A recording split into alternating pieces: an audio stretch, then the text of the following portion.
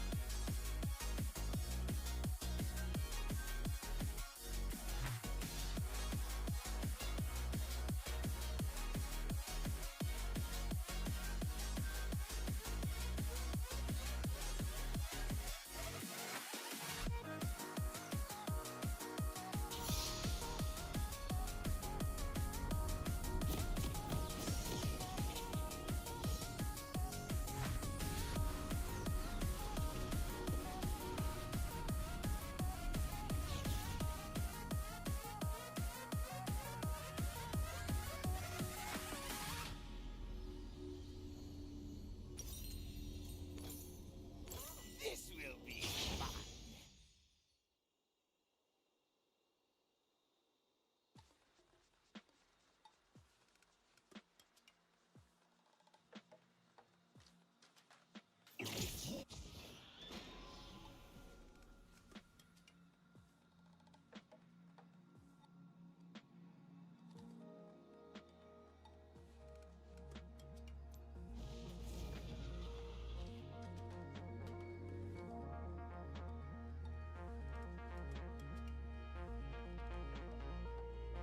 Now you see me.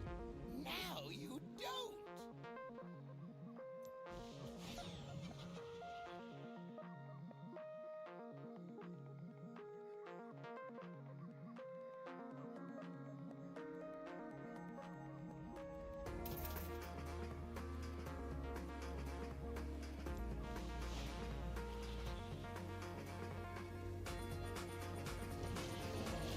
Here we go.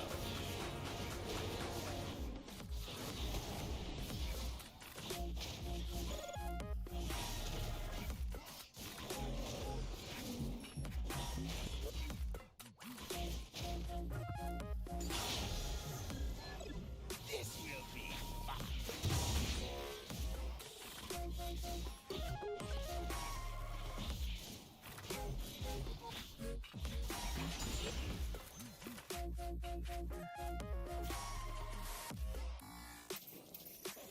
Just a little bit closer.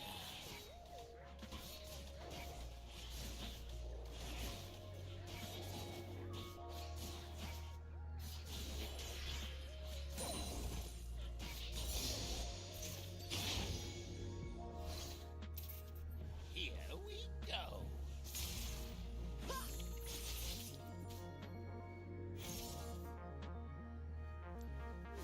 Yeah.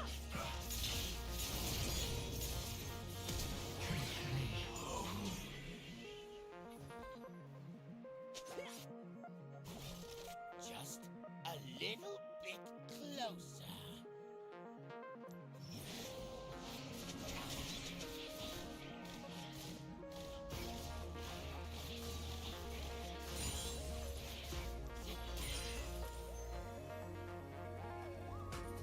March, march, march, march.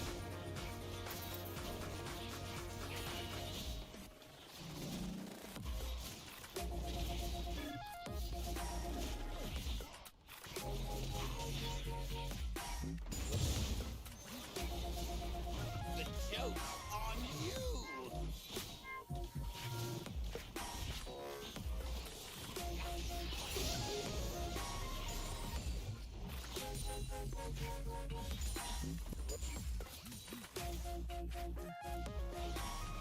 The joke's on you.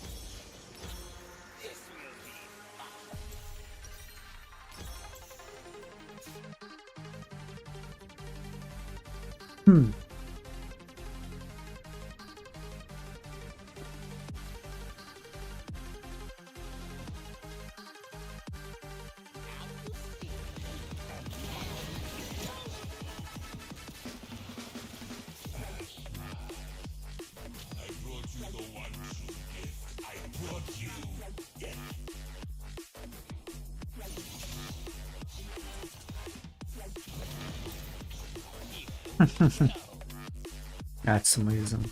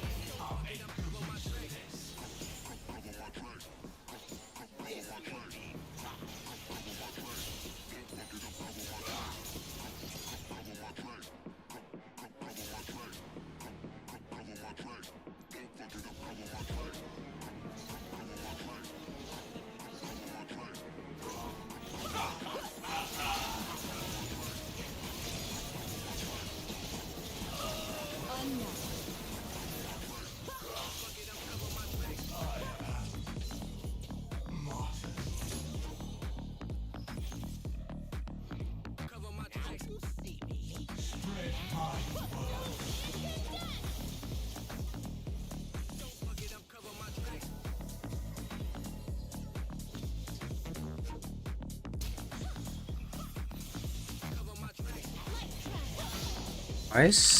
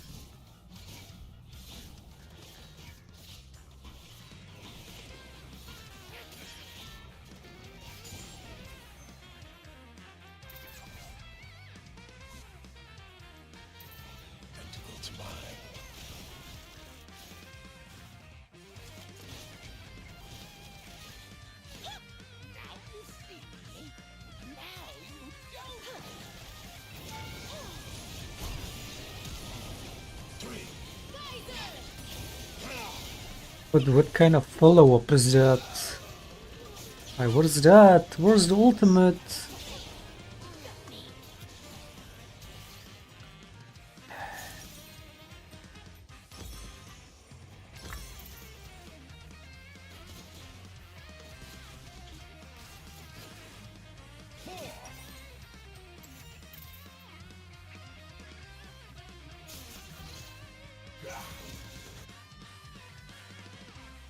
Here we go.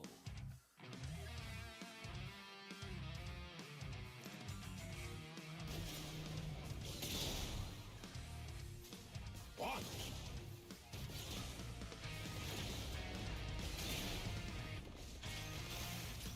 Just a little bit closer.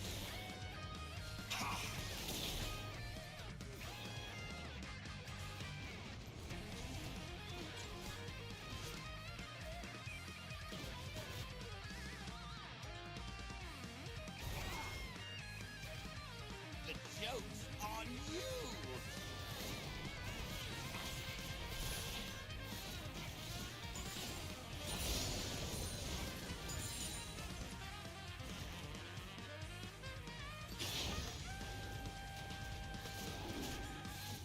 This will be fun.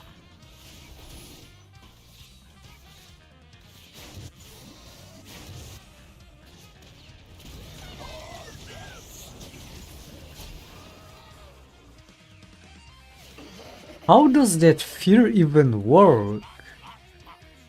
He feared her while ulting?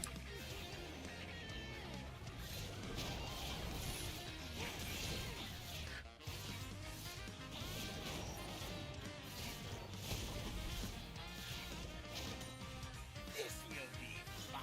Just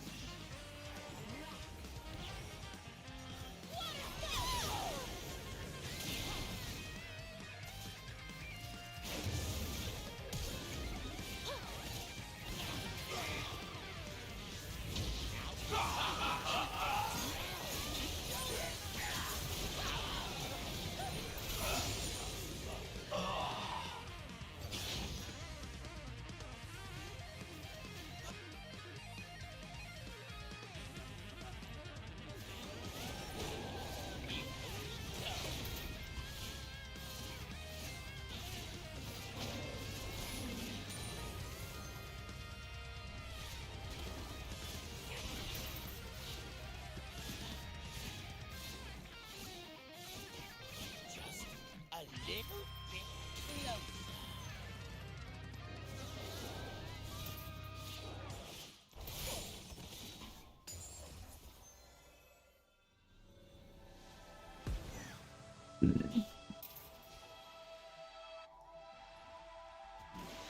Just a little bit.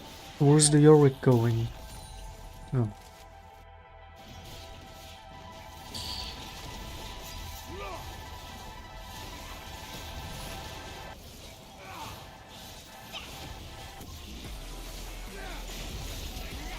Joke's on you.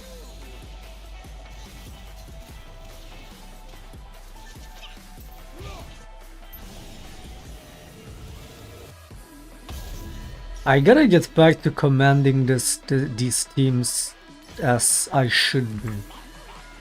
It's like, you know, like how I say that it's no point in pinging these players because they don't listen anyway. But it's like, at least I tried. You know what I mean? Worst is to not communicate at all with this team, with these teams as a whole. Like, the least I can do is to like let them know, like, yo, Herald, yo, stay back, don't fight that. Yo, we go for that dragon. Always gotta let the team know of the next move that I'm gonna do. And if they follow, they follow, easy win. If they don't follow, then I do my own shit anyway. You know what I mean? Like, even if they don't follow up and don't listen to the pings, at least we tried. At least I'm fucking being a proper shot caller.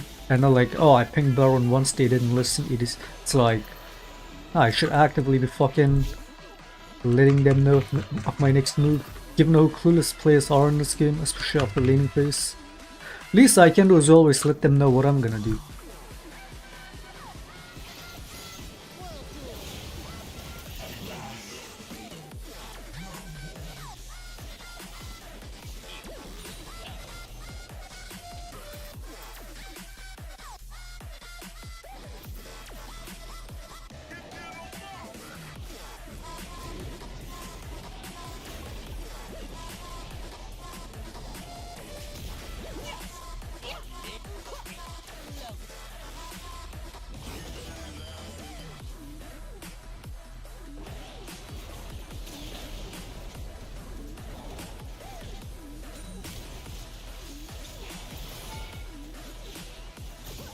Are you going in or not? I guess not. No reason for the looks to recall over there, really. No reason.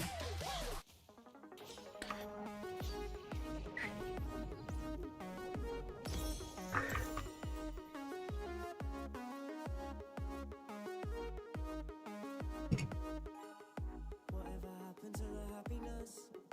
Do what you want to get it back for us. You take your time, then let me know if you wanna stay or if you wanna go. I know you have difficulty knowing me, but you don't have difficulty showing me that we just need to get much. I'll take you on a wild adventure if you want to go. We're locked in places, sing together. Please just let me know. Won't you synchronize with me? This will be fun. You can be my everything, my everything. You can be my everything, my everything. Won't you synchronize with me? You can be my everything, my everything. You can be my everything, my everything. The joke's on you.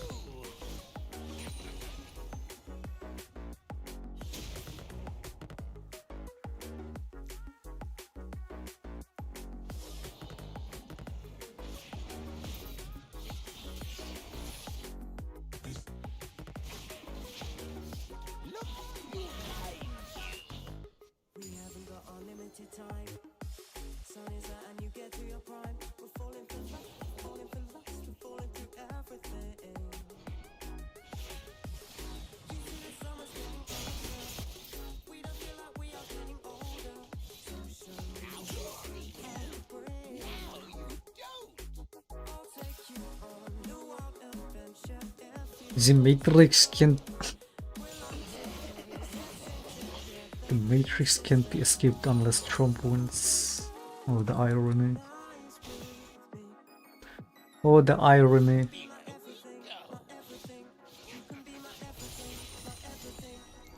That's the funniest part about following a fascist, isn't it?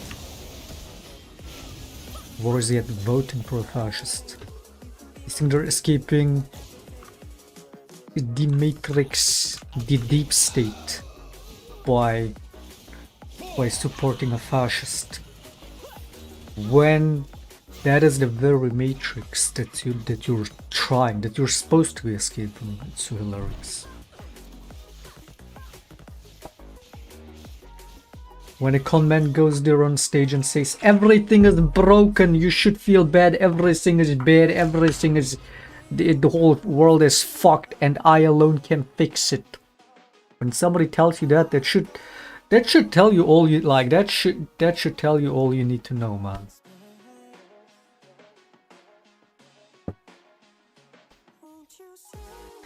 That is very much the Matrix.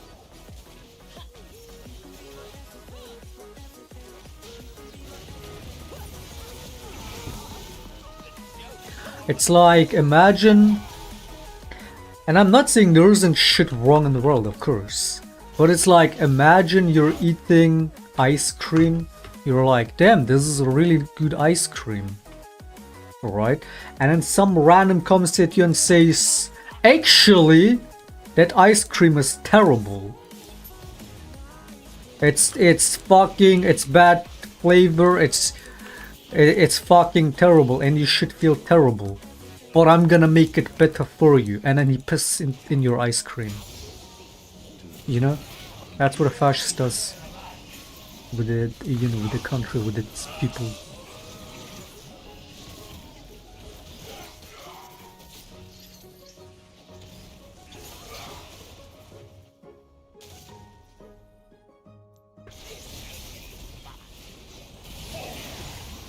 God, I'm a god. I'm a fucking god.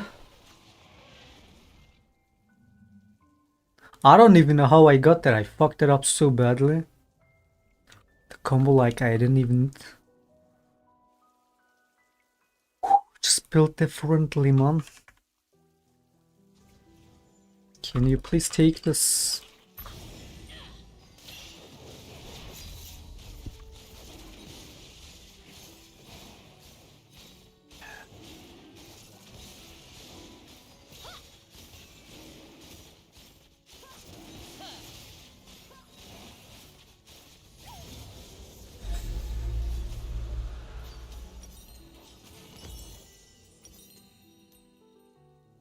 Now you see me. Don't. How mad are they? The enemy must be tilting so fucking bad. And they're still winning. And they're still fucking out fucking skilling my team. They're still winning. Oh, God.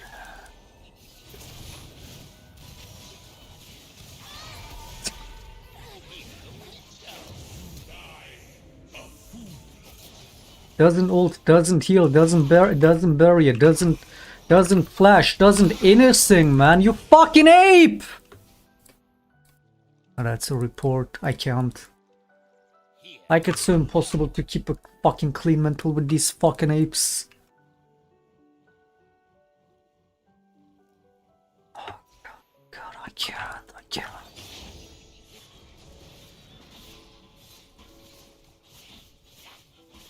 I don't give a fuck if spam reporting puts me into losersq. This has to be reported. Like, holy fuck, man.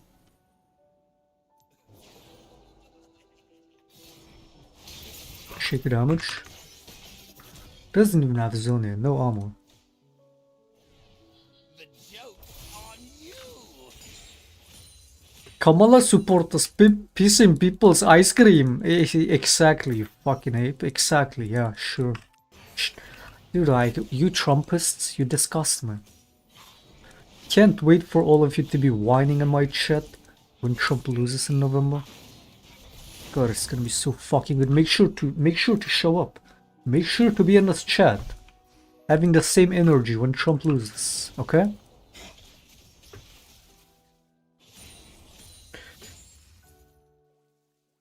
March.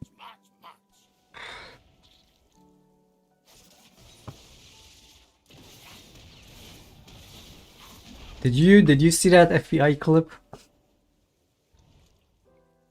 Did you see that FBI clip of some Trumpist? This will be Apparently he made some like threats or like low-key calling for violence against Kamala Harris and Biden on Twitter, with social media. I mean, Twitter, where else?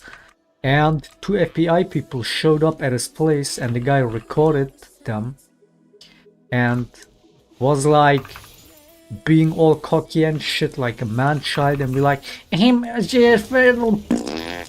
you know what I mean? And then the FBI guys didn't even bother with it, just left. And he's like, yeah, bitch, yeah, I got you in it. It's like, dude, do you know that they're gonna come back? Do you know that they're gonna fucking... This team is actually losing this. This cancerous team is actually trying to lose this. Do you know they're gonna probably fucking file a lawsuit? Or arrest you, eventually? Like... I'm not even recalling this disgusting fucking team. They're still trying their best to lose it.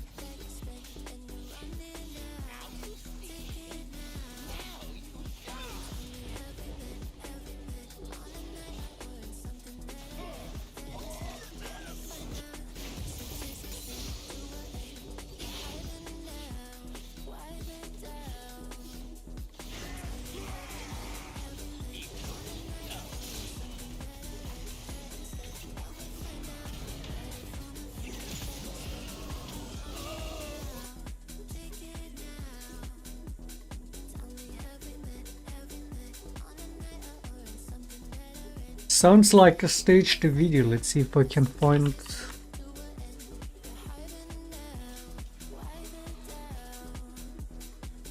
There it is. Just had to type FBI.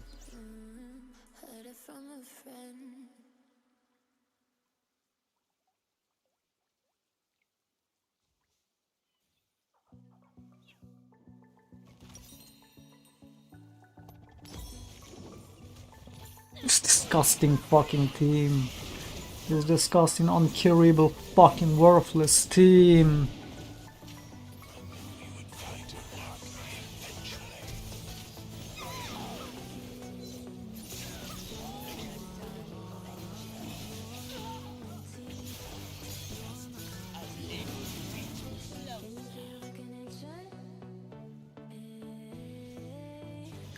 Take the fucking inip.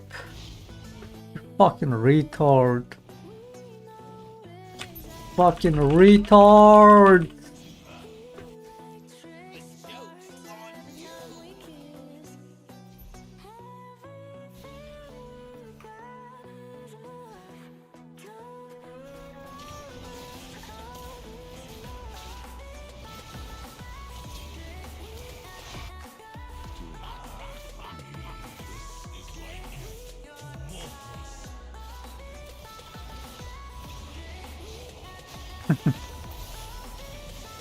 Still get hit by the tornado. Why not?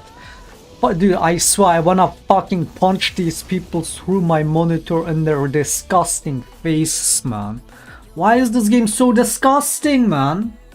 I kept my cool the whole fucking game. Top runs it, whatever. Bot runs it since minute 1, whatever. We're carrying it, every objective. And the game is still a fucking pain in the fucking ass to play, dude. Even with a 16 kills Katarina. This game is so disgusting. And winning it is just not enough solace in this shit. It really isn't. 15k damage fucking 80 carry. Deluxe dealt 4k more damage than the subhuman. Like, you're so fucking bad. Uninstall the game, you subhuman. That's a fucking jinx, man. 15,000 damage, 30 plus minute game. The subhuman doesn't know how to press barrier. My god, you're so fucking bad. Like, this kind of rejects makes the game fucking unplayable. You can have the best mental, the best mood one game and you're like, I don't want to play this shit.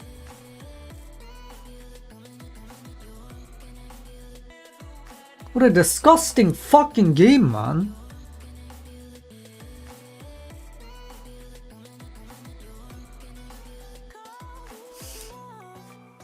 Like, I genuinely don't want to queue up again after that, even if I won it.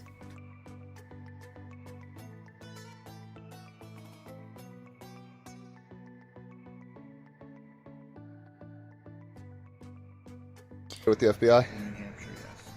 Could you please Look at state your this full video. name, sir? Could you please stop recording? No.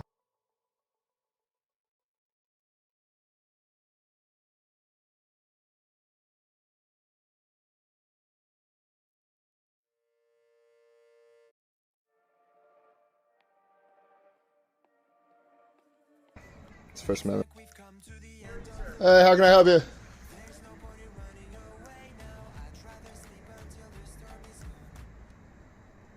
Hey there, Jeremy. Yeah. How are you? Who are you? I'm Agent O'Donnell with the FBI. Can you give your full name, please? I'm Agent O'Donnell with the FBI. Is that sufficient to identify as the only one O'Donnell affiliated with the FBI? In New Hampshire, yes. Could you please state your full name, sir? Could you please stop recording? No. It's First Amendment right. Okay. What's your name, sir? Could you stop recording? Absolutely not. You can show me your name and identification, or I'm going to go back inside my house. Okay. I don't really want to broadcast my. Oh, this is going out right after you guys walk away. So that's why I'm not going to. So you can show me your name or ID, you can walk away. We just want to talk about something. I'm not going to talk to people who claim to be federal agents unless they can show me identification. Okay, well, you see our badges? I need to see... Is your full name on that badge? No. I'd like to see something with your full name or I'm not going to talk to you. I prefer you not to broadcast. This will be going online as soon as you walk away. Well, all I want to do is talk to you about a post that was made, and if you Well, happen to be the one that made the I want to talk to you about you guys coming here. Say you make a salary of, I don't know what, low 100K? What's your You guys making six salary? figures? What's your salary? Factor in 50% Salary. salary of, I don't know what, low 100K? You guys making six figures? Factor in 50% expenses, overhead, maybe 100% expenses. Talking about burning a couple $100 an hour just here, let alone all the time you guys are spending to investigate something that you know is not against the law, right? Like, let alone... You are wasting government money coming after me for what? For free speech? For making... fucking... telling people on social media that they should assassinate Kamala Harris. Is my free speech, is my right. You're wasting government money. Dude, that is his argument. That's the argument he's making. 100K? You guys making six figures? Factor in 50% expenses, overhead, maybe 100% expenses. Talking about burning a couple $100 an hour just here, let alone all the time you guys are spending to investigate something that you know is not against the law, right? Like, you're familiar with... So then why would you come? Because we wanted to make sure that there weren't any other No, you're threats. coming because you're part of a regime that does this kind of thing when you know laws aren't being broken. Bro cannot take it seriously at all, man. And that's an embarrassment, man. Didn't you guys read the Constitution? Do you not believe in Like, America? what is... Like, how do what you is do this your job? saying? You're part of a regime that does this kind of thing when you know laws aren't being broken. And that's an embarrassment, man. Didn't you guys read the Constitution? Do you not believe in America? Like, how do you do your jobs and go home? We appreciate it. You're walking away. Because nothing we did is against the law, and you guys are fuckheads that try to act like bullies. And I hope you go home and are embarrassed. You can't even say your name on camera because you know that what you're doing is embarrassing. You know Americans that believe in the Constitution think you're laughable. And you go home and you think about what you did. Government is slavery, yeah, and voting for somebody like Trump is the opposite of slavery, right? Voting for a fascist knowingly, historically, is not being a slave.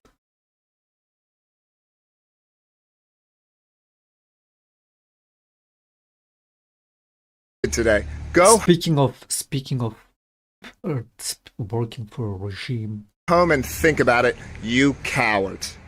you cowards, you do know they're gonna come back. You do know they're gonna fucking get back at your ass again eventually, and maybe not by knocking on your door, but probably some kind of fucking court invitation, I would assume, depending on whatever the fucking supposed post was that he made. In Britain, the shit has been like even way more. They've been way more harsh on this, on the kind of hateful rhetoric online in Britain, given the recent protests that happened at the recent riots. So they're taking it really seriously. And now all the right wing are crying about it and being like, oh, they want to arrest me for making a meme, a harmless meme. It's just a joke. Like when Elon Musk made that joke, like yesterday. Oh, it's just a joke. Why is nobody trying to assassinate Kamala Harris? It's just a joke, guys. My friend group found it funny, so I thought I tweeted. It was just a joke, and I had to delete it. What are these people doing, man? The right-wing brain rot, the right-wing meltdown is not just in the US, it's just across the board. Just, oh my... The shit will accelerate disproportionately when Trump loses again. It's gonna be pure entertainment. You cowards. Drive away. I think if the guy made similar post from Britain, given that they're taking it way more seriously, he would definitely already be in jail serving time. Isn't it? I guess in the US they still take it easy. Drive away. I don't think it's necessarily good, like. I mean, just gotta wait and fucking see, let Trump lose. Because they're gonna get much more desperate with it. Same way they did with January 6th, right, when Trump lost. They're gonna get desperate like that again. So Thank you for your time. You're not welcome. You should be these right wingers, these Trumpists especially, are gonna get a lot more unhinged when he loses again. embarrassed. Embarrassing. You guys are embarrassing. Embarrassing, even recording their plate. Like, what is that gonna do for you? Are you gonna report it to the cops, to the FBI? Oh wait, this is the FBI. What are you gonna do with that? Oh, he's gonna fucking send it around to his right-wing colleagues, I guess.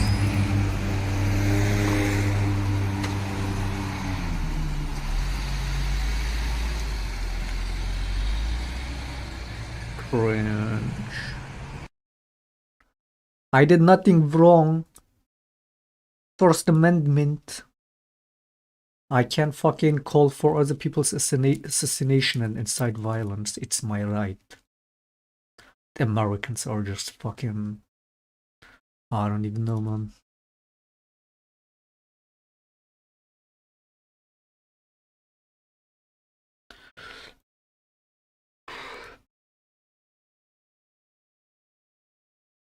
Do you think I'm on a list? What list? On a PDF list? Yes. Don't think I forgot the fucking disgusting takes you were making on my Discord. Don't think I fucking forgot that.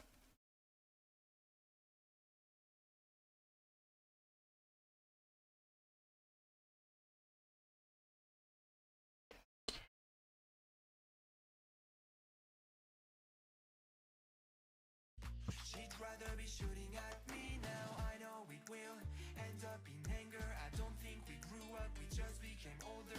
She's aiming her. Hey, how can I help you? I don't think that bullets will bring back desire. And the caption of this tweet from some right-winger that reposted it is hilarious and said, Jeremy is 100% correct, the guy that's recording. If you show up and you are scared of your name being associated with the tax-way funded agency you work for, what the fuck are you doing? What?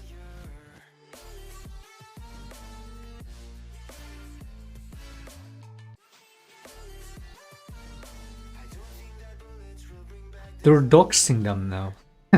They're doxing the FBI agents. Oh god.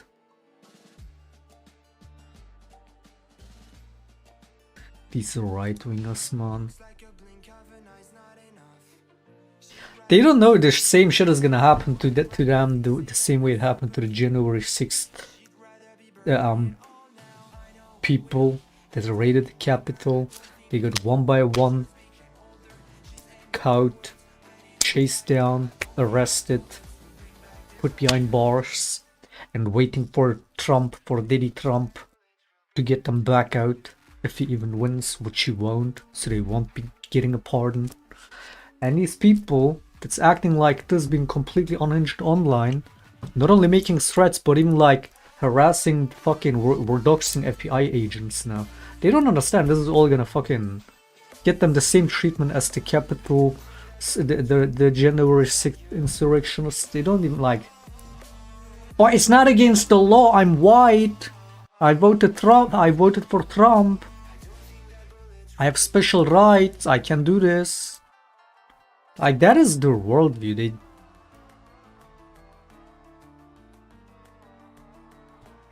Like, to them, because they're white, they deserve special rights. Not only do others deserve less rights in their eyes, but they deserve more rights. That's how they see it. They can't break any laws, because they're not a criminal. The definition of being a criminal is not breaking laws. The definition to them of being a criminal is if you're not white. Because they don't ultimately respect laws same way they don't respect their own constitution, as much as they hide behind it in the US. Oh, it's First Amendment, Second Amendment.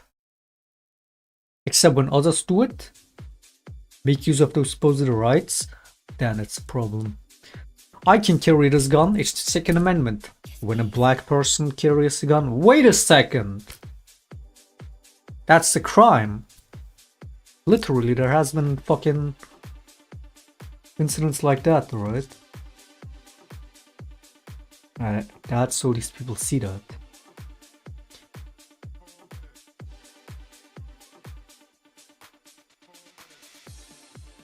And then whenever these fads, the FBI and whatnot, the cops come at them because they're being the guy that's recording or whatever shit they say or whatever they do, when they break the law and then they fucking suffer the consequences, they have a complete shock. They don't get it. They're like, wait, what? What? I'm divine. I can't break any laws. What's happening? Even with the people that raided the Capitol, they're like, oh yeah, this is my right, I can do this. Wait, what do you mean you're gonna arrest me? What do you mean? What do you mean 10 years jail? What do you mean?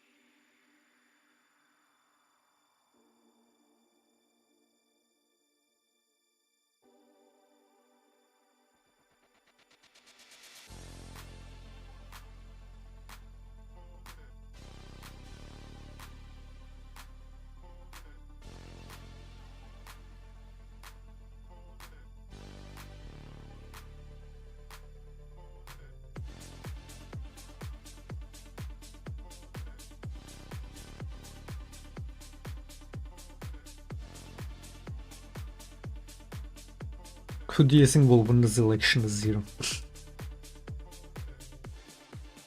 You really need to ask that? Like, it's not obvious.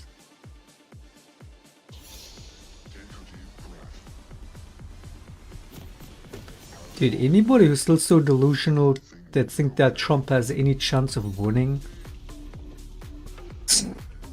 I have no words. Like I told you, the guy will never win again. Because the one time he won was because he duped enough people. A lot of people gave him the benefit of the doubt that, you know what, maybe he will do a good job. And then they all saw, everybody with the brain and eyes saw the 4 years of Trump, and he's never winning again after that. It's never happening. They all realize he's just a con man. He's just a lying, full of shit con man.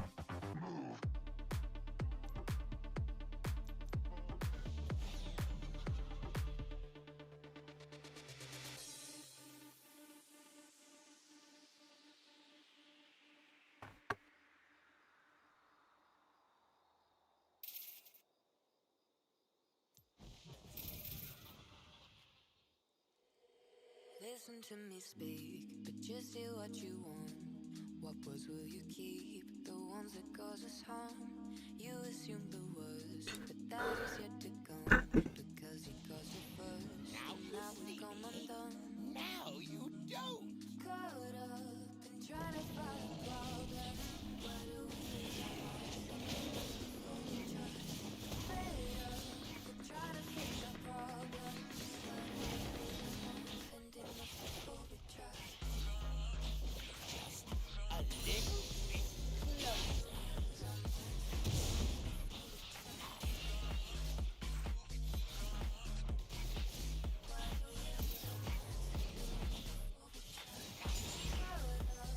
Trying to find a problem. Why do we lose our minds? The joke's on you.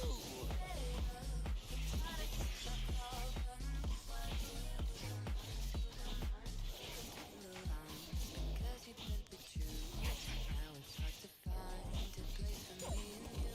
I know you're paranoid, but that does not excuse the way we face the void. And me is confused.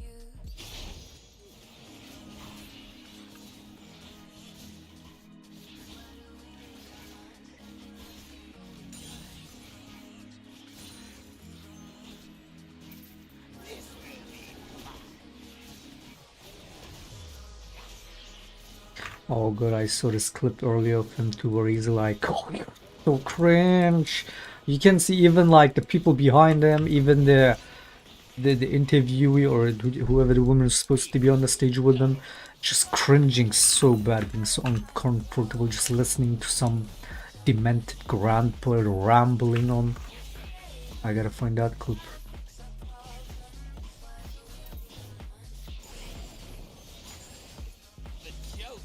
And then does this, fucking, I'm a genius.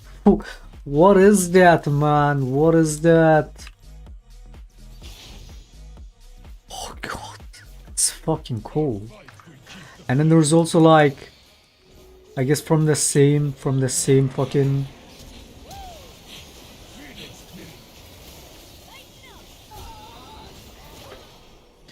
from the same place. There's this clip of some Trumpist guy, which I don't know, was that supposed to be a troll? Was he like imitating him on purpose, or is he like really that far gone? I couldn't tell. But he's like, he goes on a mic as from the audience, goes on a mic and says, "Mr. Trump," and he's doing all the Trump hand movements, talks like Trump, and he's like, "I never left your rallies. I've been here since minute one.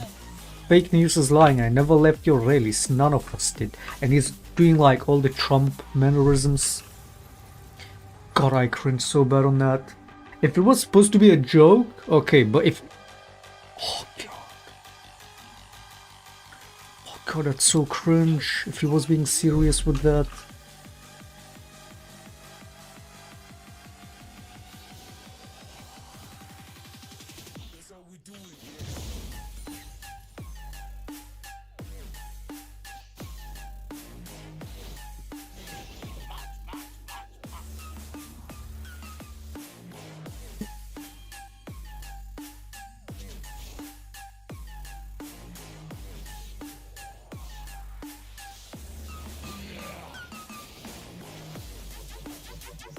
We just don't give a fuck.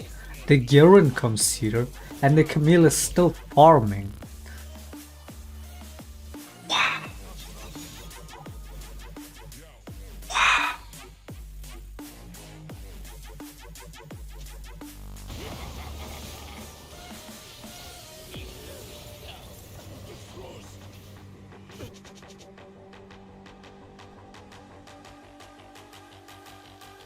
Yeah, we're never going top lane again. Prices are 21% more expensive than 2020. You know what's funny? It's like this whole inflation has many causes, right?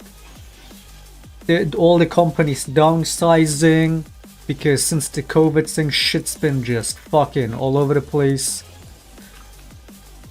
Companies don't even know what to do, but they also seem all lost on the grid, a lot of price gouging, but also like the wars happening. I mean, people say that a lot of the foods and whatnot, energy prices, all that is gonna go up because of the Ukraine war that started. So there is that too. A big part of the inflation is because of the Ukraine war and whatnot. But also a lot of price gouging, just companies being greedy. So Kamala Harris' solution is regulate price gouging. And all the Trumpists and the right-wingers are like, that's communism. We don't do that. But they want to keep complaining about inflation and high prices. But no regulating price gouging, which again, a good part of the whole inflation is also just companies driving up prices, right? So yeah, one way to deal with it is regulating price gouging, unreasonable price gouging. They have a problem with that. You know what's Trump's solution? Also, like in that one clip on that fucking stage, she asks, "What are you gonna do about the increased food prices?" And he says he's gonna fucking make imported goods higher price. Same way he's gonna put higher tariffs, like 100% tariffs increase on Chinese produced vehicles, cars. So his solution to the inflation is higher tariffs for imported goods.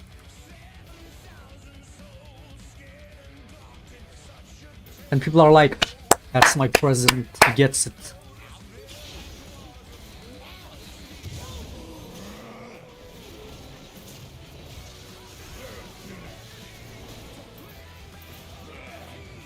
This champion is so nice.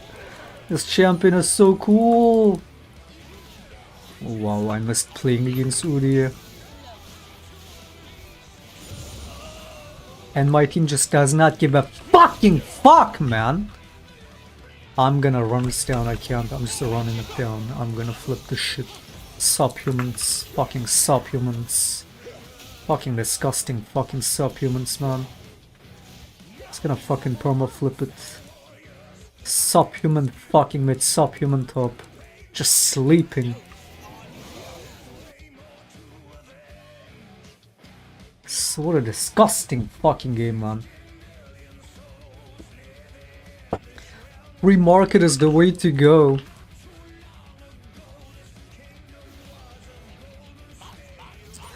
So you want full-fledged capitalist free market. So you're okay with monopolies. Are you okay with monopolies if you're for a fully unregulated free market? Because you do know there is probably not a single country where this is the case, where it's entirely unregulated free market. Because free market by definition would lead to slavery as well, in its entirety. You do get that. Worse working conditions, worse products, because if they have the whole monopoly, as a consumer, as a customer, you have no choice anyway. You fucking take what you get, or fuck you. Be it for the workplace or the goods itself, the product itself. If we had a fully unregulated free market, you do know it would lead to that, right? You do know that. And there's not a single country where it's entirely fucking unregulated free market. You do understand that.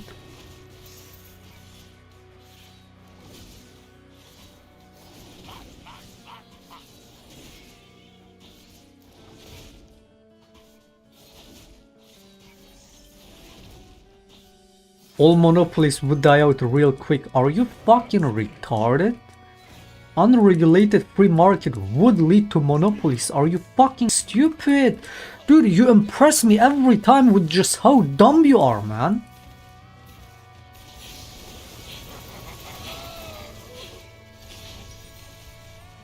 Like, how do you do it?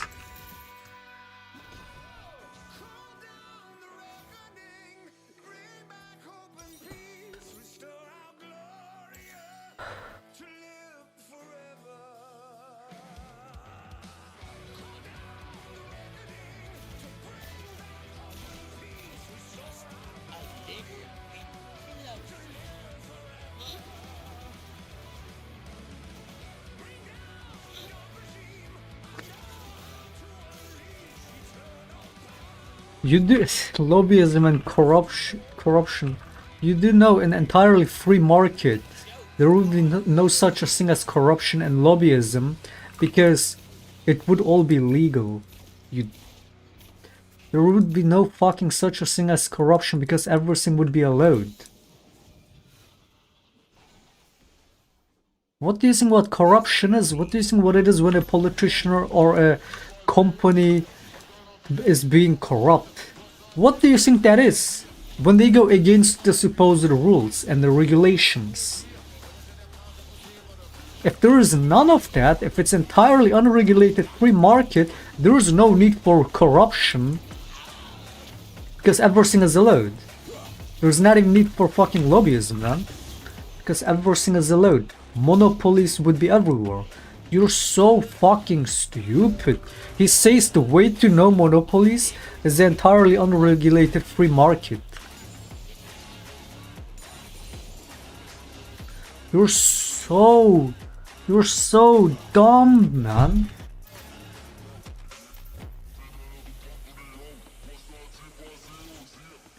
You're so stupid. Like, again, you do this to yourself. You do this to yourself. You're fucking stupid.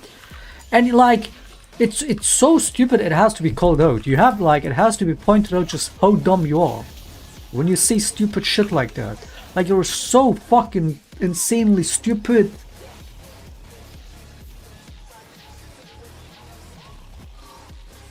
And it's like, you must be trolling. But it's not, is it? You're being serious. You're just as dumb.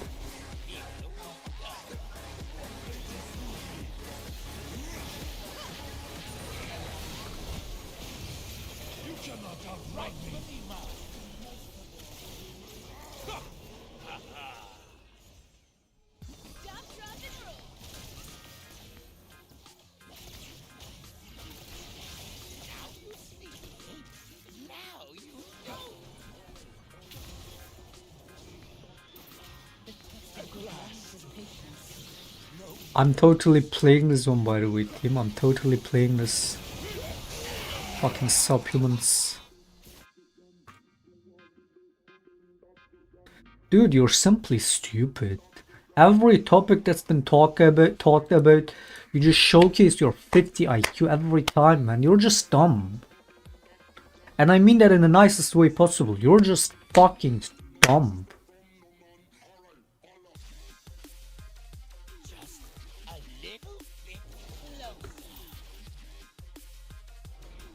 It's not even flame, you're just stupid. Like, really stupid. Free market means no monopoly. Like, you have to be so low IQ to think like that, man.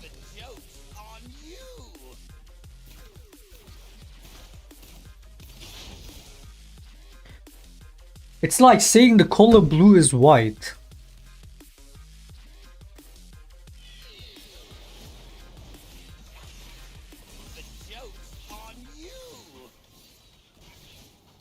It's like calling an apple an orange. Like, what the fuck are you saying?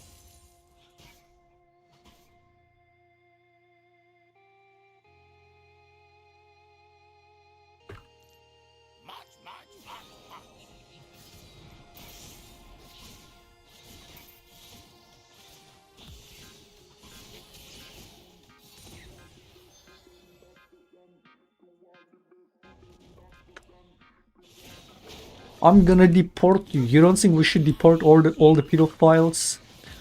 You want me to bring up what you were saying about 14-year-olds? You want me to bring that up in my Discord? You want me to bring that up? Defending not just doing anything with the 14-year-old in the first place, but making deepfakes of anybody, which the topic wasn't even about 14-year-olds. The topic was about some guy making deepfakes of someone else, and your counter argument, more like brain damage take, was, yeah, but in Germany 14-year-old is allowed. You're fucked in the head. You don't think we should deport fucking PDFs like that? You don't think you should deport yourself after seeing shit like that?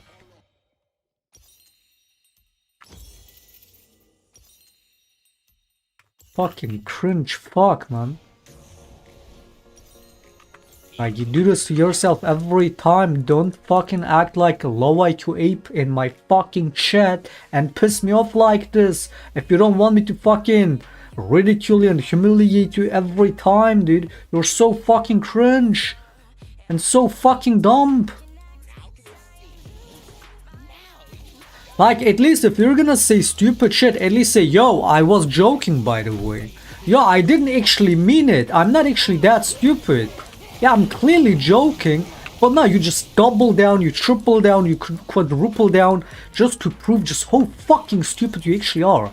In case anybody was still giving you the benefit of the doubt or not being fully convinced, you wanna really make sure that everybody knows you're a fucking low IQ dumbass. Like, what the fuck are you doing?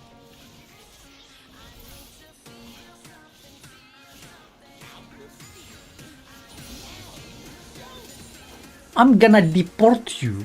Say the Nazi. Say the PDF Nazi. Shut the fuck up. The low IQ PDF Nazi.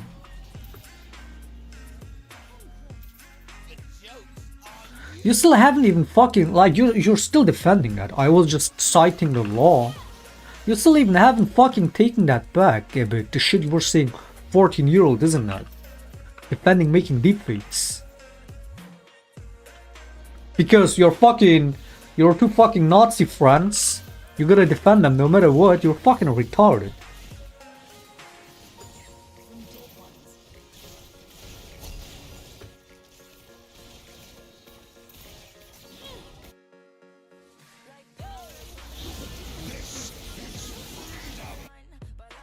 Team, I think I'm playing this one, by the way. We're definitely playing this. Mid lane is still 0 kill participation. Human. It's human.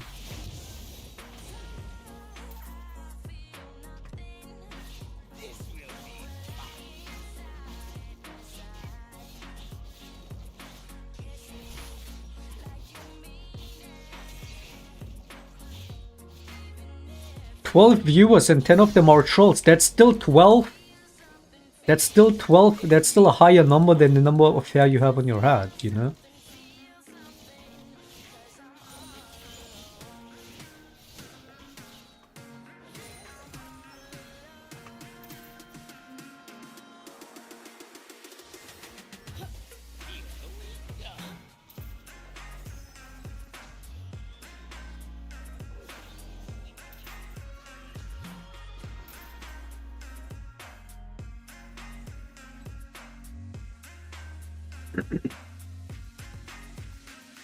Let's go in AD, not even AP. First time I see an AD audio.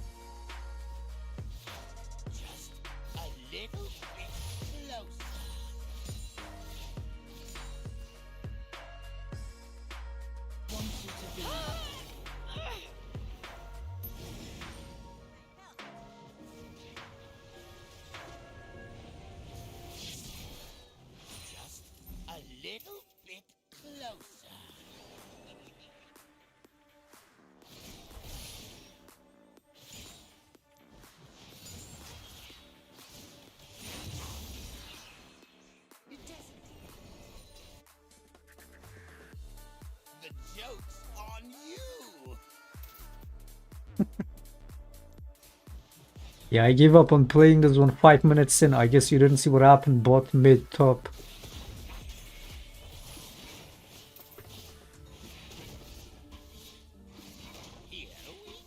Surely this is playable. Don't worry, team, I will try hard after that amazing win trading shit you did on top and Herald. I'm tryharding. For sure, man. After that amazing team play, I'm gonna try my best for you, team. For sure. They can fucking carry on their own or not. I'm not fucking playing this.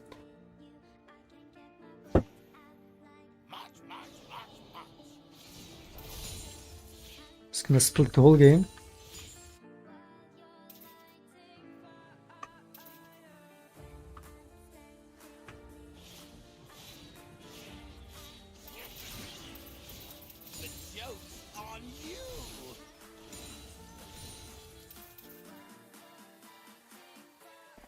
Top 1v9, yeah, let me show you that amazing early game top lane gameplay. Let me show you that. Let me show you that 1v9.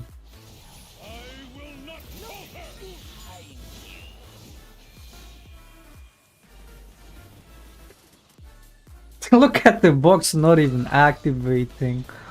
Wow. The range of that. I can't, man. Get me out. Get me the fuck out. Here, fucking look at the scans. So look at that. Get me the fuck out. Remember when you had to be all the way in the bush for Garen to even be able to attack you? Now he does it. Now he does his ultimate from fucking... Like, he doesn't even have to leave the bush and you're over here. That's so cool, man. Melee champion, by the way. That's a melee champion. His ultimate is melee, supposedly.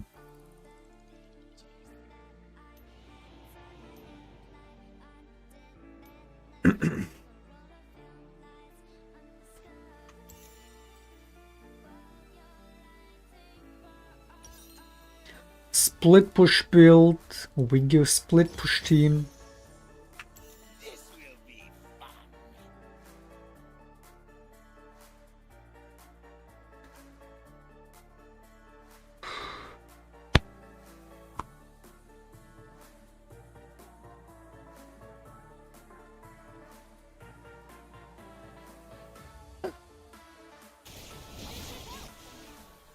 Here we go.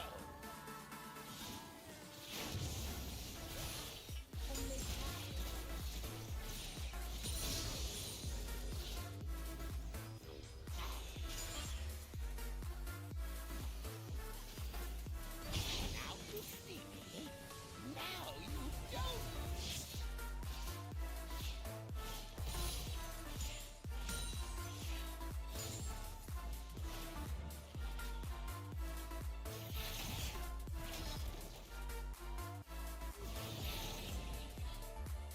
Now you see me. Now you don't.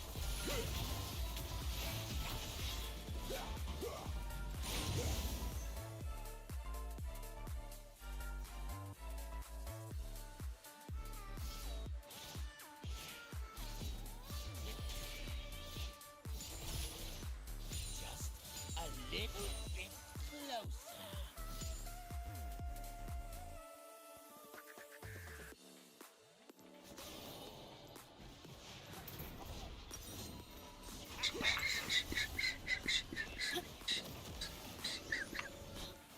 The joke's on you.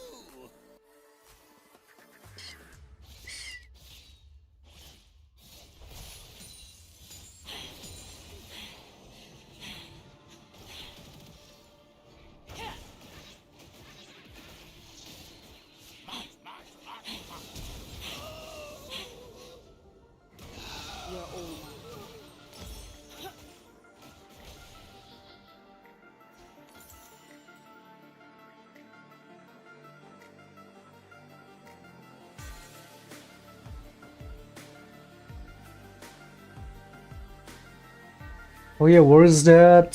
Where's that Trump ramble video?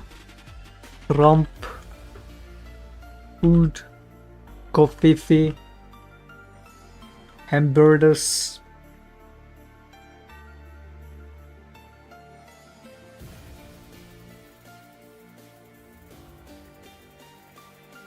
Here we go.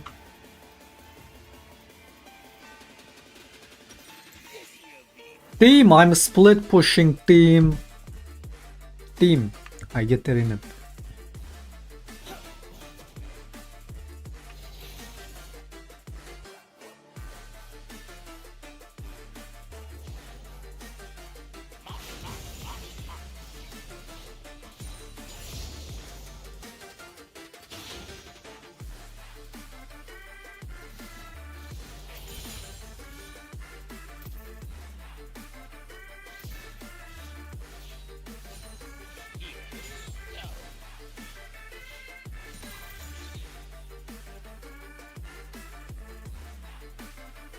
Don't worry, team. Team, don't worry, we got this.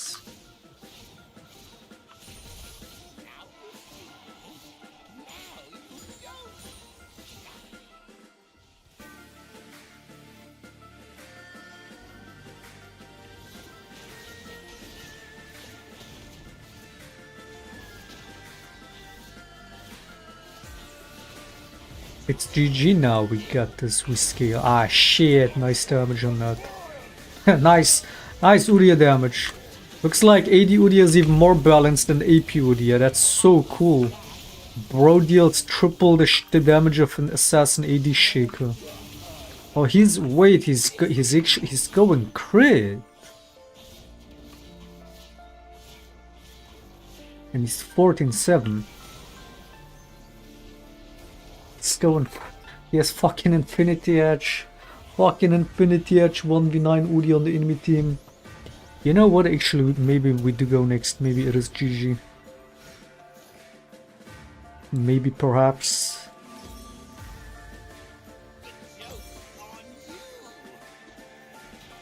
Infinity Edge Udi.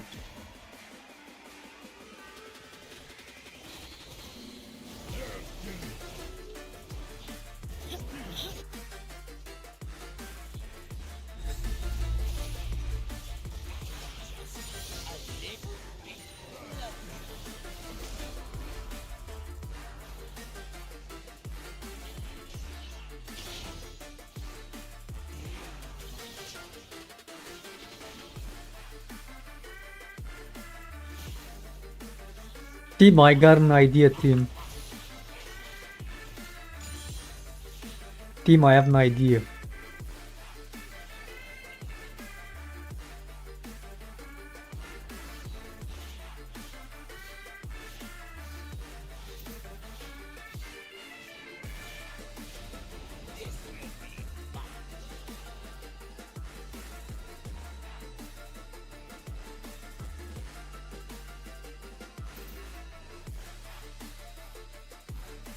Trump 2024, your mother 2024, your mom 2024.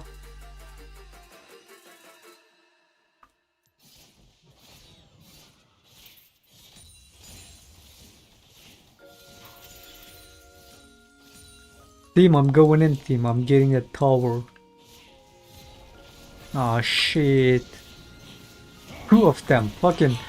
Instead of ending the game, two of them came for me. Instead of finishing the game, they're like, we gotta get the shaker. We gotta get the shaker. This game, man.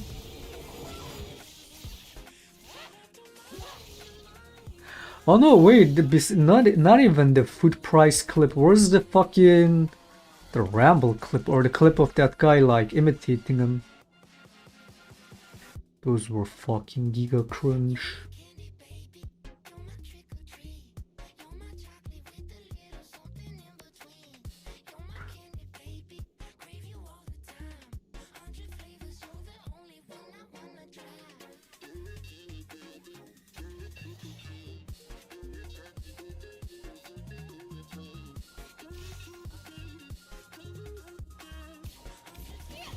Was this it?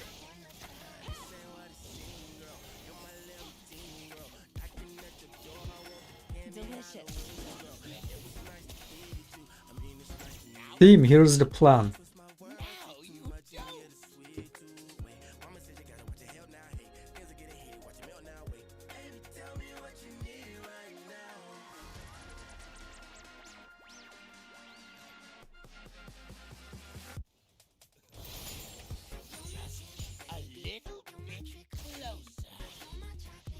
Team, listen carefully. Here's the plan, team. Team, this is the plan.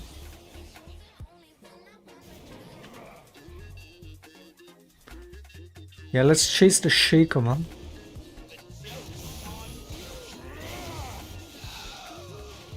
So cringe.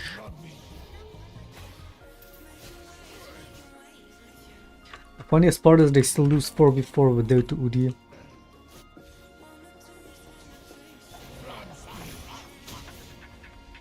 Oh man, is this retard?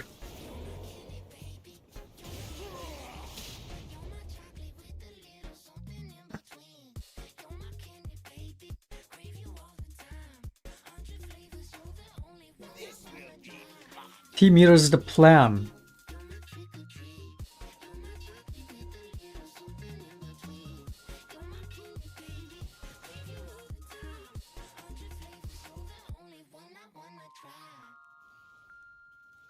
The joke's on you!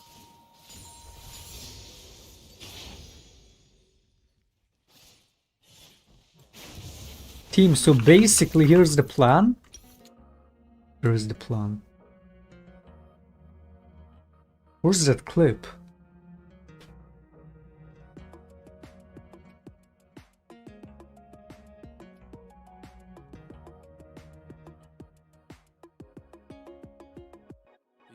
יומן הקפיטונה, היי ברוכים השבים 4-2 לאורנוס תאריך כוכבים המשכתי בחיפוש אחרי תנאי מחיה טובים עד שכמעט ואזלו המשאבים בים קום לחזור הביתה נקלעתי לפנטזיה עליתי קצת למעלה איבדתי גרביטציה פרידה השאירה חור שחור בלב בגודל אסיה אז התחלתי מחדש מול הגלקסיה טס לאן ללא ידוע לבד ולא רגוע הלב מאוד פצוע בכל זאת נוע הגעגוע הוא הכוח הכי גרוע אני לא נלחם בו וגם לא נשאר תנוע ממשיך מחפש עם השיט עם הסטרס מה שבא בשבילי בשבילי זה הבסט הסדר את הווסט כנס לקווסט חפש את הפסט שחרר את הברקס ונקסט יו לבדי מבולבל Look how playable this was.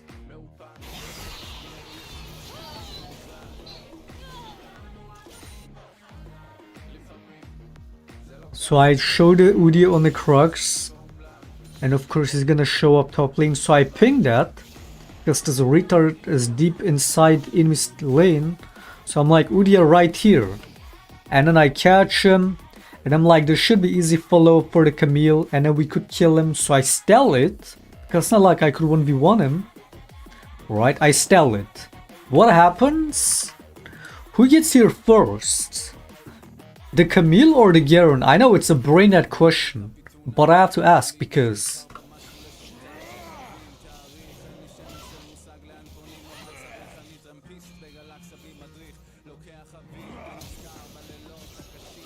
Look at that Camille 1v9 in it. And I still try to like keep it chill on that. We're still playing. And now we do the same shit again, with not just top lane again, but mid lane too.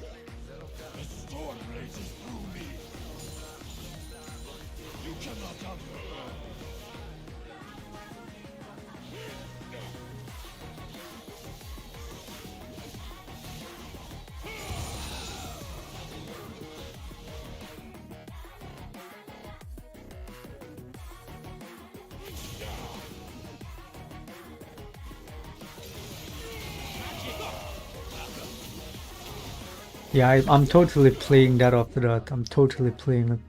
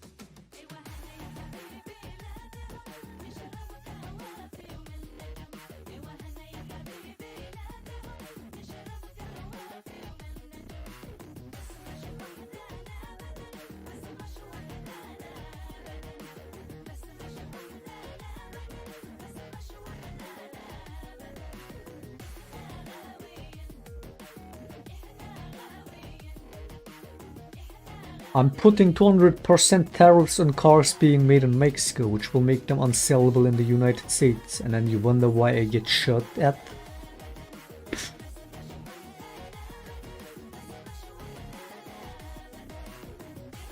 I said, where would I go? And let's go take a look at a beauty. He said, well, we'll have to go to Mexico. I said, wait a minute, I'm not interested. No, I want to know here. He said, here we don't build top of the line. We build smaller plants. We just, there's just not that kind of a thing. And I said, isn't it sad? He feels that too. He's a United States guy. But he said, if you want to see the big ones, you're going to have to go to Mexico. They're owned and built by China in Mexico. And there are a number of them going up right now. And they think they're going to make their cars there and they're going to sell them across our line. And we're going to take them and we're not going to charge them tax. How to go against inflation makes things even more expensive. He's a genius. We're going to charge them, I'm telling you right now, I'm putting a 200% tariff on, which means they're unsellable. Unsellable in the United States. And then you wonder why it gets shot at, right? Only... Bro is a genius.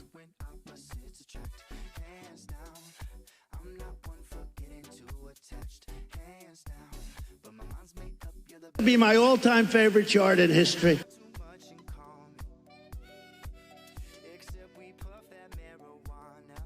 Where the fuck was that clip that I saw earlier, man? It was so fucking funny. It was cringe but funny.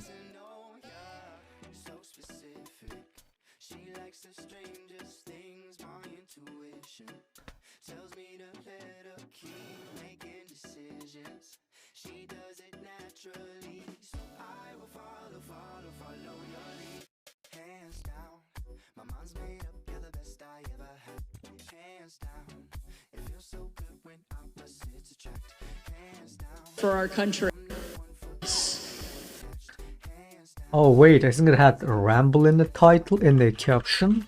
I don't slow down, I'm too wavy, but I don't know how we both ended up tangled in this place. But I'm here to stay, I can't fake the wave. I guess it's safe to say that I got you. And you Or is this it? I created a new Halloween for that. Said, I don't think I've ever said this before. So we do these rallies. They're massive rallies. Everybody loves, everybody stays till the end, by the way. You know, when she said that, well, your rallies, people leave. Honestly, nobody does. And if I saw them leaving, I'd say, and ladies and gentlemen, make... Oh yeah, this is the clip. Oh god, oh god, oh god. My mind's made up, you're the best I ever had. Hands down, it feels so good when opposites attract. She said, I don't think I've ever said this before. So we do these rallies. They're massive rallies. Everybody loves, everybody stays till the end, by the way. You know, when she said that, well, your rallies, people leave. Honestly, nobody does. And if I saw them leaving, I'd say, and ladies and gentlemen, make America great again, and I'd get the hell out, okay?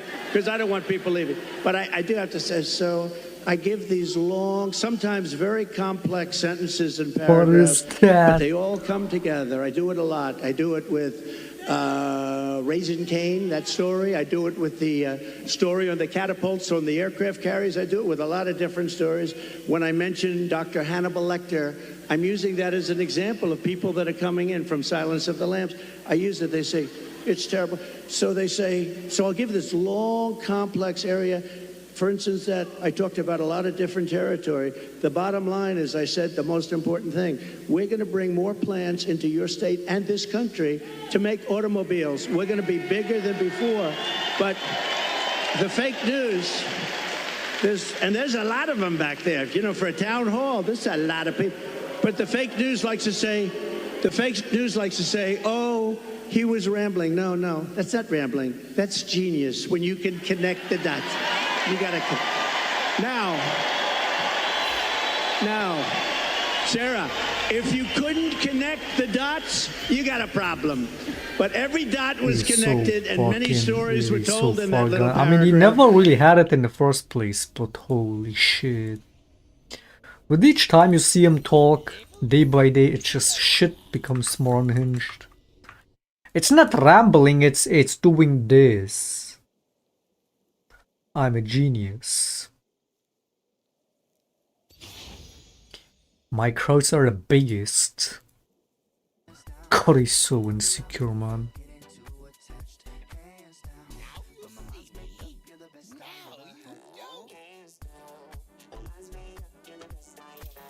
I gotta find a clip of that one guy from the audience too. That one was extra cringe. If he was being serious with mimicking Trump's movements, that was so fucking cringe.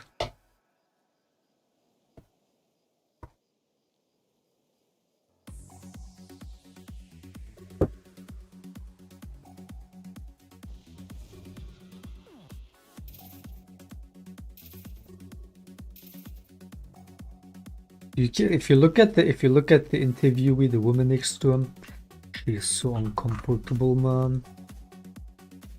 That she has to sit and listen to that and pretend like, haha, yeah, you got it, dude. Yeah, man. Yeah, you got it. Being a right-wing grifter right now while trying to come off as a Trump supporter must be so fucking hard. To like sit there next to this. I mean, it's never gonna top the fucking that speech of him when he was president during COVID, when that health expert lady was sitting nearby, and he's talking about, what about we beam sunlight into people's assholes or drink bleach? Will that kill COVID? And she's just there. She just has to like pretend like it's never gonna top that one. That one is. Imagine being the woman in that situation. And you can't say anything because he's the president. Yikes.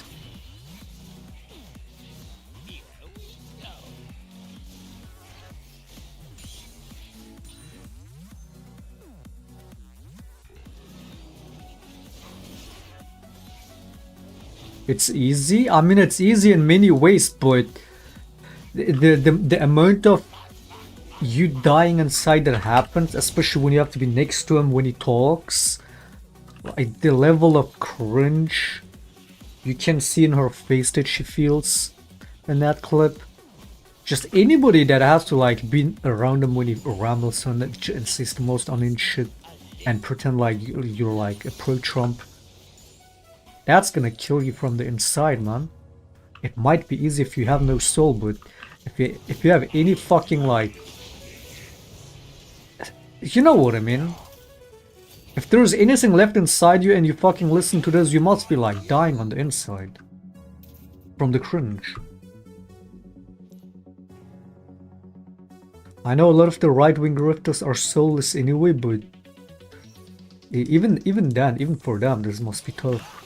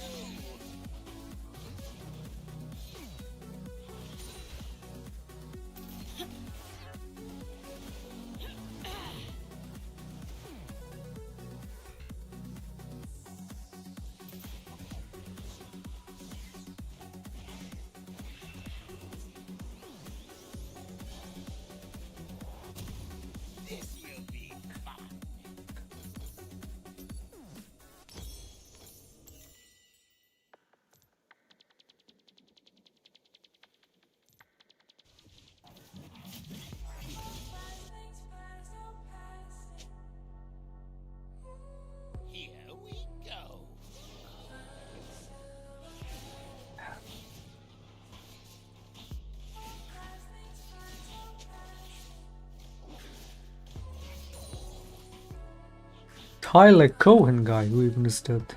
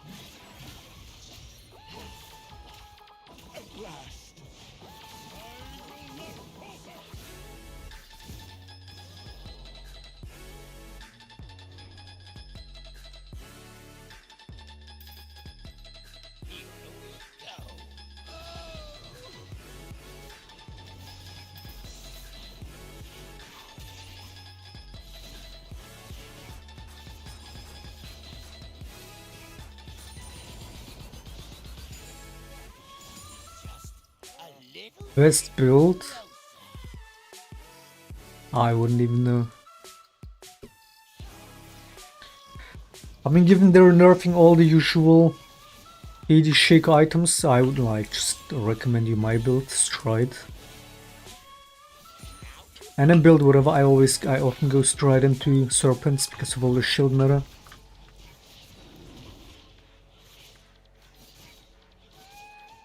But I think AP might be the move again now.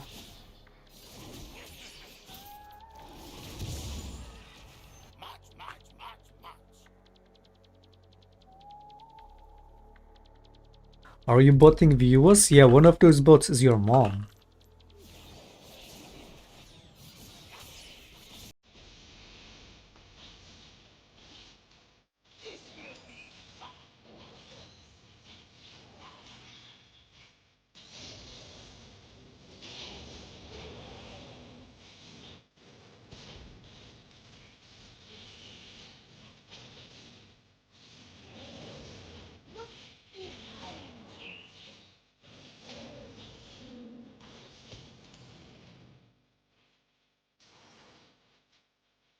Ooh, is he on the red? Oh, I don't have Ignite.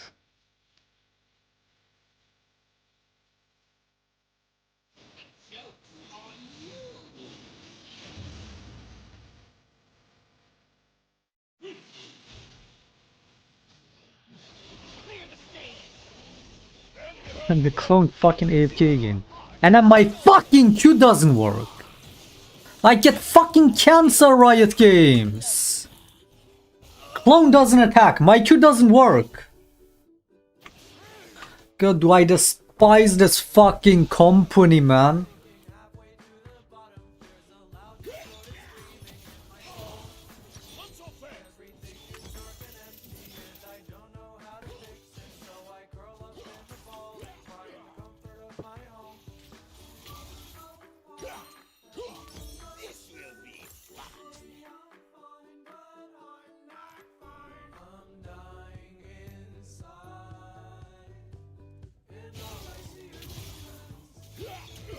This functional shit fucking game.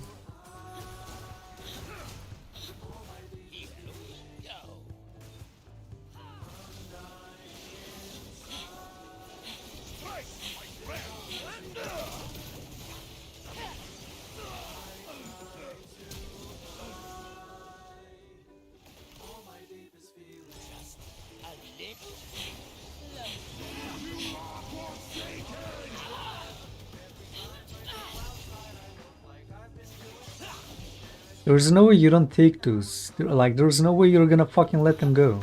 With both your summoners up. You just had to kill one of them, the static would have gotten the other one. Could have just flash barrier in with your fucking just one auto attack. You subhuman. You fucking subhuman.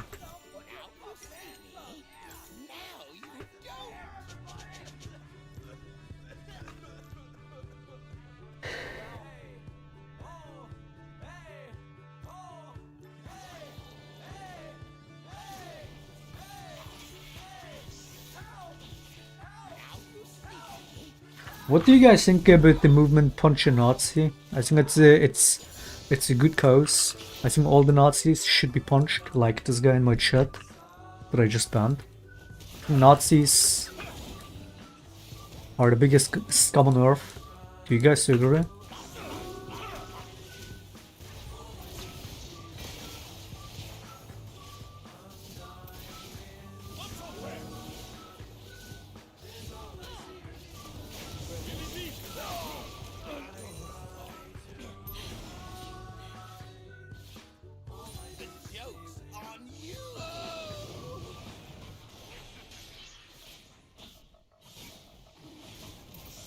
I think as a parent, if you're not yourself a Nazi, as a parent, and your son grows up to be a Nazi, I think you should be deeply ashamed of yourself. I think you should disown that child immediately.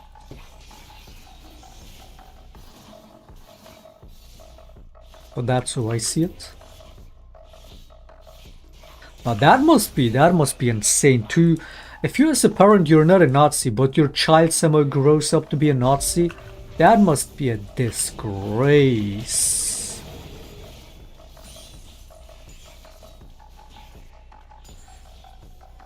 That must be a complete disgrace.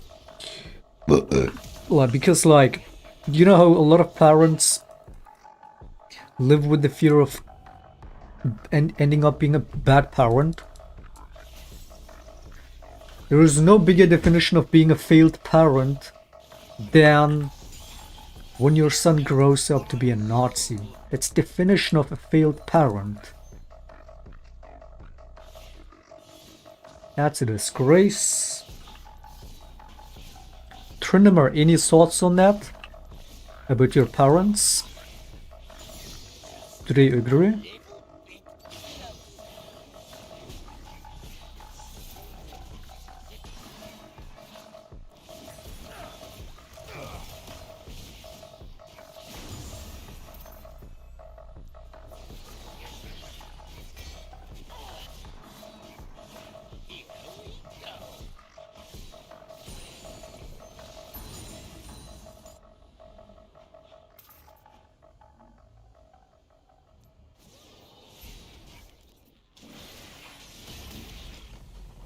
Imagine being a parent, the Nazi child. Now, disowning a Nazi child is not enough, in my opinion. Anyone can be radicalized, of course, but I'm saying if you as a parent are not a Nazi, but your child happens to be, because they got radicalized by others, that's definition of a failed parent, more than anything else, you could say. Doesn't matter upbringing, of course. Yeah, you can have the best parents, and the child might still grow up to be the biggest scum. Happens. But that's what I'm saying, like, as a parent, even if it's not your fault, like, that makes it... I guess it's not necessarily failed parent per se, it's like, yeah, you can't always blame the parents in that. But that's how most parents would see it for themselves, you know? It's like, even if they do everything right and their child still happens to end up being a scum, a Nazi scum of all. What the fuck was this? Double barred ultimate on my ass.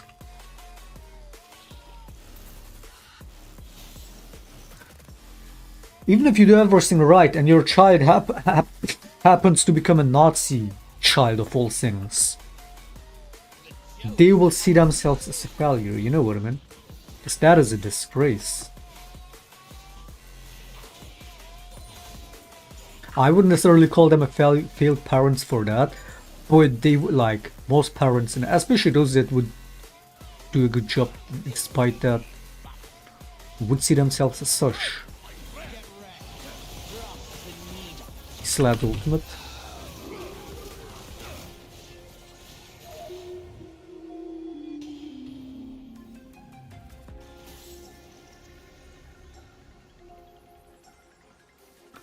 What's worse than having a Nazi child when you're not even a Nazi? What's worse?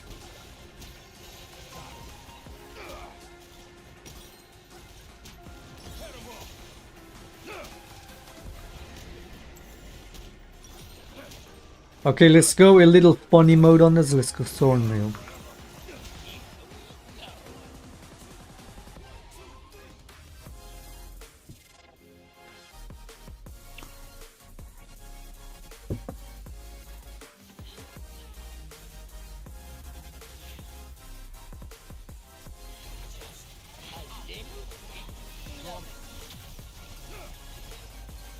Some people become Nazis because of mental illness. Some? Not all of them, some. I would say all of them.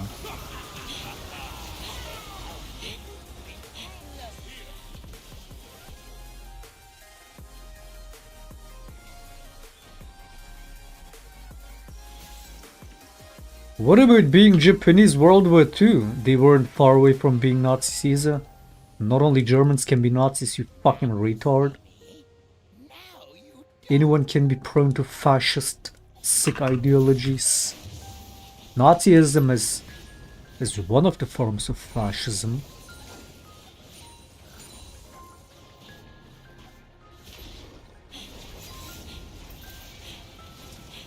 Now, if my kid happened to be a Nazi, disowning wouldn't be enough. That kid would not see daylight again. Until he's not a Nazi anymore. He's the way. You know what I mean? Any thoughts on that, Trinimur? What do your parents say to that?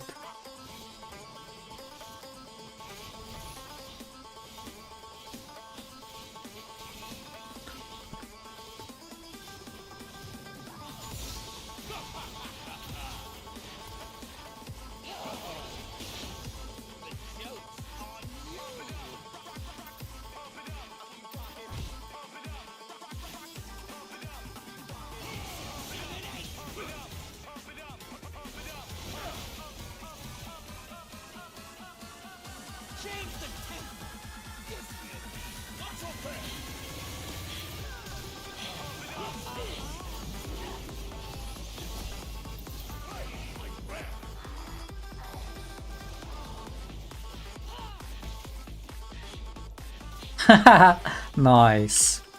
He did it again. That's so cool, man. Shaco stood still twice and doesn't use his ability. That's so amazing. I'm gonna use it. This game is so dumb, man. This game is so fucking stupid. I'm gonna use it. Oh, there's the E. Like, what is that? Like, if you're gonna if you're gonna stop walking, use the fucking ability. Amazing, and the fucking clone bug. Amazing.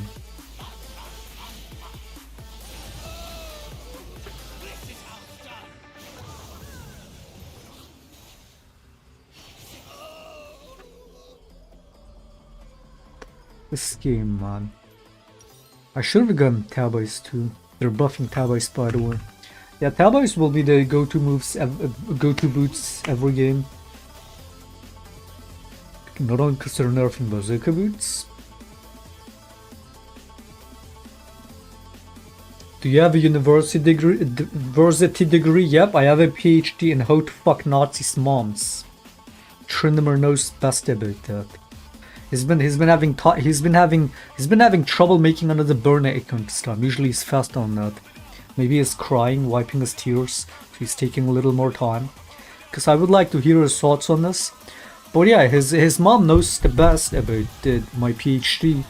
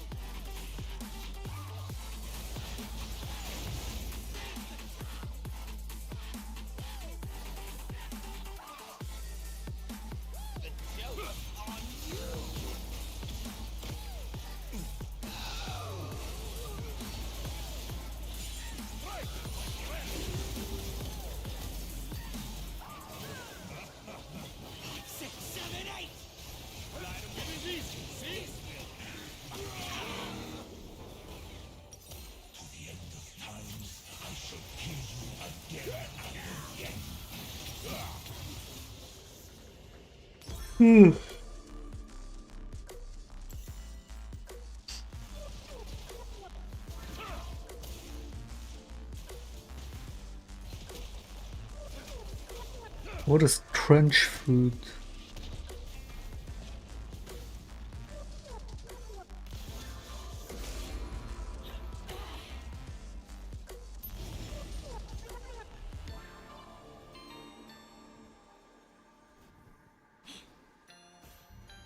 How do I become as successful as you?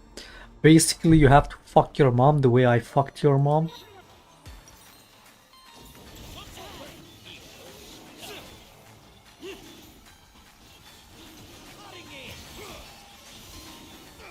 Team, it's Dragon's Soul team. We shouldn't lose this.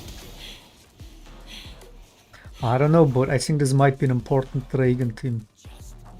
We might need this.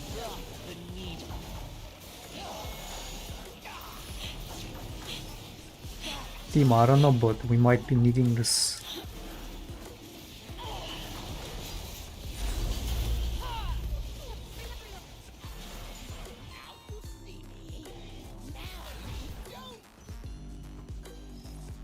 World War I was bad for both sides. Mate, wars are bad for everyone, always.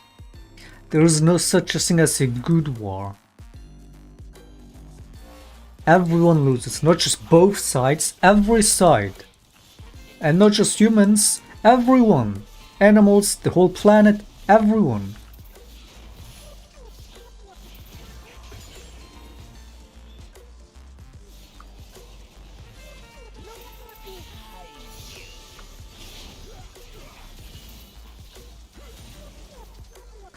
I feel like the public, a good part of the public still doesn't fully realize that there is no such a thing as good war or positive war or victorious war. Wars are always bad. Wars are always lose. I understand that sometimes you might say, oh, war is a necessity. In terms of self-defense, I mean, the laws of self-defense is universal, right? But even if it's the unavoidable war, war is war. They're always bad.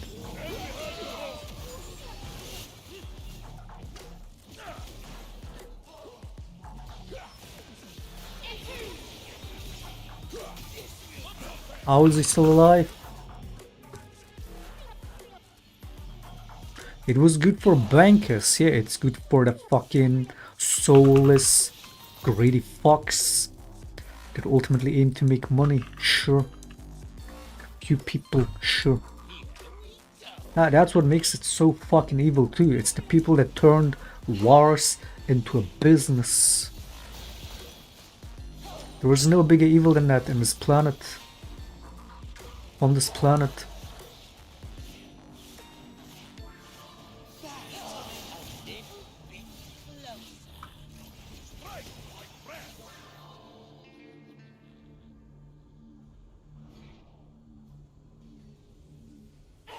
I wouldn't say bankers per se, it's ultimately the ones that sell the weapons. I mean, there is a reason why Swiss government fucking was so keen on being neutral, but so not even neutral. They were so keen on making business with Hitler and the Nazis. Like, that's widely known, right?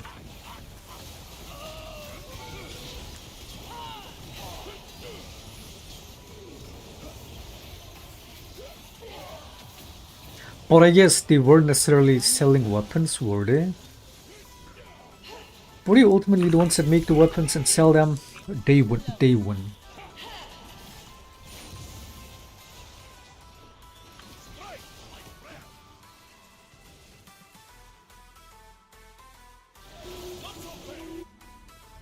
Another day.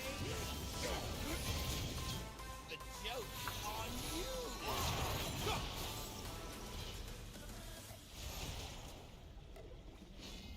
The whole idea of the whole conspiracy of there being people that will deliberately start wars, provoke wars, do warmongering, just so they have an excuse to sell weapons and make money.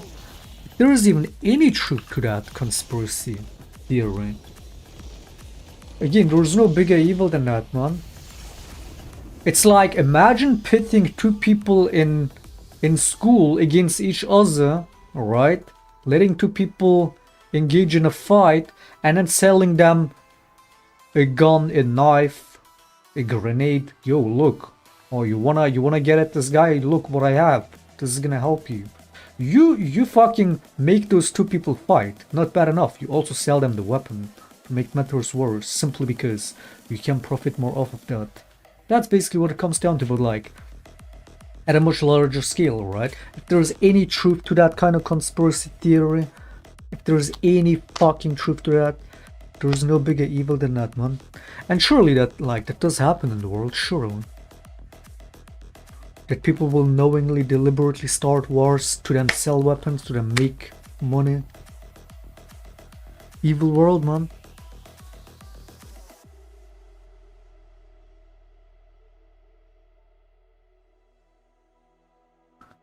That's why Putin started the war in Ukraine for resources. Of course, the resources always play a role too. Be it for land grab, be it resources, be it... Oh, he wanna fucking bring back the USSR. But I'm talking about the people behind the scenes. Alright? That will deliberately start wars to sell weapons. That's so insanely evil, man. What do you mean conspiracy? I mean, I don't know much about it to like fully fucking say that that does happen all the time, but it, like, for sure it does.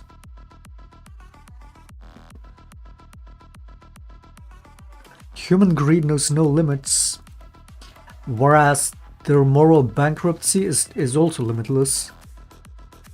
Look at Trump. He was fucking bragging on camera about all the million dollars worth, billions dollars worth of weapons they would sell to Saudi Arabia. And he would do it a lot more with Israel now, given the Palestine war, not a genocide, by the way. He goes and brags about it. He's like, look, we sold them all these weapons. We made so much money. Look, he was doing that.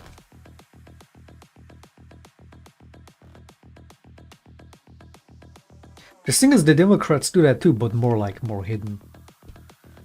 More fucking... You know what I mean?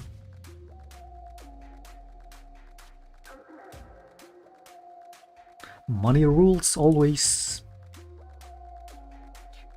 More than human lives, more than the planet itself.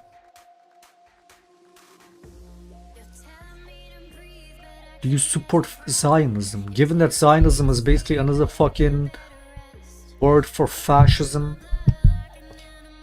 You know my fucking my fucking views on fascism, or you should know by now just from 10 minutes ago itself.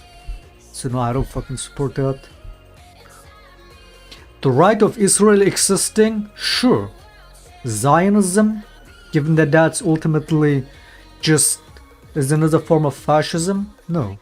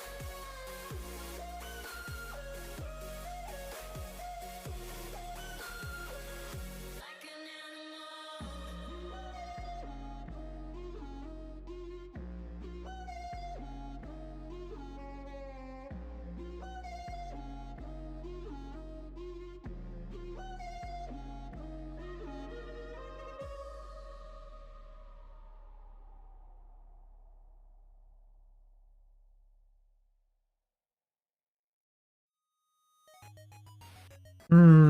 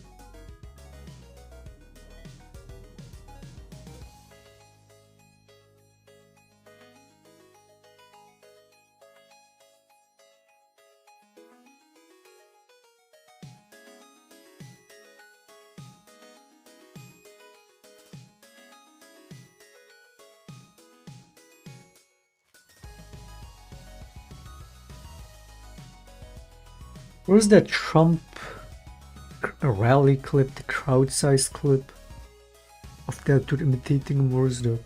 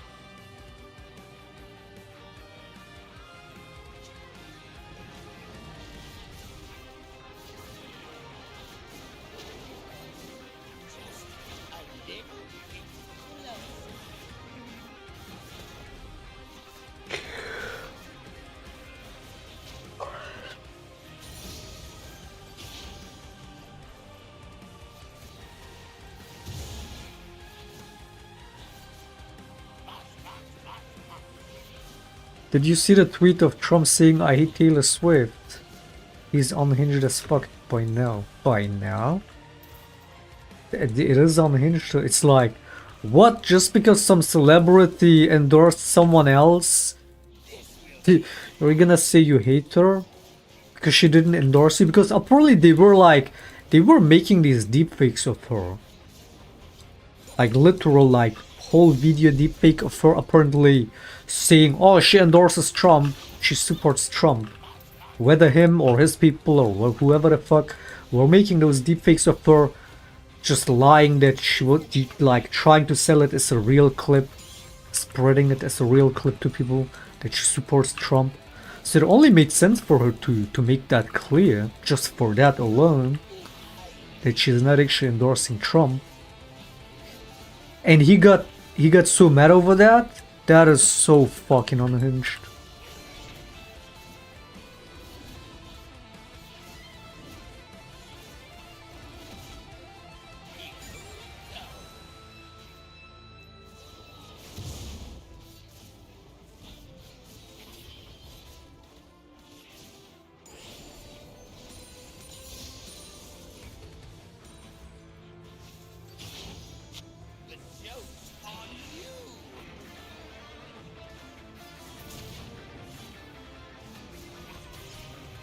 I just imagine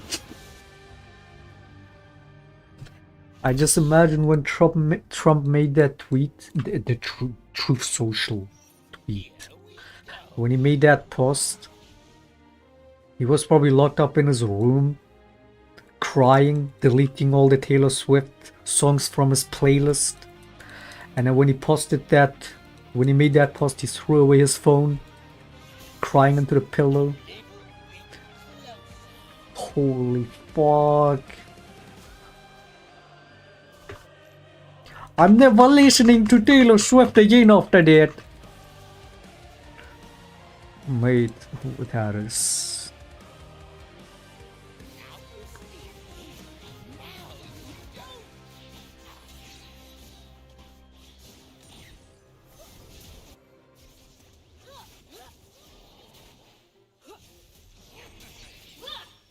It's like he took it for granted that, oh, of course Taylor Swift would be voting Trump in it. She's a white woman. Why wouldn't she vote Trump? It's like, if anything, he would have to say something about those deepfakes made of her wrongfully in support of Trump. Right? He should have an issue with that. But we know the guy is a full-blown fucking lying dipshit, so he doesn't fucking care about innocent other than people voting for him. And if they say they won't vote for him, he's gonna hate you, he's gonna come after you. That's fucking... That's president, by the way. That guy was president. And then they get mad when people say, oh, Trump is a threat to democracy. Bro gets this mad because someone said they're not gonna vote for him. I mean, look at Mike Pence, dude. He's like, best he got to get the courage is to say he's not gonna vote Trump. At least he did that, but he's not gonna say who he's voting for, he's not gonna say who he's endorsing, but he's not gonna vote Trump, he said. At least he said that, right? But he won't go further than that because he's also scared. I mean, he has all the reason to be scared because they literally tried to hang him. Trump and his people. So he's already like... Anybody who doesn't vote for Trump is an enemy to him, dude. That has to be eliminated. That's not unhinged. What is the guys who want to be dictator?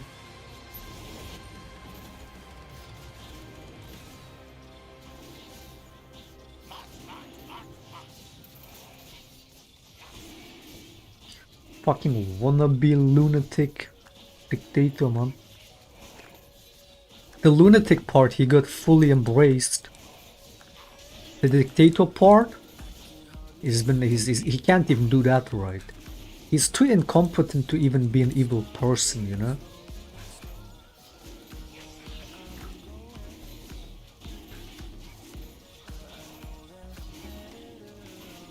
That's why he comes off the way he does, right? It's like, It's like Trump is like Vega IRL. Trump is like that villain that tries to come off so strong and powerful and evil. Like they wanna be that, but they're so bad at it that it looks like a joke. Like it's, oh, you're joking, right? That's funny. Wait, he said immigrants are all animals. He doesn't actually mean it. He's joking, right? That shit went on for years for a lot of people. Unironically, too many people would always give him the benefit of the doubt. Wait, this guy, wait, his current fucking running mate in 2016 said he's the Hitler of America. Wait, he's gonna do what? Nah, he's joking, right? Wait, biggest mass deportation, or he's joking? Every time he said fascist shit, people would give him the benefit of the doubt. Oh no, he's not actually that. And then more and more people realize that even if he isn't that, he wants to be that, right? Or he's not Hitler, yeah, but he aspires to be he aspires to be on that level, man. He aspires to be a dictator like that. No normal person would get this mad over some celebrity not voting for you. I mean, of course, the poor guy is so desperate, he's gonna need any votes he gets. We saw him begging for a couple thousand votes on the Georgia phone call when he lost 4 years ago. So of course he's gonna be desperate like that. And the more he realizes he's gonna lose, the more pathetic he's gonna be with it, the more desperate.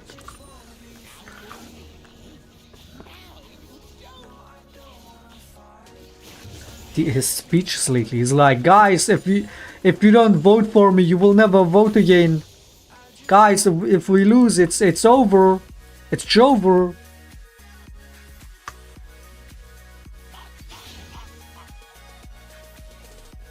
He's so desperate.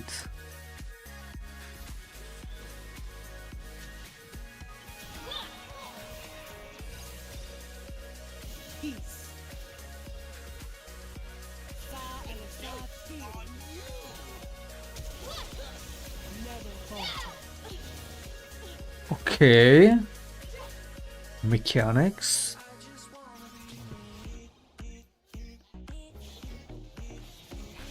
The stream with Aiden? What about that? That he's going to all these influencers, like that's gonna get him votes? When it's all children viewers that can't even vote, and he's like, guys, please vote for me into the camera.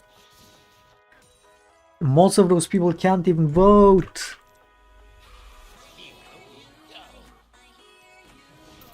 Hey, he's desperate like that.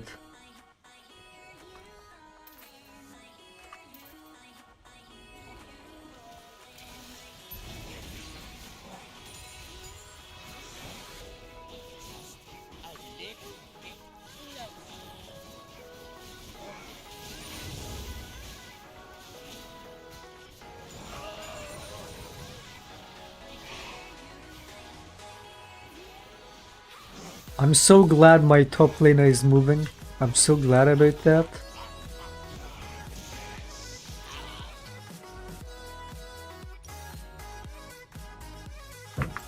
He's still farming. God, I love this game, man.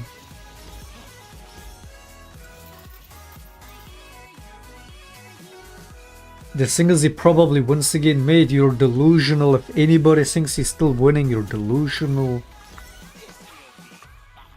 Again, it's not even about the chances of Kamala winning or whatever else. It's that Trump is never going to win again anyway. Like, you cannot change my mind on that no matter what. Even with Joe Biden, as much as it was lower chance or higher chance for him to win, because the debates were looking, these hiccups, the debates were looking kind of bad and whatnot.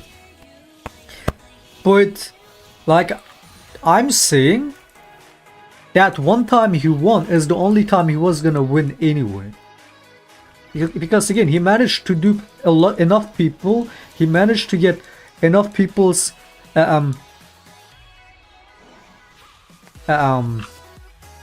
benefit of doubt, right? That they try to give him that chance that, you know what, he's not your conventional politician, but maybe for that he might do a good job. They all voted for him in good faith, right? And most of those people that voted for him in good faith regretted it. A lot of them became his biggest enemies. Look at the Project Lincoln thing. The Lincoln Project, or what it's called. A lot of those people that just perma go after Trump since he won, for all these years, or like sometime into his presidency, like a year or two into it, they started it, I think. A lot of those people that keep going after Trump on that to make sure he never wins again, that literally waged war against him. A lot of those people voted for him. And a lot of them, just like your average voters, a lot of people, millions of people that voted for him, regretted it. So he's never winning again, anyway.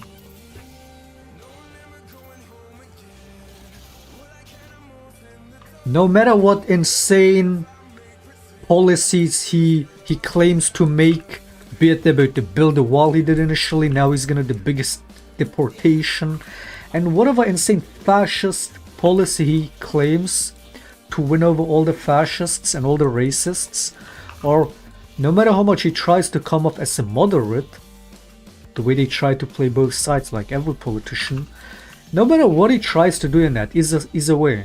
He's never winning again.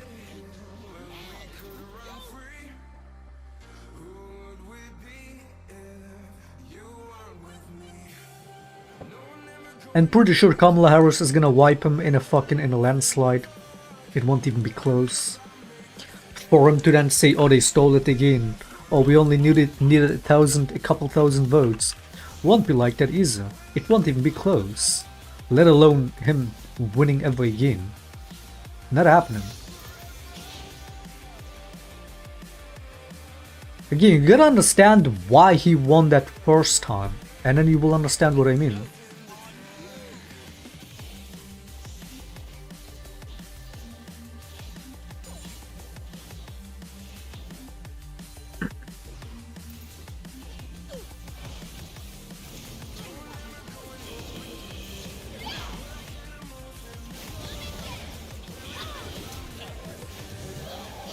Nice flush.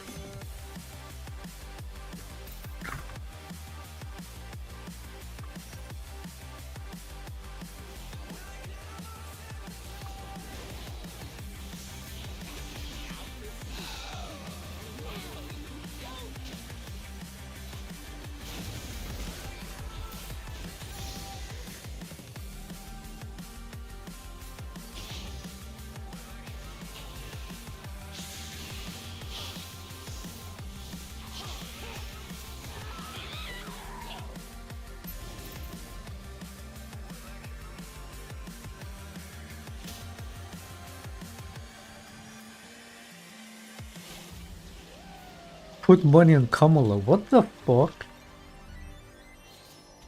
Wait, should I? The fact that you can bet on a presidency is so insane, man. I mean, we fucking do streamer betting nowadays. We fucking do streamer betting on solo queue games, and then we win trade streamers. The fucking world we live in.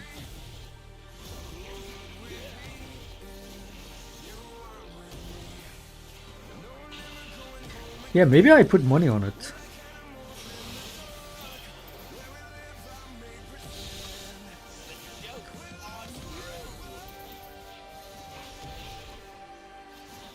I just never want to see Trump win again, and he's never winning again anyway. You know?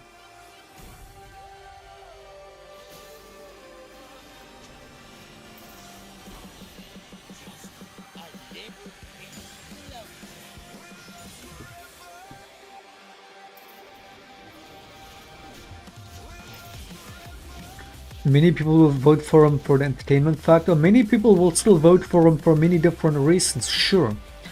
But even if those people aren't necessarily don't see themselves as fascists, remember anybody that still votes for him after all the shit for all these years, anybody that still votes for him is a fascist.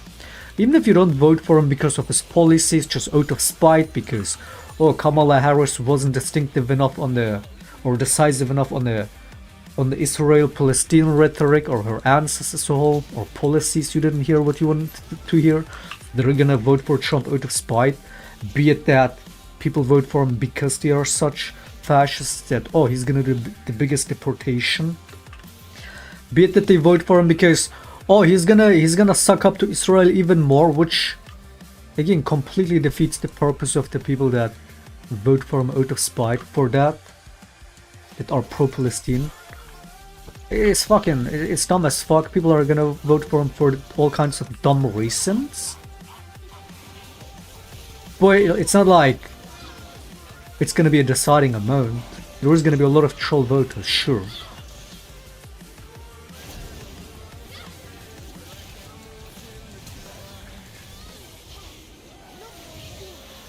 People that think he's anti-war, that's gonna vote for him for that. He's such an anti-war person, sure.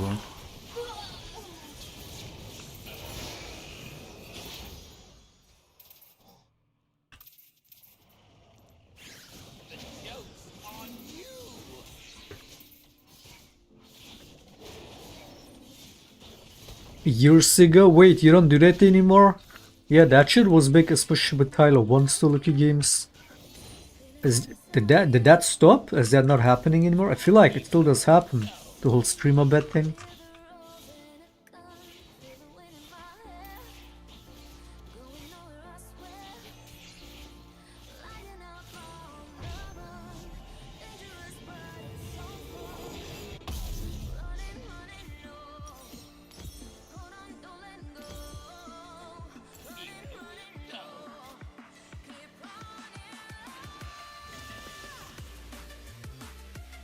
The assassination attempt made him seem like a hero, not at all.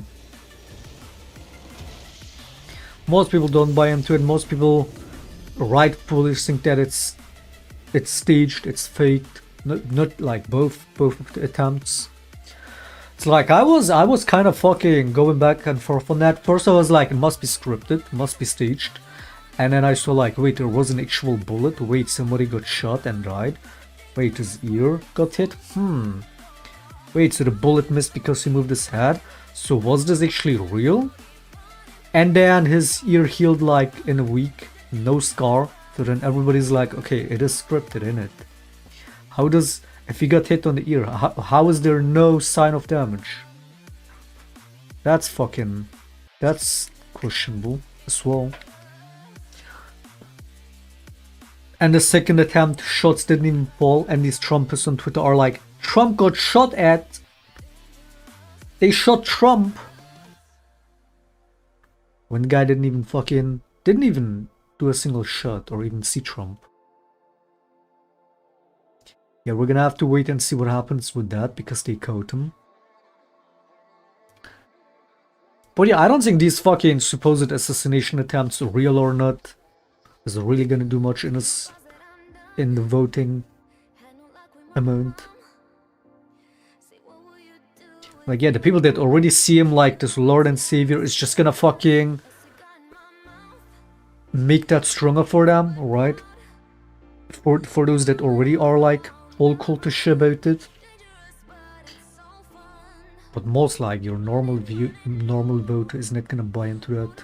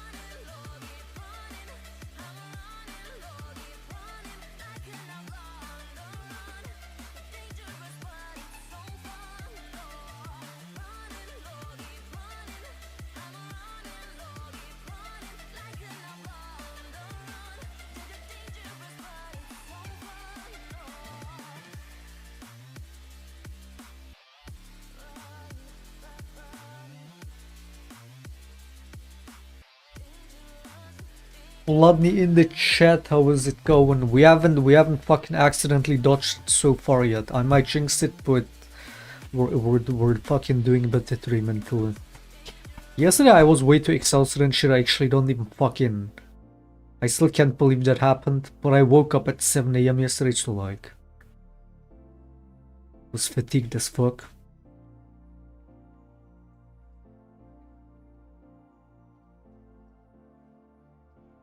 Can't miss a Q either, by the way.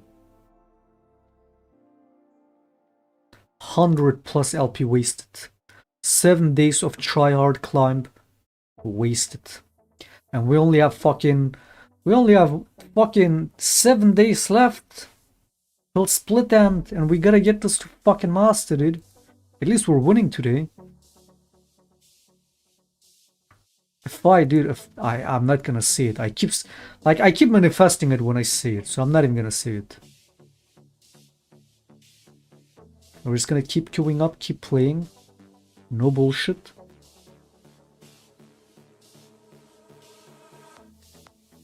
Wait, what is the win rate?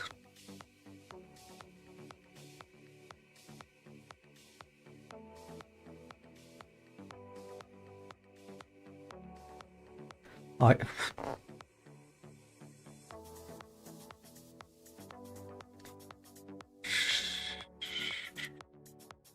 3 wins, 1 loss, nice.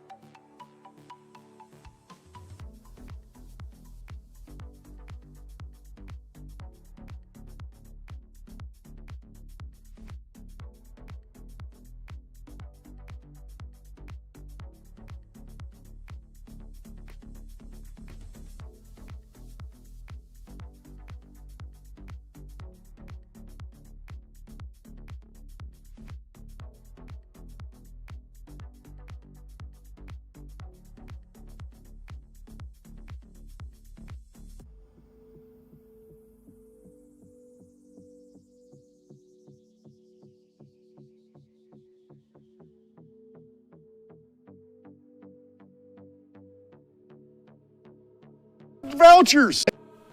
You know, the homeless problem. I don't know of a single homeless Haitian in this town because they all got vouchers. But I can show you a whole bunch of people that have been displaced because I'm that guy. Rob, you know, for 25 years I've worked with the homeless in this community. You know, a lot of people don't know because I'm not the guy out there blowing the horn because it ain't about me. It's the Jesus in me that goes out there and does it. Trust me, there's days I'm tired. But I'll get into homeless camps that nobody in a suit and tie will walk into. None. They trust me because I've never let them down. You know, and guys, if you don't think it's here right now, in October, we are getting ready to hit a wall here. There is not any relief for the homeless. The homeless people in this community are not the people you think they are, the squatters that aren't happening. It's not there. There's veterans.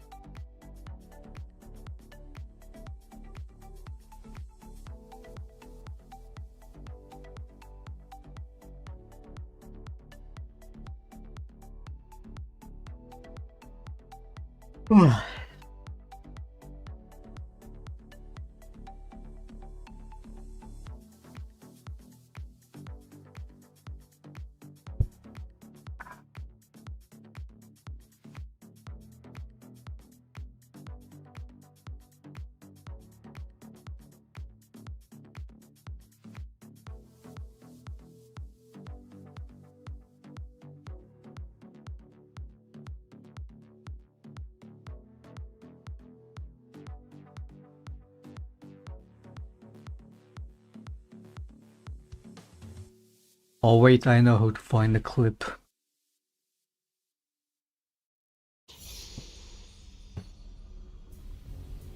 There we go, I'm a genius.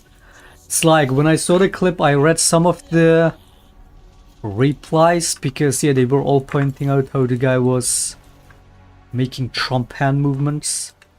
And I don't know what the caption of the clip was, so I'm like, wait, I could find the clip by searching keywords from the replies on that clip. And boom, first result.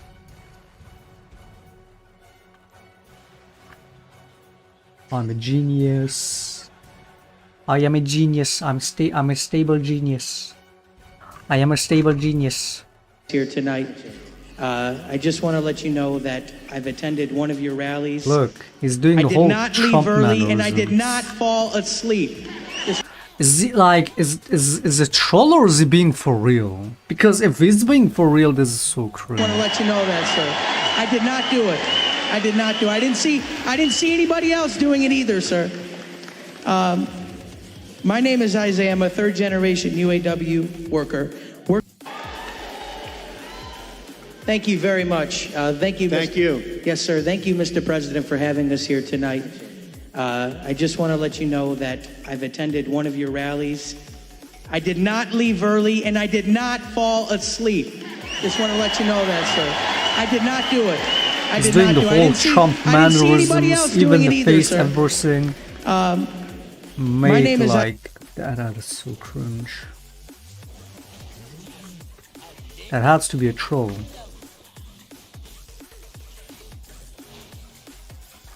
Why does it say remake? What?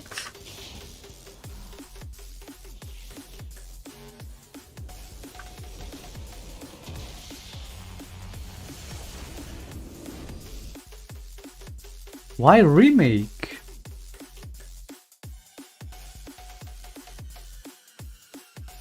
Because Tristana was not moving even though she was in the lane.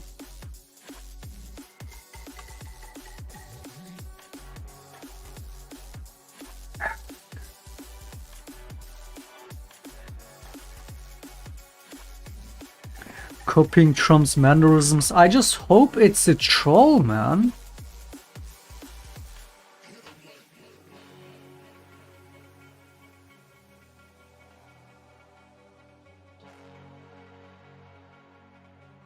He's being for real, yeah, that's...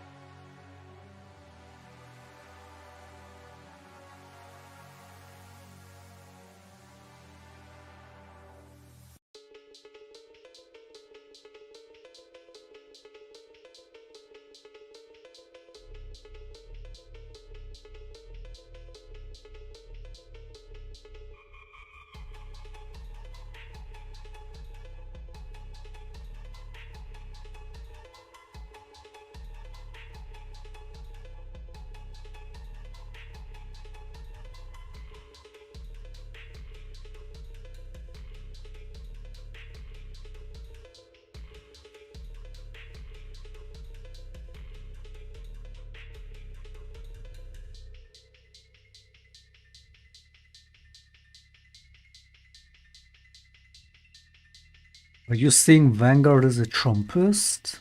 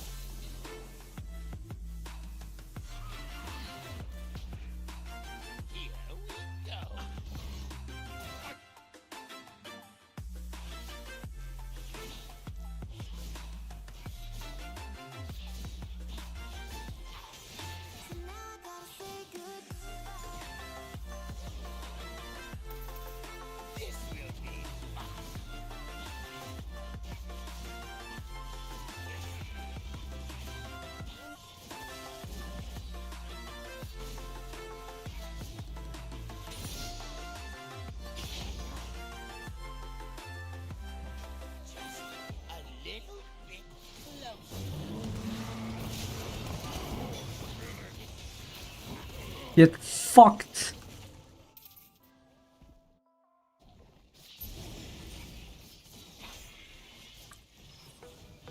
Oh, shitting on an Udi is so satisfying, man.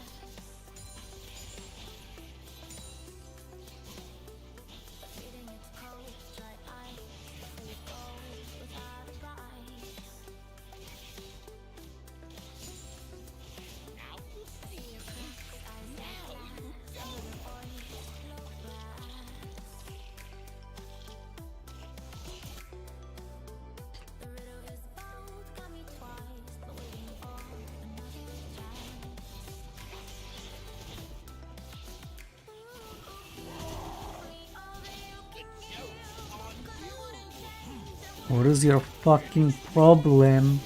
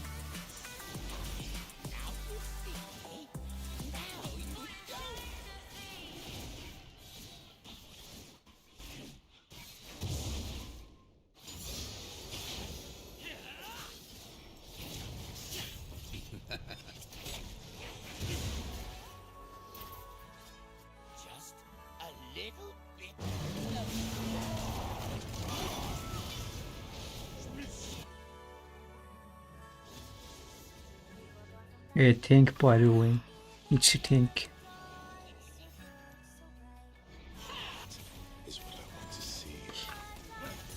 Ornn is a tank, not an assassin, he's a tank. Or a mage, he's a tank.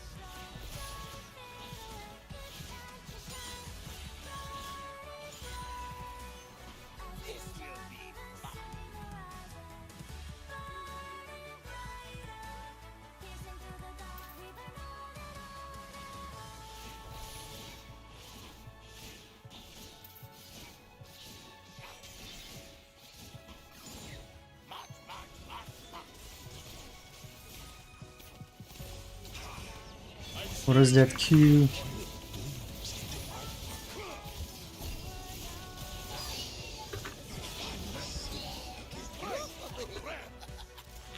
Are you gonna land your shit?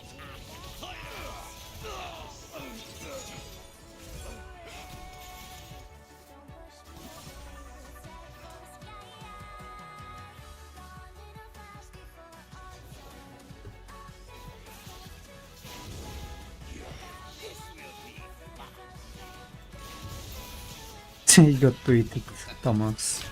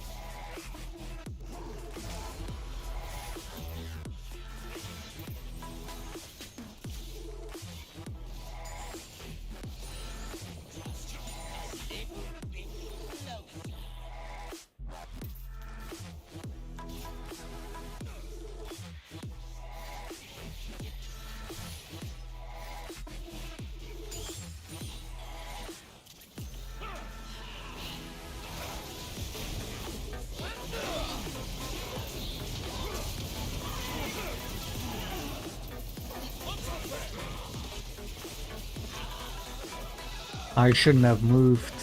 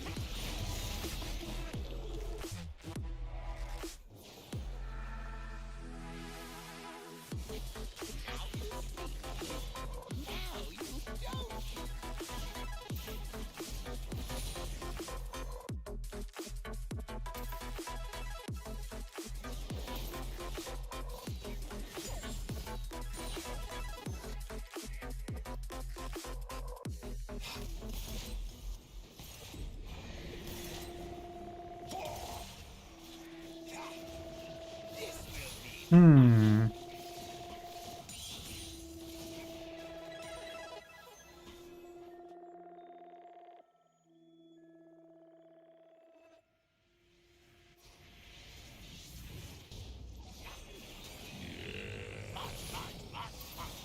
The roommate must keep moving.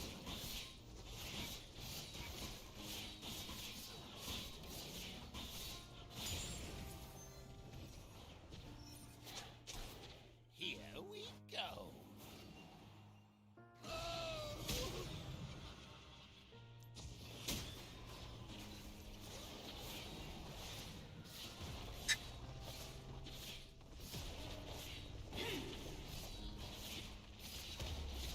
Pandemonium.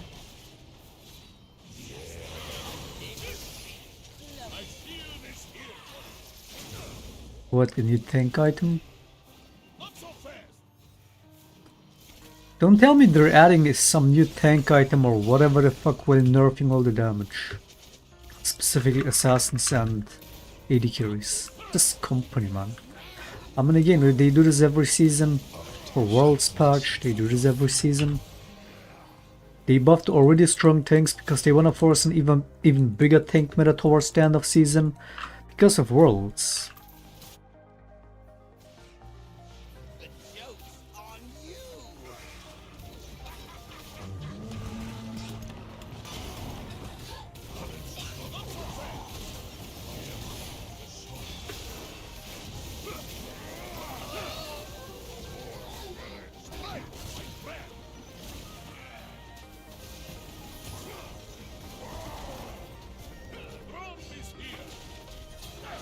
Ugh.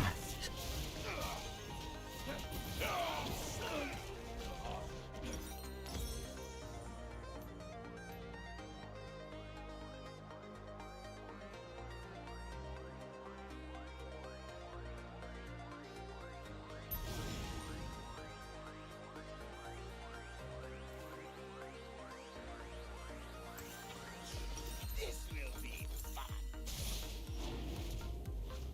Facebreaker.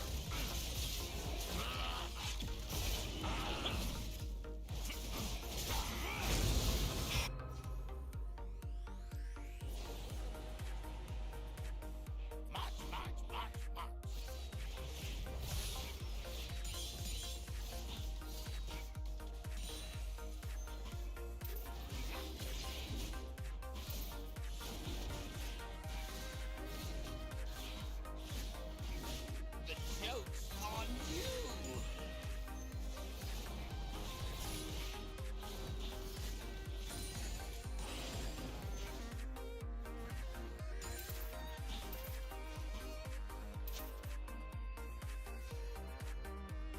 Here we go.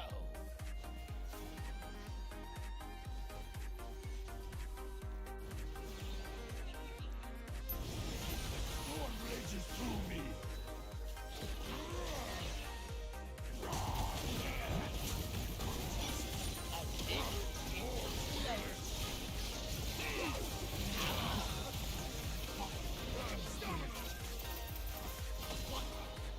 Not so fast.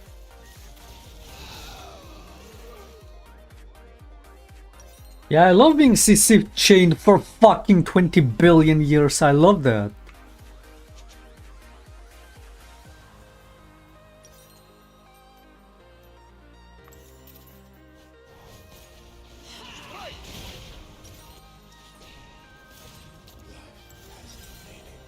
Just a little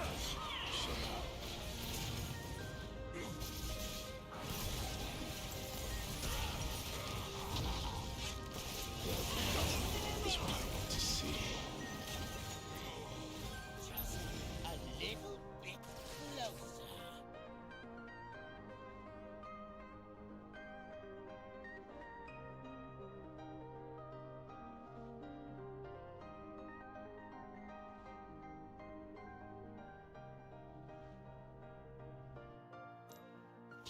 Now you see me. Now you don't.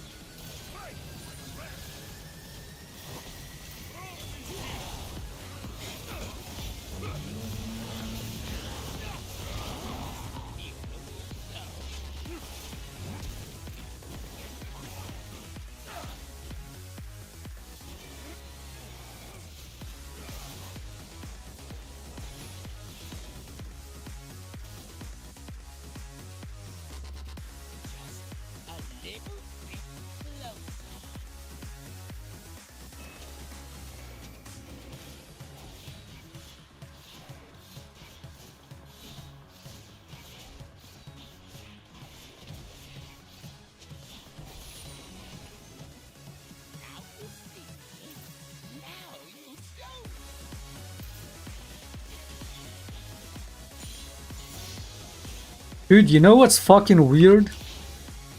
I see this tweet about One Piece, about Big Mom, in, you know, that scene with the flashbacks when she's like eating those cakes, and they're like, wait, is this what I think it is? I'm like, is what? Because I guess when I saw that scene, I remember finding it weird too, because wait, so she was partying, eating cakes, all happy, all the people around, and then they all disappeared. What happened? Like, what I thought was happened was, oh, they just distracted her with all the cakes, and while she's like non-stop eating, they all ran away. They just left her. That's what I thought.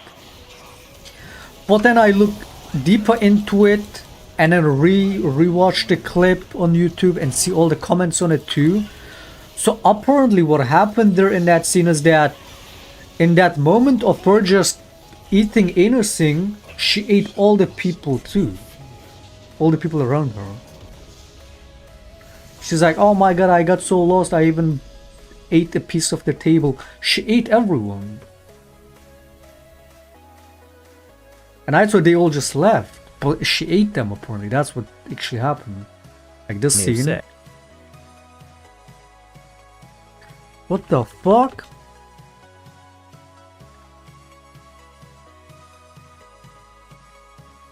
This scene.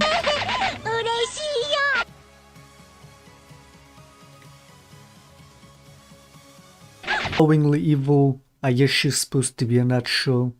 It's like, it's not even like, it's not your typical calculated evil. She's just like, she doesn't even know what happened to herself. Another like symbolism in this is that, you know, the cakes initially are, like the people that pointed this out, the cakes are initially small and then they're suddenly so big. What do you mean censor it? It's a fucking, I mean, yeah, this is the kind of shit where if it were to have the same ruthlessness of Attack on Titan, the show would go harder than Attack on Titan with like the violence if they didn't shy away from it.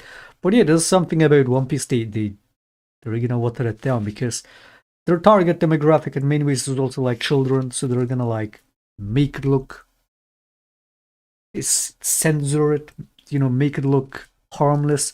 But this is literal cannibalism. You wouldn't even, I mean, children's show do this a lot actually when they will have adult messaging, but like, you know, because they know children watch it, they gotta dial it down. It's like this switch from her in the scene is like, and then the next frame being her holding the cake. This is her. She's. And that is also apparently how she got her powers. Like, whatever devil fruit power she has, she got it from her. She got it from her. And that's because she ate her. I mean, this is straight up just Attack on Titan fucking plot in itself. But yeah, if they fucking showcased violence the same way in Attack on Titan they did, the show would be... I mean, one, it wouldn't really be watchable for a lot of people. Because not everybody want to see that kind of gore, like in Attack on Titan. Makes it way harder to digest. And this is like a show that's trying to be upbeat, so like, it's another reason to like censor it. What happened? Even if you're not a kid, you wouldn't understand what just happened. Like, I saw they just disappeared, they just ran away. The fact that she unknowingly ate all of them is... What the fuck? That is disturbing. That makes it even more eerie, I feel like, than if you were to be just straightforward as Attack on Titan, just not even showing straight the Titans, just eating them whole. But like doing it like this, when you actually understand it, once you know what actually happened, makes it so much more eerie, doesn't it? Because it all looks so playful and upbeat and shit, but then it's like, wait, she just ate them all? Just to more showcase the character of Big Mom. The way she's so evil, but like so unintentionally. It's so weird, man.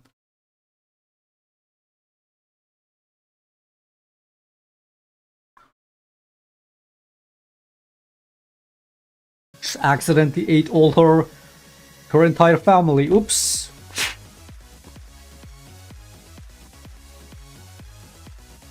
And then whole time, just the rest of her life doesn't even know what happened herself, let alone as the viewer. Wholesome? Yeah, so wholesome, man. Most wholesome character in the show.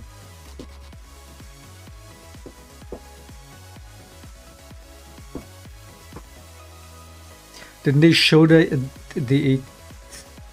she ate them in the manga? At least apparently, I saw in the replay somebody saying that if you read the manga you would know. I don't read it, so I wouldn't know.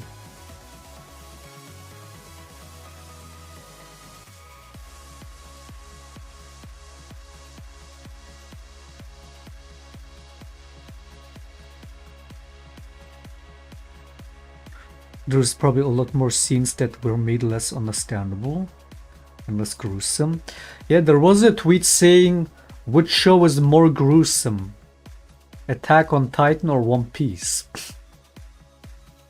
It's like if you go just from the style of the anime, it's not even close. And even entirely topic-wise, I would say Attack on Titan is still a lot more, like, plot-wise as a whole, is a lot more darker than One Piece. But sure, like, yeah, if One Piece did the same style as Attack on Titan, it would be on the same level of darkness and gruesome, for sure. But it's like, again, it's preference of a different style, and I feel like for One Piece, this does make more sense ultimately. But yeah, there's a lot of dark shit in fucking in One Piece too. A lot of it that goes unnoticed because yeah, of the fucking different style.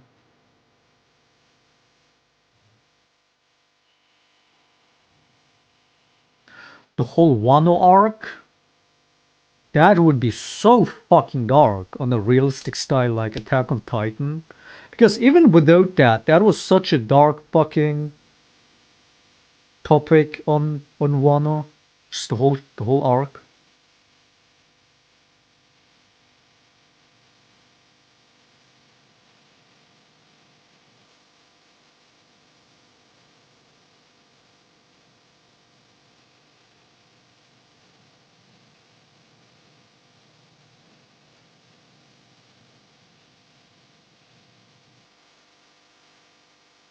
By the way, that's also probably how Blackbeard gets the devil fruit powers of others.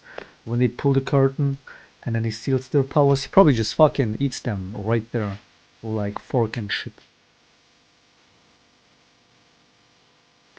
Now I'm a Blackbeard hater since because of him Ace died. I mean not really because of him, because like Ace kinda did it to himself. But still. Since he beat Ace, I'm a Blackbeard hater, man.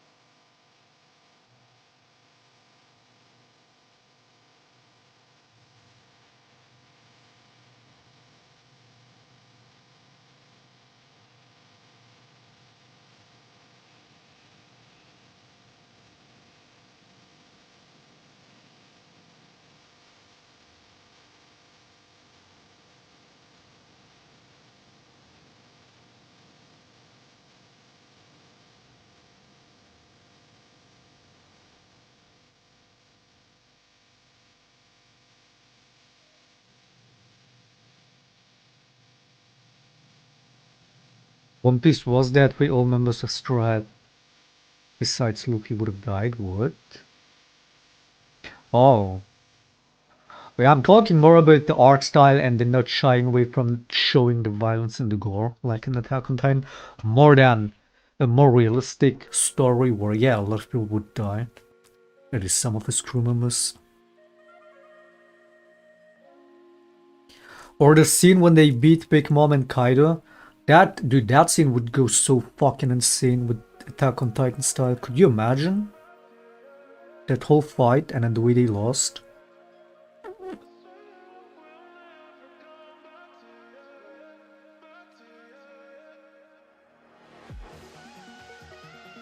Falling down in the pits of lava? Is there a more epic way to go? As a fucking villain that's ruling the planet. An undefeatable villain. Which, I mean, Kaido was definitely a villain. Like, that's the question. Was Big Mom really a villain? I mean, she ate all her friends and shit. But she didn't even know she did it. So does that mean she's evil? If she is not even aware of what she does? Would you say Big Mom was a villain and evil or not?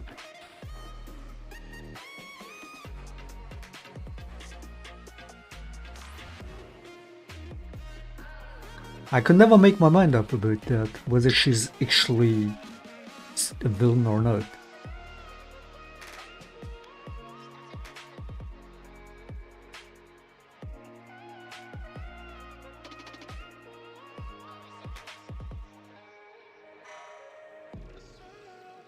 I mean, she's the one that ultimately wanted to fight Luffy and, you know, his crew in the first place.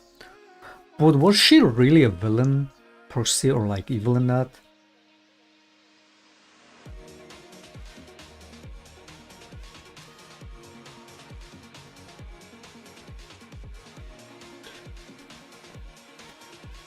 Oops, I accidentally ate everybody around me. Oops.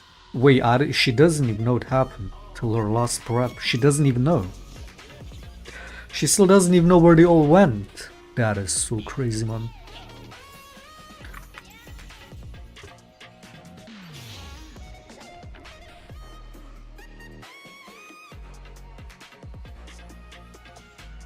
Crocodile Eno Mangelang Kaido. No, I don't see.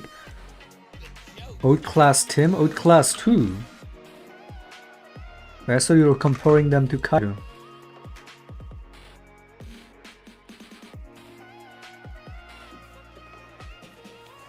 Because yeah, I would say Kaido was really is the most evil character in that show. Right? He was really doing the most harm to the place he was ruling. And just the most ruthless villain. Now you see me. Now you don't. Big Mom wanted to fight Luffy because he literally declared war on her. Wait, I thought she did that. I thought she was the one that declared war on him. I mean, yeah, Luffy. Oh yeah, because of Fish Island. That was Big Mom's territory. Because of what he did there, Big Mom was the one that did declare war on him. Pretty sure.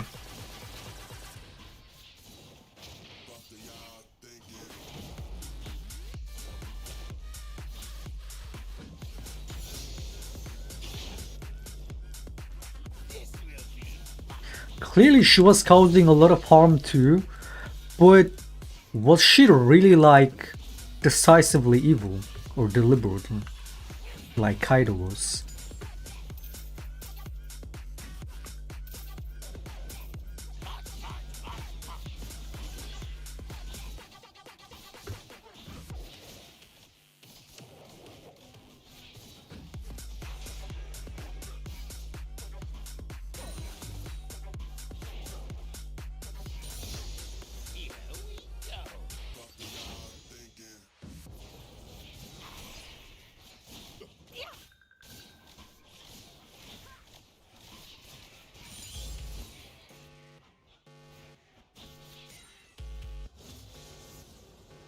joke's on you!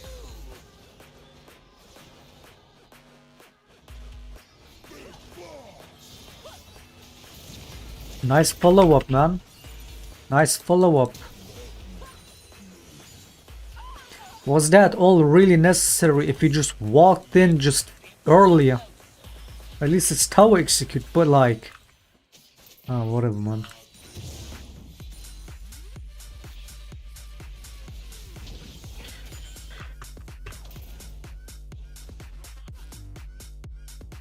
Not even close to Kaido levels of evil, as in like less evil, right?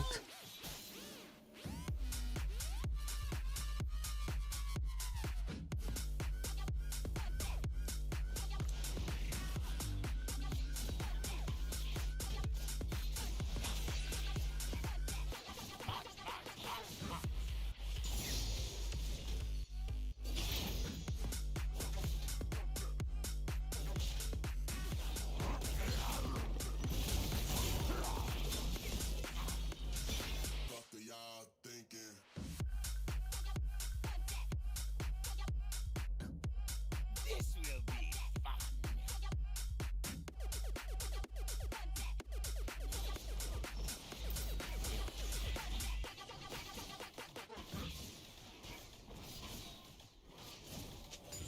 What? What? What happened? Look behind you.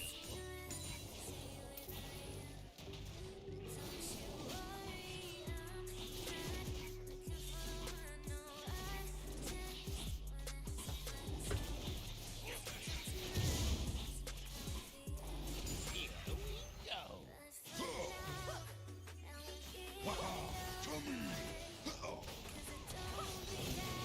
Banger gank, man, banger.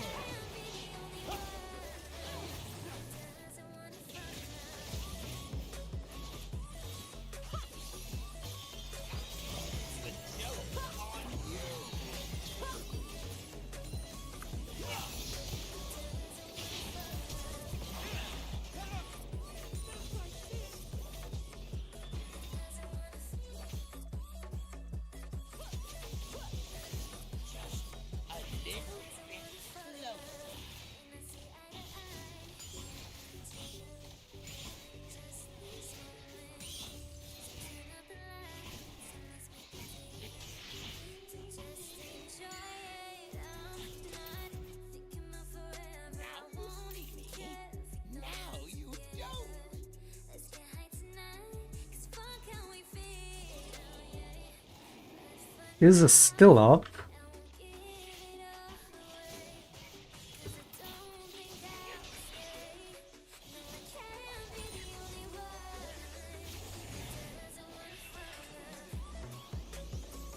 Yeah, that's why I kind of feel bad about Big Mom, dude.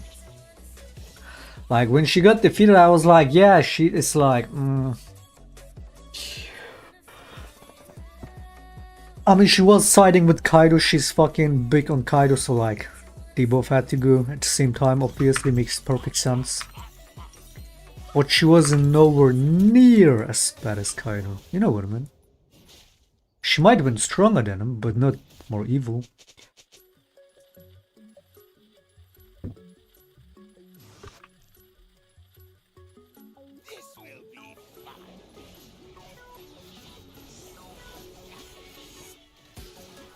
How evil do you think Blackbeard is? I've been Blackbeard hater since he beat Ace, even though Ace did it to himself. But I guess like Blackbeard actually has like a lot of fans, because I guess, you know, his first introduction with Luffy, like way back in all the episodes.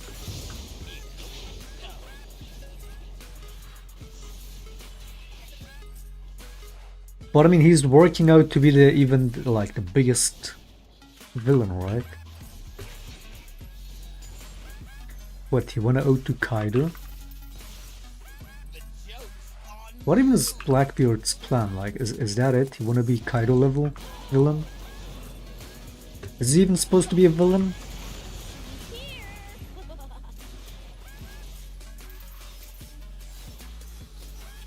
He didn't even really fucking join the fight when Ace got killed, right, on that war. He just came there to take Whitebeard's powers, which, oh yeah, there's another thing why I don't fucking like Blackbeard. He just stole Whitebeard's devil fruit, man. Nah, fuck Blackbeard. Also because he was part of Whitebeard's crew, right? Like, what the fuck?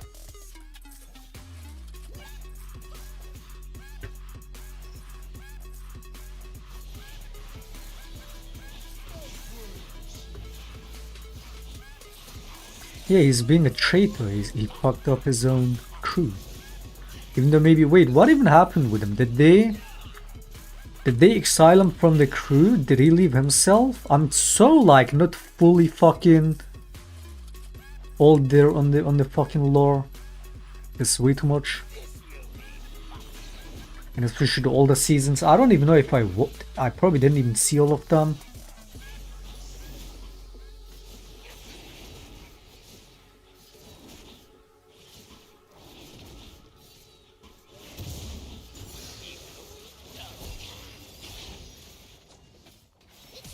Blackbeard's plans to claim One Piece. Oh yeah, he's trying to be the Pirate King too. So is he a villain? He's a traitor. He betrayed his crew, right? And that's what he did, at least. Be it with Ace, with Whitebeard, the devil fruit he stole. Like the initial devil fruit and then the Whitebeard devil fruit.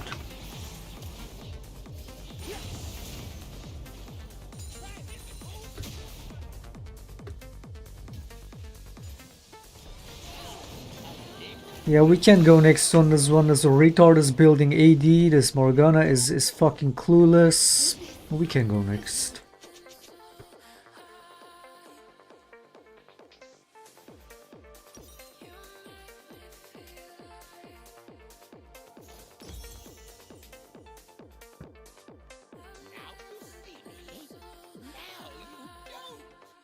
He killed Thatch to get the yummy fruit. Oh no.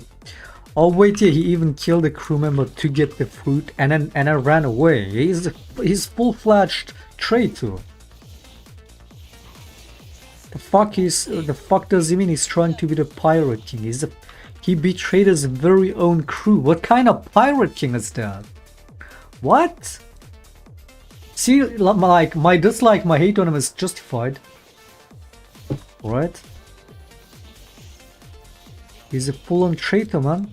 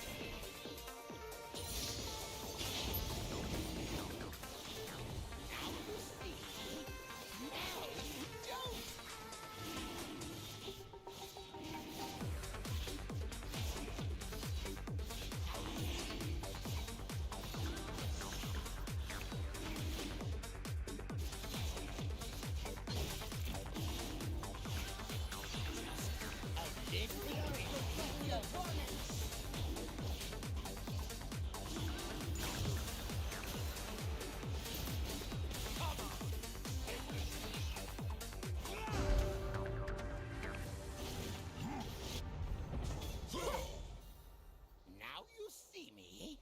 Now you don't.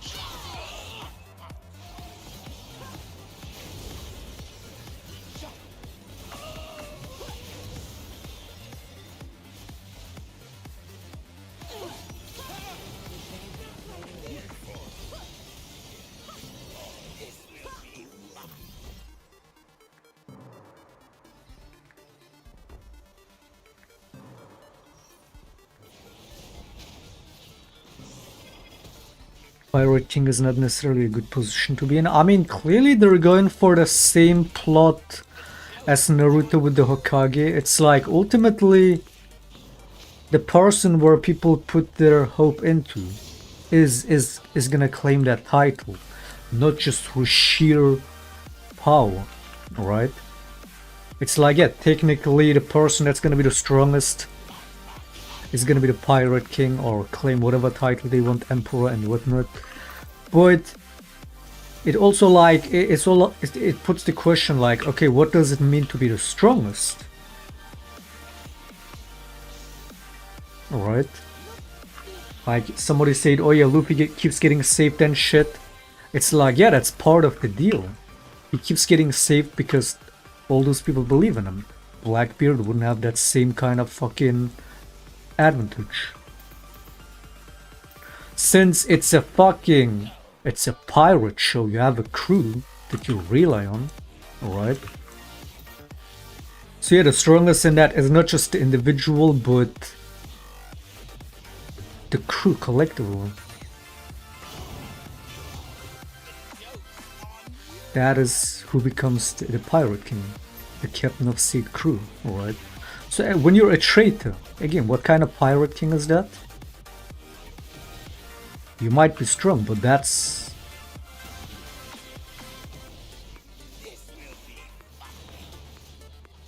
alone doesn't make you a Pirate King. Like, that's the plot they're going for, clearly, just like in Naruto.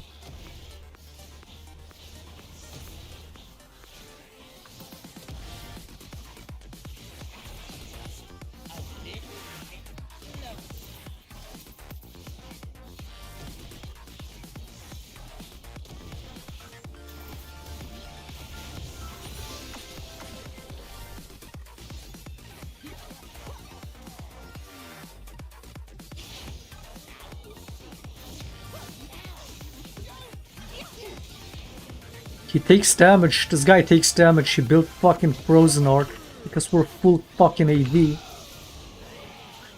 Yeah, this is doomed. I'm just gonna go fucking Leanderis.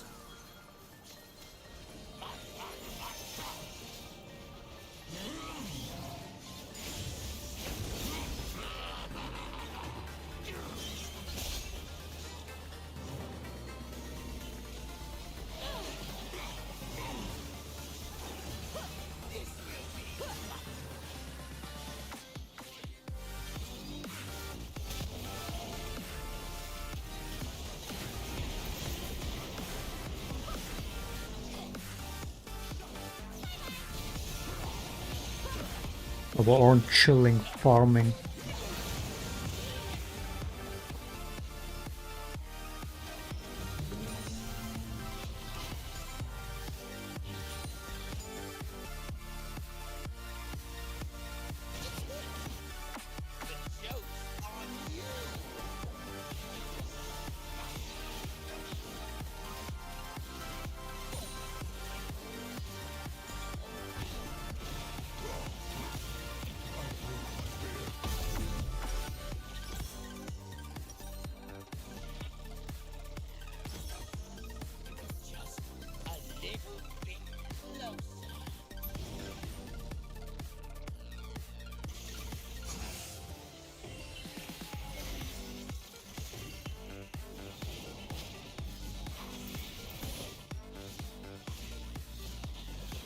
Did you see the Israel terror attack on Lebanon with Pager? I was literally looking that up earlier today for streaming. And yeah, like, you would assume that somehow Israel would be behind it, and that of course Iran and such would be blaming Israel for it. And of course Israel would deny it. And ultimately we can't know, but I mean, who else? Like...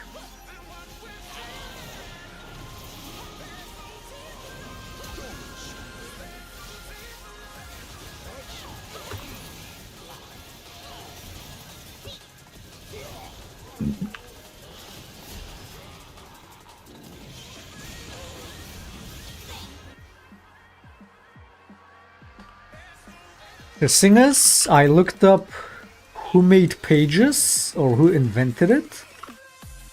Some guy in Toronto in 70 or even 40 something. A Romanian Jewish guy. Which, you know, right wingers will see this and be like, oh look, oh look. Which, I mean, doesn't even need to be Jewish guy. It's like, the chance that it was somehow Israel is highly likely.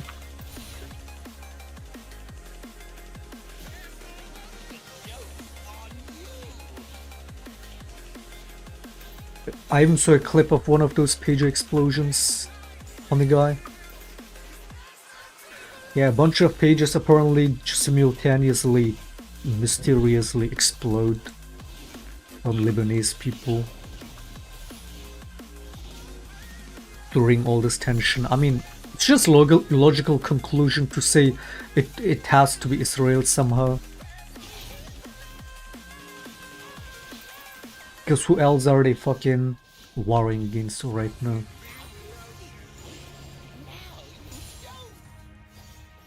But how? How does it happen?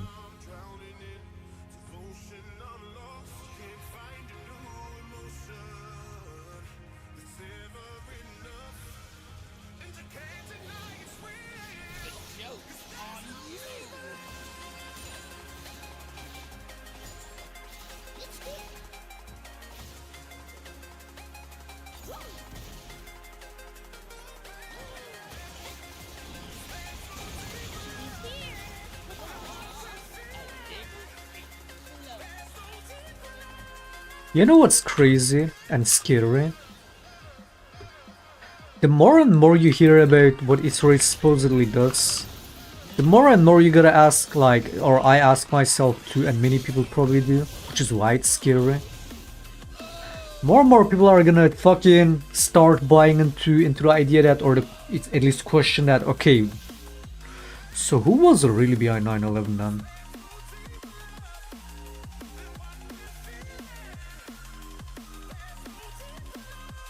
It makes you question things more and more. The things you knew, that you thought you knew.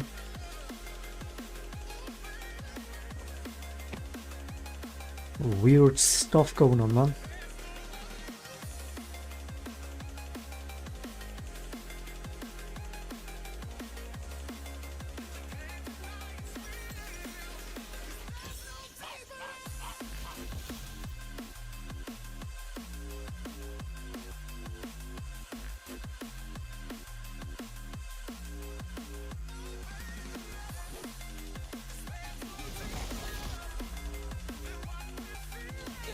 It's like, what even is the idea behind 9/11? So it's like, oh, Saudi Arabia did it, or the people that were Saudi Arabians, and then, but no, it was Saddam, and then we attack Iran. Which, I mean, yeah, fuck Saddam, fuck him. He had to be gone anyway. But yeah, it's, or like the Gaddafi stuff also really fucking. Have you guys seen that? Did you guys see the Gaddafi clip, the UN speech? Where he talks about the JFK assassination. Who was behind the JFK assassination? And he implies it's Israel, and then people say, oh, this is why they got rid of Gaddafi. I don't know, the whole shit is so fucking bizarre, man.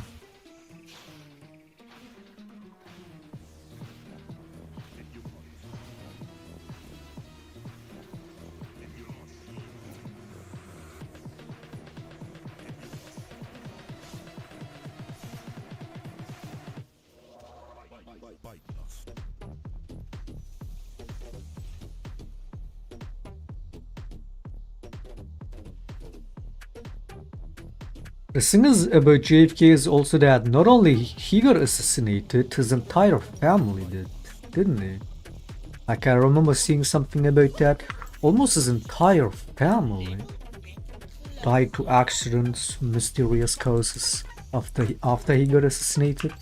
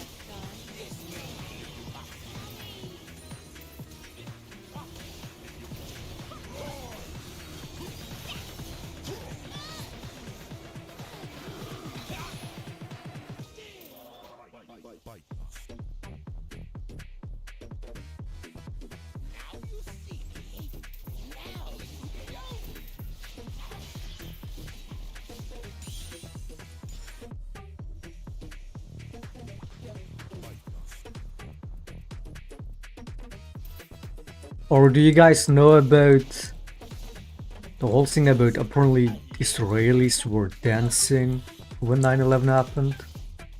While the towers were going down? Again, I don't know how true a lot of these things are, but these are the things I've been lately seeing and hearing about, man. Call them conspiracy theories, call them what they want, what you want. But again, the more that the stuff that goes on in the Middle East, the more and more people will there be people that will be believing these things, regardless of how true or untrue they are. More and more people will believe it, because more and more people will be like, oh wait, oh yeah, Again, this is the kind of shit that's gonna drive up so much anti-Semitism as more than what it already has been. And all of that because Israel can't stop themselves from committing a genocide.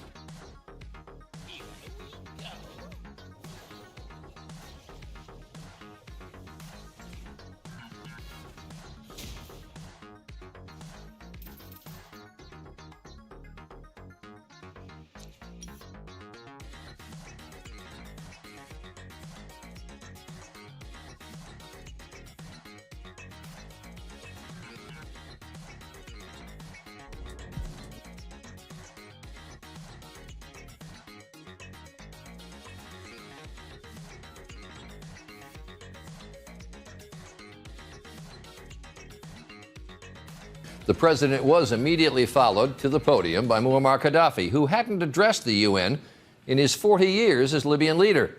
And he seemed to feel he had 40 years' worth of things to say. And also on the UN schedule today, another international pariah, Iran's President Mahmoud Ahmadinejad. Here's Dan Harris. Dressed in flowing brown robes, Muammar Gaddafi took to the podium today for his first ever UN speech, with apparently a lot to get off his chest. Reading from handwritten notes on scraps of paper, he started by calling President Obama a son of Africa and even my son. Then alleged that the H1N1 flu virus had been created by an unnamed military, manhandled a copy of the UN Charter, and suggested the UN headquarters should be moved so he and others could avoid jet lag. Gaddafi's sleeping situation here in the U.S. has been complex. In large part because of anger over Libya's role in the bombing of Pan Am Flight 103, Gaddafi was blocked from setting up his tent. He almost always sleeps in a tent in New Jersey, Central Park, and finally tonight on Donald Trump's estate in suburban New York. During his speech today, there were plenty of reminders of why Gaddafi is so controversial.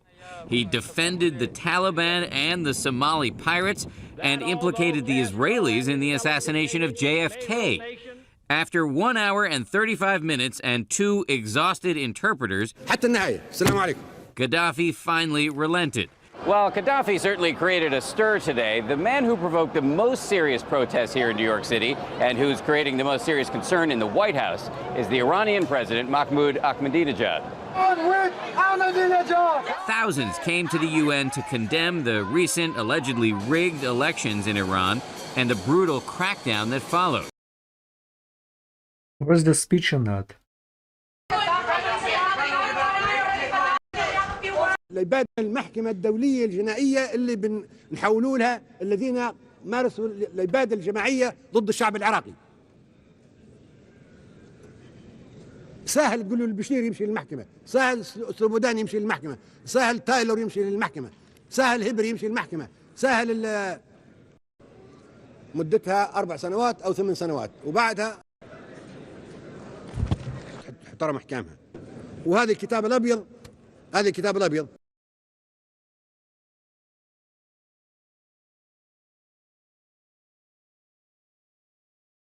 Tomorrow.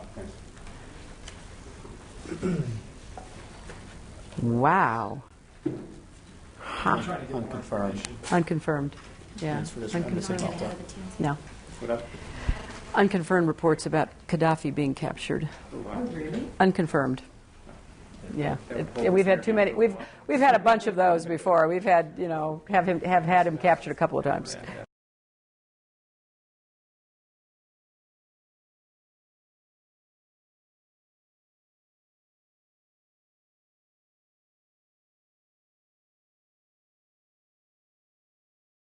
The clip is only on Twitter. It doesn't even exist on YouTube.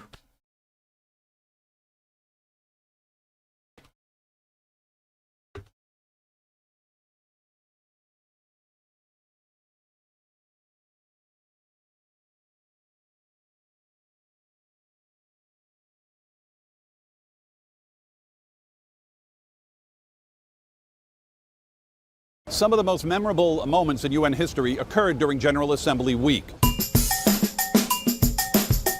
Asking to decide which is the best General Assembly or the best moment, very hard. I mean, there was a time George Bush, as U.S. President, was sitting in the Security Council chamber during that week, and he passed a note to Condoleezza Rice, and a photographer in one of the overhead booths zoomed in on it, and you could tell he was saying he had to go to the bathroom. How about Muammar Gaddafi, longtime leader of Libya? He was supposed to speak like everyone else for about 15 minutes. He went on for 96 minutes, at one point ripping a portion of a page in the United Nations Charter. Another big moment happened several times. Then President Ahmadinejad of Iran denounced various aspects of 9/11, attacked the West, and various Western countries had their representatives get up out of their chairs and head for the exits. I remember the time U.S. President Bush spoke in 2006. Your lives and the credibility of the United Nations is at stake. Afterward, the Venezuelan leader, Hugo Chavez, spoke, and in probably one of the more memorable quotes, he came up to the podium and he said he detects the smell of sulfur in the air, indicating that he felt the devil and George Bush had been there. And it smells of sulfur still today. Another moment, Turkish leader Erdogan demanded to go inside the General Assembly hall when Palestinian President Abbas was about to declare the quest for statehood. What happened? Turkish security tried to get in the wrong exit door to go in, and UN security kept them out, and there was a fistfight and a battle with various uniformed UN personnel.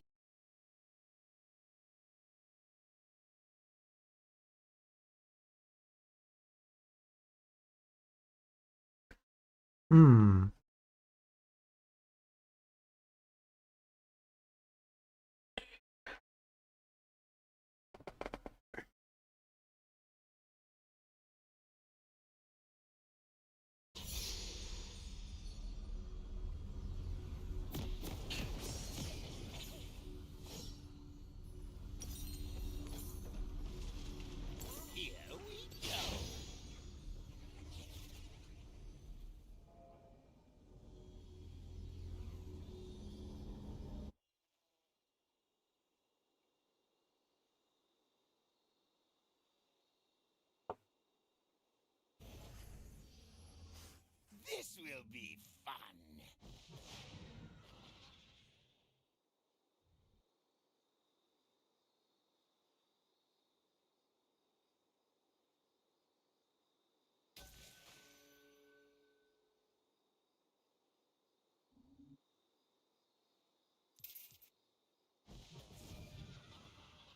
Now you see me.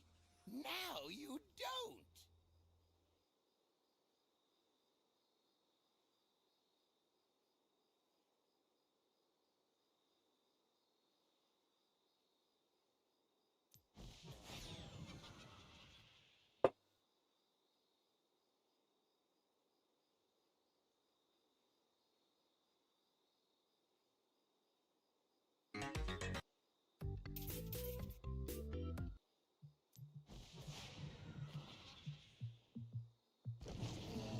March, march, march, march.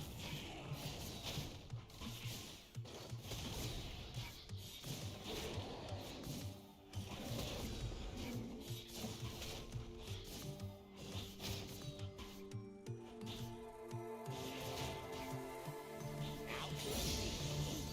Now you don't.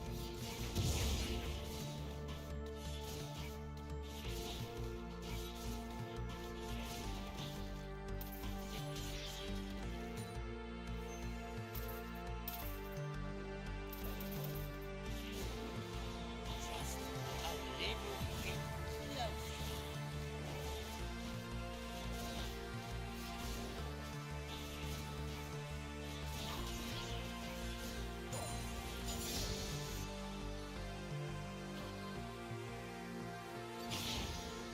March, march, march, march.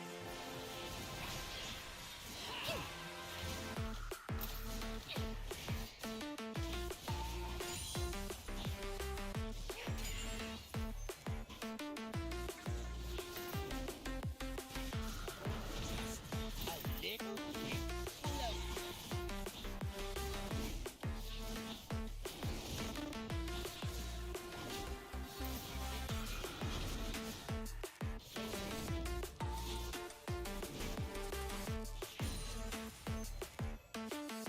The joke's on you.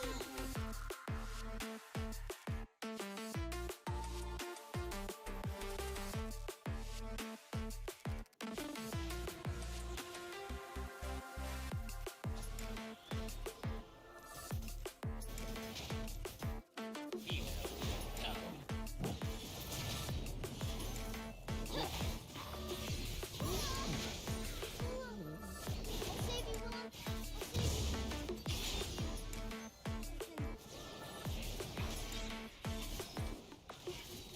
Here we go.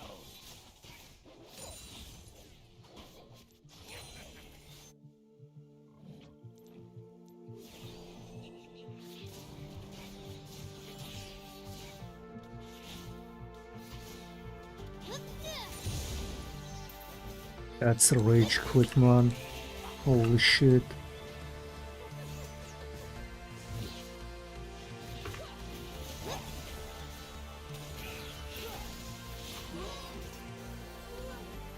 Yikes.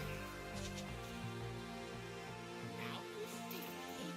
Now you don't.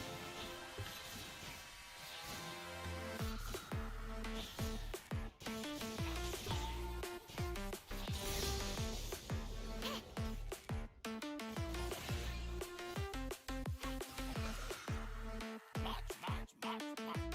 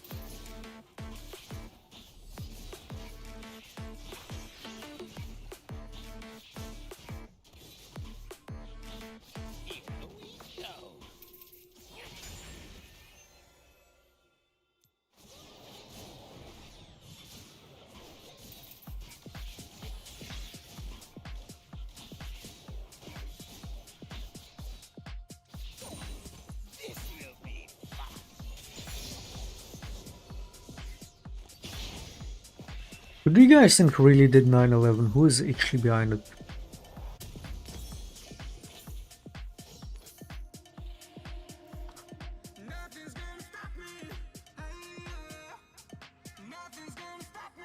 Was it an inside job? Was it Bush? Was it Saudi Arabia? Was it Iraq? Was it Saddam? Was it Iran? Who was it? Who did it? Was it Australia? Was it Israel? Who did it? Was it JFK's ghost?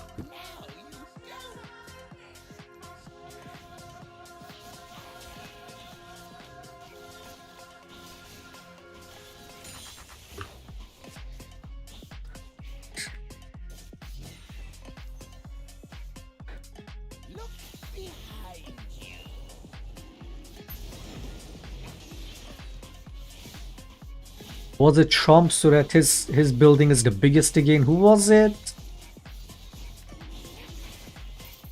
US, Israel.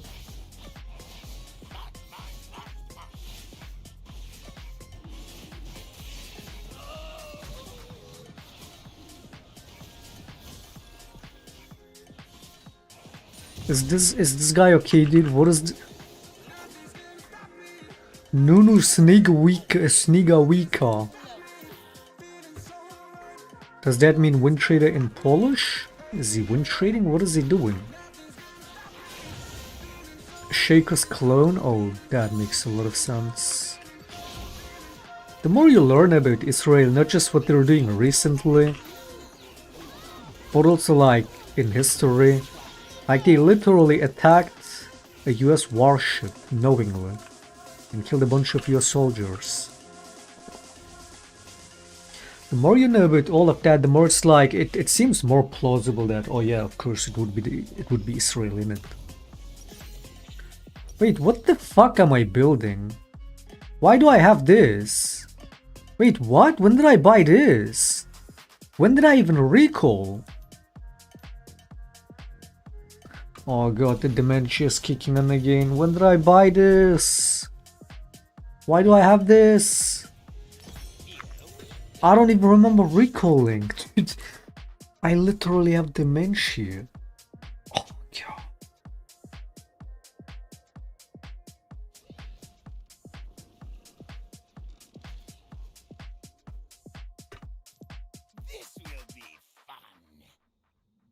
Don't say that.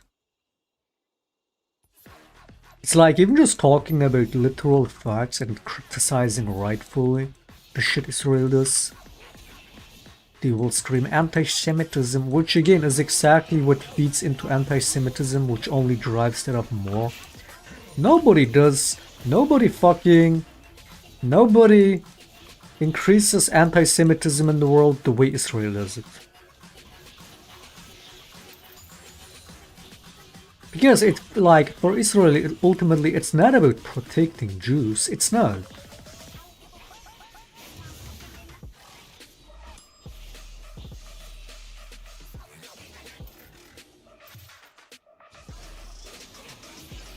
Especially for people like Netanyahu, it's not.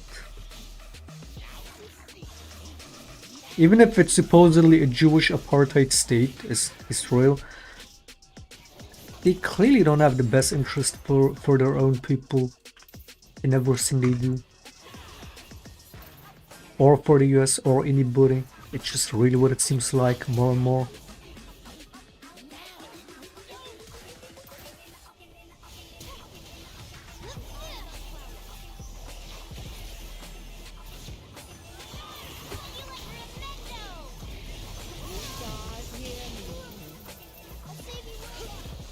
Mate, just go next. If they don't affect us, you know League players are ill. If the Zemi team doesn't affect us, you know League players are fucking ill.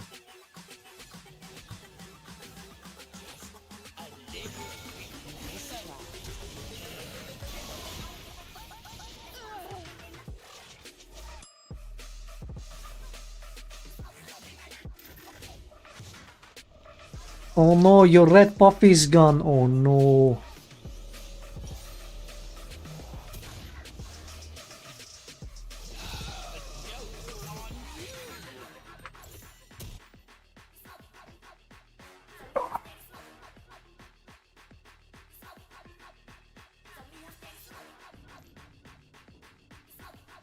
Who do you think is behind the JFK assassination? That one is even more confusing and more... Or actually, is it? Is it? But that one is a lot more... I feel like way more fucking...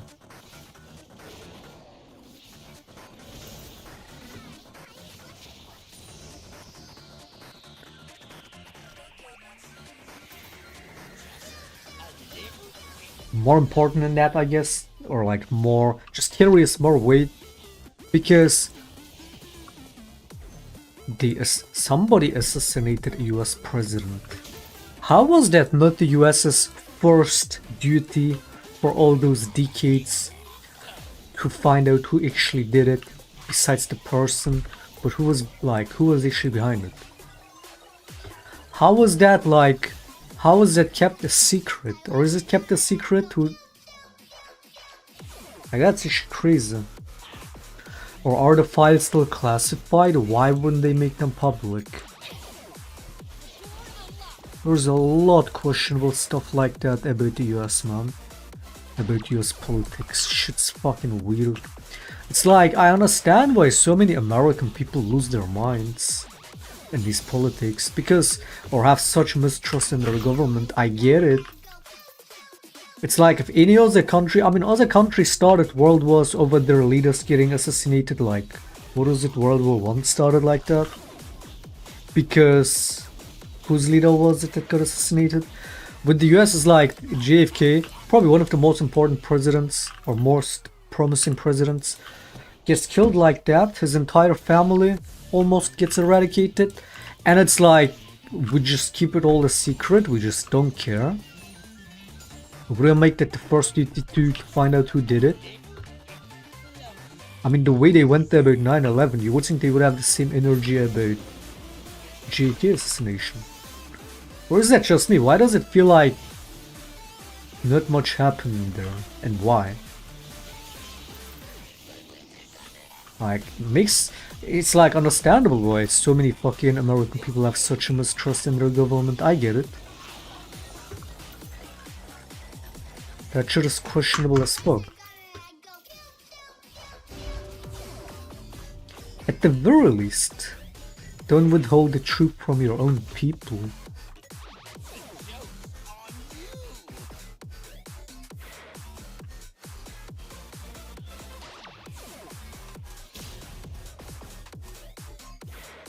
This whole idea of even classifying crucial information that the whole public should have a right to. How do you want to build a trustworthy government like that, man?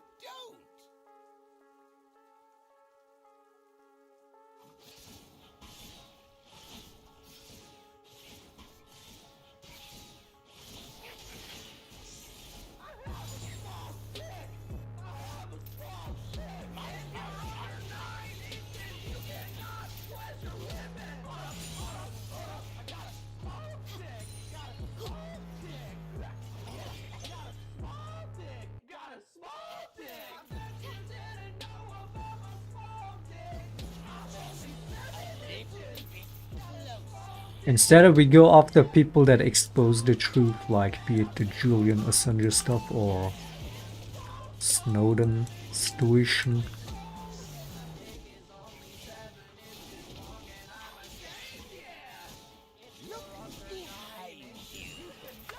That's weird. US politics is weird.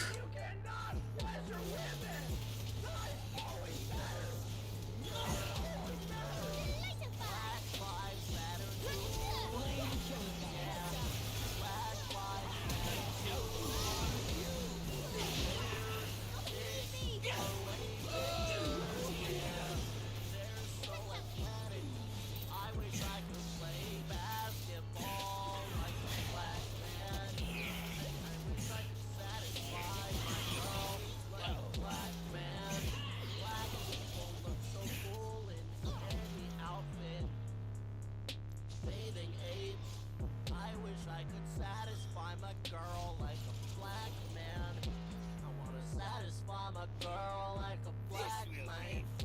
I wanna satisfy my girl like a black man. Only a black man can satisfy my girl.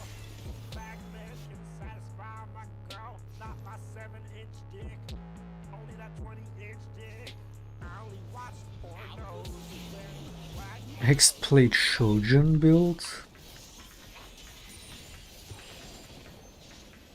Now, if we're gonna go Hexplate, you go on it mode with like Borg Stride. Like, yeah, you could technically go Stride into Hexplate on this with Borg. Could be really nice.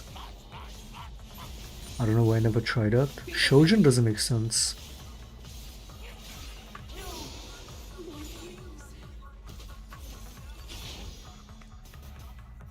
Yeah, it's like, I guess to curb the lack of the cooldown reduction.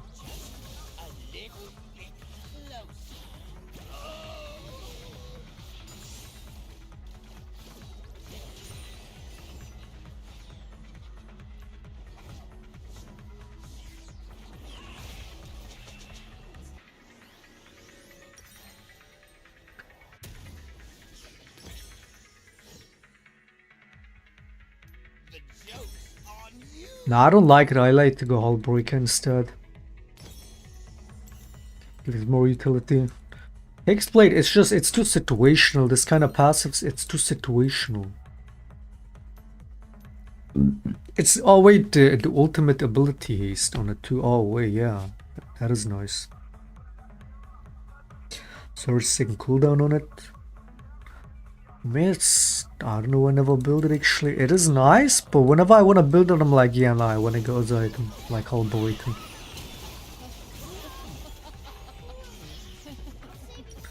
Now, I keep forgetting about this part.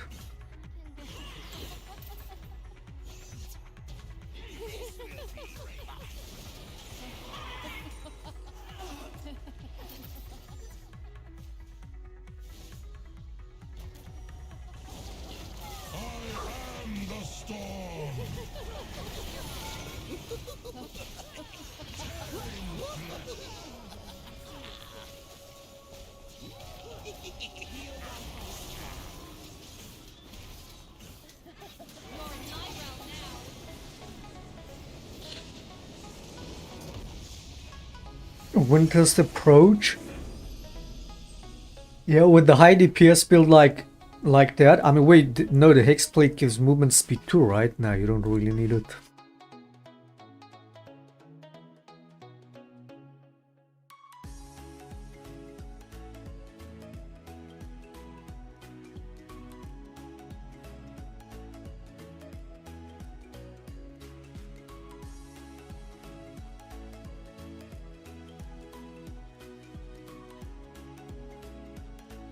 Who killed JFK? We're gonna get the truth. We're gonna fucking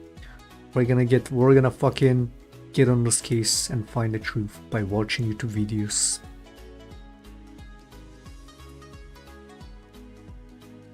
November 22nd, 1963, President John Fitzgerald Kennedy's open-top Lincoln Continental limousine drives through the streets of Dallas, Texas. Crowds are ecstatic, cheering, holding flags aloft, and taking photos. Nellie Connolly, the First Lady of Texas, who's also in the car, turns around to the president and says, "Mr. President, you can't say Dallas doesn't love you." Filled with joyousness, the president replies, "No, you certainly can't." Moments later, as the car passes the Texas School Book Depository, shots ring out. The president's hands move toward his neck as he leans forward and a little 5 to the LP left. plus His wife LP for Jackie each grabs win loss. I mean, you would think that after wasting over 100 LP over those stupid dodges, you would think that the LP gains would be somewhat good now. Yeah, it's 5 net LP gains. hold of him. Another shot hits him in the head. Jackie, utterly distraught, cries, "They've killed my husband. I have his brains in my hand." This was one of the most shocking events in U.S. history, and not without controversy. For many years after, right up until today in fact, various theories have been put forward as to how it actually happened and who exactly did it. However, one man and one man only was ever charged with the crime, and that was Lee Harvey Oswald. You've all heard the name. You've likely heard some of the countless conspiracy theories about the assassination, but we guess not so many of you know much about the man who is said to have pulled the trigger. Today you're going to meet him, and you're also going to ask yourself what would drive a person to do such a thing. That's something you can tell us at the end of the video. Lee Harvey Oswald is born on October 18, 1939. He doesn't have the best start in life since his father dies of a heart attack just 2 months into his life. The family, now the mother named Marguerite, young Lee and his two half-brothers John and Robert, are thrust into poverty. Those kids move around in the city of New Orleans, from orphanages to children's homes to boarding schools. Not having a father figure around, young Oswald's development is what you might call strangled. As his older brothers once said, very early on he learned that he wasn't wanted. We weren't wanted. Mother was always alienating herself from us. When he's 12, Marguerite takes him to New York City, where they live in a rundown area in the Bronx. He's pretty much asked to take care of himself as his mother goes out to work. He hardly goes to school at all. Instead, he hangs around the zoo and rides the subway system. It's at the zoo where one day a truant officer sees him. Oswald is not happy about being found out, calling the officer a damned Yankee. He ends up in a detention center called the Youth House, and while there he has a psychiatric evaluation. He's said to live a vivid fantasy life and possibly has some kind of personality disorder. One thing's for sure, the kid desperately needs some love and attention. His social worker confirms this, saying he is emotionally frozen, having never really developed a relationship with anyone. You get the feeling of a kid nobody gave a darn about, says the social worker.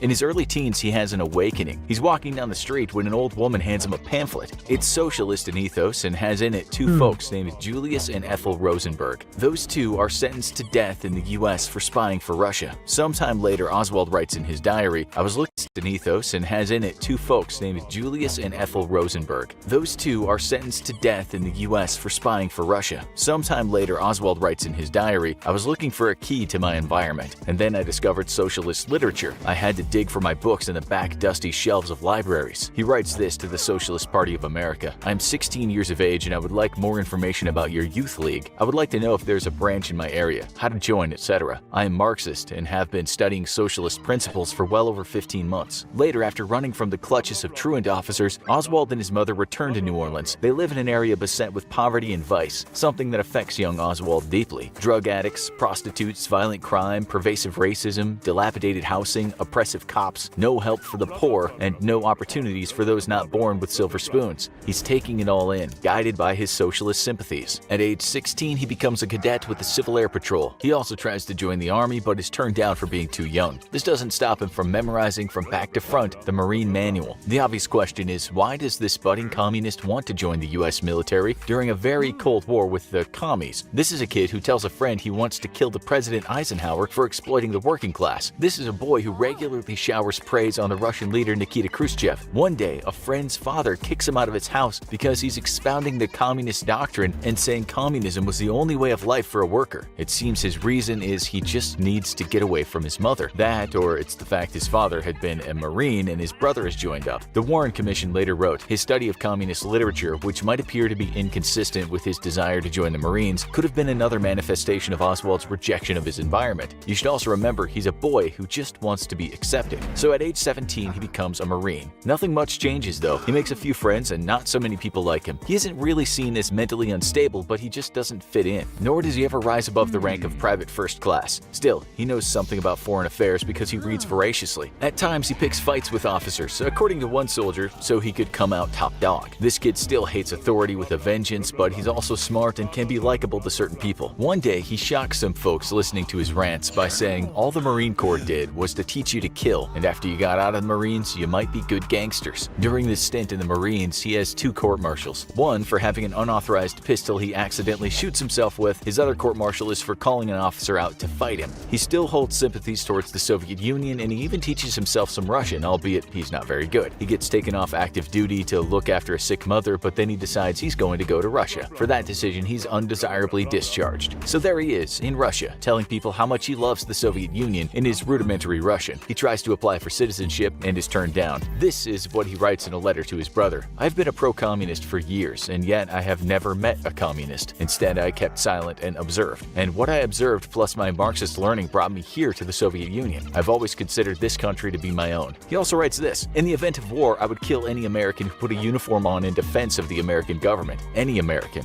Just before his visa runs out and he's about to leave the country, he cuts himself on purpose, after which he's taken to a psychiatric facility. He actually can't believe that the country he's given his heart to has snubbed him. In his diary, he writes, "I am shocked." He says his dream has been shattered because one solitary official has taken it upon himself to turn his visa down. He finishes an entry in his diary with these words: "I decide to end it. Soak fist in cold water to numb pain, then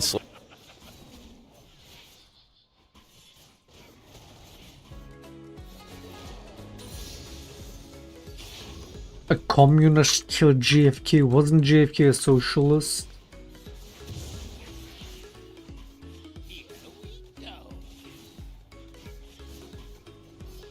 What is this video?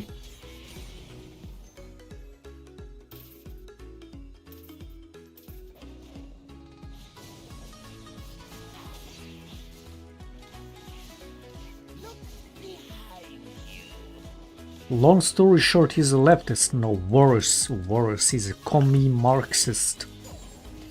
A communist killed JFK, who's a socialist.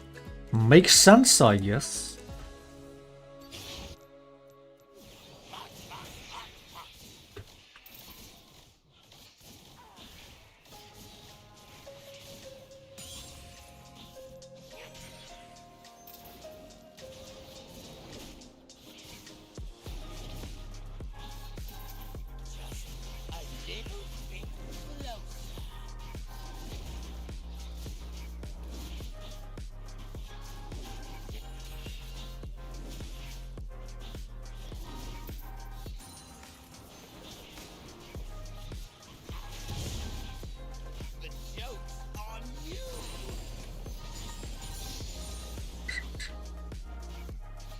Using just because he was pro-Russia, he was leftist? Because Russia is so leftist, right? Or communist?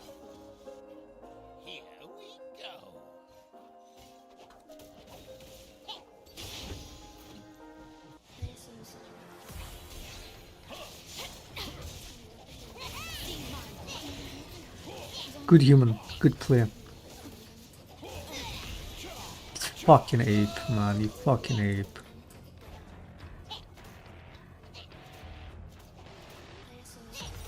Like, what the fuck was that?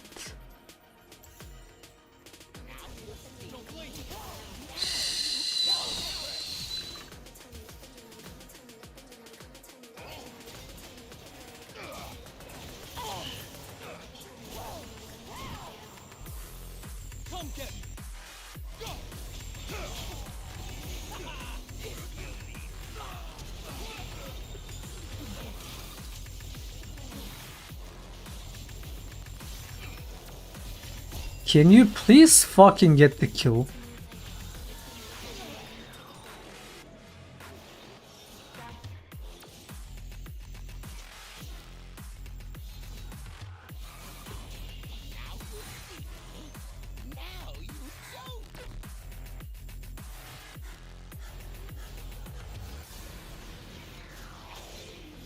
Does this sound believable? I suppose it was he really even communist? I gotta look it up. A supposed communist killed a socialist president.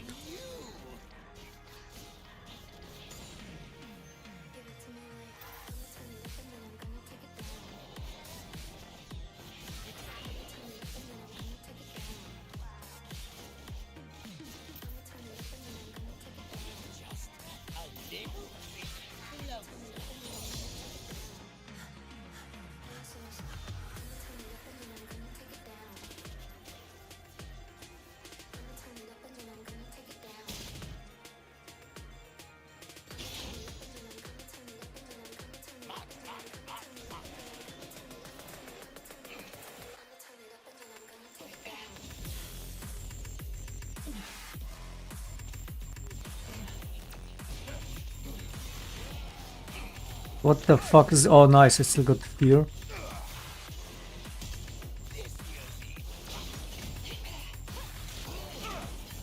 Oh, nice.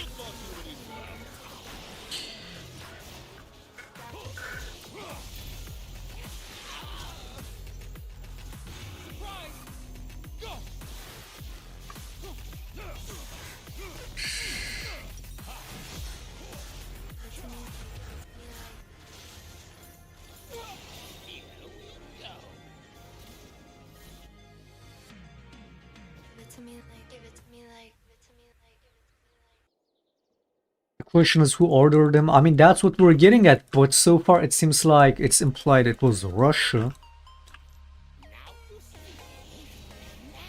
I'm sure that's, I guess, something I didn't consider. Whoa, was Russia? Did they do 9/11? Did they do JFK assassination? Why would they kill JFK?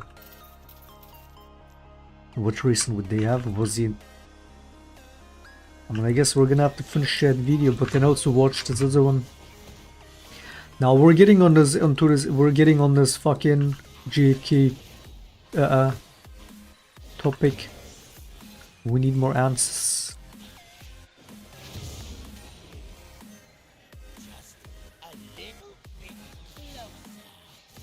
I mean, yeah, these kind of things always happen based on someone's order, usually.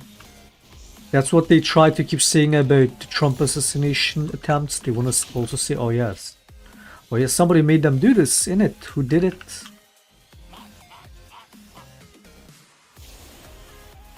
And the thing is, the second guy is alive, right? They caught him alive. So now let's see what he has to say about that. Because yeah, oftentimes people want to put these kind of people also like as, oh, they're just mentally ill. That's why they did that. As like, it's easy scapegoat instead of just seeing they were following someone's orders. Or they were just mentally ill. This guy actually did the dragon during the bot lane gank. What the fuck, man?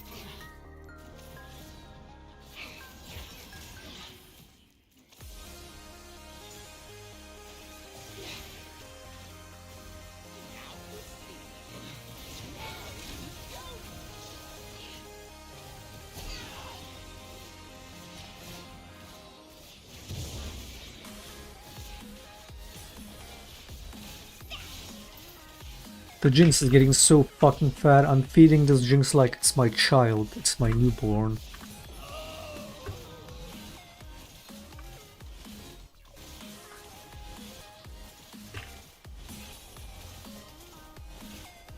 Look at all these plates, Jinx. Already 4-0. Nah, this guy has to solo carry this now. It's all on the Jinx.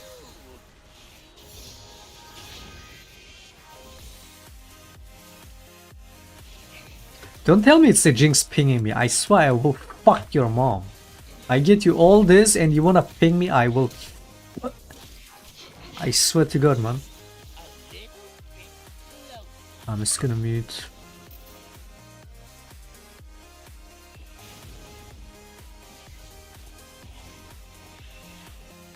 You can get your dumb fuck 80 carry 10 kills.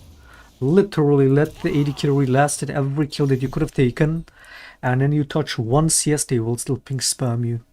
Disgusting fucking dirty 80 carries. Or any lanes, but especially 80 carries.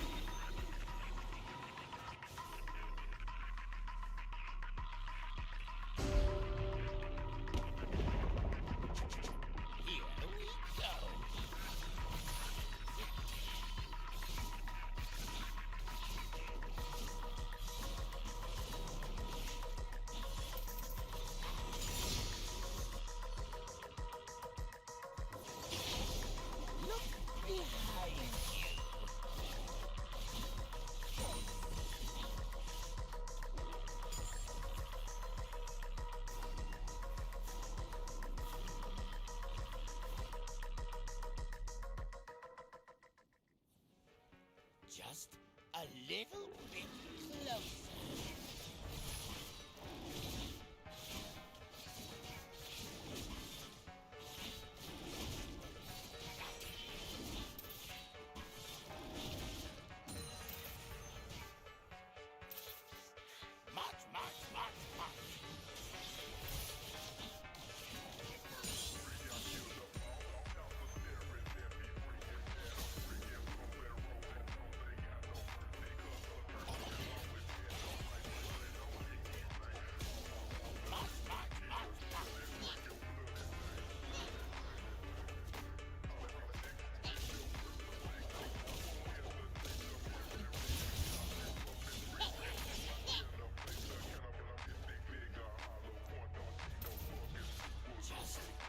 Little bit closer.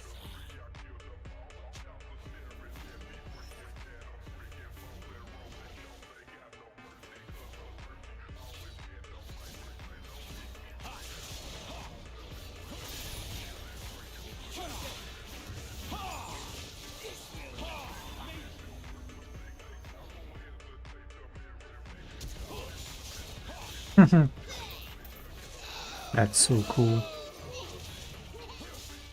Why the fuck do I go top lane again? I mean, I know this fucking top lane is worthless. Look at this fucking ape. I gank top, leaves lane.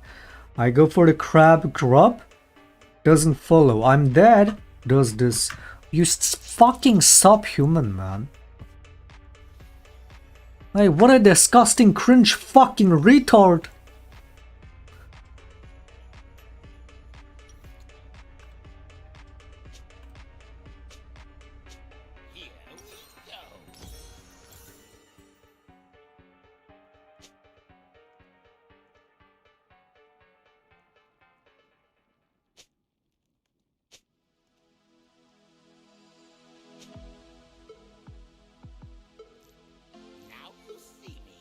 What a fucking scum, this top laner.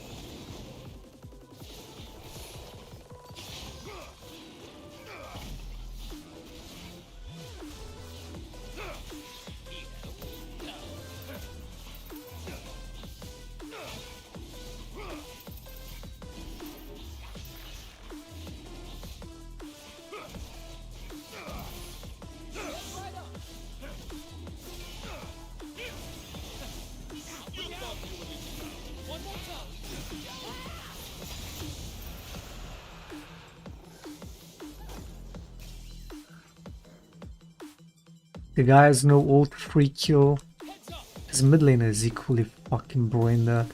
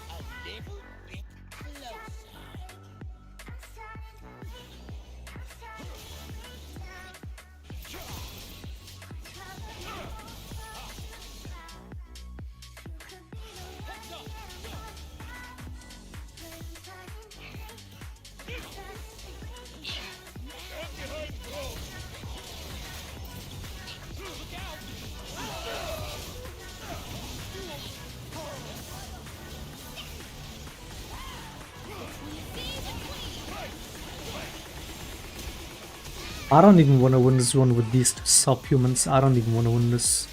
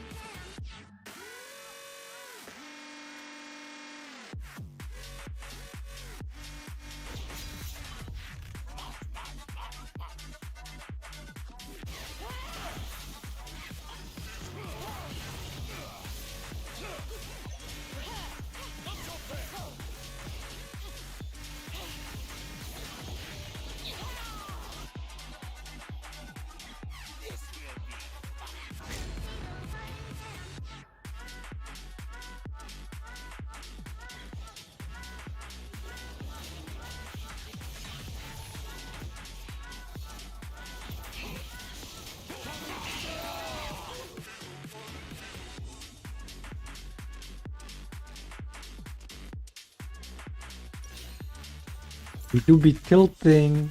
We do be tilting a little.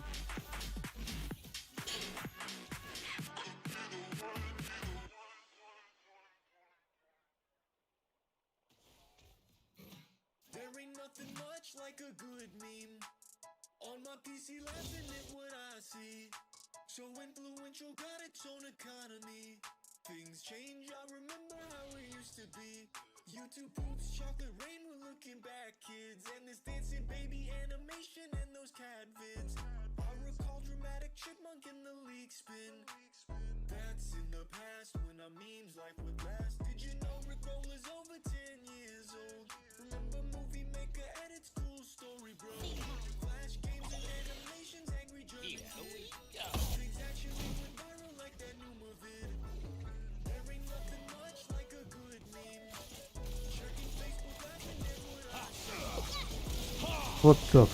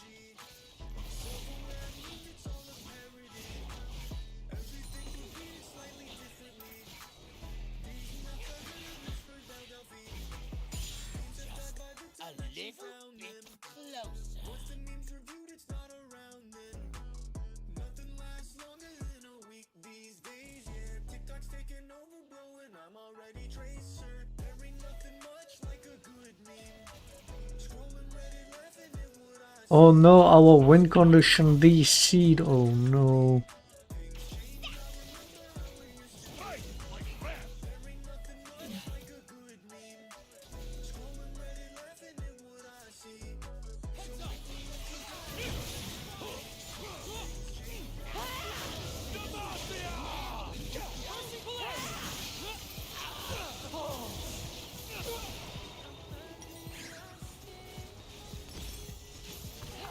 Okay, I need a break after that one. I'm way too fucking tilted. And we're like 5 wins, 1 loss.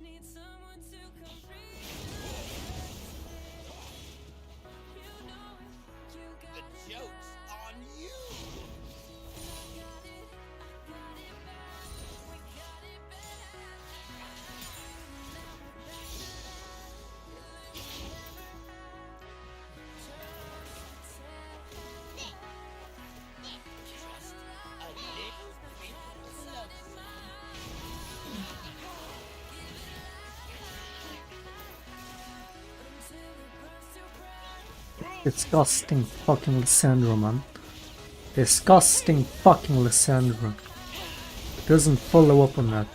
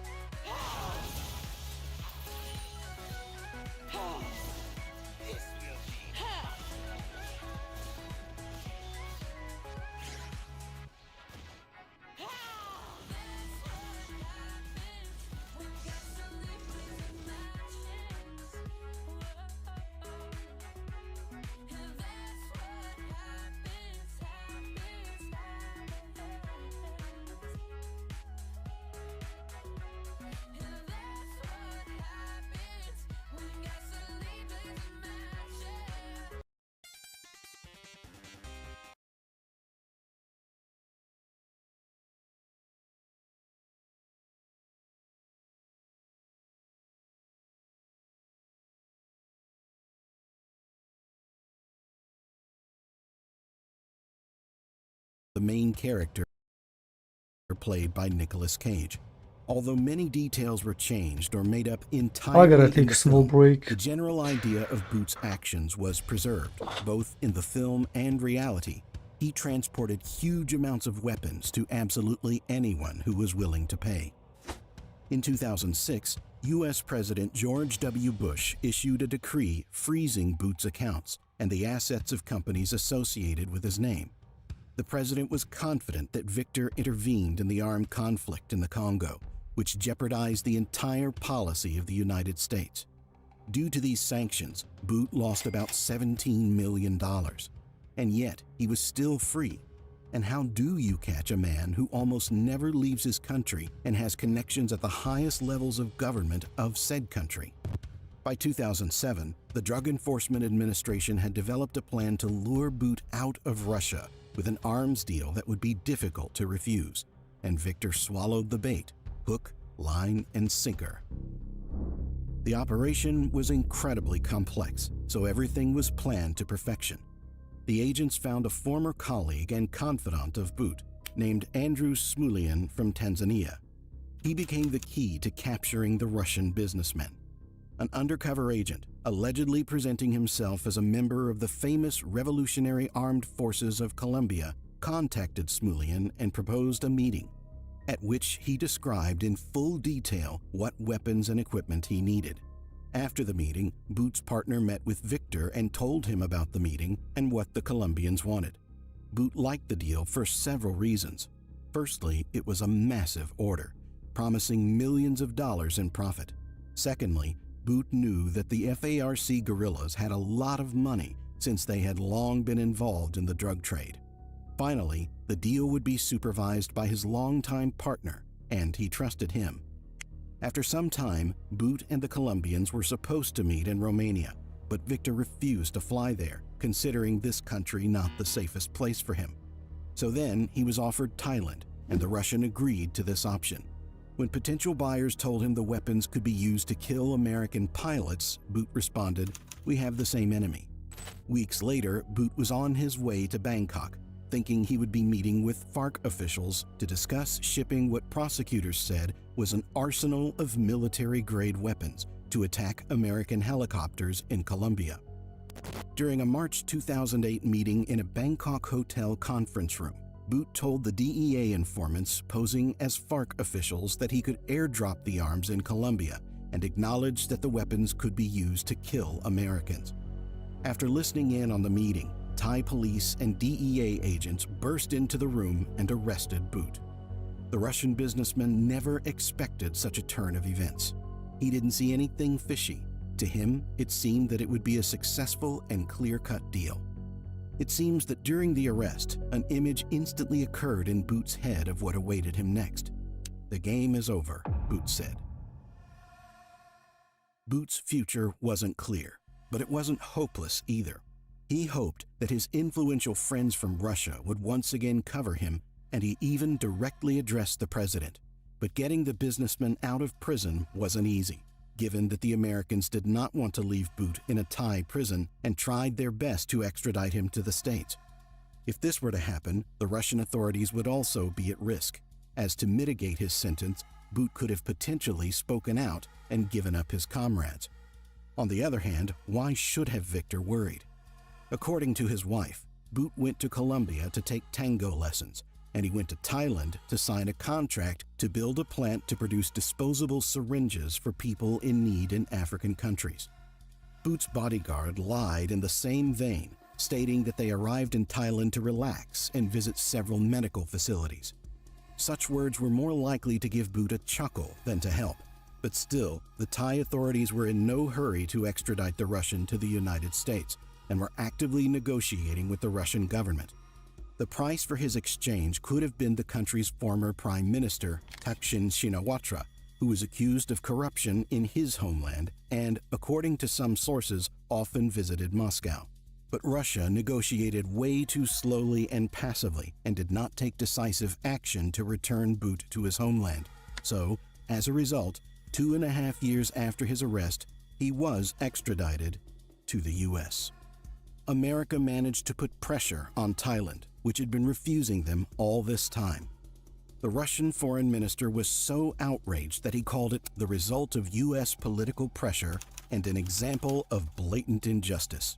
Now, Bout had to fear not only that he might spend the rest of his life in an American prison, but also that he might be killed. Victor was certainly privy to serious secrets and knew a lot of things that could have destroyed many influential people. Thai authorities feared an attempt on the life of the dangerous potential witness by the Russian special services, so the businessman was led to the plane in a bulletproof vest and helmet, surrounded by numerous guards. Thai citizens who were on the street and witnessed the operation with their own eyes shouted and asked Bout for an autograph. Aboard Victor's flight to the U.S., he was accompanied by 6 senior DEA officials who were in the region. Knowing the magnitude of Bout's problems, the American intelligence services tried to win the Russian over to their side. According to him, the Americans offered him cooperation, promised green cards, and a comfortable existence for him and his family. They guaranteed him that after the end of his prison term, he would be able to stay in the United States and live like an ordinary American. His lawyer voiced such proposals to him every day. In return, the United States demanded that Victor testify against the Russian leadership. In response, Bout stated that he didn't possess any secrets of the Russian state or its leaders and didn't work with Russian national companies or government agencies at all. According to him, from 1993 to 2001, he owned a legal business in the field of international air transportation and had nothing to do with the Russian authorities. Bout chose to not give up his side, even if their credibility was damaged after the authorities were unable to convince Thailand to extradite Victor to Russia. The states appreciated his patriotism.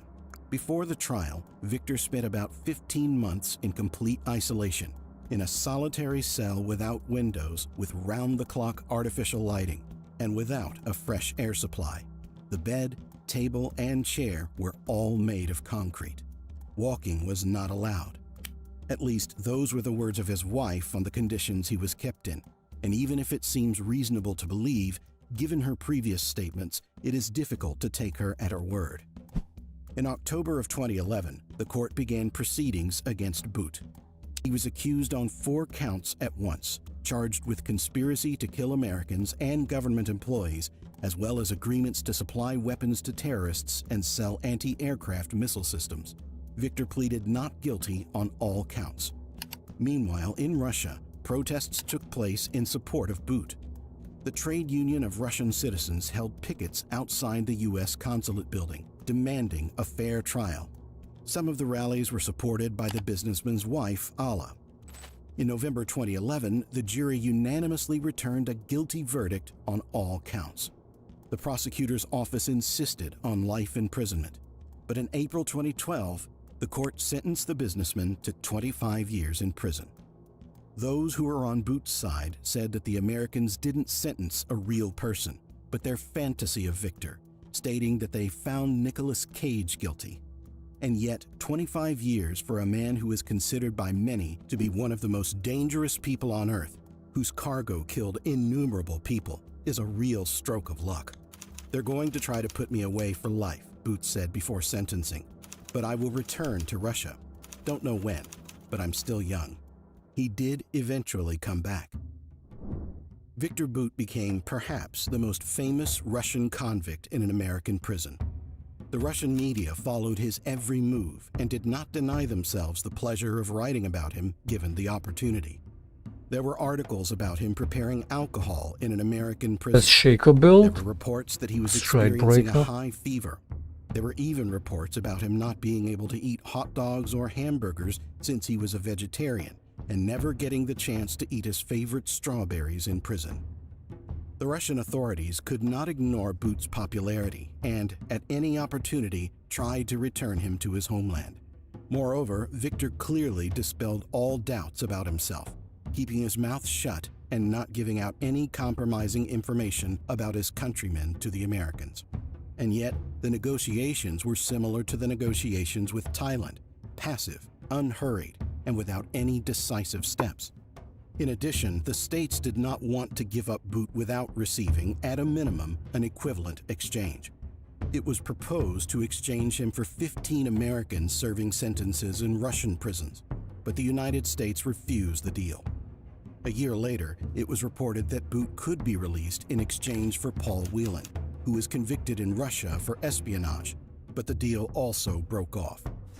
In February of 2022, an American basketball player, Brittany Griner, who had been playing for the Russian club UMMC Ekaterinburg since 2014, was detained at a Moscow airport.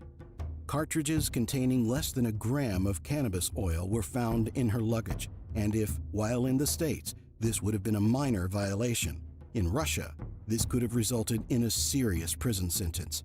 Griner justified herself by saying that she bought the oil legally, that she was in a hurry to pack her things and simply did not check her luggage, and that it was prescribed as part of the treatment of chronic pain and other conditions, but no one listened to her. About a third of such cases in Russia ended in suspended sentences, and the most severe sentences did not exceed 5 years. But it was obvious that the Russian government had its own plans for Griner. Formally, she became Wait, I a lost 2 hostage. games in 6 At the minutes. trial, she was convicted to the fullest extent of the law. The basketball player was sentenced to 9 years in prison. She became an ideal target for exchange for Viktor Bout, who is now needed by the Russian authorities more than ever. But why now? The war in Ukraine showed that Russia was far from doing well in terms of its weapons, and Bout was exactly the person who could take care of that. In return for Bout, America wanted Brittany Griner and Paul Whelan, whose return the U.S. had long sought. But Russia chose a tough position and insisted that it would only exchange for Griner. It was absurd. The merchant of death, one of the most dangerous arms smugglers in the world, in exchange for a basketball player who just liked to smoke weed. What about other American prisoners serving time in Russia? Under Trump and Obama, this exchange would certainly have not taken place. But Biden, who is under enormous pressure from sports stars and various minorities, chose a different position and agreed. Bout, serving time in prison, probably thought it was an April Fool's joke. Paul Whelan's family and supporters were devastated. It was a slap in the face to all those who suffered from Bout's crimes and the work that was spent on his capture. The states argued that it was either this exchange or no exchange at all. On the other hand, America showed that it did not abandon its own citizens, although, in fact, almost any state abandons its people. It's just that when the whole world starts talking about a particular prisoner, it becomes inconvenient to abandon them. And at that point, it's a matter of national prestige.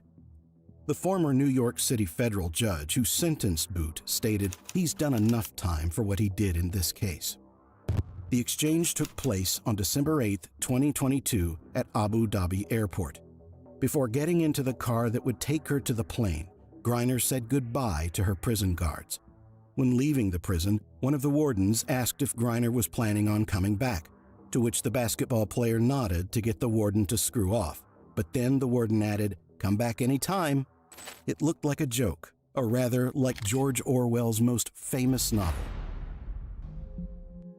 The Russian propaganda built the image of Bout as an innocently convicted man. Viktor Bout was transported to Russia on a luxury plane and was greeted almost as a national hero. Soon, he began giving interviews and said that he supported what his country was doing in Ukraine and that he himself would volunteer if given the opportunity and skills. These were the words said by a professional pilot. His answer is understandable, however, as being a political figure is much more profitable and safer. Soon after his release, one of the popular Russian political parties nominated Bout as a candidate for deputy of the Legislative Assembly of one of the regions.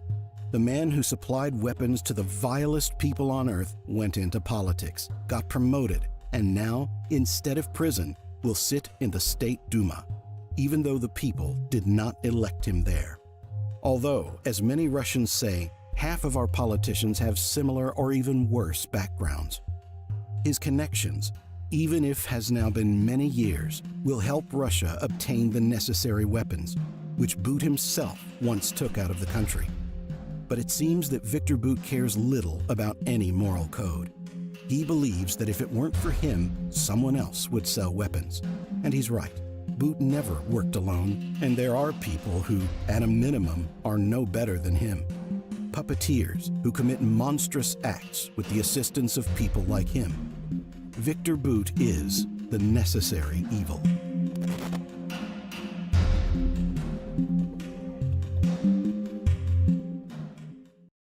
I don't think that's what necessary evil really means, but sure.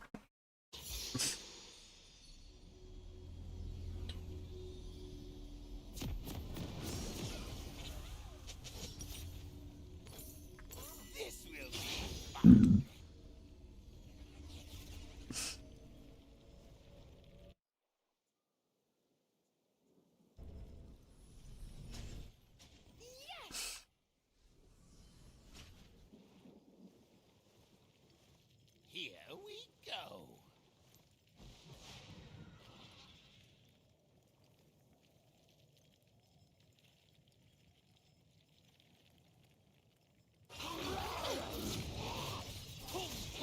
We're not even attacking it, like we're not even... The retard is sleeping.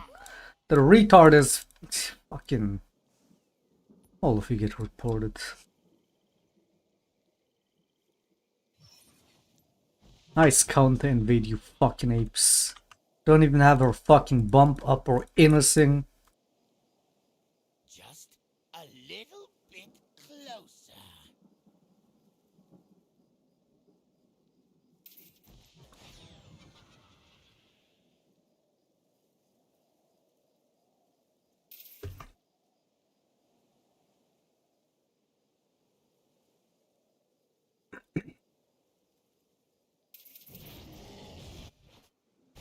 Just a little bit closer.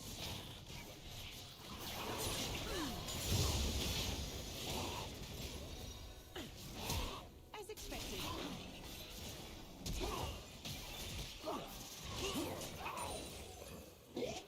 You're welcome. The joke's on you.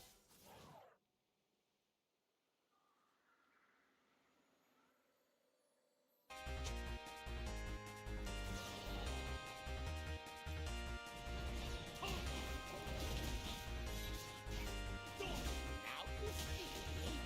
Now you don't.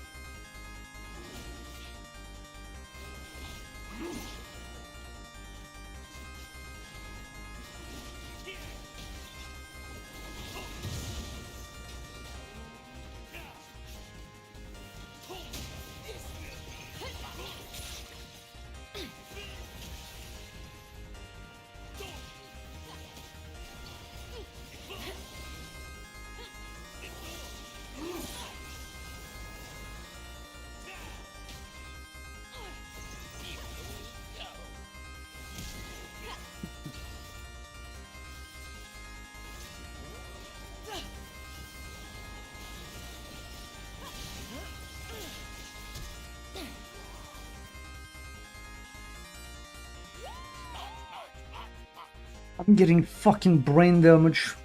Oh god.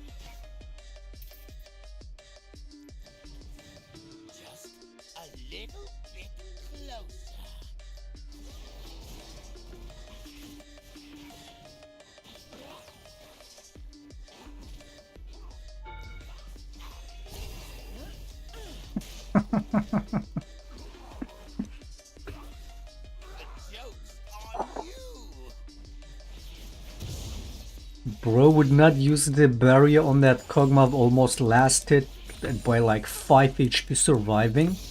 But she will use it for the fucking shaker. I mean, nice calculations, but that is fucking hilarious, man.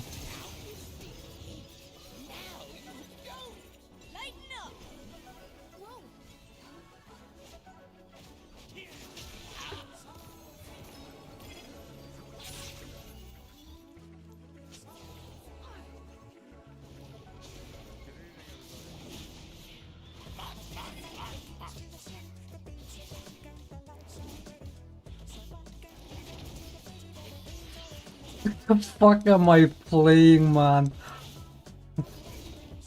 What the fuck am I playing?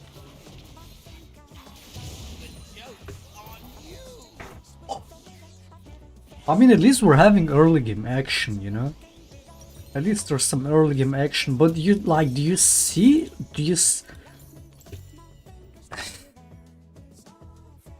People don't know how to play early game anymore, man.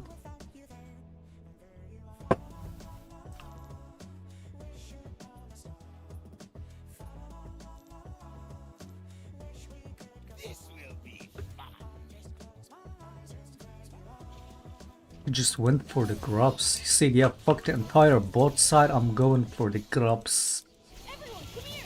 I'm getting some grub hops.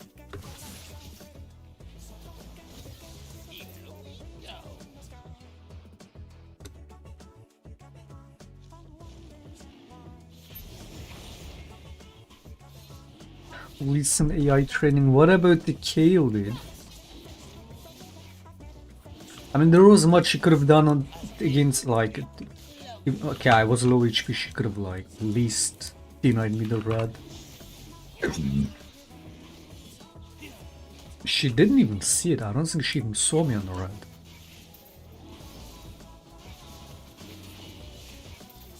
Fucking bot gameplay.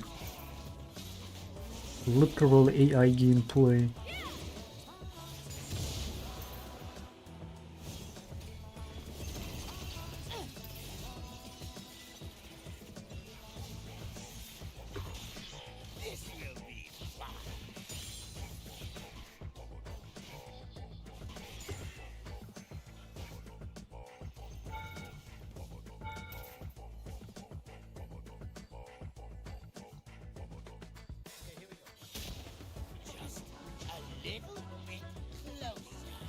He's still on it?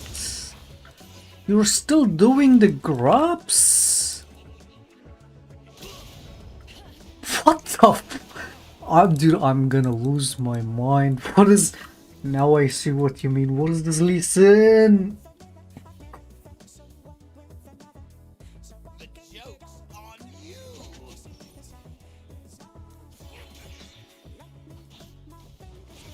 What the fuck is this, listen? Bro spent 5 minutes on struggling on the grubs and then gets caught and does this.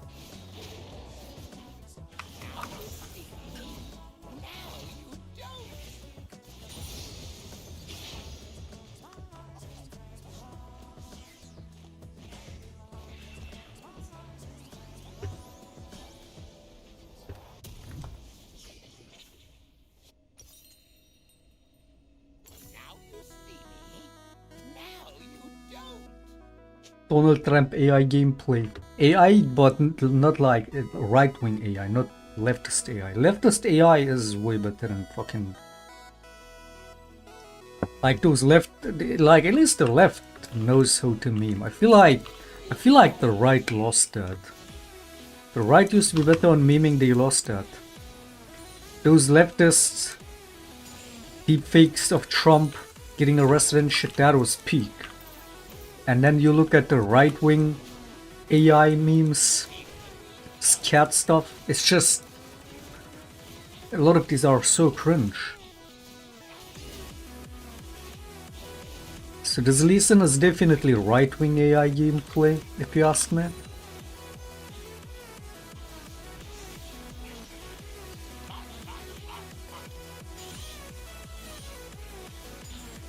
That is crazy. The one thing that the right wing were good at were memeing.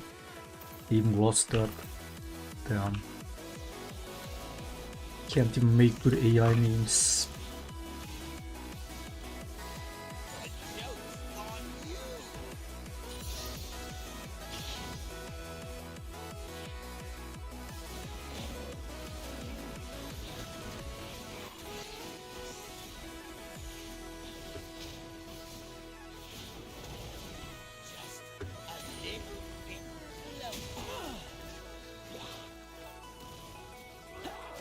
And I blame specifically Elon Musk for that.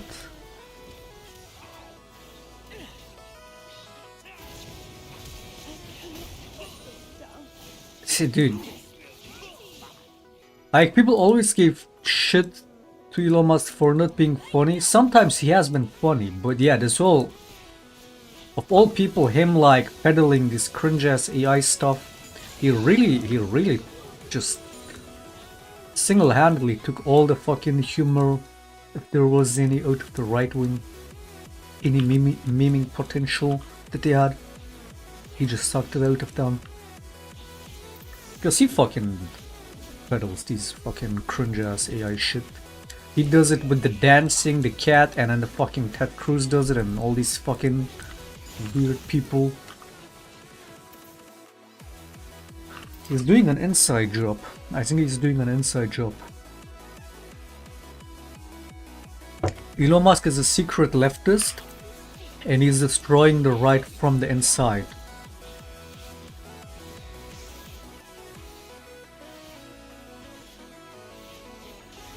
By making them unfunny, by, you know, all kinds of shit.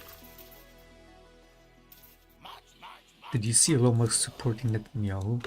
You mean when he went to, when he made some questionable tweets and then they invited him to go to Israel, and then Netanyahu was like, look at this baby carrier, there's bullets in it. Hamas did this. And then he came back being a full Israel supporter, is that what you mean?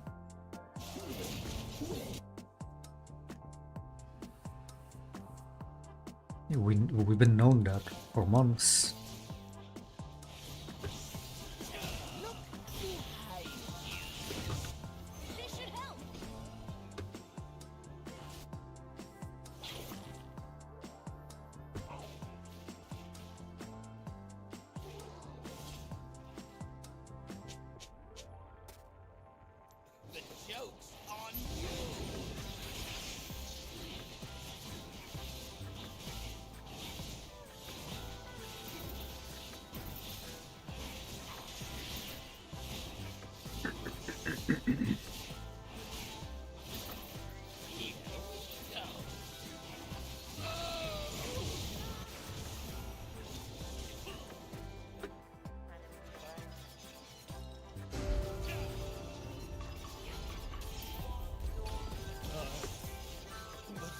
This lesson was brought to you by right-wing AI. What is bro doing?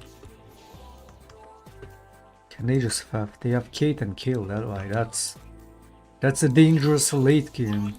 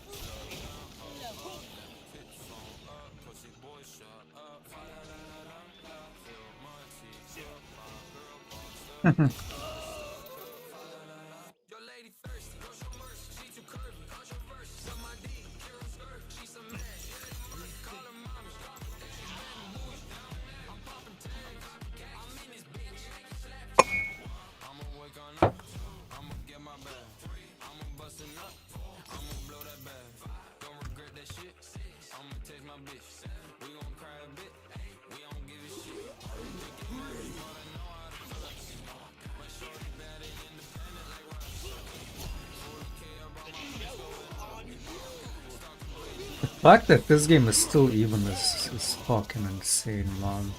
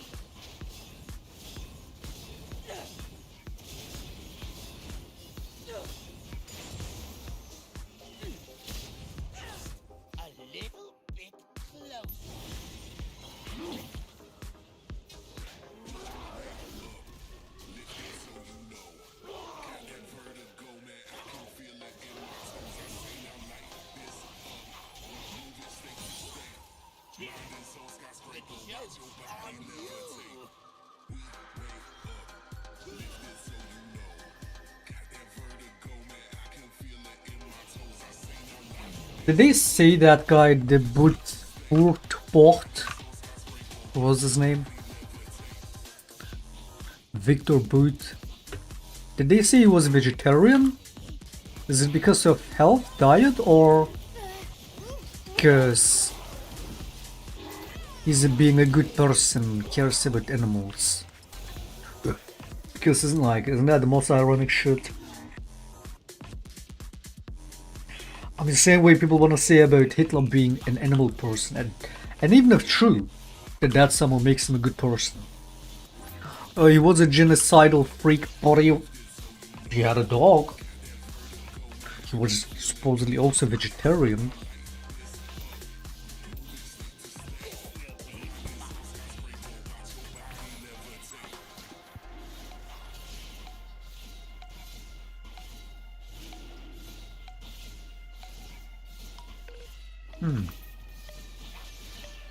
It's like I've made the argument before that vegans are ultimately in that aspect better humans, right? Because they aim to minimize their negative impact on the world.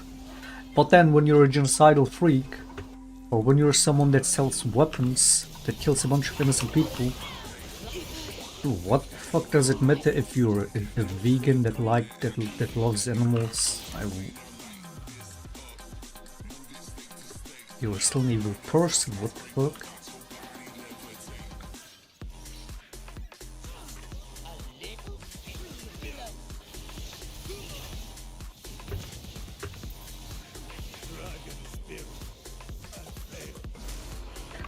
to say that that's necessary evil, that he would sell weapons because if he didn't, somebody else would. That's not really necessary evil. Necessary evil is when we eat meat for our survival. That's necessary evil. When it's not necessary to do that and we still do it, then it's not necessary evil. To sell weapons that will kill knowingly, that will kill a bunch of people because if you don't somebody else will, is not necessary evil. You're just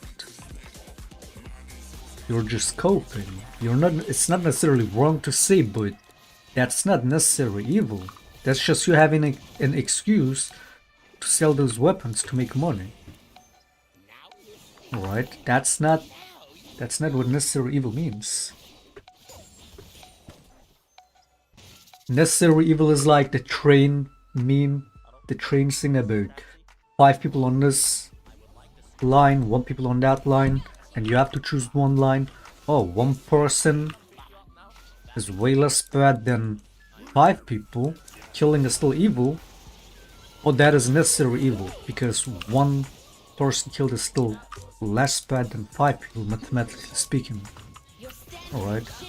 Selling weapons that will kill people because if you don't somebody else will is not necessarily evil, man. It's something else, but it's not necessarily evil.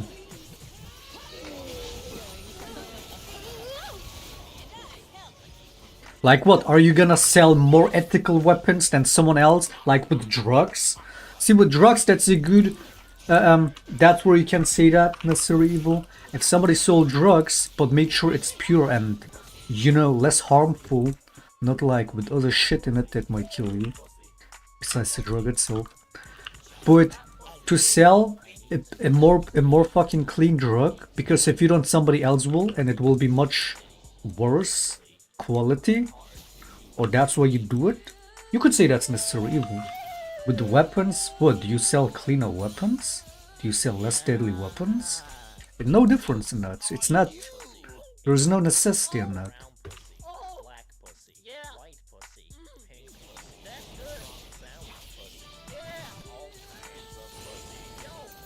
You call that necessary evil? What the fuck, man?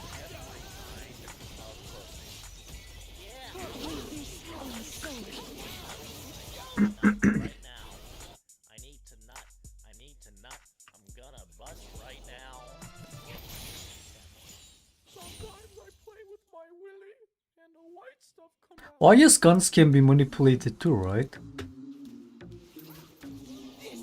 Like with back then when the rocket throwers would explode on those terrorists when they tried to use them. But if yeah, what am I couldn't get going to this. If anything, doing that is necessary evil. When you give somebody deliberately a broken weapon, it's aiming to do harm, and then it backfires on them, literally backfires on them, that's necessary evil, because you prevented worse.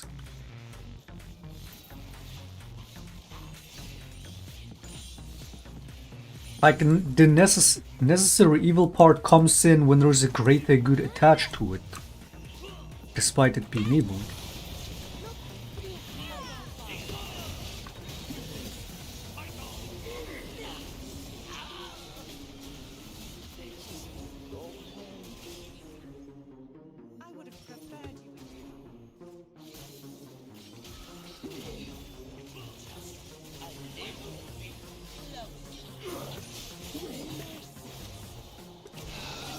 So what the fuck are we playing, by the way? I got an idea.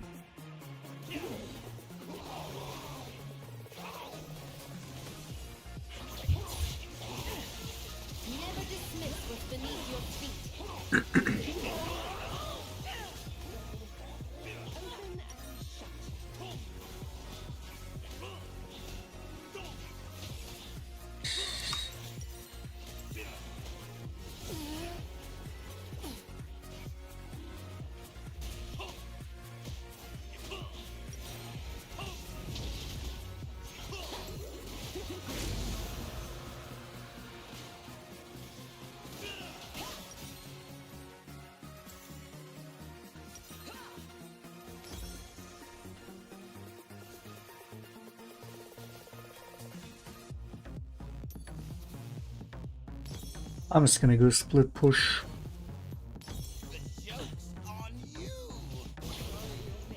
Fucking apes.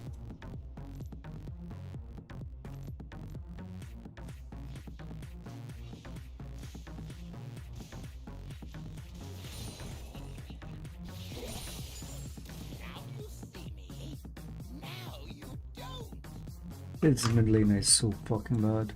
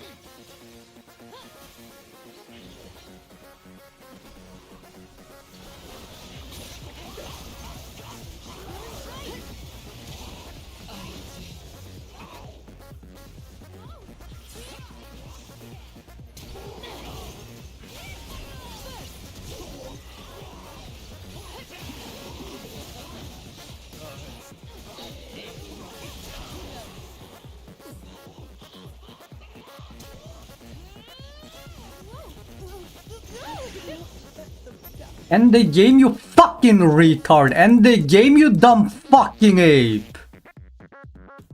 Oh my god, are these two fucking retarded, man?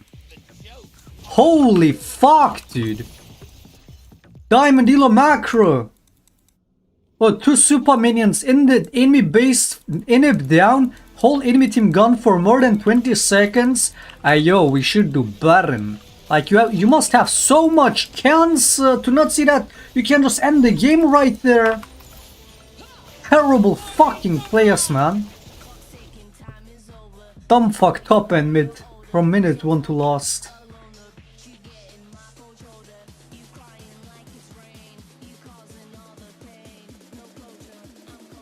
Oh god, they're so fucking bad.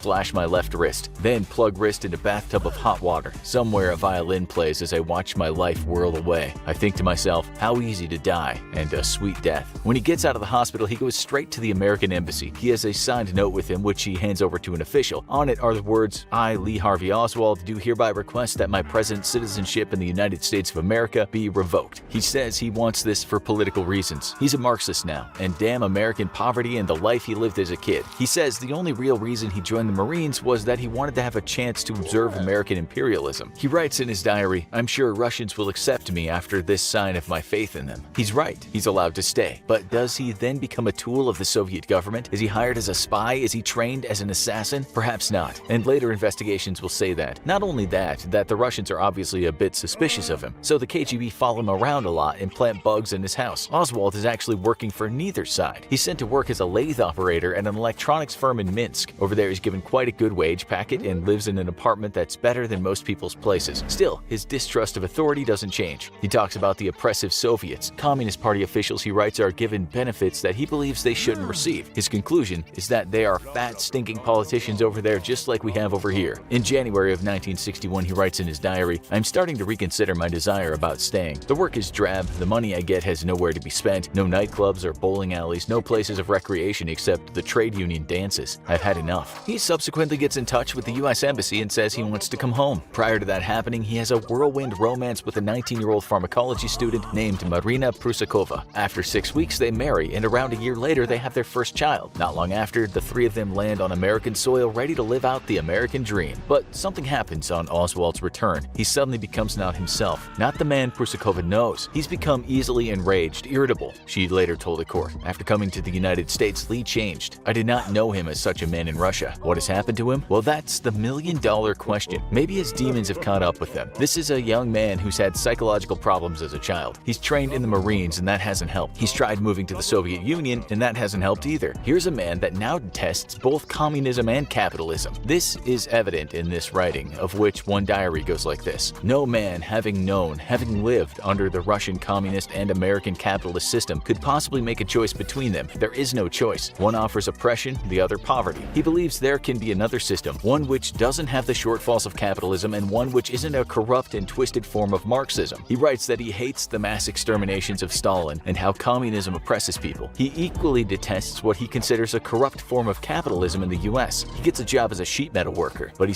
what he considers a corrupt form of capitalism in the US. He gets a job as a sheet metal worker, but he soon leaves that. He then starts working as a photo print trainee, but is fired after wrangling one too many people when waxing about his beliefs. He isn't very good at the job either. But what really peeves his fellow employees is the fact that one day he brings to work a Russian-language newspaper. His employer said the newspaper incident wasn't the only reason he was let go, but it didn't do him any good. Oswald is rejected once again. Is he now ready to put his hand on the trigger? In March 1963, he pays $29.95 for a second-hand 6.5mm Carcano D3. He pays $29.95 for a second-hand 6.5mm Carcano rifle. He buys himself a revolver, too. The next month, retired U.S. Major General Edwin Walker is sitting at his desk in his home in Dallas when suddenly there's a loud crash. He's injured after bullet fragments connect with his arm. To investigators, it looks like an assassination attempt, and it is. One it will turn out that was undertaken by Lee Harvey Oswald. This isn't discovered until later, though. Why has he done it? Oswald despises Walker for his far right-wing sentiments, his anti-communist stance, and his racist attitude. According to his wife,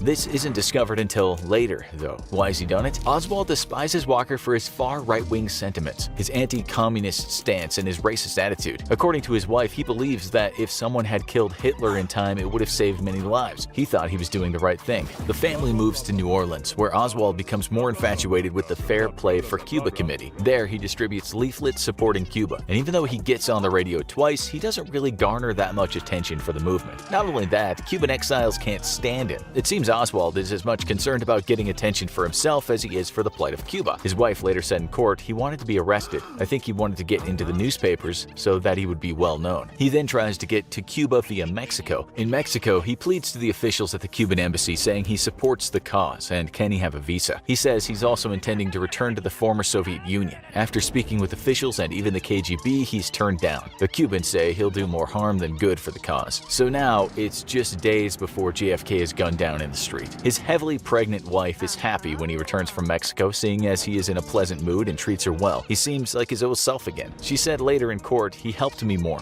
although he always did help, adding that he was delighted about the prospect of having a second child with her. Strange, because he's about to give it all up. It's this kind of fact that will later give birth to 1,000 conspiracies. Around this time, Oswald's told about a job that's going at the Texas School Book Depository, and after an interview on October 16th, he's hired there for $1.25 an hour. It's now just over a month before the fateful day. He's apparently pretty good at his job, things are looking up, and then his second child is born. Life couldn't be any better. On paper, anyway. He still argues with his wife at times. Because of his radical left activities, he's now on the radar of the FBI. Agents visit his house, but he isn't there. They go again, and he isn't home. With feathers ruffled, Oswald goes to the FBI office in Dallas and asks to speak with the man on his case, James P. Hosty. Hosty isn't available, so Oswald leaves a note. That note, people later say, included a threat that said stop bothering bothering me or I'll blow up the FBI and the Dallas Police Department. Hosty later said there was no such threat, and the note actually read, if you have anything you would like to learn about me, come talk to me directly. If you don't cease bothering my wife, I will take the appropriate action and report this to the proper authorities. Does that sound like the words of a soon-to-be killer? The night before the assassination, Hosty later said there was no such threat, and the note actually read, if you have anything you would like to learn about me, come talk to me directly. If you don't cease bothering my wife, I will take the appropriate action and report this to the proper authorities. Does that sound like the words of a soon-to-be killer? The night before the assassination, Oswald goes to bed before his wife. When she later retires, he says nothing to her even though she's pretty sure he's awake. When she wakes in the morning, he's gone. His wedding ring is sitting inside a cup on the dresser. $170 is in a wallet in a drawer. He's only taken $13.87 with him, hardly enough to flee the country. The next day, after JFK is fatally injured, Oswald is seen in the second-floor lunchroom by a cop who has a gun drawn on him. Oswald's supervisor is also there, so Oswald's allowed to walk on. He appears calm. Not long after, Oswald is apprehended after a short altercation in a movie theater. During questioning, he's forthcoming and seems composed. He denies all wrongdoing. He says he's a patsy, meaning he thinks he's being framed. The evidence against him is overwhelming. He's seen by multiple witnesses shooting and killing a policeman when walking down a street. When he's arrested in the movie theater, he says the words, well, it's all over now. But this isn't another JFK assassination story. It's a who was Lee Harvey Oswald story. So then why did he pull that trigger? It's not easy to ascertain the answer. Far from it. He was shot and killed 2 days later by a nightclub owner, Jack Ruby, while being escorted through Dallas Police Headquarters. Ruby himself was later treated by the witnesses shooting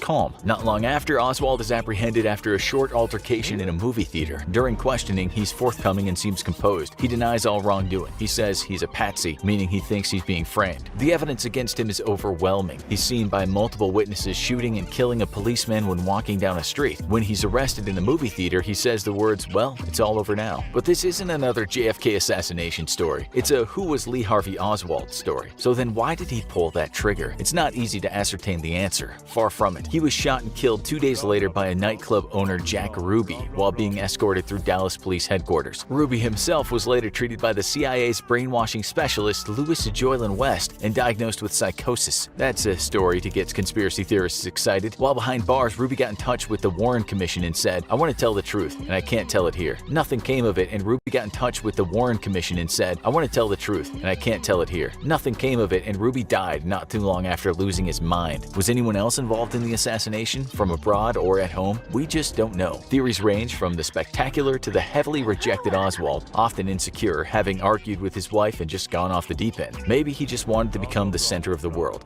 Maybe he really thought he could help society, or perhaps, as many theories go, the mafia was involved, the KGB was involved, the Soviets were involved, or the Cubans were involved. If you like rabbit holes, this is a deep one. Polls show that way more Americans believe he was part of some kind of conspiracy rather than acting alone. Was he an insecure guy that managed to shock the world without any help, or was he a pawn in a much bigger game? Now you need to watch the JFK assassination. What really Yeah, I guess for the JFK assassination, Russia would make a lot more sense to be behind it.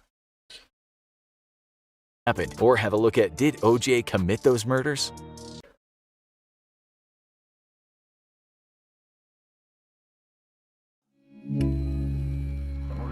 President's car is now turning on to Elm Street. Open limousine parade. There's a cover-up that's about to happen here. This is Situation Room. I read Kennedy shot in head. The assassination of a president, and then a scramble by the U.S. government to hide information from its people. So much information was hid from the American public. How many shots were fired? 3? The question of who shot JFK and why has riveted America since that horrifying day 60 years ago. But over time, it's become clear that horrifying day 60 years ago. But over time, it's become clear that the FBI and CIA kept information hidden, not just from the public, but from the commission in charge of investigating the assassination. This has fueled an understandable doubt in the official account. Oh yeah, a lot of Americans also theorized that, oh yeah, FBI or CIA killed him. There's that too, right? The joke's on you.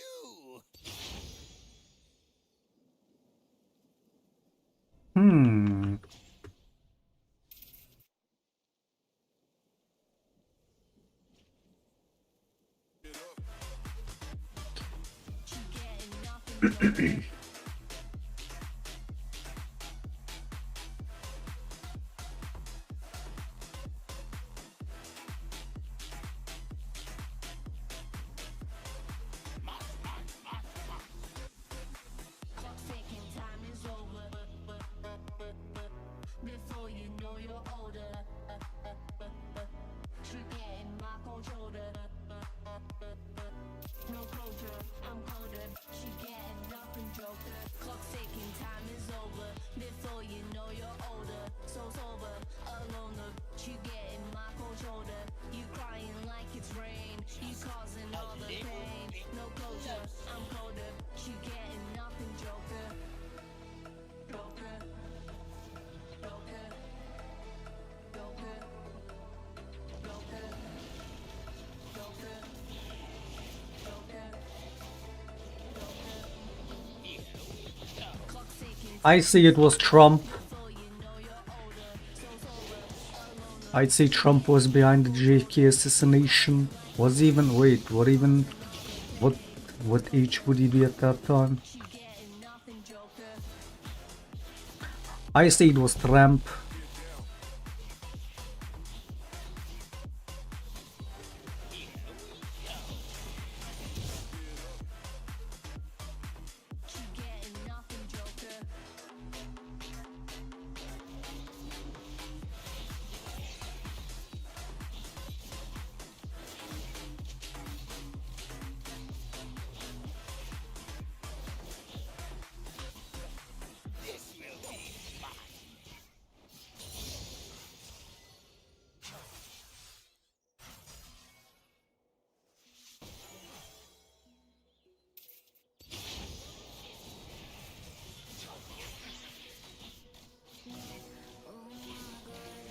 S14.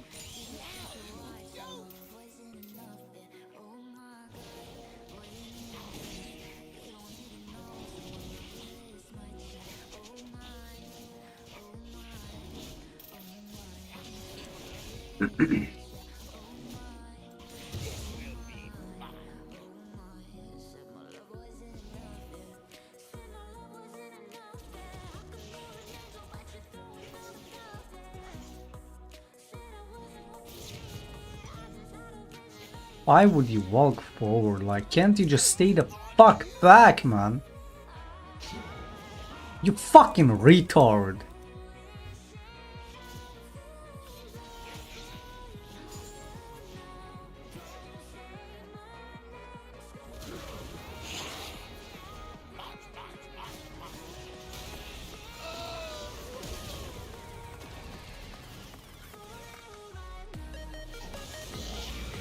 What a disgusting fucking retard this top lane is. What a disgusting fucking ape again, man.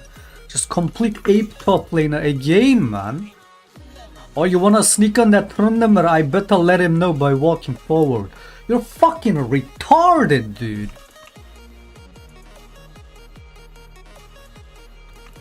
Like, these top laners are the biggest fucking apes in this game every time. This is why I hate ganking top lane, because these apes are too fucking stupid, they don't know what to do.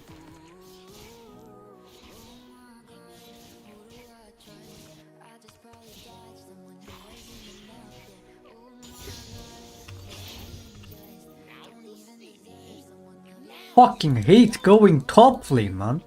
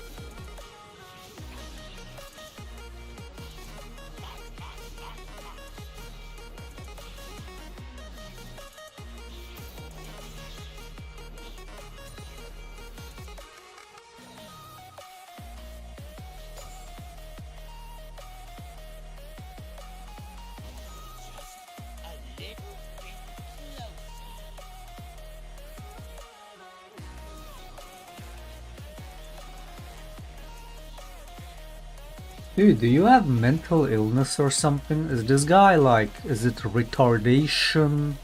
What is it? Are you okay in the head? Can you type like a human or do you want to be banned that bad one? You can just say it. If you don't know how to act human, just say it. If you wanna be banned, just say it. You're getting kind of fucking annoying, you fucking retard. Fucking go fucking off it, man.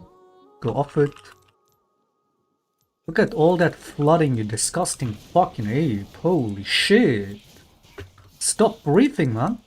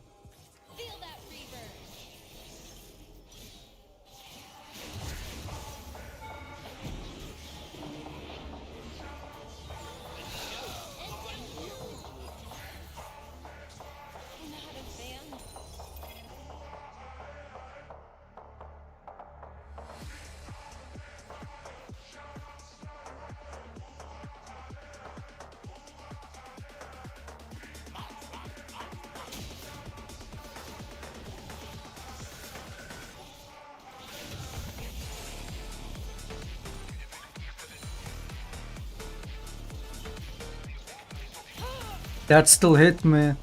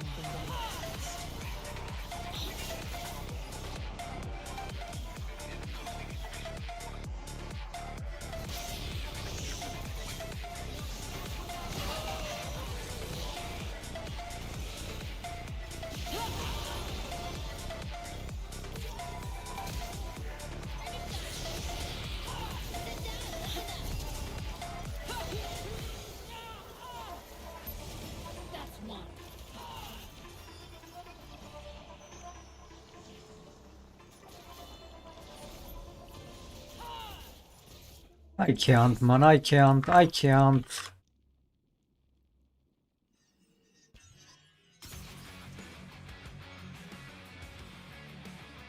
Harris for money. You know what I mean? And then I obviously wake up to Billie Eilish and her gay brother promoting Kamala Harris for money.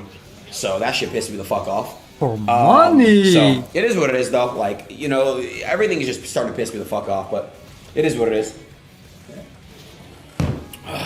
It is what it is, man. What is that Can't even name Billie Eilish projection? songs. I don't even care. He gets paid to peddle gambling addiction to kids. Acts like he didn't pay Trump to come on, or either way, he isn't getting paid to endorse him either. Like, he doesn't pay all the rappers to come on. What is that projection? He makes millions off of teaching kids gambling addiction. What the fuck? Oh yeah, Billie Eilish got paid to endorse anyone but Trump.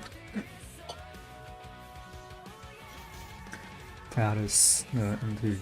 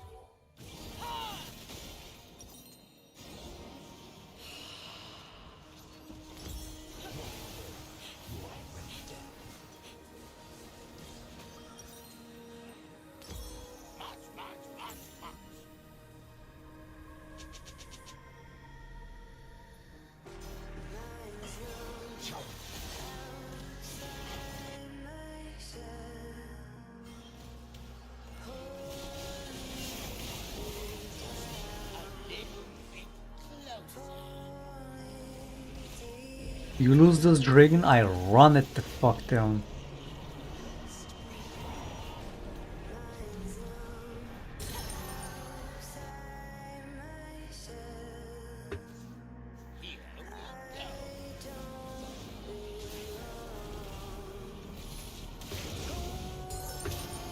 We're just recalling.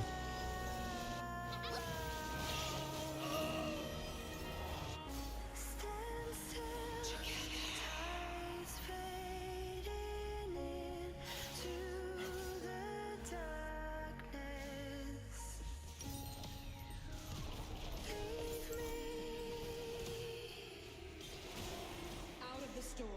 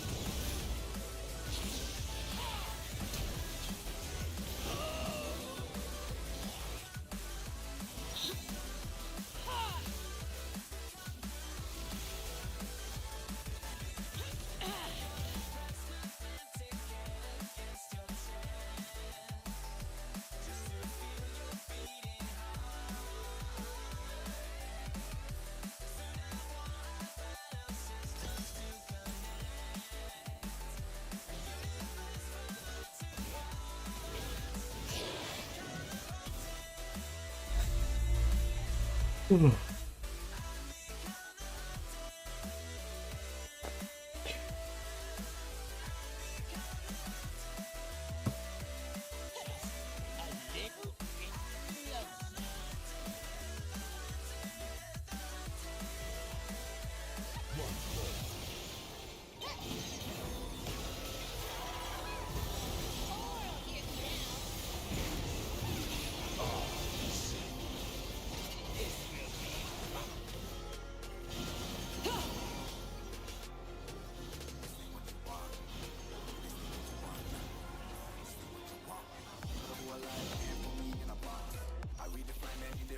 was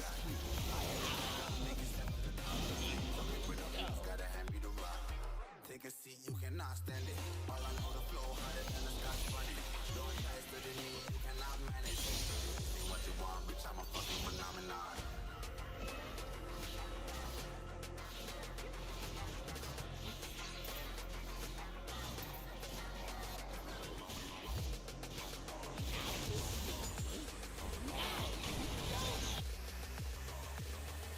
Say what you want, bitch, I'm a fucking phenomenon.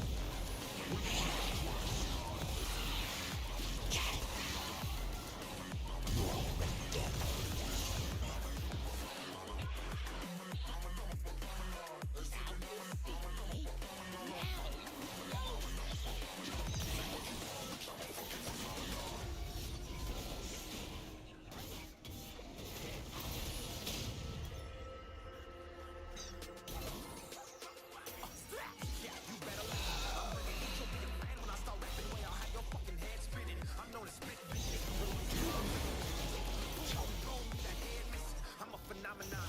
Stacking cheese like it's Parmesan. Ain't different flows, call me Octomom. I'm moving fast like the Autobahn. And I'm independent, so I'm not your fucking starving like it's Ramadan. I'm a fucking phenomenon.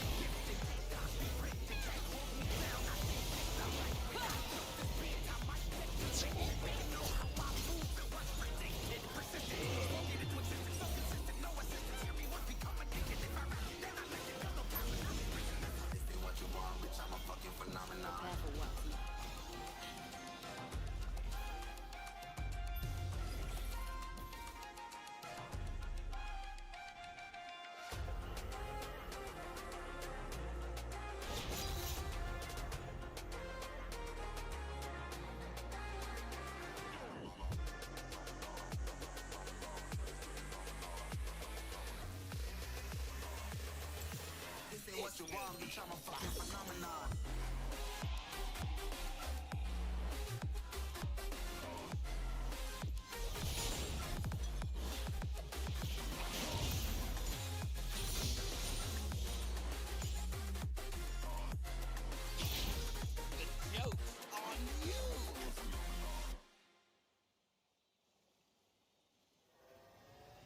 Yes, tell the people right now. Pegboard nerds must have you locking at the sound. All of the gal go passing when me boy I go drop them a coming. Murderers. Me are the burning fire and natural born killer. When me pass into flame, watch out some mics. You better turn it. I am made the bad boy bigger. When they come around, we all know them. Say to me, burn and they fire your cats in the middle of the face. I have to stop your gun fingers. Turn all of the fire, it's a bad man. Signal the other side. I pull your gun finger trigger.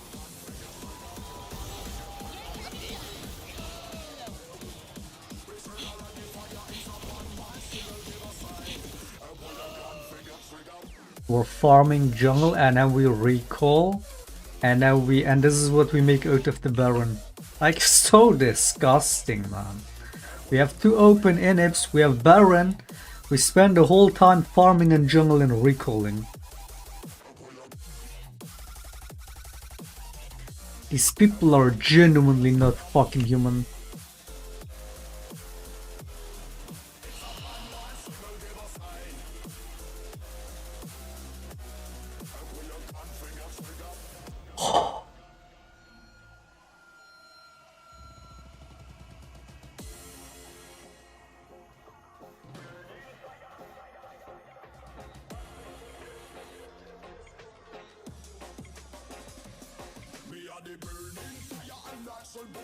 When me pass into flame, watch out some mics. You better turn it. I am made the bad boy bigger.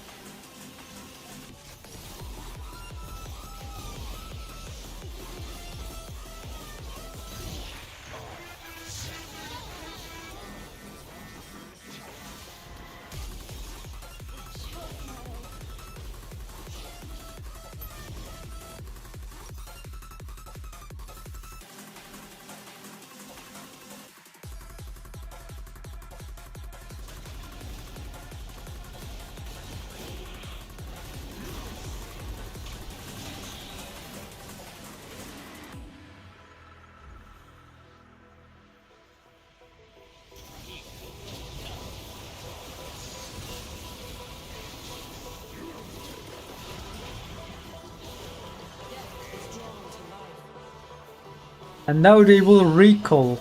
Instead of ending the game, they will recall. Like, this guy is such a fucking retard, man.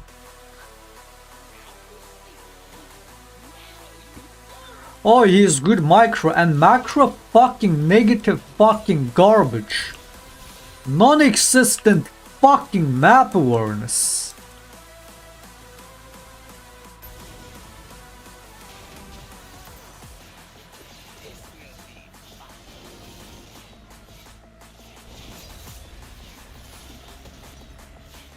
Such fucking terrible players, man.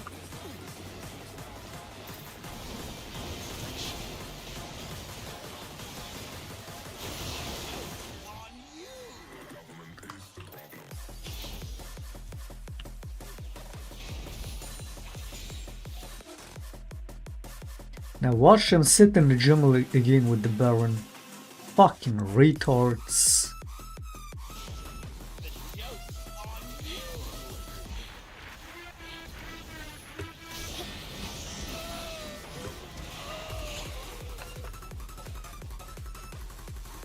I just want to lose this, to be honest, for this support and top and mid.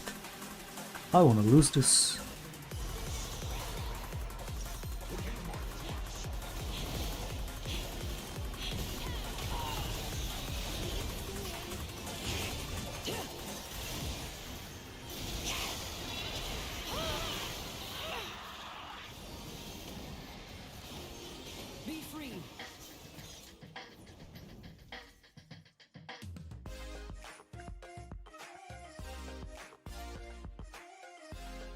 Oh, you do build this from wing plate.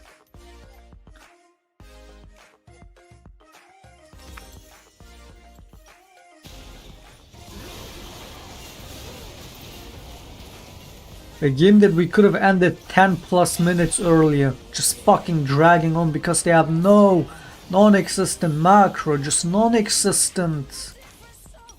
At least the guy knew how to play as champion, non-existent macro. This is why diamond players are diamond players. They might have some micro gameplay. Their macro is cans of non-existent garbage. Drag on games for twice as long as is necessary.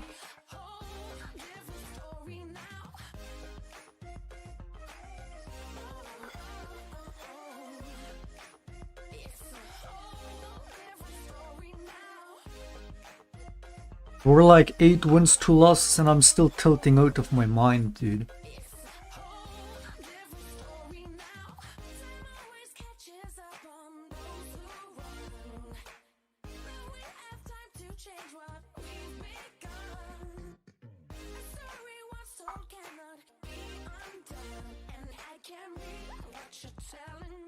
Including, by the way, Lyndon B. Johnson, the president who took JFK's place. Congress even came out in the 80s saying that this was probably a conspiracy. And the public ran wild with this. They came up with hundreds of suspects of who could have been involved in the assassination. Hundreds of suspects of who could have been involved in the assassination. Theories like this thrive when government authorities aren't transparent with their people. That's literally what I was saying, exactly. So let me show you how this happened. Let me explain the official story and why that story has been hit with a wave of doubt over the decades. And explain that unlike a lot of conspiracy theories, doubting the official story here isn't as crazy as you might think. Curse.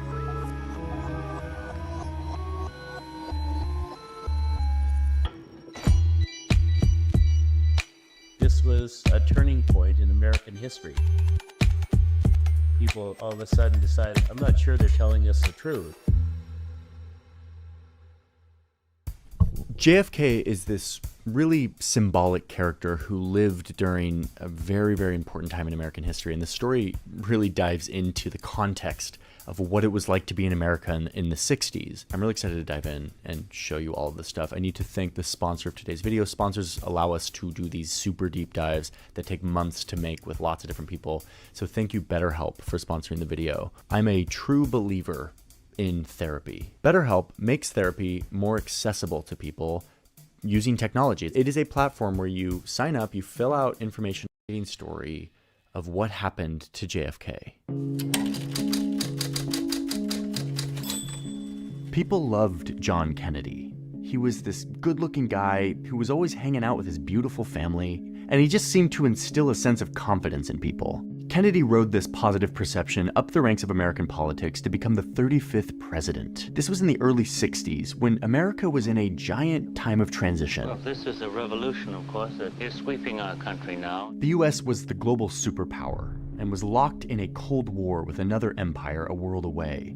So JFK walks into the presidency to find his military and intelligence leaders causing a lot of trouble around the world. They had become very comfortable with dangerous secrets. They were funding wars, they were overthrowing governments in faraway countries, they were assassinating leaders that threatened American interests, and they were doing most of this totally in secret. By the way, if you want to know more about those CIA shenanigans, go watch the video where we map all the US coups. Anyway, JFK walks in and sees this as too much. He wants to rein in these spy and military leaders from what he sees as an abuse of American power. He ended up firing and demoting a bunch of these leaders, a lot of these intel and military guys who were plotting and executing covert operations around the world. And he continued to pursue like his ideal of world peace. He coded a bunch of these from what he sees as an abuse of American power. He ended up firing and demoting a bunch of these leaders, a lot of these intel and military guys who were plotting and executing covert operations around the world. And he continued to pursue like his ideal of world peace. He chose diplomacy over... Okay, so that's why the likely theory that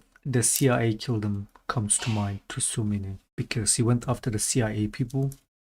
Violence when nuclear-armed missiles were found in Cuba, he slowed down the momentum towards a full-scale presence in Vietnam, and he shut down several of these covert operations that were being planned by the leaders around him.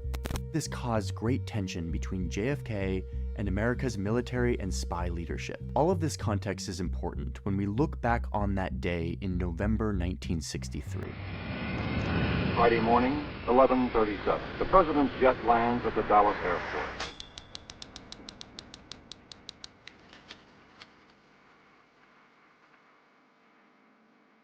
President Kennedy and the Vice President Lyndon B. Johnson arrived to Dallas for a speech that the president was to give. He got in this open-top limousine with his wife Jackie and the Texas Governor John Connally, along with his wife Nellie. They rode through these streets, downtown Dallas lined with cheering spectators. And then gunshots rang out. Kennedy apparently shot in head. Blood was on his head. The shots hit the president in the neck and head, also wounding Governor Connally. The president was rushed to the hospital, where he was pronounced dead. And very often you'll find a zipper hidden in the arm. And Good afternoon, ladies and gentlemen. You'll excuse the fact that I'm out of breath, but President Kennedy and Governor John Connally have been cut down by assassins' bullets in downtown Dallas. The president has rushed to Parkland Hospital.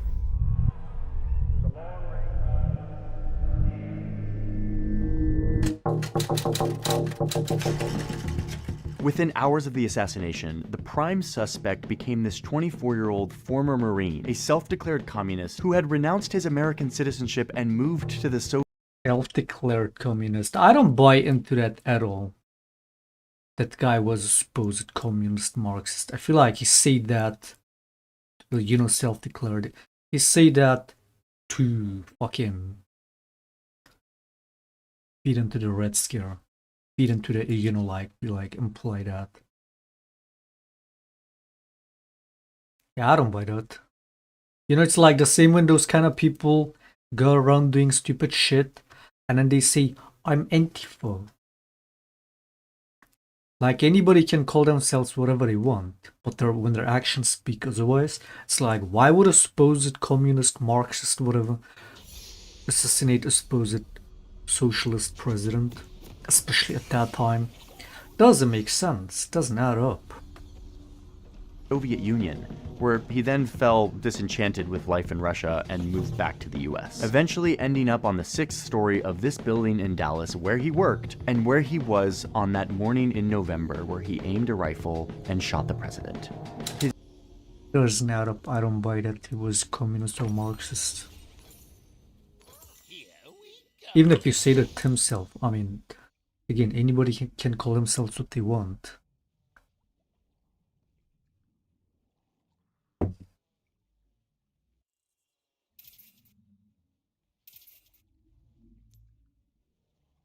Just a little bit closer.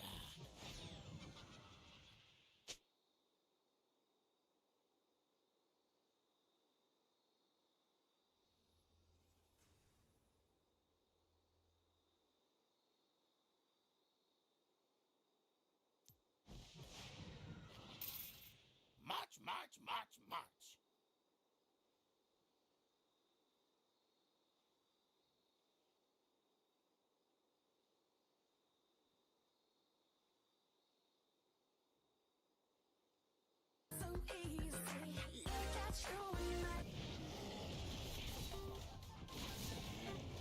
Look behind you.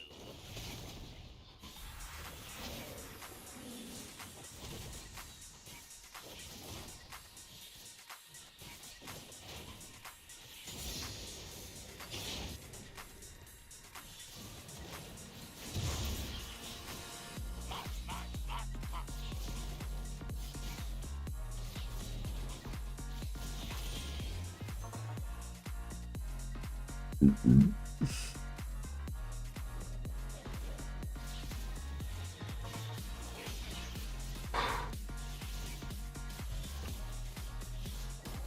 joke's on you.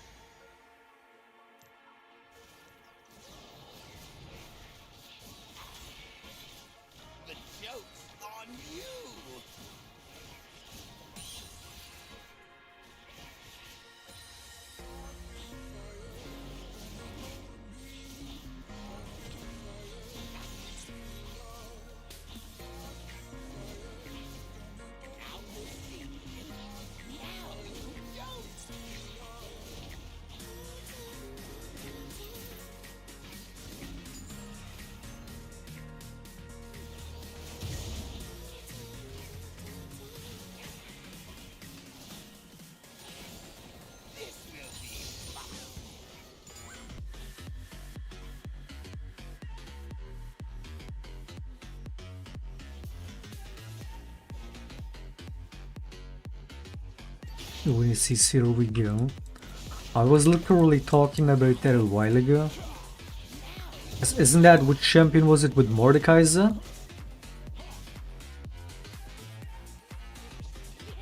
Where he's like, he literally talks to the summoner, he's like clicking once is enough, or like some voice lines like that, where he's literally talking to the summoner. Yeah, that kind of shit. Games need more of that stuff. It's like the character you're controlling is talking to you.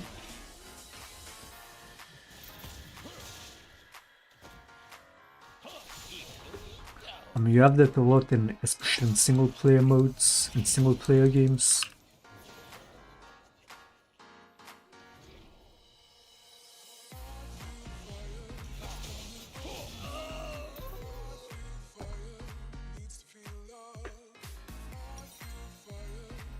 Like in the Evil Within. Actually, wait. At least when they give like a realistic reaction in single player games, where it's like similar to the player's reaction. Yeah, that stuff's cool.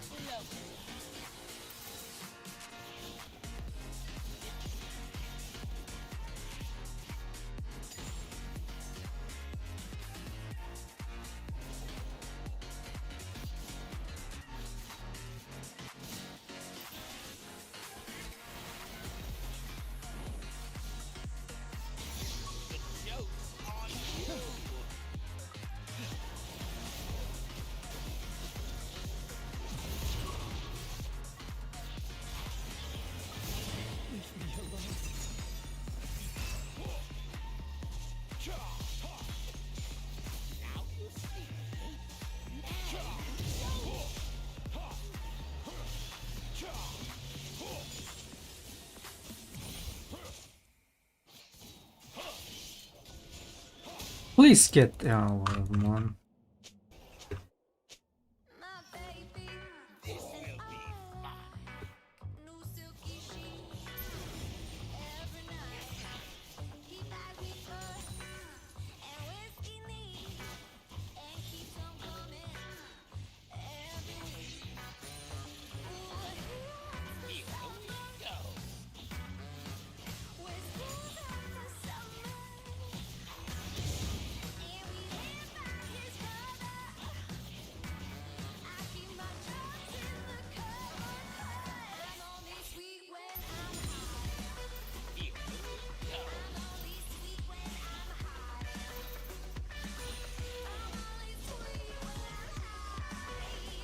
Slowly removing voice lines were chance that already speak to the summoner. Why? Why?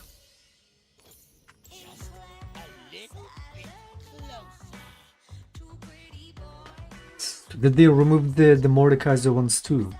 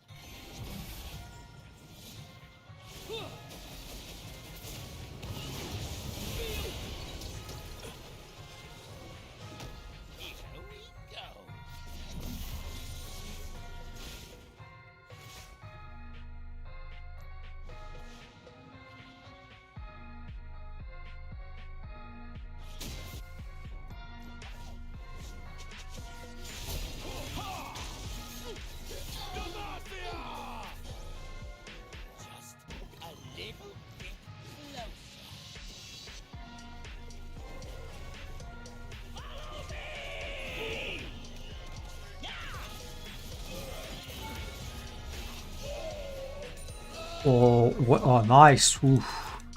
Clean as fuck. Dude, that was so perfect with the tower aggro switch.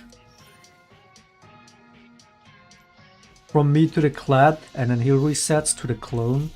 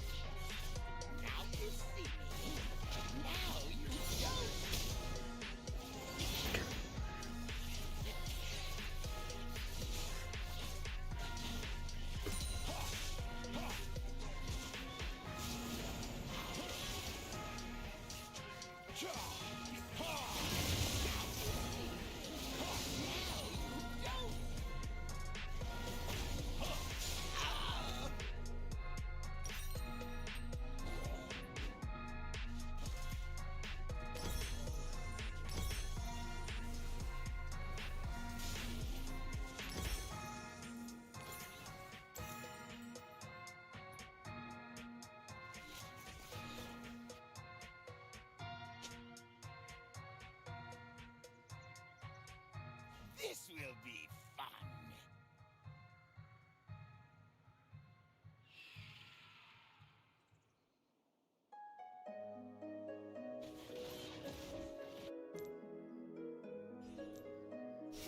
Targets engaged.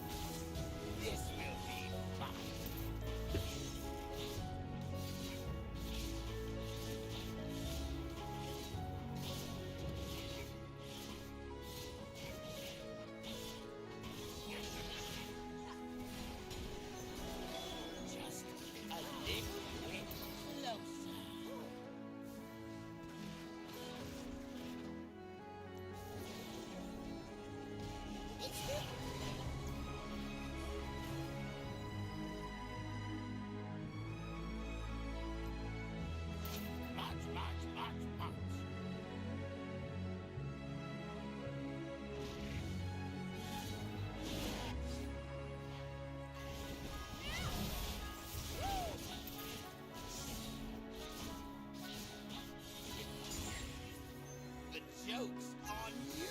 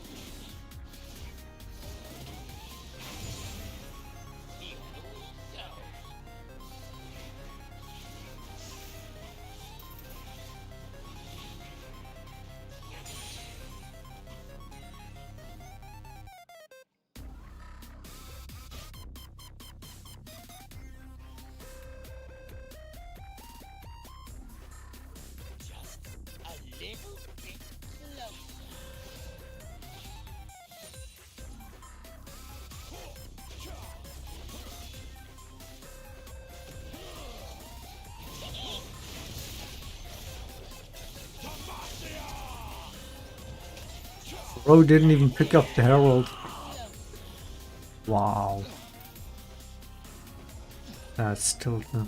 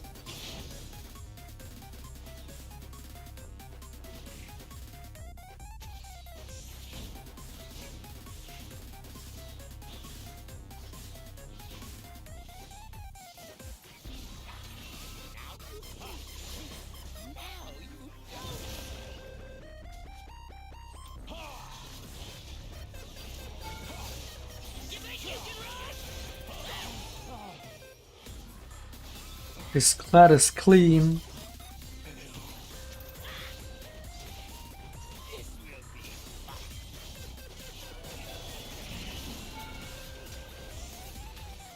Fucking way, man.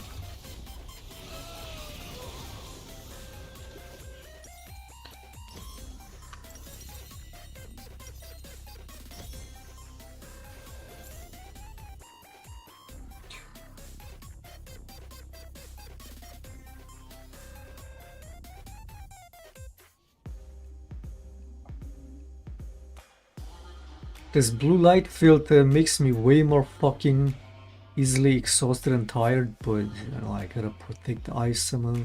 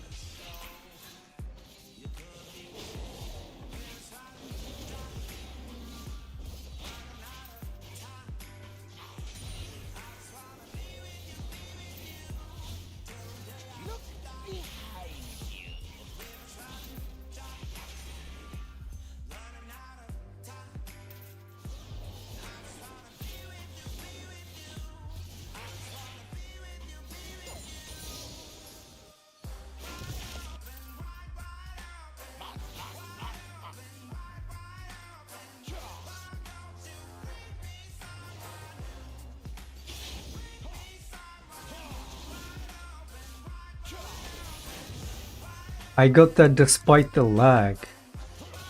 Despite the ping spike, I got that.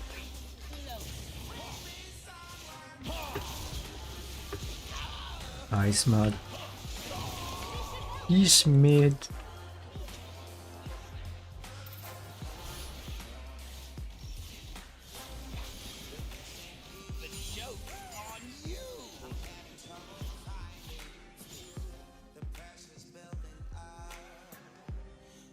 FF?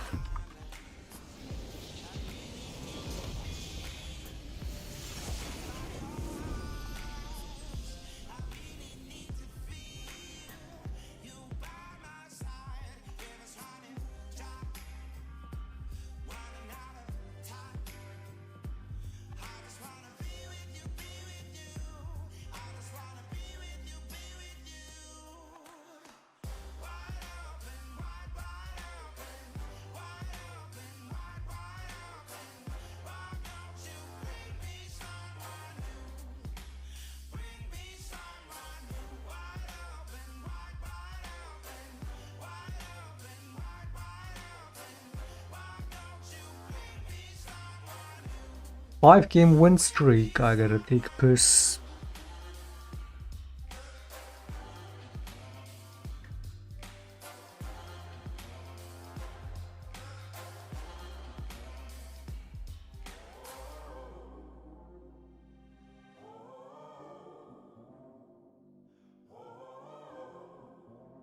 He's gotten my channel taken down 5 or 6 times. I'm just, to be quite honest with you guys, it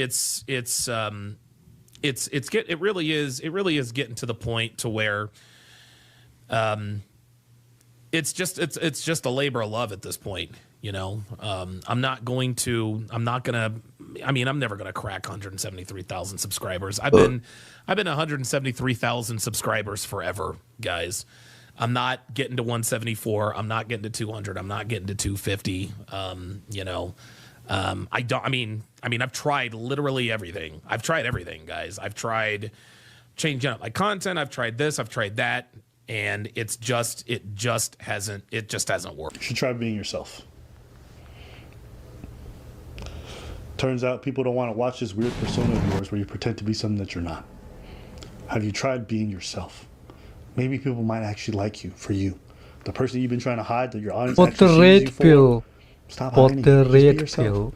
Own up to the fact that you married a single mom. Own up to the fact that you was lying about your past. Own up to the fact that you was never friends with Kevin Samuel and you were a piece of shit. Own up to all the bad things you did, and that's content I would watch. I would be curious to see why a career criminal at 35 years old really got played by an 18-year-old. Why were you that pathetic? Why are you pretending to be something else right now? Why are you pretending like you changed when everybody see you can't? You know, and look, I keep playing this video. It's going to be him just moping around being super sad. Sure. You know, do we want to dance on his grave? Absolutely. You want to do a little... No, you can, I'm not dancing. You want to do a little sea walk? No. Huh? You can do it, though. No, I don't care. Oh, no, I really don't care. Okay. I mean, he was never really there in the first place. Fair. You know what I mean? Fair. The biggest thing he did was the doxing, and that was a fraud. That was not real. So that pissed you off, though. It pissed me off because it put my friend in a bad situation. Yeah. Now, my friend that has nothing to do with that gets brought up, and then motherfuckers are writing her, dropping the DM and insulting her. She has nothing to do with that. Yeah, it pissed me off because she has nothing to do with that shit. Okay, all right. So you do feel some type of way about this? About with that? Yeah. What he did. But with him, the rest of it, I'm like, yeah. Whatever. It's all sad and pathetic and it's a fraud. But what he did there, I was like, yo, dude. Yeah. I was like, that's pure American that don't speak another language and really make their own assumption and then bring a whole other person into it. Of course, it was fucked up. But now my friend comes up and is like, yo, what's all these messages I'm receiving? And I got to explain. Yeah, my bad. And when it's not really my bad. You didn't do anything. It's just some idiot that just... Yeah. I mean... Trying to put one and one together but can't do mathematics. 1 + 1, 21. 21? Yeah. Stupid. I think a lot of these guys would do so well for themselves if they just learn to be themselves. But they're so busy putting on a persona for their fan base or for an audience they're trying to appeal to that, one, you realize over time there's just an incongruence between who they actually are and what they're putting out there. And then two, the thing that they're trying to portray isn't even good for the audience. So it's just like, do I care that this guy lost everything? No, because he didn't care that he was selling dudes on a pipe dream that's not sustainable. All the advice he was doing was making sure that men were not going to stay in relationships. All the advice he was given was making sure that dudes were going to have unrealistic expectations and treat people like shit. So do I care that a shitty ass person has shitty ass end result? No. It's not like he was teaching people how to bake cookies or whatever. No. He was telling you how to treat your girl like a dog. How to treat your girl like she was a possession. And how to be as manipulative and as controlling as possible. So, I don't really give a fuck. No. All these people like Abba show grace? No. Nah. Listen, I'm going to laugh to the bank. I'm going to laugh at you. And then I'm going to tell everybody else why they probably shouldn't listen to this kind of garbage because it's not good for them. And again, I can say this for a fact. It never ceases to amaze me how many of these guys who do all this alpha male, red pill, I can teach you the world, never live any of the lives they claim. Every time you peer behind the curtain, and sometimes it's like they do the opposite. Hey, nigga, be straight. They sucking dick. Hey, guys, don't stay. They got 3 kids from another woman. And it's crazy. It never ceases to amaze me. So never do this and that, and they doing exactly this and that. Like, whatever. So, you know, if Donovan really wants to revive his channel, it's super easy. Be yourself. Be honest. Do a video of why you were such a fraud for so long. But you can't because your ego's there. I think that would be super interesting content. Talk about what your relationship is actually like. What is the value of dating a woman with a kid? If there are any, why did you accept it? You know? People will tune in, I promise you that. They might unsubscribe at first, but you might actually start to reel in an audience that likes you for you because honestly, you sound miserable. You've been sounding miserable, and it's because no one's buying the act. So, that's my advice to anybody watching, okay? Do not come on these platforms trying to pretend to be something you're not, all right? I have to say, Donovan Sharp would be a great WWE character. Someone that everybody hates, he would be a great character at that. Yeah. And I'm not even clowning or whatever or not. He would fit that universe. If he would get fit and be like a person that everybody hates and everybody boos, and it would be amazing. It would add something, but he's not. He's trying to make it like if it's real. It's exactly like someone that tries to be in the WWE but try to make it real. We know Undertaker is not real. This, we know it's not real. I think the very reason why he failed is why a lot of attacks or comments that people make against us don't really work. Because like we're very comfortable with ourselves. What we present to you guys is what it is. People are like, oh, I haven't preached. You guys are gay because you guys dance with ladies or you guys do this, and it never bothers me one because I'm like, yeah, sure, I'm gay for dancing with women. All right. You can't insult someone what you're insulting them with is not an insult to them. Yeah. You can't insult them with that. You know, if you would have caught me when I was 13, sure, that worked. Yeah. Right? Because I was not comfortable with myself. But I'm good with it now. And I don't really care what grown men think about my level of sexuality because I'm not trying to So who cares? It doesn't matter. You know, like every And it's man, not even- every man on this planet can wake up tomorrow and say, "I have a nigga, you gay," and you and I would say, "Okay, cool. I'm not trying to f y'all, so it don't even matter to me." Like that's why I never understood, right? But you see other men, they get really bothered. Why? Because they're not actually comfortable with their sexuality yet. They haven't figured their shit out, right? The same with this guy, he's not comfortable with his relationship situation. He's ashamed, right? And there people are using that shame against him. It is not. I'm not going to knock anyone for dating a woman who has a child. He does. That's why he hides it. That's why he lies about it all the time. And that's why his channel fades, because it's like, as audience like, wait, you've been lying, bro. I can't take you seriously. Own your stuff, people. Whatever it is, you're gay, you're trans, you're into single women, you're into whatever it is. I don't really care. Just be yourselves. Let the audience that likes you for who you are. Because all this pretending shit, I'm telling you, it's tiring and it doesn't work. Because people are perceptive enough. You might be able to fool some people sometime, but you can't fool all the people all the time. That Rastafari. Give it to me, that reggae. But you can't fool everybody all the time. Definitely Bob Marley. That's why I went like, you said that shit, it's like, yo, wait. Why does my body has muscle memory right there? Get up, stand up, yeah. Stand up for your rights, whoa. That's it, yeah, there they go. Stand up. Don't give up the fight. Yeah. Doom, doom, doom. You might fool people sometime, but you can't fool all the people all the time. Yeah. Sorry about that. That's a bar. I haven't heard that song. It's got to be 12, 15 years. That's the one. If you play the song too, I'll be able to sing the whole thing. Yeah. But anyways, all this to say, just be yourselves, guys. And I know this might be hard, and I know for me in my younger years, it definitely felt hard. When I wasn't comfortable with myself, I think that's when I was my most violent. I think that's when I was my most vindictive, when I was my most angry. Then as you get more comfortable, it's like none of this stuff matters. Because people are trying to apply their paradigm to you. It's like, I'm already solid. And just if you guys are watching, if you guys can take away anything this other than just laughing at this goofball, be yourselves, okay? That's it. Anything else you want to say? Maybe just a general note? By the way, all the people that try to insult us, I'm not going to talk for him. I'm going to talk for me. The people that, you haven't said anything that I haven't said to myself. You told yourself you're gay? I've said bad shit about me a long ass time ago. And you can't say shit that my mama didn't say to me. I'm Haitian. The way they raise you is crazy and f***ed up and very insulting sometimes.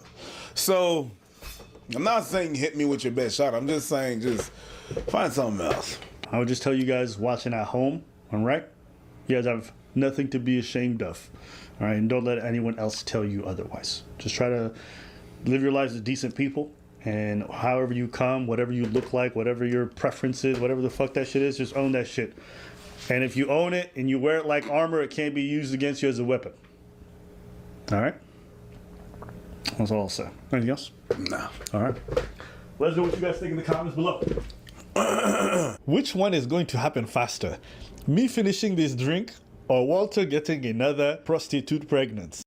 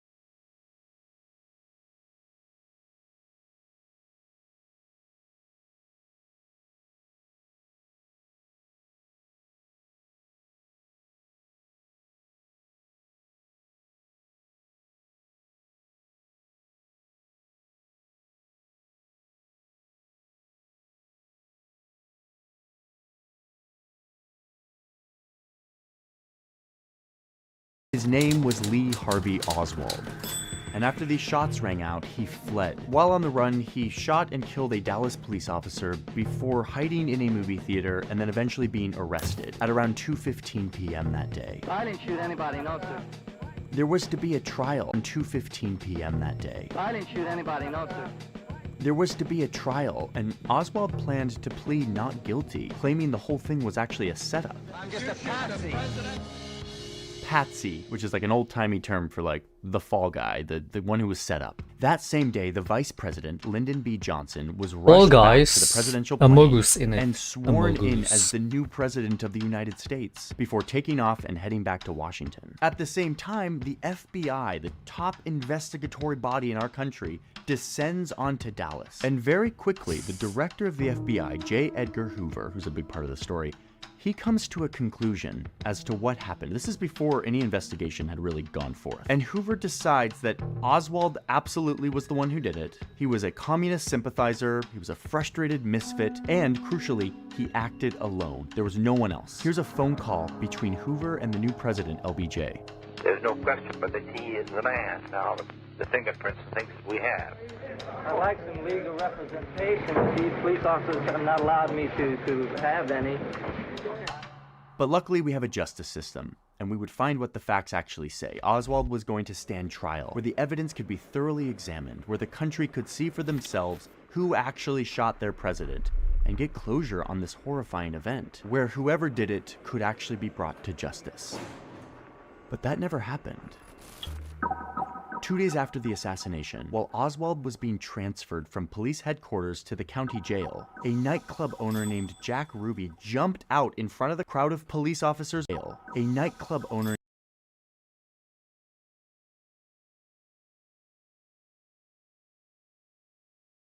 named Jack Ruby jumped out in front of the crowd of police officers and news reporters and shot Oswald. He was quickly rushed to the hospital and shot Oswald. He was quickly rushed to the hospital, where he died soon after. The same hospital where President Kennedy had died just 48 hours earlier. Lee Oswald has been shot. I think he got what he deserved if he's the one that did it. It is difficult to say how long it will take for the full realization of what happened to really sink in. With Oswald dead, there could be no trial, no real sense of justice. This left the government investigators, the FBI mostly, with the opportunity to really own the narrative of what happened. The very next day, the Deputy Attorney General sends a memo to the White House, stressing that the public must be satisfied with this explanation that Oswald acted alone. He didn't have co-conspirators that were still at large. This had to be the story, and I'll explain why in a sec. This memo also included some wisdom and kind of a foreshadow of what was going to happen over the next several decades, where the memo urges the White House to release as much information as possible to the public, so as to avoid public speculation. Just remember that advice, release the information to avoid public speculation. It's kind of the most important part of the story. We have these recently released phone recordings between the FBI director, J. Edgar Hoover, and the new president, LBJ. And we see in this phone call that the FBI actually didn't want a thorough investigation. I think it would be very, very bad to have a rash of investigation. It'd be a three-ring circus. Well, the only way we can stop them is probably to appoint a high-level one to evaluate your report that I could select out of the government and tell the House and Senate not to go ahead with the investigation. Yes. LBJ creates this group called the not to go ahead with the investigation. Yes. LBJ creates this group called the Warren Commission. And you can see in these phone calls, he was asking the FBI director who should be on the commission. What do you think about Allen Dulles? I think he would be a good man. Wait, did you catch that? Allen Dulles. He was the former director of the CIA. He's one of the guys that JFK fired after he tried to overthrow the Cuban government. And now he's about to be appointed to the committee investigating Kennedy's assassination. This did nothing to instill trust in the commission. The new president appointed a commission of 7 prominent Americans to investigate the whole affair. The special commission will have before it all evidence uncovered by the Federal Bureau of Investigation and all information available to any agency of the federal government. The Warren Commission was given just 10 months to investigate this situation using the evidence that was mostly provided to them by the FBI. They produced this report, which essentially confirms the conclusion that J. Edgar Hoover, the director of the FBI, had come to in the hours and days following the assassination. That on November 22nd, the shots fired that killed the president and wounded the governor were fired by one guy, Lee Harvey Oswald. The report stresses that he acted alone. They say it very definitively. He, nor the person who killed him 2 days later, Jack Ruby, were a part of any conspiracy. And you expect people to believe that? Holy shit. I mean, again, this is what I mean. Given this kind of like, especially this even more than the 9/11 case, given this and how the people in that government were acting, just all fucking dishonest. It's like when you know that, it makes sense why Americans nowadays are the way they are, with the level of mistrust, the conspiracy theory nutcases and whatnot. Makes sense. Like, when the government is this dishonest to you.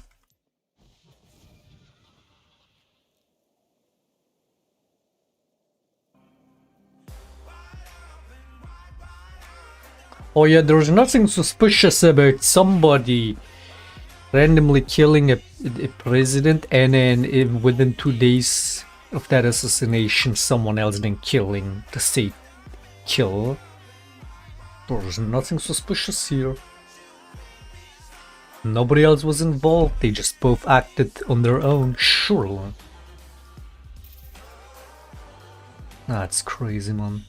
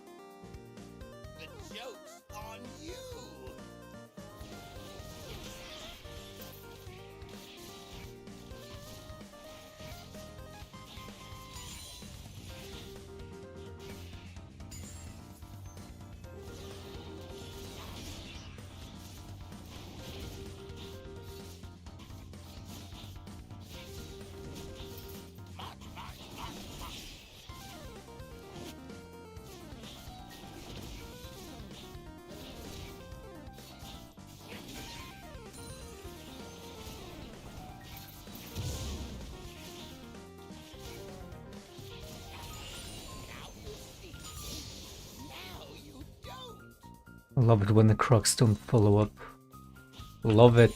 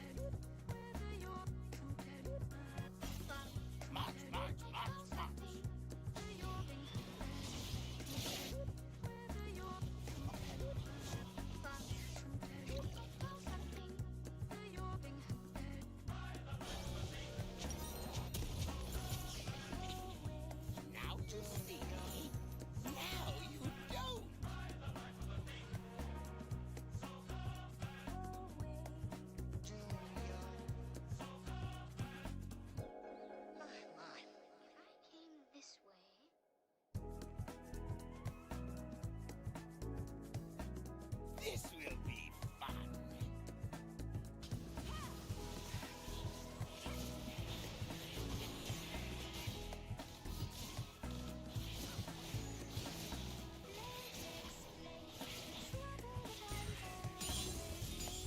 Here we go.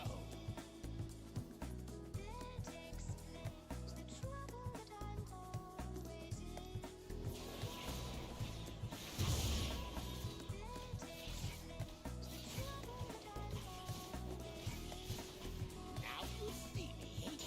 Now you don't.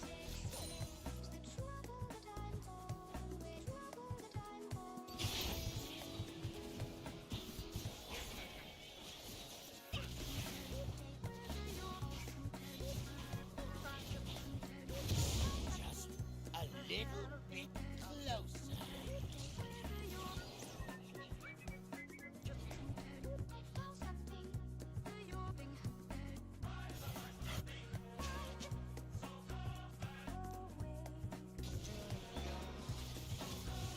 The joke's on you.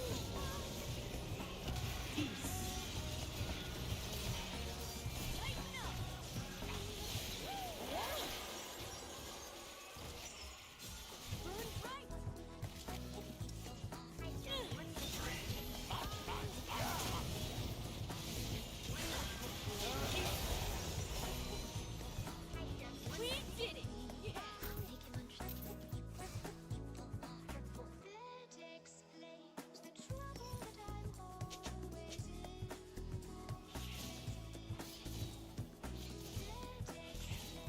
The joke's on you!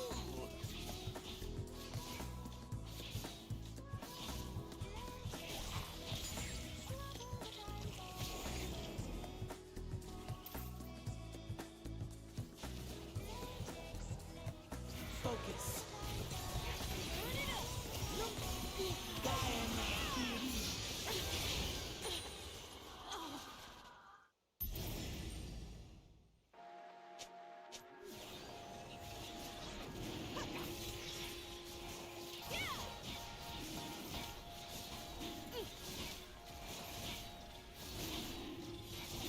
Just a little bit closer.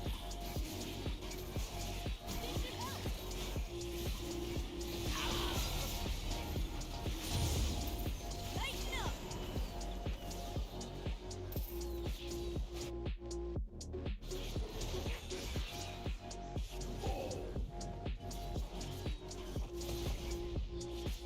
Here we go.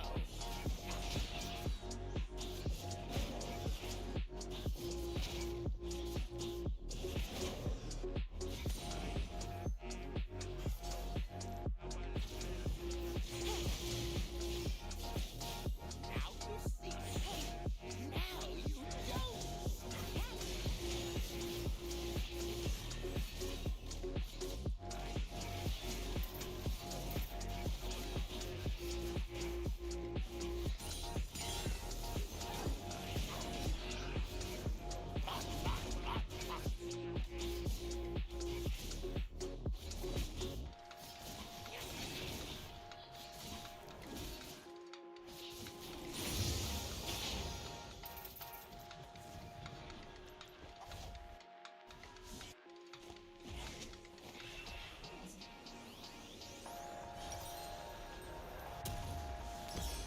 This will be fun.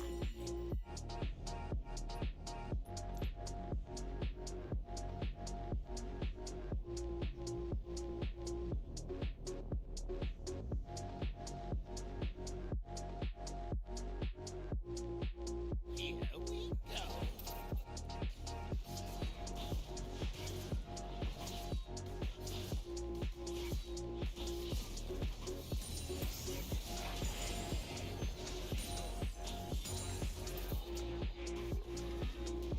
This will be fun.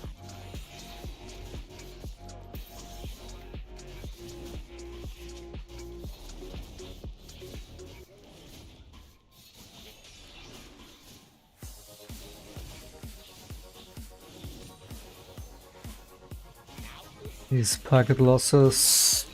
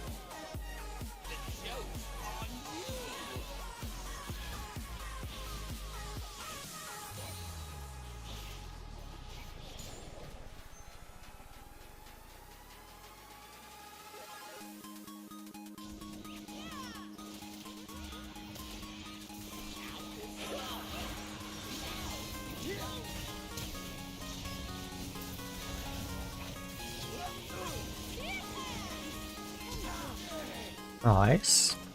How is the karma still alive?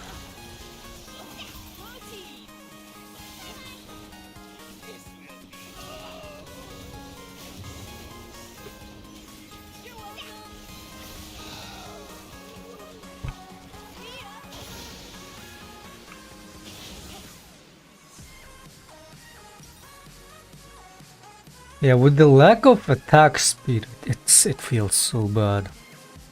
But next patch, it's a must. Next patch, not only no more Berserker Boots, but Tabais will be a must because they're not only nerfing Berserker Boots, they're buffing Tabais.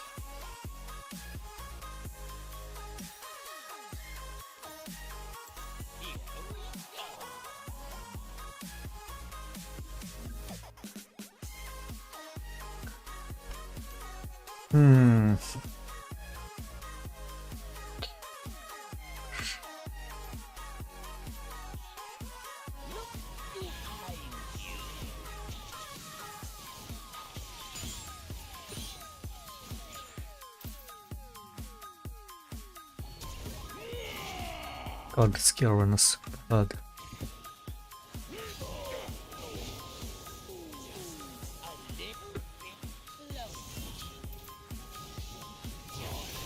The dead will not rest until I am.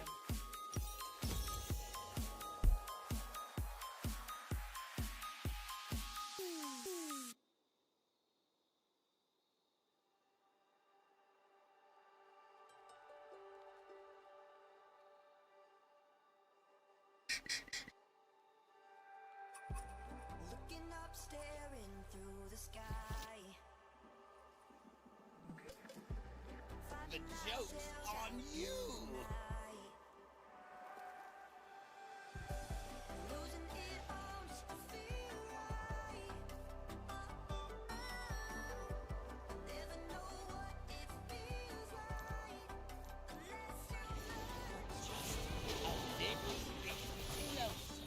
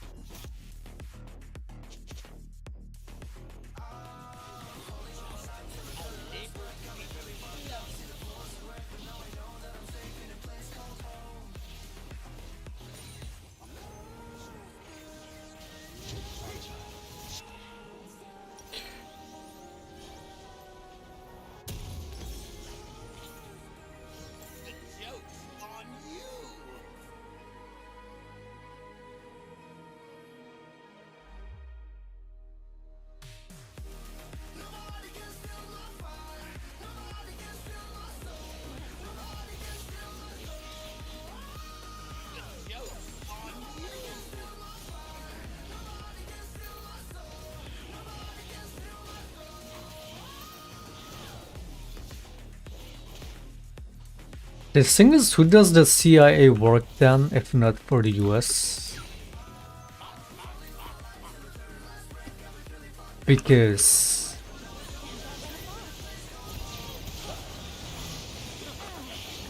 what kind of institution kills their own president that's supposed to serve their country? So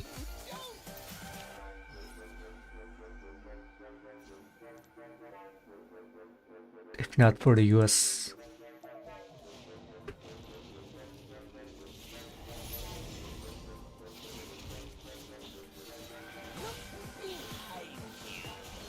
I mean, that is speaking of at least the CIA back then. I don't know how it is nowadays, but given the JFK assassination times, makes you wonder, right?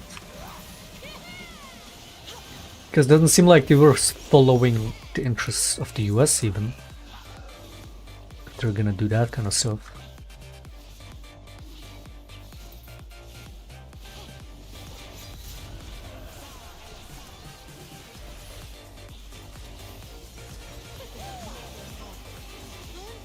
And can we just fucking do this, like... Fucking retards.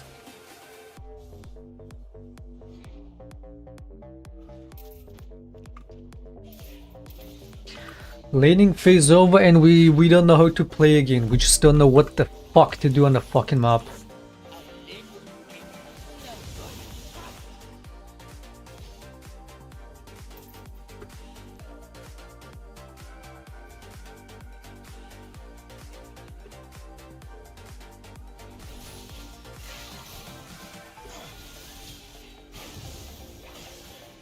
Just takes no damage.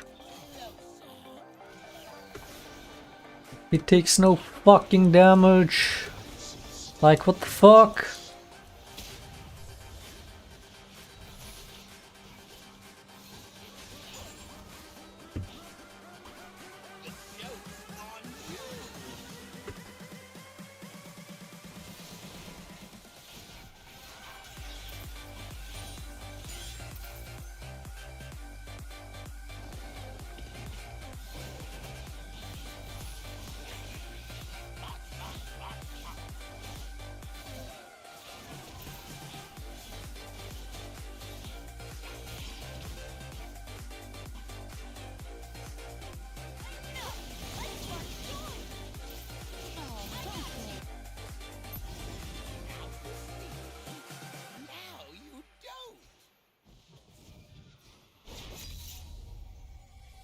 Why are you recalling?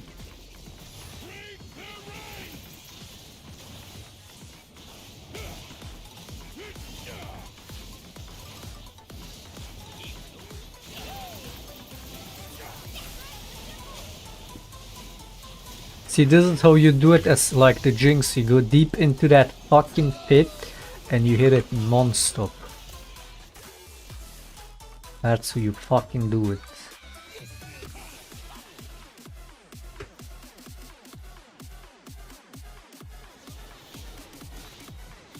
Glad when I joined didn't hear we're running it the fuck down. It's because I'm on a 6-game win streak and that happened like 2 games ago. And we still won that. I went 5-13. Helping the fuck out. But we won it.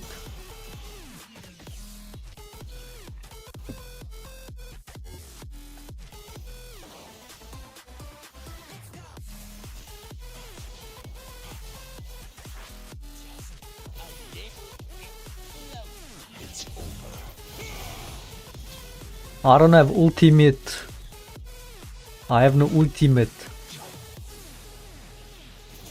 My ultimate is on cooldown.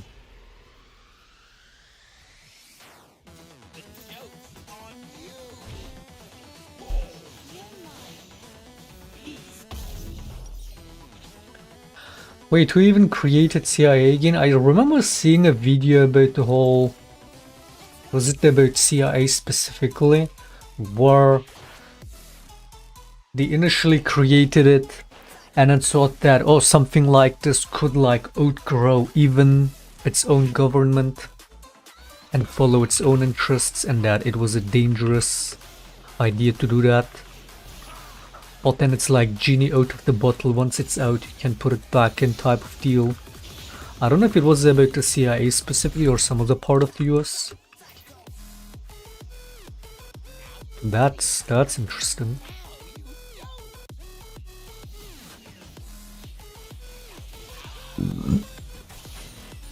So is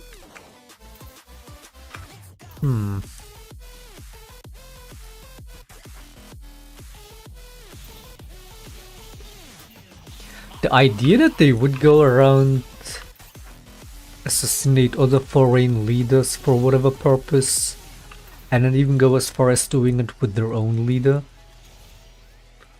and that is like all into the accounts of what the CIA and FBI. Like, what kind of fucking conspiracy is that, man? What even is US politics?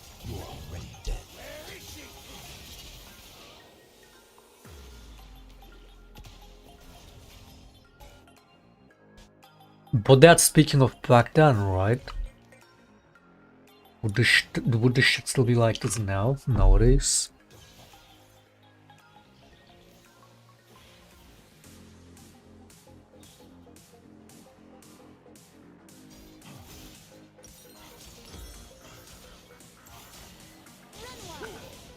It's always so funny when a corrupt government goes around telling other corrupt governments to not be corrupt.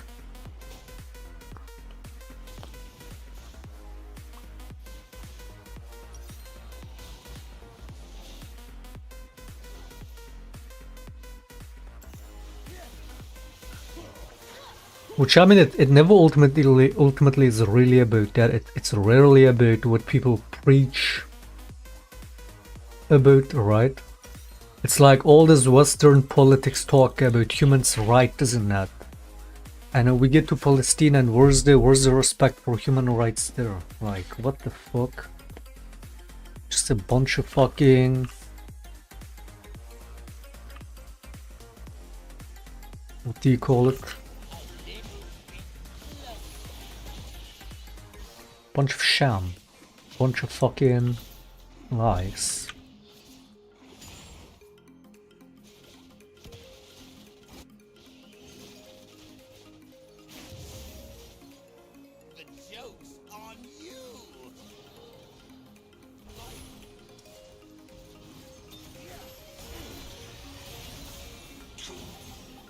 You say the same thing about AI.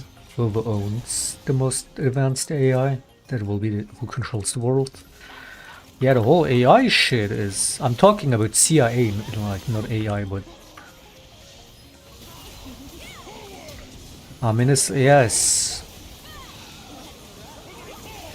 I don't think anybody will really control AI per se. It's just something... It's the same, yeah, like, yeah, it's the same type of genie out of the bottle. I think we're past that. There's no stopping that. What that's gonna look like in the next fucking years, who knows?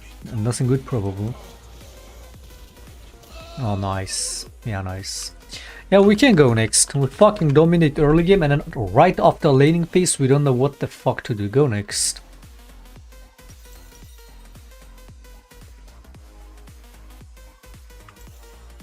So fucking clueless, man.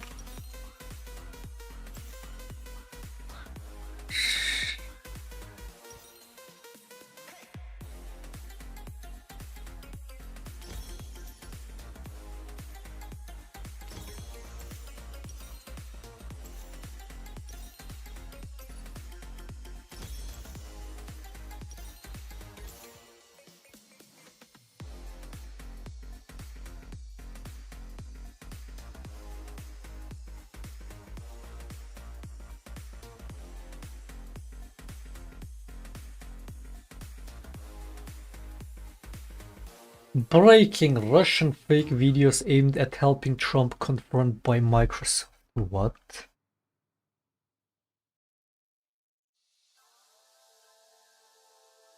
Why Microsoft?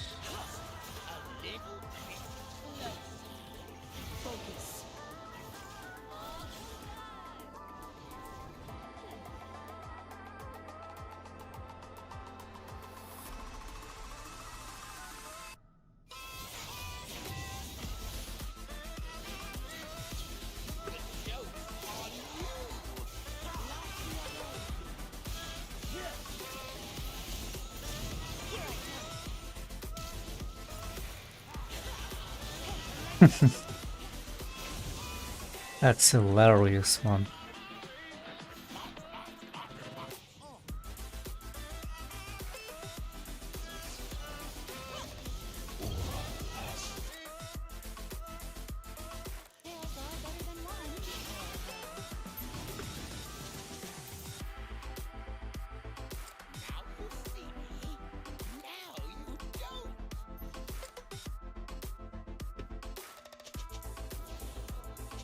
Where are you going, you fucking retard? Where are you going?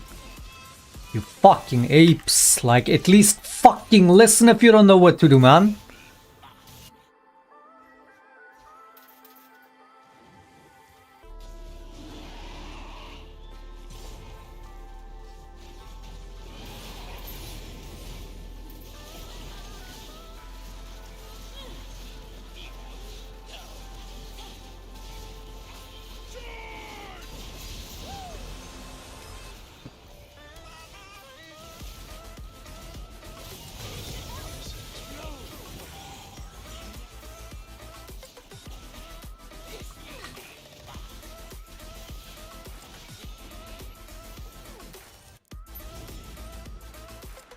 Now you go, Baron.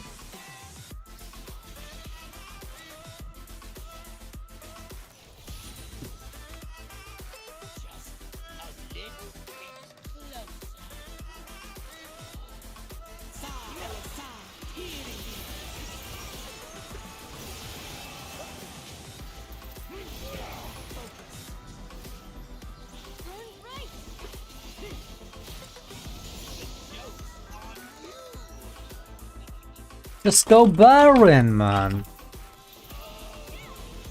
They're so clueless.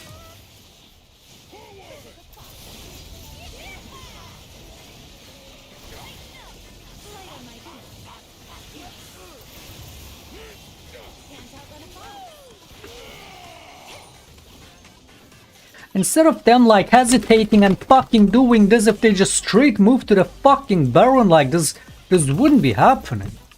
You just don't know what to do.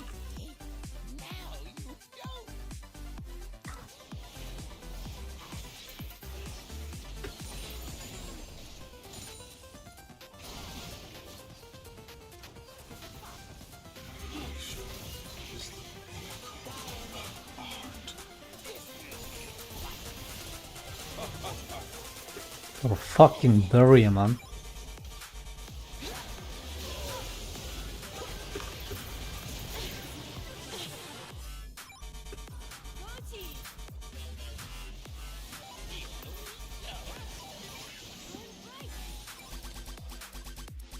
It's like if your own...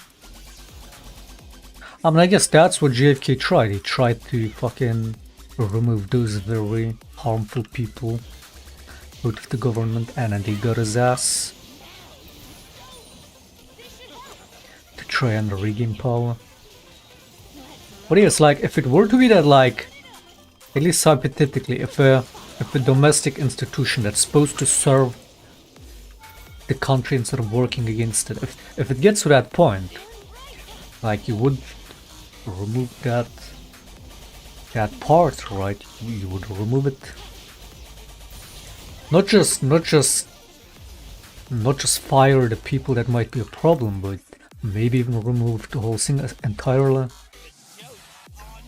The idea that you couldn't even do that like a computer file that you can't even in any way modify. It's a read only. You can't, if you're the admin, but you don't even have the rights to do anything to that file, kind of deal.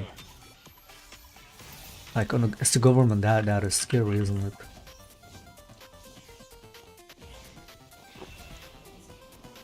I guess in some cases it makes sense to have that, but in other cases, it's like, it's a double-edged sword, isn't it?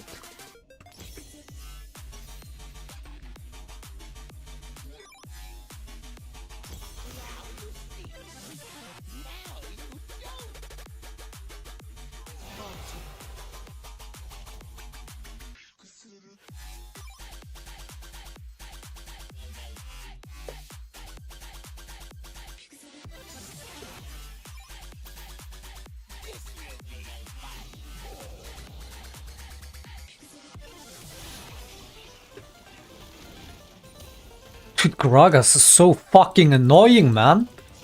It's like I'm gonna sidestep that fat ass fucking belly. How do you sidestep that shit? He can E backwards and still hit you, dude. And then that fucking damage.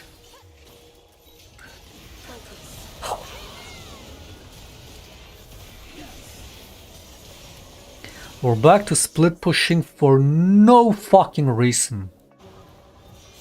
Fucking retard. You fucking retard ass mid laner. Fucking retard. This Zed is winning every fight. The whole game. Just like, you're so fucking bad. You're so fucking bad. Split more, you fucking monkey.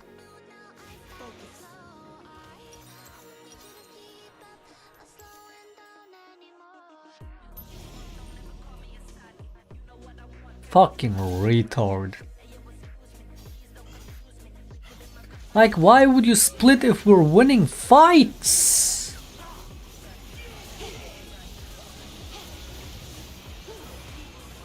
What a retard is fucking mid laner, man.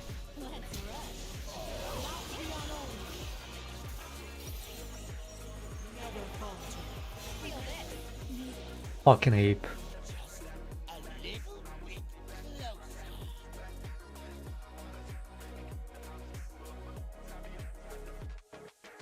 They're all stacking armor. Like, you should have a, it's like, you're so fucking retarded. They don't have a single MR item. This is where you come in and just wipe them out in these fights, and this retard keeps splitting, man. When we need her to peel for the fucking Jinx, she just leaves the team constantly like a fucking ape.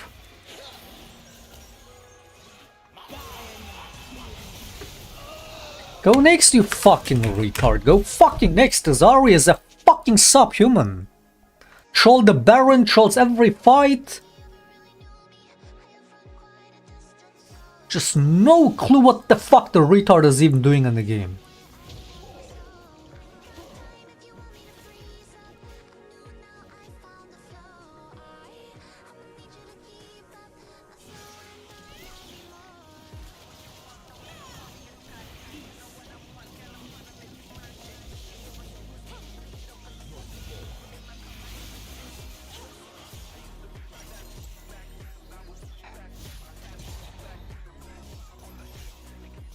My mid laners do this shit every time, dude. They will come out of laning phase 10-0, they will still go fucking leave the whole team, go farm. Every time.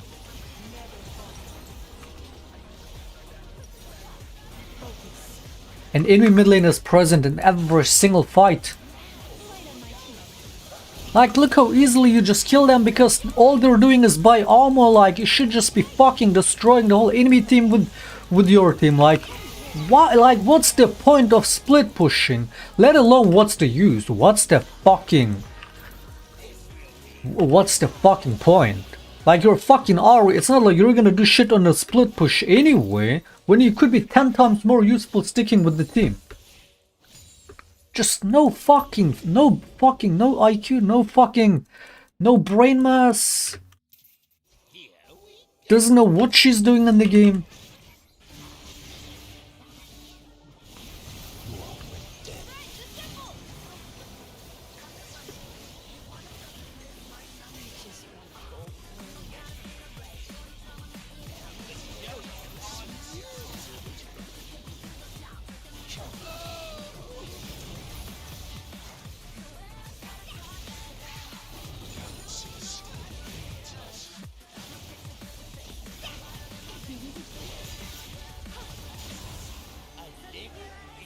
Yeah, team, we just won like 2 fights. We got a dragon, we got a baron, we got everything. You know what? I'm gonna go split push.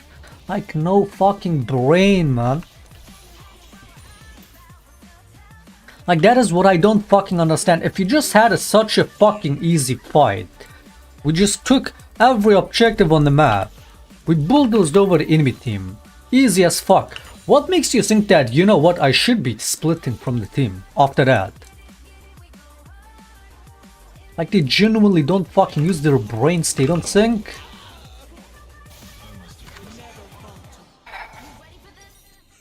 And I'm getting one shot by this fat fuck every time.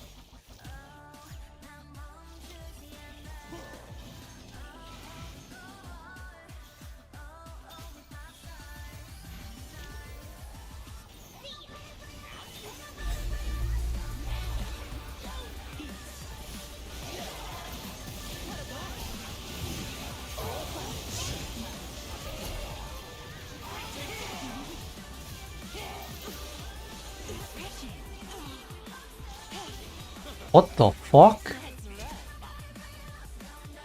He didn't just think he's just gonna recall there, did he?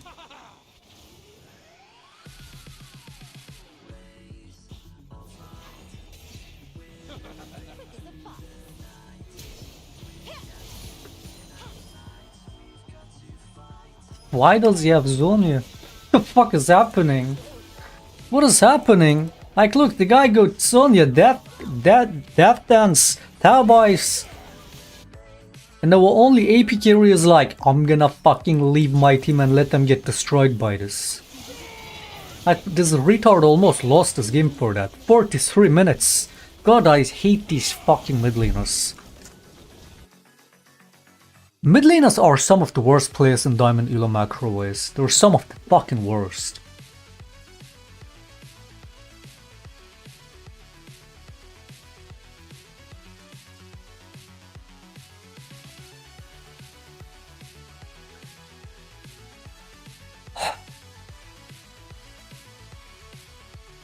Domestic or foreign. All of the shots came solely from the 6th floor of this building. And crucially, there were only 3 shots fired, 3 bullets. How many shots? Wait, there were 3 bullets fired on the first Trump assassination attempt too, wasn't it? Shit. Shots were fired. 3. Any of them fired at me? I know there was another. All 3 at the president. All 3 at the president, and we have them. I know there was. How many shots were fired? 3. Any of them fired at me? I know there was another. All 3 at the president. All 3 at the president, and we have them. I know there was another. All 3 at the president. All 3 at the president, and we have them. The report says that the first bullet likely missed the car completely, but that the second one did something very interesting. It first hit the president in the back and then exited his chest. It then entered through the governor's back, went through his rib, and then exited through his chest. But it wasn't done yet. It then entered his wrist, shattering the wrist bone, and then exited the wrist, and went partially into the governor's leg. Whoa. Okay, it's quite the journey for one bullet. Oh, and the bullet in question, which just apparently made 7 wounds, supposedly looked like this, which some ballistic experts have said looks a little too pristine for a bullet that allegedly just went through 2 human bodies. And then of course the third bullet, according to the Warren Commission, was the one that delivered the fatal headshot to the president. This was the explanation that the Warren Commission came up with to explain all of the wounds that were found on the victims. All of this damage had to be done with just 3 bullets. And why just 3 bullets? Again, ask J. Edgar Hoover right after the assassination. On that floor, we found the 3 empty shells that had been fired. They only found 3 shells up on that 6th floor. So if all of this damage was done with more than 3 bullets, that would mean that there had to be more than one shooter. A conspiracy. But there couldn't be a conspiracy. Hoover had adopted this line of thinking right after the assassination. This isn't be a conspiracy. Hoover had adopted this line of thinking right after the assassination. This assumption that it was just one guy, and that line of thinking endured into the Warren Commission, a commission that Hoover himself helped the president assemble. In the end, the commission used a lot of cherry-picked evidence provided to them by the FBI that supported their already drawn conclusions. And in the process, they turned any focus away from exploring all the possibilities, including the possibility of a conspiracy. The report focuses almost entirely on one guy, Lee Harvey Oswald, and his 3 bullets. Who killed John F. Kennedy? The commission answers unequivocally, Lee Harvey Oswald. Was Oswald a member of a conspiracy? The commission answers, he acted alone. They ignored witnesses that contradicted their stories. They ignored or modified the signed reports from surgeons and doctors who worked with President Kennedy immediately after he arrived to the hospital that said that the wounds in the president's neck chest area looked like they came in from the front, meaning not from this building that was behind the president. In other words, the FBI and the Warren Commission ignored the advice. Wait, yeah, doesn't the clip of where he gets shot, doesn't that obviously come from the front? How his body reacts to it. What? From that memo that admonished the government to release all of the facts. In my mind, this was the biggest mistake and the root of all the conspiracy theories that exist. Yeah, there was no way to have question shit I came had from in all the of this back. is why? Why not do a proper investigation that explores the possibility that this was done by a group of conspirators instead of just one guy? For me, the answer to this question has a lot to do with the greatest fears that the American government and people were facing in the early 1960s. First, we have to remember that 1960s America was right in the heart of the Cold War, a time of constant vigilance, of fear of nuclear apocalypse, of extreme tension between these two superpowers. If this assassination was seen as an attempt to topple the government, or even worse, if it had Was that what they tried to do? Did they try to start a war over this by the guy saying, oh, he was a Marxist communist pro-Russia? Was that the plan? Organized by the Soviet Union? Or was it something that they tried to prevent by covering it up? Or its fellow communist regime in Cuba, that would create a sense of panic among the American public. It would be a very different situation than a 24-year-old communist sympathizer acting alone. A believed conspiracy would also create pressure from the American public to Could strike go both back, ways, which man. could lead to an escalation with another nuclear-armed nation. Oh, and the CIA also had an incentive to keep an investigation from being too widespread. At the time, they were secretly conducting all of these operations to assassinate Cuba's leader, Fidel Castro. This was a big deal, and it was a big secret at the time. Any deep investigation into possible conspiracy with Cuba might reveal that the CIA is trying to assassinate Fidel Castro, which would not be good for the CIA. So one way to read all of this, the memos, the rushed conclusion, the emphasis on Oswald acting alone, the need for there to only be 3 bullets, you can see this as a bunch of government officials scrambling to keep the American public calm, to make sure that pandemonium doesn't break out, all while reducing the possibility of geopolitical escalation with the Soviet Union. You can see this in some of these phone calls, where the new president is deeply worried about keeping the American people united around a simplified narrative of what happened. He's worried that if alternative theories get out, it could threaten our entire system. So their tactic for doing this was to hijack the narrative, to suppress and influence the investigation, and make it very simple. Oswald did it. That's it. Here's the problem though. Eventually, people will do the math and realize that the government has been keeping the full picture from them. And that's exactly what happens next.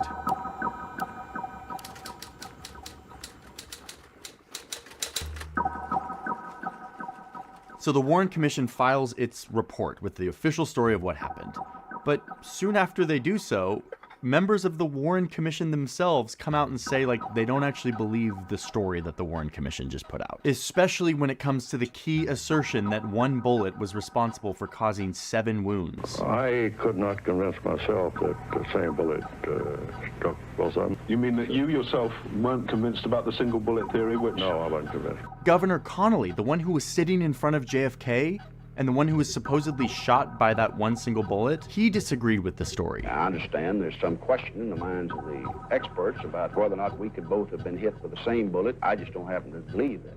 Even the new president, LBJ, wasn't totally convinced. I mean, he was kind of secretive about it, but he eventually did come out and tell a reporter from The Atlantic that he thought that this was a conspiracy, that it was Cuba retaliating against the US for all of these CIA attempts to assassinate their leader. This was not good for the Warren Commission and their story.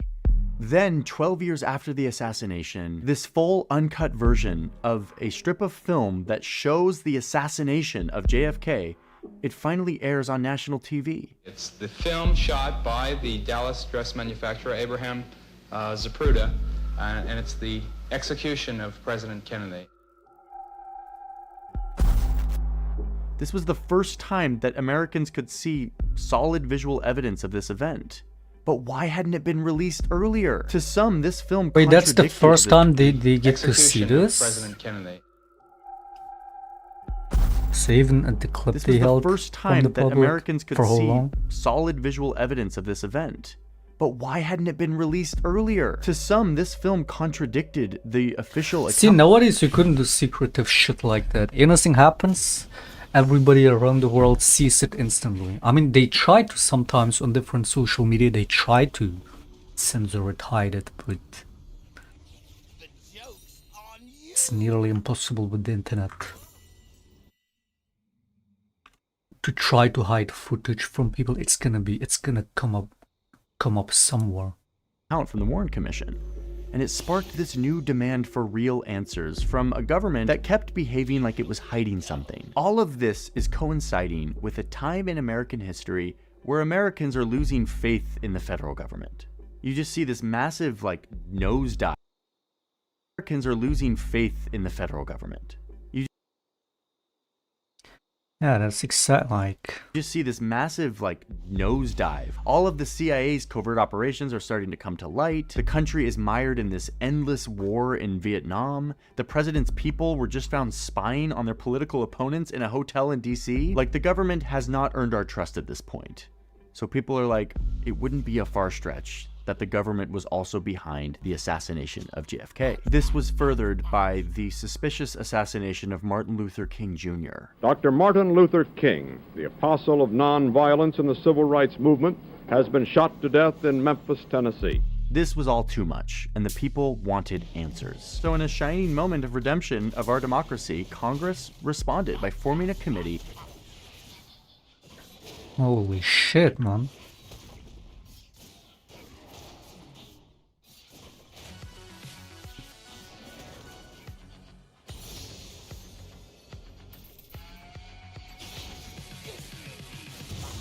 Corkigan, Sundra mid lane, winnable.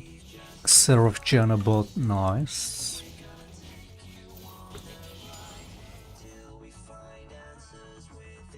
Why do people...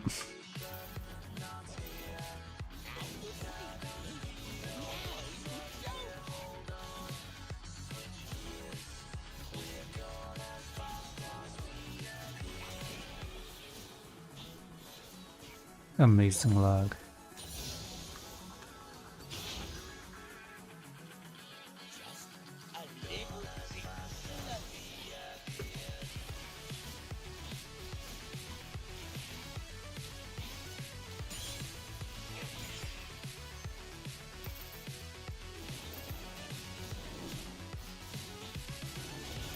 $100 ping, yeah, why not? Why not, man?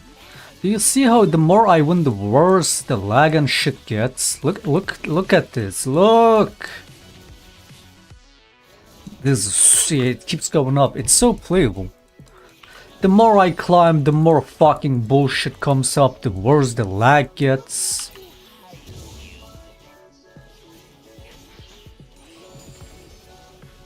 Very playable.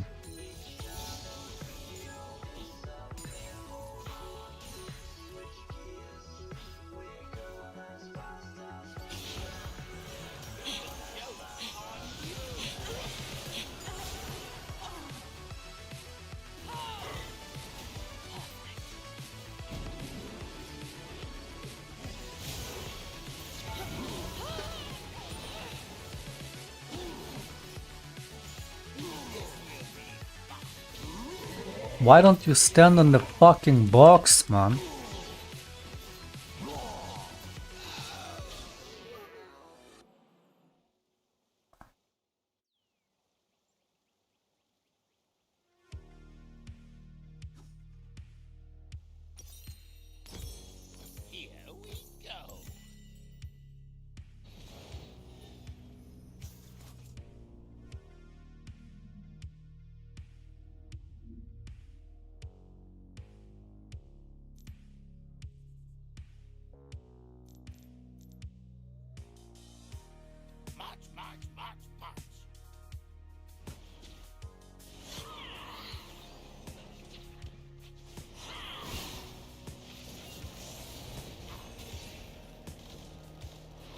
Actually playable. Actually fucking playable.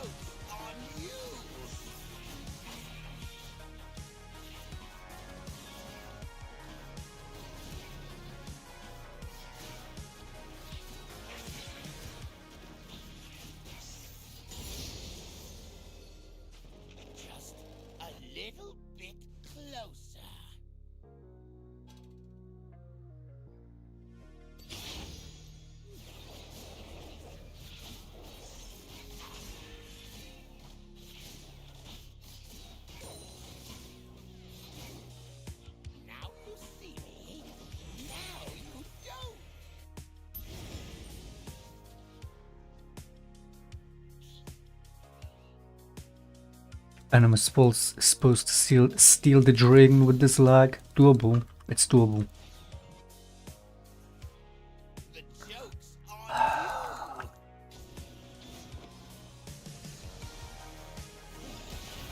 Dude, I'm gonna fucking...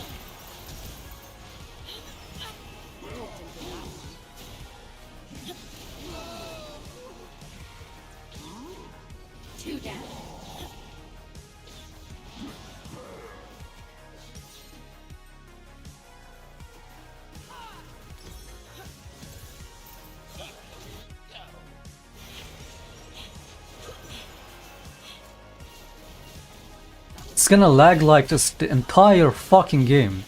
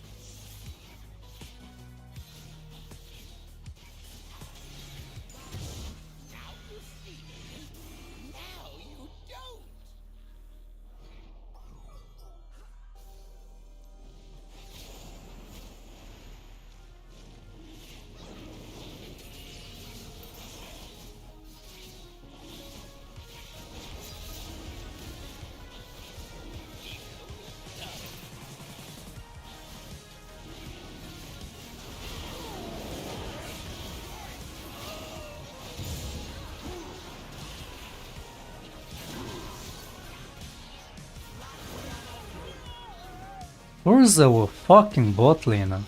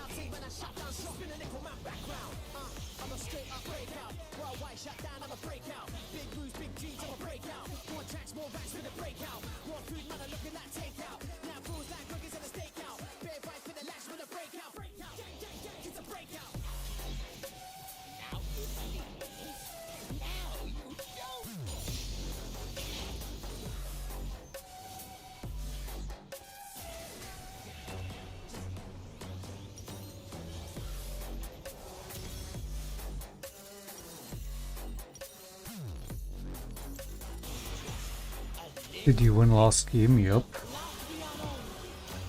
43 minutes. Oh, we almost lost it.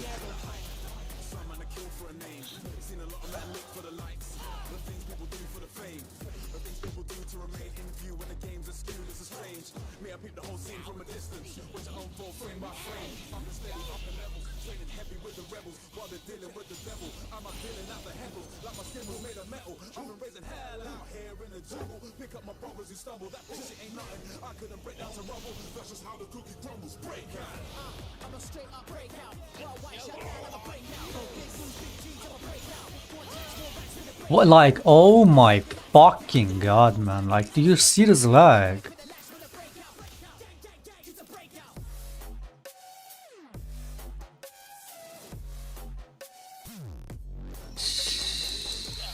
I mean, this is the real conspiracy. Like, what is this?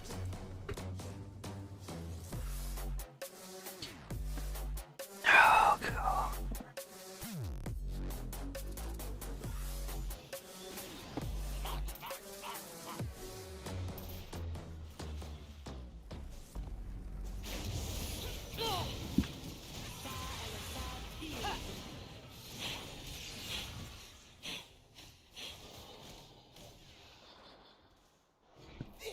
Karma, she doesn't know where I went. Holy shit, yeah, nice. Shit.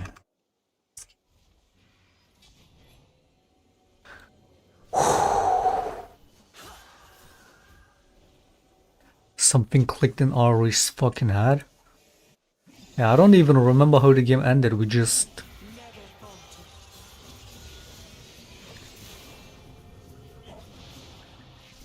Oh yeah, I fucking flipped it on the dragon. Right when they got Earth Soul. I just fucking jumped into 5 people and flipped it. And got the Jin, and then we fucking... And then the whole team crumbled. And then we won. Was all me, basically.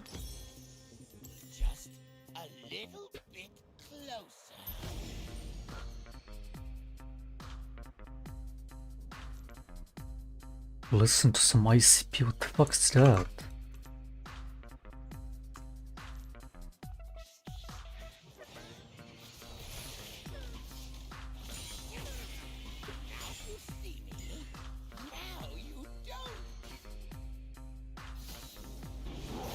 Five more days till new internet.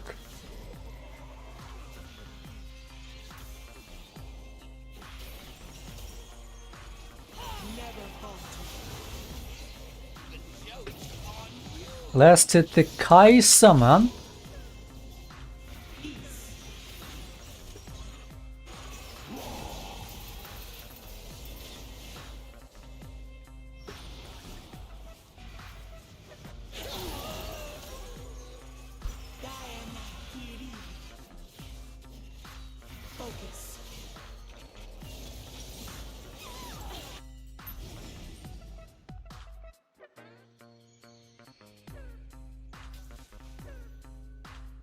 Yeah, 5 more days.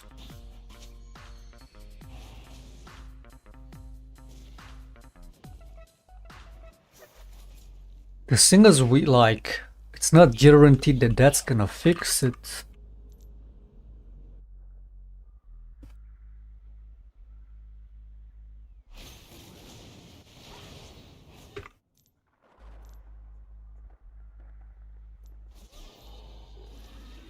But I mean, this is the real conspiracy, dude. The moment I start climbing, the lag gets worse, just unplayable.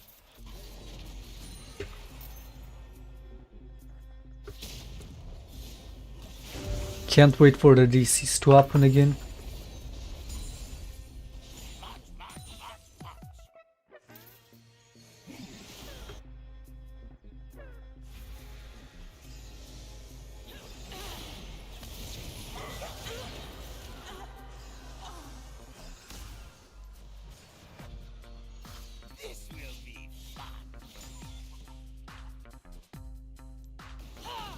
RD tilting.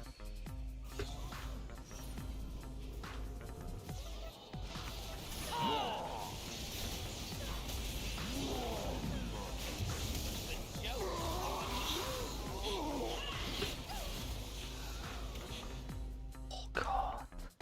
Having to dodge that shit with this fucking lag.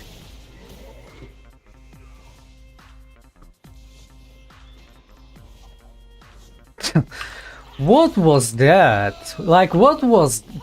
Did you see that? Do you see how bad this lag is? It makes the whole game fucking glitch out of its mind. Did you see that? I did recall and then I fucking moved. And it looked like the recall didn't even stop and he just fucking slid like that. He just slided. He just space glided. Holy shit, man.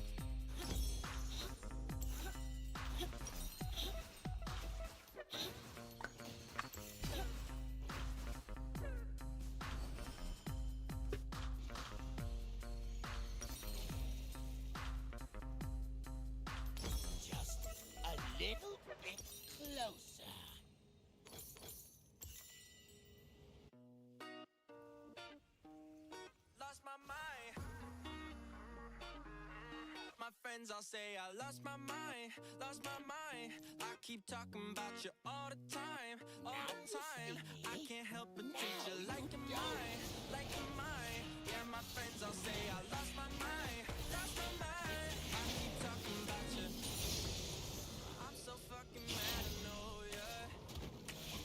'Cause you're driving me insane. Don't you say I never told ya. Loving you is such a waste of my time, such a waste of my life. Thanks for breaking my heart. And the feelings that we both had when I leaned in and you pulled back and you said that I can't have your love. My friends all say I lost my mind. I keep talking about you all the time. I can't help but treat you like you're mine, Yeah, my friends all say I lost my mind.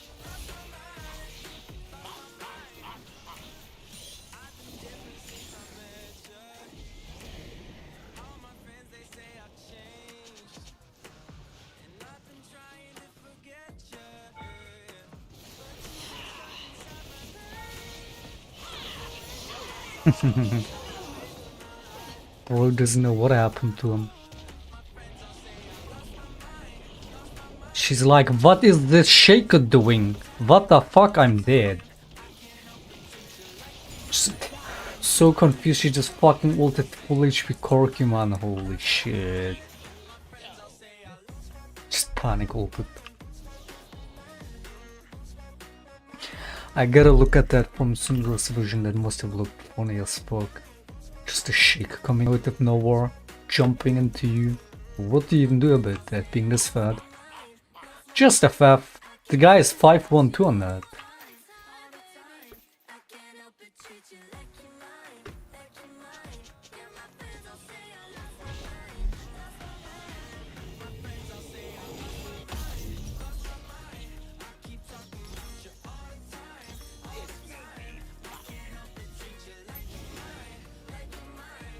Even the ping has massive I mean, dude, again, the packet loss is so bad half the time when I buy items it doesn't buy or misbuy shit.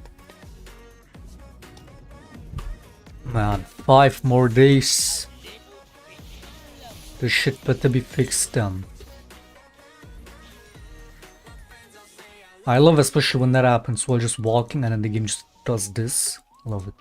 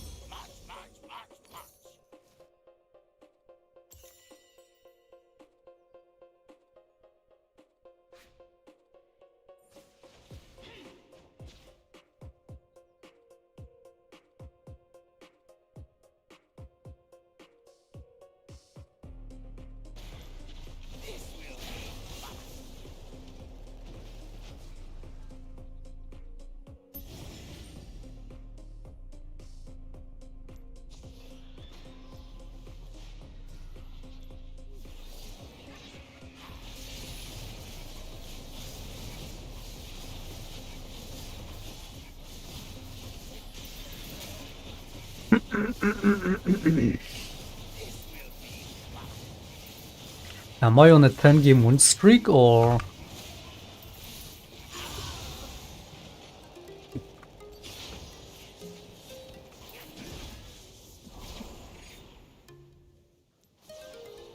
Just a little bit closer.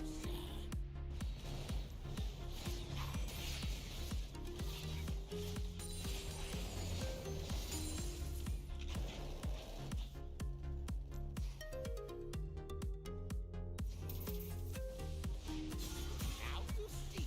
Now you don't.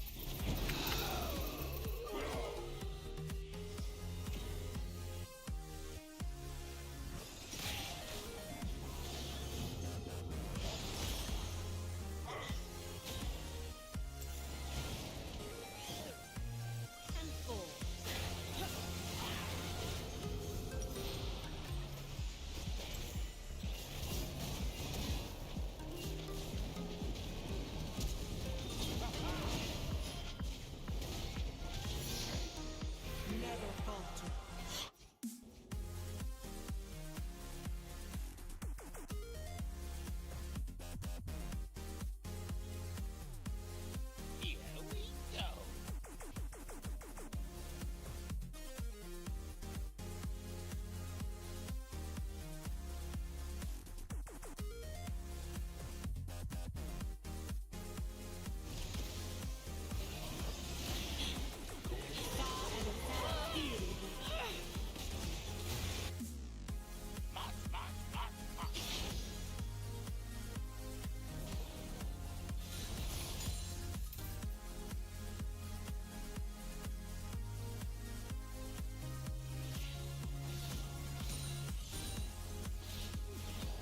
The joke's on you.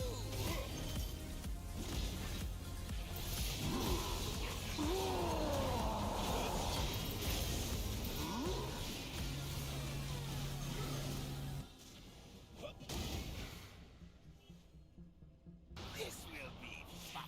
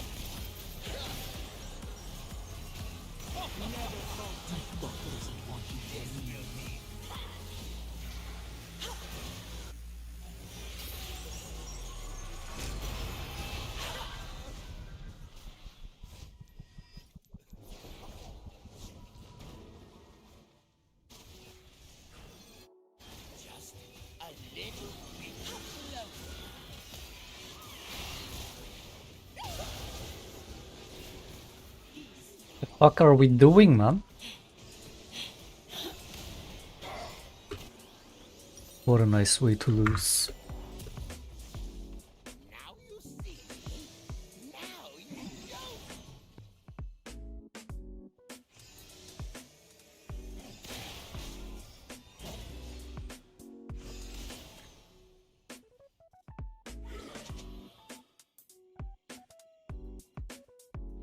The joke's on you!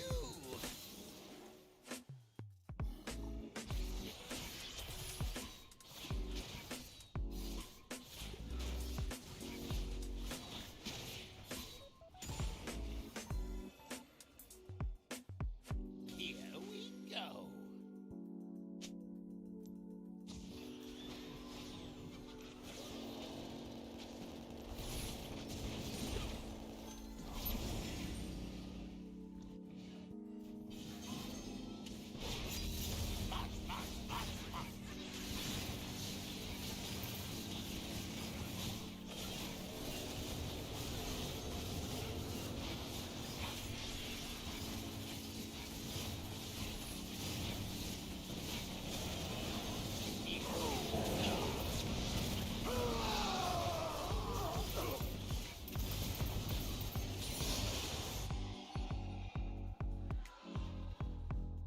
Moderately. I mean, as the title says, we're escaping the Matrix.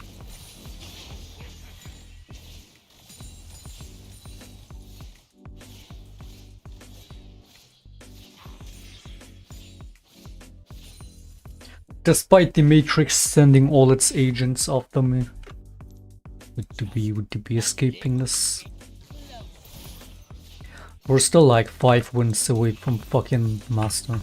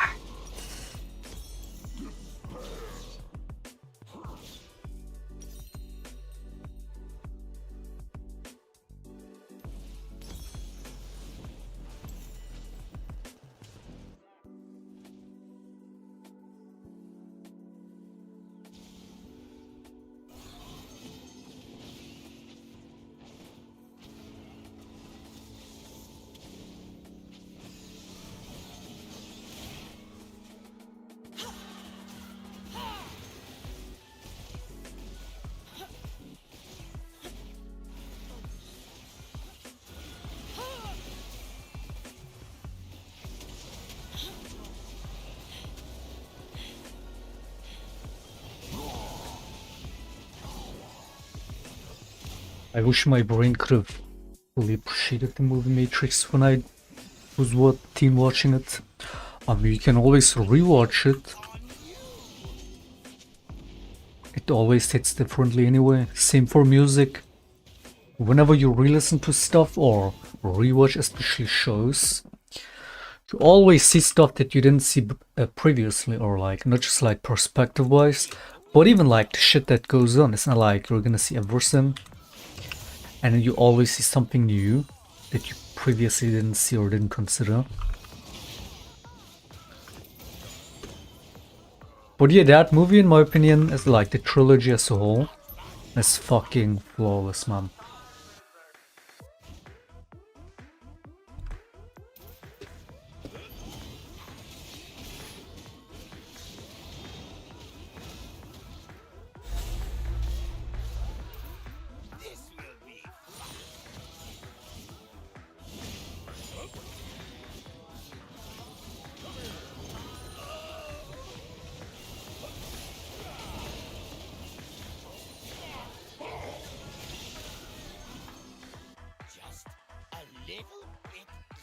It's so funny how you can outplay a lot of players champion-wise or player-wise by just walking unconventionally. Like this guy fucking jumps on me with his E up like I'm gonna attack him, and I just keep walking, and then he misses the E stun and I just know what to do.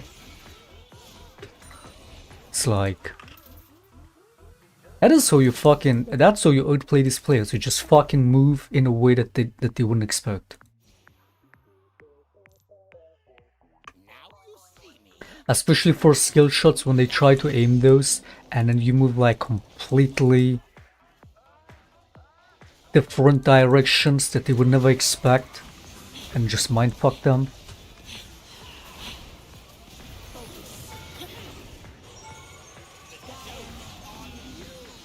Just end the game, man. What is this fucking Syndra damage? We're never ending this fucking game, this fucking Syndra.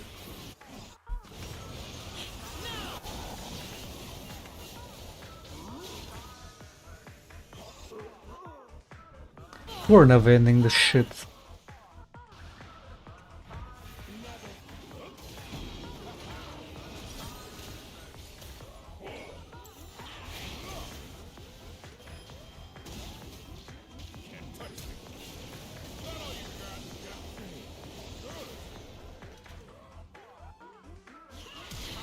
Her fucking E combo alone did more than half my HP.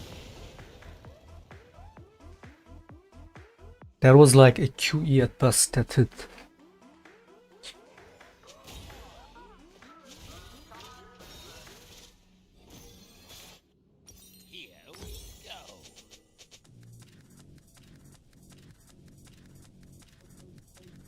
Sometimes when I play low elo, I can say I will miss things because they won't move, and as I expect, I've talked about that so many times exactly.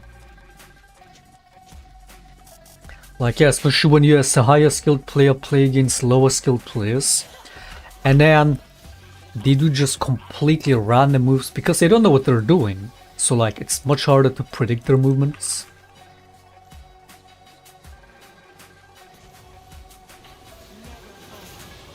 Because that's how you usually play in high elos. We're never fucking ending this.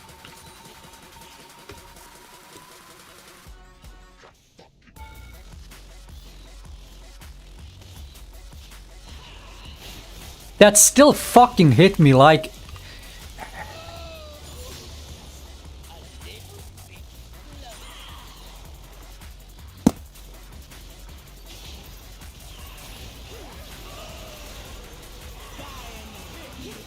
We're gonna lose this. Oh my fucking god, the minions were getting to our base, man.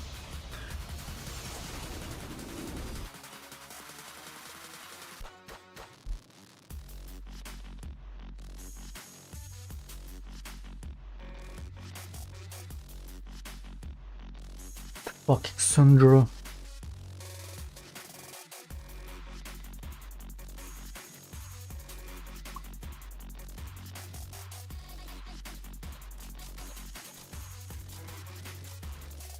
That reopen.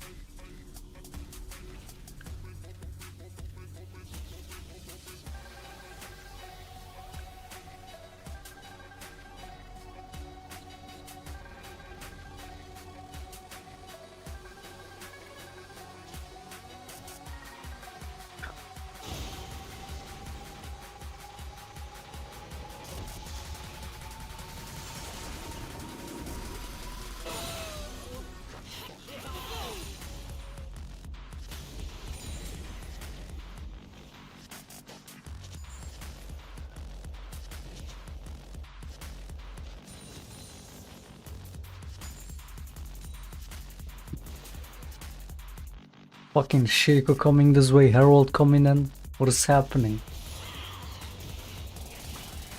That's so funny, man.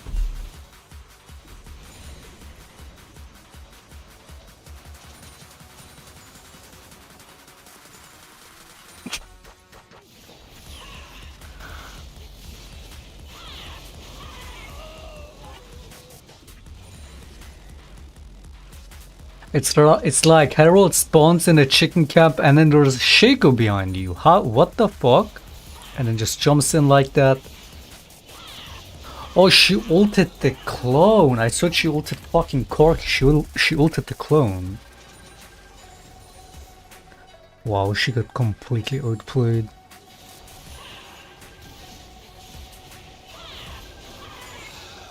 God, I'm a genius. I'm a fucking genius.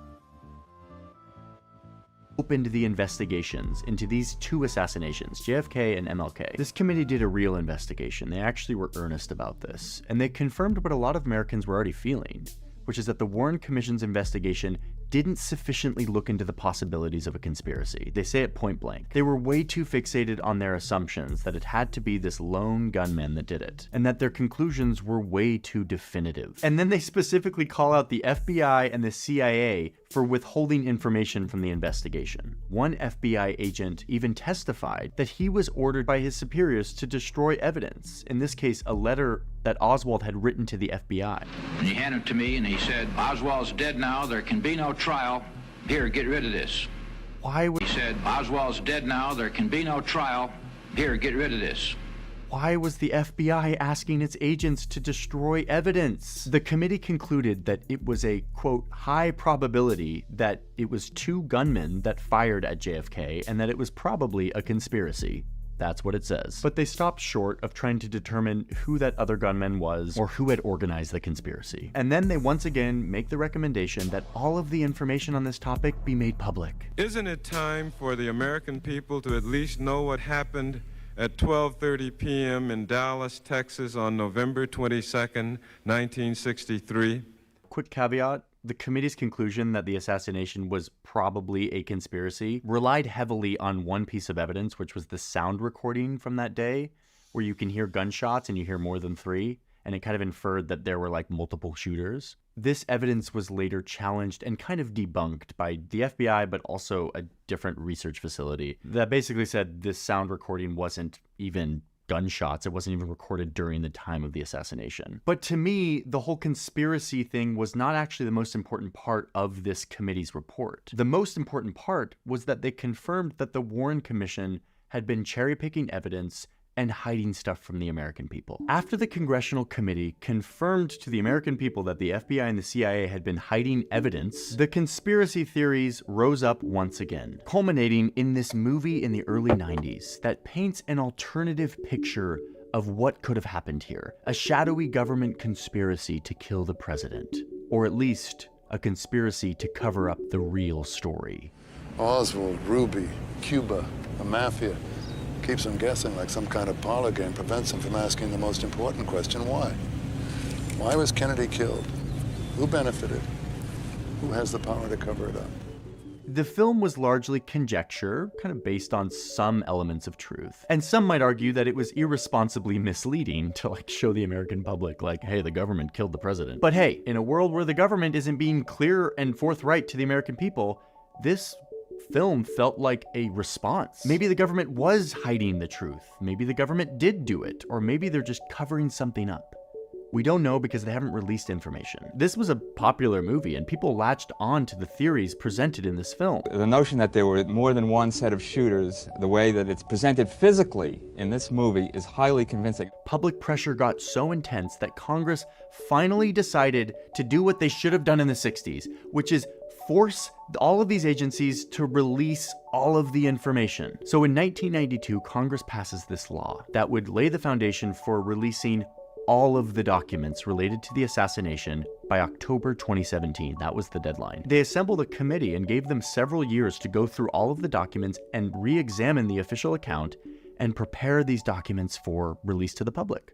We actually talked to the chairman of that committee. I was nominated by President Clinton to chair the Assassination Records Review Board. In the process of going over all of this documentation, this review board found some more inconsistencies and discrepancies and instances of potential cover-up. Like the autopsy. There's an entire video I could make about just the autopsy and the missing brain and all of this. But the crux of it is that what the doctors and surgeons saw moments after the president was shot, they recorded and they wrote down, but then what the official autopsy record actually looked like when it was released was something very different. The way the wounds were described, where the wounds were, what the brain looked like, all of this stuff had been changed or modified. The photos themselves had potentially been changed. And then the brain itself literally went missing. It's unaccounted for. So anyway, that's an entire rabbit hole that you can go down if you want. They took the brain to make a modified JFK clone who is still amongst us. That's my theory. Releasing all these records also revealed that the CIA and FBI had been keeping tabs on Oswald's whereabouts, which maybe makes sense because he was a Soviet sympathizer, but why didn't we know that before? We learned that the Secret Service had destroyed documents, the original motorcade route sheets that they had, the surveillance tapes from that day, they had destroyed them. Now, we found those documents in the hands of another agency, so ultimately there was no harm. Judge Thunheim said that, yes, they got a lot of documents. They released fake documents. But a lot of stuff was still missing. There was one guy at the CIA who took control of the investigation a couple weeks after the assassination, and all of his records are just unaccounted for. Now, did he destroy them all? Maybe. I don't know. There's no real record of that. So you still have that previously destroyed issue. In total, they finally released 5 million documents by 2017. Basically everything, except for a few thousand documents that the CIA still refuses to release. Why? Guys, the CIA... Basically everything, except for a few thousand documents that the CIA still refuses to release. Why? Guys, come on. Still? You can find this Even whole to this trove day. of JFK documents on the National Archives website. We'll put a link in the description. Okay, but here's the craziest part of all of this. Even after 5 million documents were released to the American public, to a public that was hungry for conspiracy, still, there is no solid smoking gun evidence in any of this that points to a conspiracy, that points to anyone other than Lee Harvey Oswald as the person who assassinated the president by himself, acting on his own. Now, the evidence may exist somewhere, but it's been destroyed or whatever. The point is, the government could have released these 5 million documents in the 60s. They could have done this back when people wanted it, back when they should have, and it wouldn't have changed their official story, and it would have satiated an American public that was skeptical of their government. At this point, though, I think it's too late. The feeling that the government was hiding something has now sunk deep into the American psyche. We all kind of are the JFK assassination, yeah, something was up there. I'm not really sure they're ever going to regain our trust on this one because of how much hiding of information there was throughout all of these decades. So, on the internet, all around, from people who are actually pretty credible, you have alternative explanations that abound. Maybe it was LBJ who planned it so that he could be president. Or what I believe is perhaps the most feasible theory, which is that some rogue faction in the CIA wanted to take out JFK because JFK was against what the CIA was up to.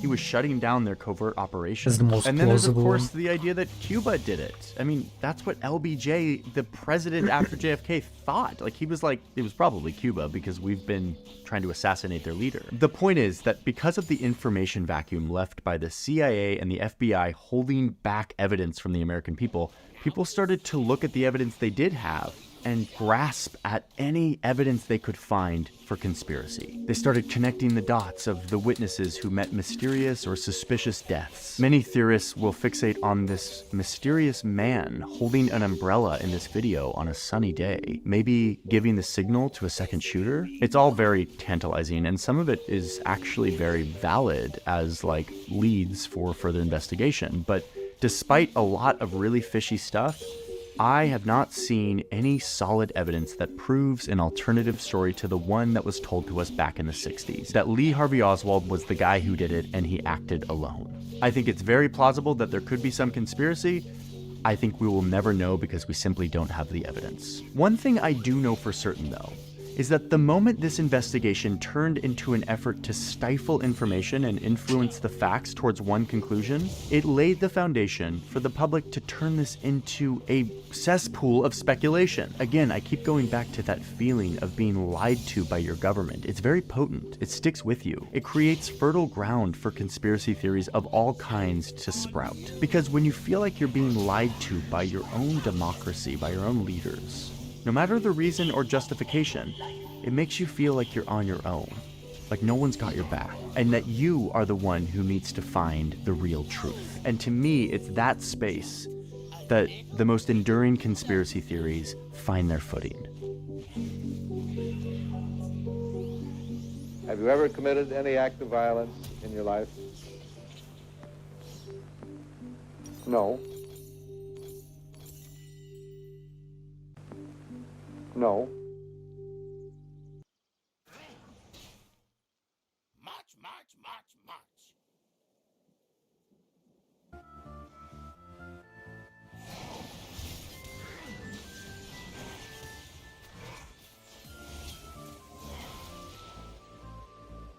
We're being when treated.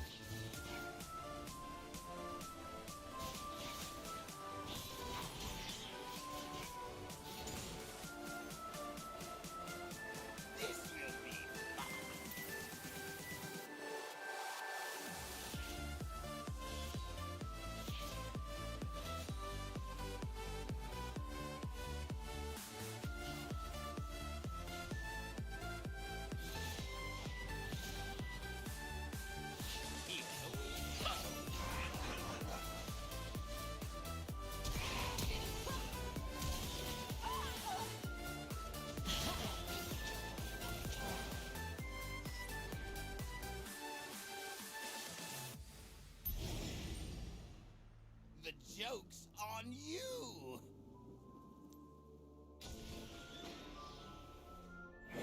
We're literally being when treated. They're both recalling.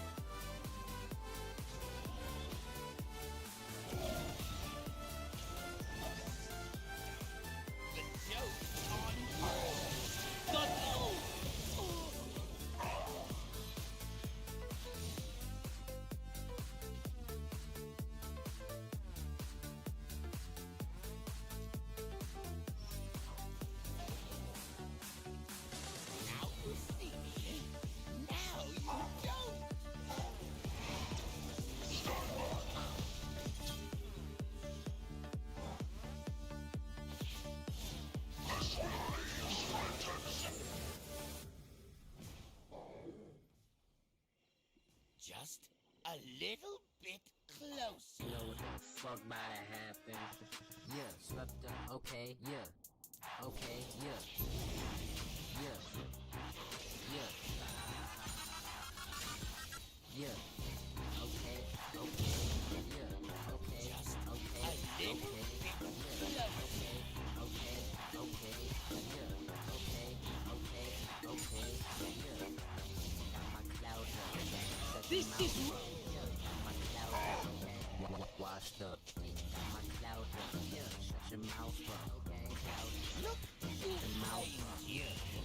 Okay, okay, yeah, okay, okay, okay, yeah, okay, okay, okay, yeah, okay, okay, okay, yeah.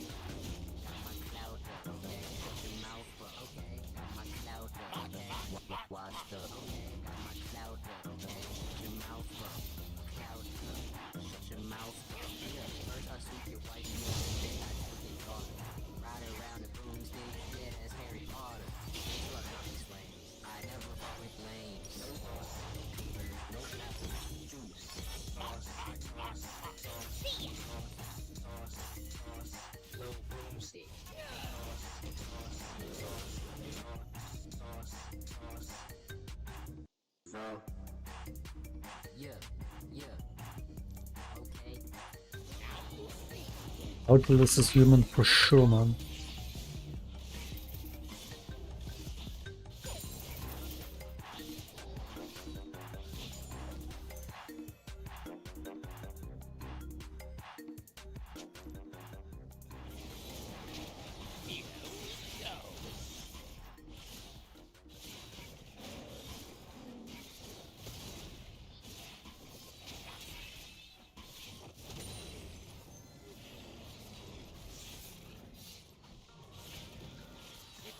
The joke's on you!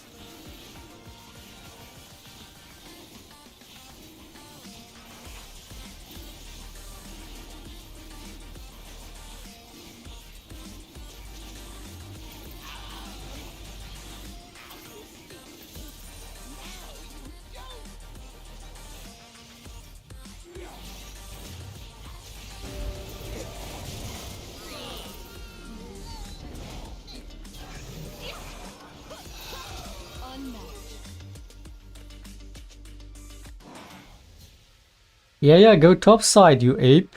Yeah, go topside, you fucking ape.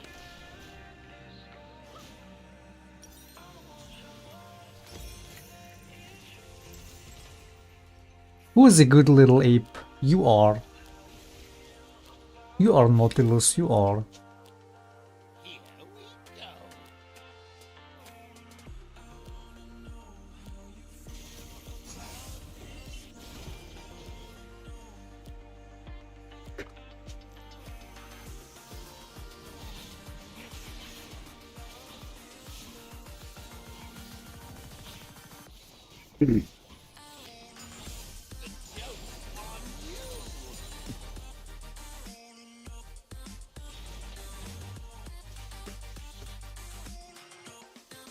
Oh no, where is he going?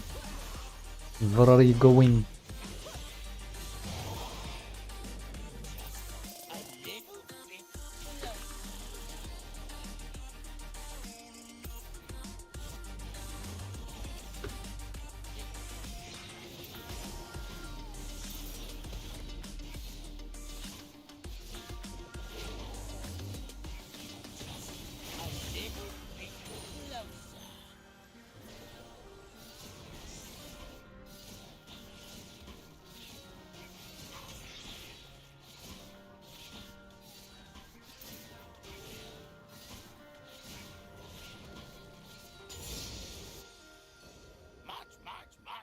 help top.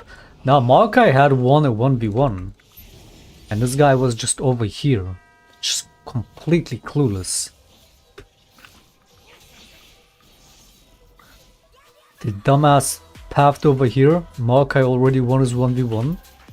Meanwhile, this is happening on bot and this dumbass is here.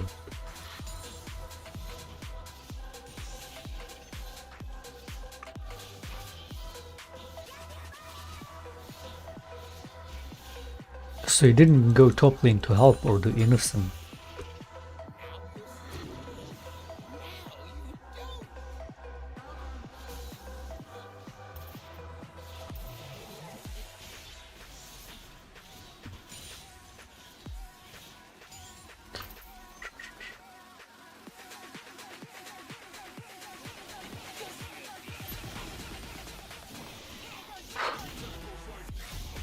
I'm pretty sure this guy is trying to lose. Or boosted fucking ape. Or both. It's like Schrodinger's ape. That's what I call it. I call it Shaclone's ape. You know, there's Schrodinger's cat and then there's Shaclone's ape. The solo queue version. The solo queue paradox. Is it a Nautilus is boosted or a wind trader or both? A boosted ape or a wind trading ape or both? But it is definitely an ape. Just like with the cat, it's isn't a live cat or a dead cat, but it's a cat. Either way, or both, but it's a cat. And this guy is an ape either way. Boosted or wind trading.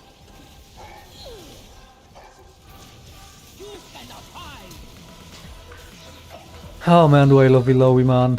What a nice champion. And then this lag, oh yeah, yep. That's what I like to see, yep. And then have to dodge the tentacles with this lag. I love it, I love it. I love it. And this fucking reject ran it again. Yeah, he's trying to lose.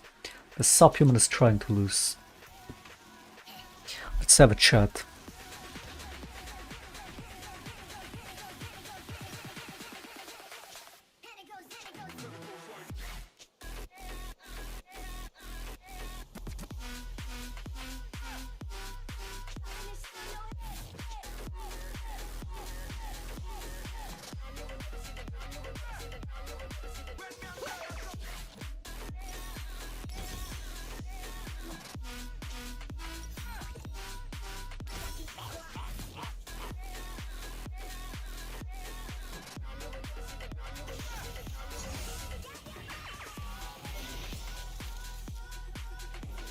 Meanwhile, Illaoi just whining in the fucking old chat.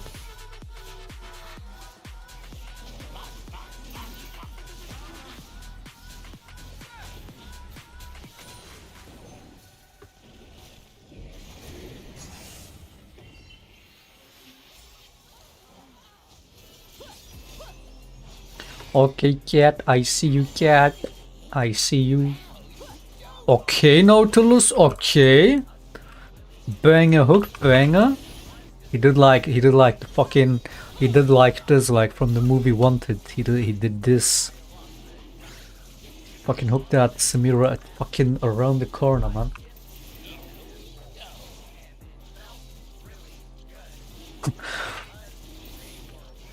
What?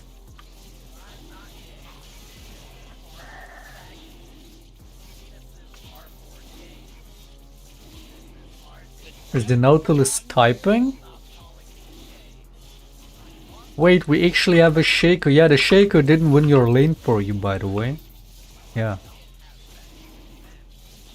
What was that? Oh god, it's like, oh god.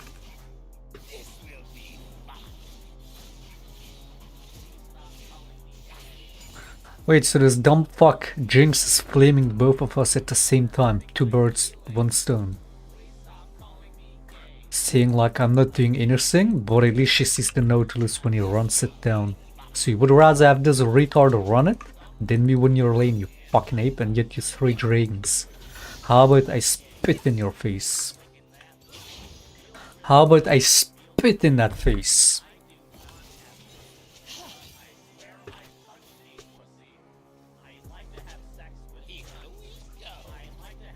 Not really.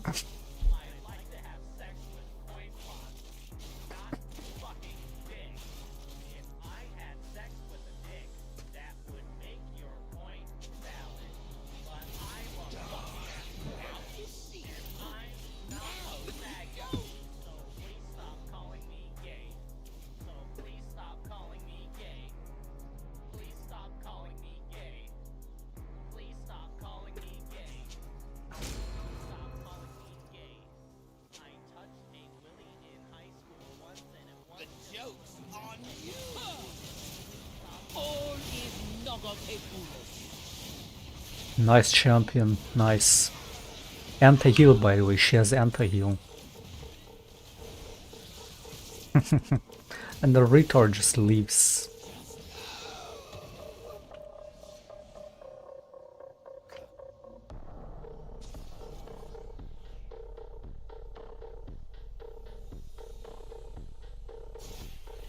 Man, if it wasn't for this cat, I would have so set this one out.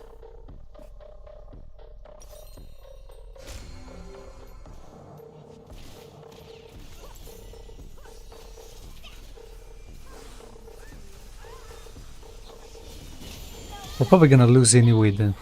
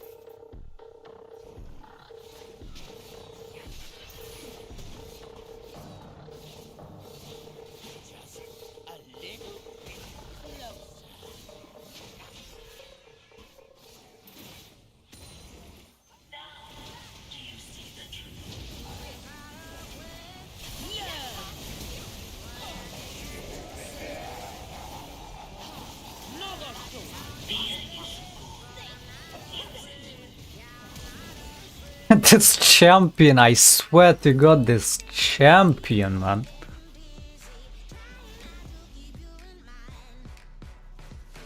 So fucking ridiculous.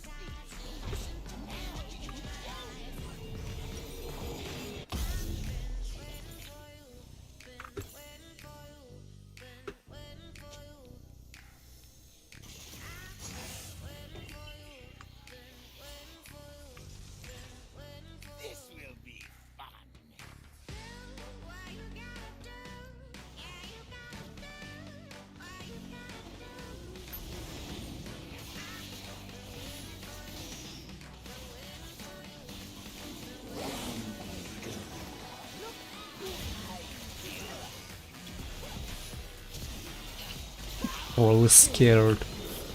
What is the Samira doing? Holy fuck, the int is real.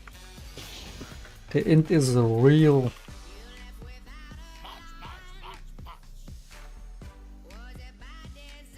I just fucked them all over with that plant, man. Samira was like, oh, we're going in? Yeah, let me just flash into this. Meanwhile, the Nocturne flashes out.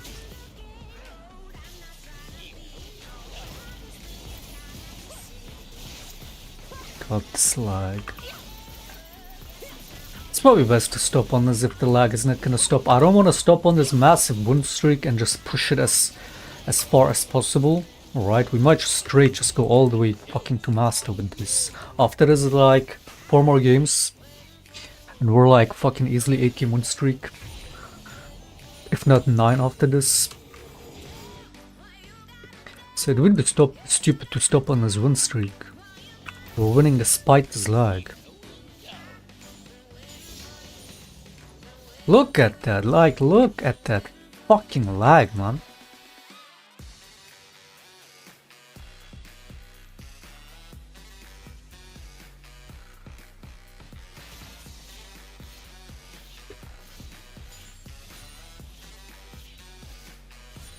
You knocking them into Drake was genius. Yeah, they say that a lot about me. They say that a lot. A lot of people say I'm kind of a genius. They say that a lot. I do be kind of a genius. A stable one on that. Stable genius.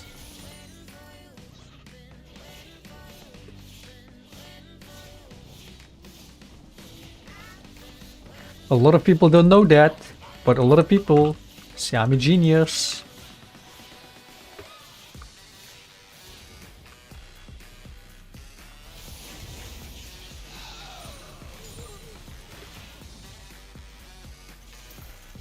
What? The fuck was that? Oh, the tentacle helping me push it? Push it? Nah, they're tilt FFing this, I'm telling you. That's an FF right there. Quadra, yeah, that's an FF.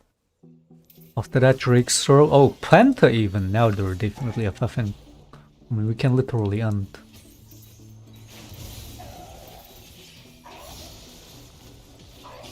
Cat MVP. Wait, she died? She got the Penta and died? Holy shit.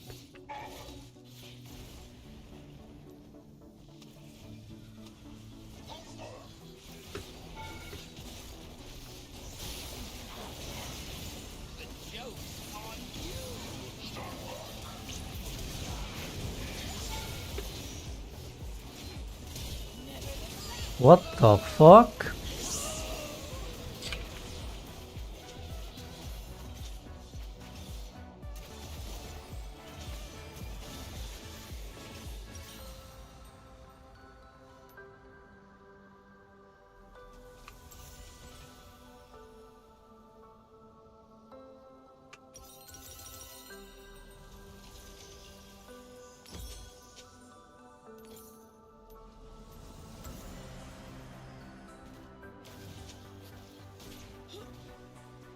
"24-hour stream medal is popular now, of course.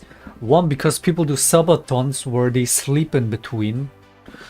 And yeah, the whole fucking premise of 24 hours was to not sleep, right? Yeah, those are just unhealthy as fuck. Of course, people stop doing them.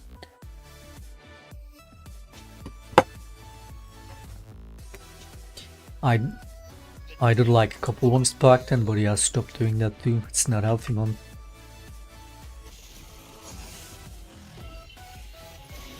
And that's when the game used to be so fun, you could play it for 4 hours straight. Nowadays, you know, you don't really want to do that. When you have a winner's queue day like this, yeah, you can go for hours. But when the game is what it usually is, you barely last a couple hours with it. Like trying to play this game for 24 hours when it's usually what it is. Again, these win streak days happen, but also the loss streak days happen. Or any streamer will get so disgusted by the games that they will stop the stream early, you know? Like when that happens, 24 hour stream is fucking Not realistic. Can you kill the fucking Samira, man?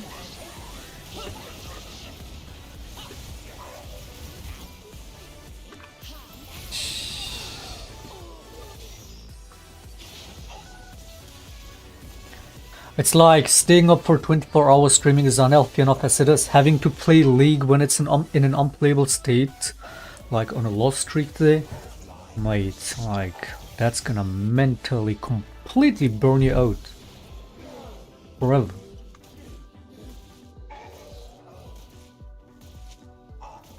I did play some other games in between, of course, back then, like H1Z1. On the second or third attempt, did like Resident Evil 7 playthrough. That was fun. Or was it Evil Within? Or both? No, it wasn't both. But I did play those. I did like a 15-hour stream. Which I guess was a 24-hour stream attempt, but I only went like 15 hours on that. So I only managed to do it once.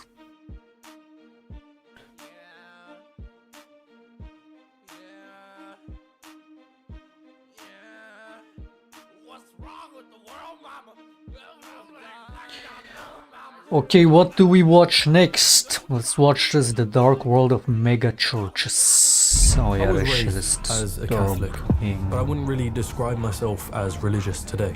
I had never heard of things like mega churches or televangelism or the prosperity gospel. That was until... Oh shit, we're watching this. Bottom line is, Israel is starting a much larger regional war, and Israel I is guarantee starting you, on the 7th of October. I guarantee you that Jonathan is going to come on here. You're not going to talk over me. I guarantee you, Jonathan comes on here and says, America must pay for it. America must die for Israel. That's what he's going to say. Tank, you're going to have to learn how to control yourself. I know it's very difficult for you. We just had a very long time to speak and we were quiet. I promise you can do that. As I was saying... The outcome of the US presidential election will have massive implications for America and for the world. The candidates could not be further divided on issues like immigration, the economy, and the role America should play in restoring peace.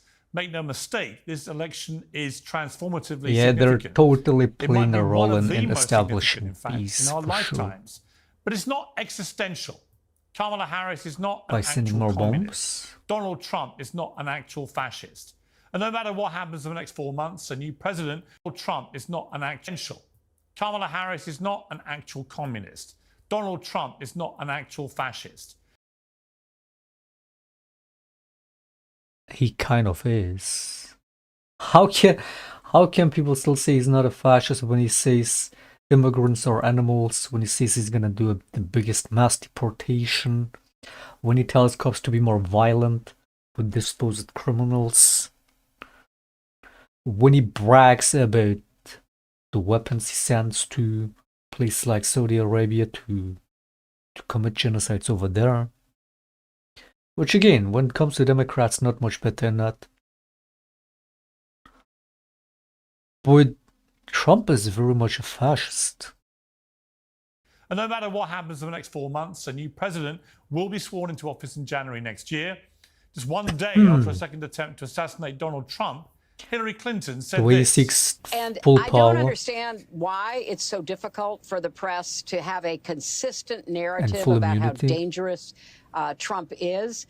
You know, the late, great journalist Harry Evans, one time said that, journalists should, really try to achieve objectivity. And by that, he said, I mean, they should cover the object. Well, the object in this case is Donald Trump. His demagoguery, his danger to our country and the world, and stick with it. Well, that narrative is dubious and the timing was appalling. The media can be accused of many ill deeds, but failing to have a consistent narrative about Donald Trump is not one of them. This montage has now been viewed more than 30 million times in the aftermath of the latest attempted shooting. Excuse the poor quality, but the point is obvious. I just don't even know why there aren't uprisings all over the country, and maybe there will be. People need to start taking to the streets. This is a dictator. You know, there needs to be unrest in the streets for as long as there's unrest in our lives. Enemies of the state. Show me where it says that protests are supposed to be polite and peaceful. Do something about your dad's immigration practices, you feckless. When they go low, we... Do something about your dad's immigration practices, you feckless. When they go low, we kick. How do you resist the dad's immigration practices, you feckless? When they go low, we kick. How do you resist the temptation to run up and wring her neck? The biggest terror threat in this country is white men, most of them radicalized right up to the right. Well, the full version goes on and on and on. Of course, it's not difficult to find examples of Donald Trump saying outrageous things too. But there's no real value in me highlighting them because they play on the biggest TV news shows all day, every day. You will have already seen them. Everybody has. And right now, it's Democrats pushing the narrative that Trump, and only Trump, is to blame for the simmering and, in some cases, exploding tensions in American politics. Those tensions have almost got him killed, not once, but twice in just 2 months. Surely enough is now enough. There are many unanswered questions about Donald Trump's security. There's a very live debate about who is to blame for this dangerously febrile atmosphere and what should be done about it. There are questions, too, about an all-out war in the Middle East after Israel seemingly ignored the United States to launch an audacious attack on Hezbollah. 12 people are dead, including a child. Almost 3,000 were injured after pagers used by Hezbollah were remotely detonated inside Lebanon. Now even more blasts are hitting Beirut, with reports of an explosion at a funeral and hundreds injured by exploding walkie-talkies. We'll discuss it all with tonight's panel. I'm joined by the host of the Candace Owens Show on Spotify and Rumble, Candace Owens, the founder and CEO of the Young Turks, Shaclone, and former Navy SEAL, author and founder of target ban. Blackwater. Do you think I will get 12-hour lock if I dodge? Oh shit, I almost missed this fucking pick. Do you think it would still be 12-hour lock if I dodge?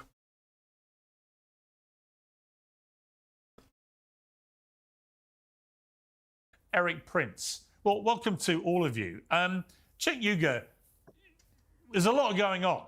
I mean, the news cycle right now feels slightly insane.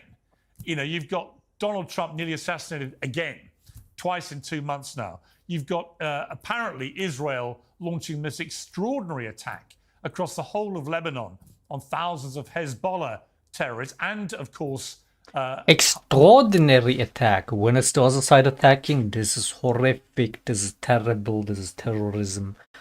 Israel doesn't attack. Extraordinary. Just the choice of words even every time. Israel assassinated again, twice in 2 months now. You've got apparently Israel launching this extraordinary attack across the whole of Lebanon on thousands of Hezbollah terrorists and, of course, wounding and potentially killing as well civilians in the process. So there's a lot to unpack here. What do you make of it? Okay, first of all, on Donald Trump, what do you want me to do? The guy did a coup attempt. He had fake electors, not even his own electors. You have your own slate of electors. Oh yeah, fucking forget about the coup attempt. He's not a fascist. He literally tried to do a coup, man. Them because they said this is unconstitutional and illegal. You lost the election, and he said, "All right, you can get in fake electors. News, literally using Hitler rhetoric. Fake news. Let's have them bum rush the Capitol, and then that'll create enough confusion that we can bring it back to the states, and the Republicans will cheat for us." They even wrote it in a book. Then he said we should terminate the Constitution because he lost the election. So what do you want me to do, Piers? The guy hates democracy. He's a dictator wannabe. So, okay, should you shoot at him? Of course not. Any action that is physical like that or violent is a surrender in the intellectual field of debate and ideas. So it's a terrible idea. It's immoral, etc. But I'm not going to let up on Donald Trump for 1 second rhetorically, because he is a monster. And he tried to terminate our Constitution. He tried to steal an election. I've never seen anyone so despicable in American politics. And by the way, there's another reason why I'm angry at him, because I'm a populist. And he took populism and he perverted it to just turning into I'm on his for own almost 10 personal hours. con. He's such a slimy con man. I loathe him. Everyone should vote against him. He's one of the worst people I have ever seen in politics, and I'm not going to let him terminate the Constitution or destroy this democracy. You see, what I find extraordinary, Cenk, is you haven't even given it a beat since he nearly had his brains blown out on Sunday on a golf course. Without a sound.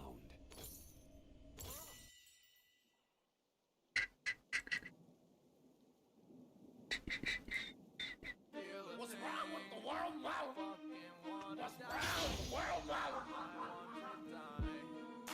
Why can't we get along?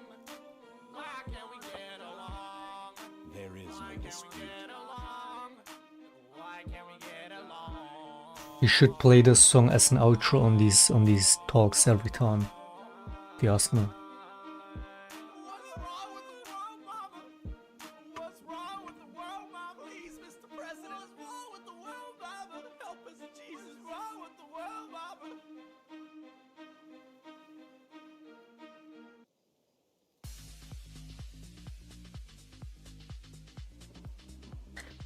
Invinced Gunner support. That's already been played. I'm pretty sure I've already seen it. So you wouldn't be the first one to invent it. People have played all kinds of fucking champions on support. I've seen it all, man. It must be done.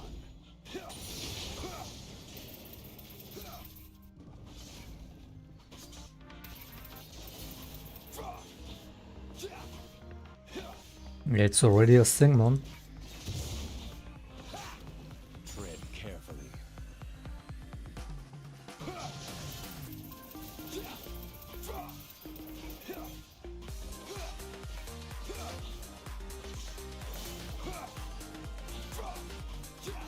And the lag still goes on.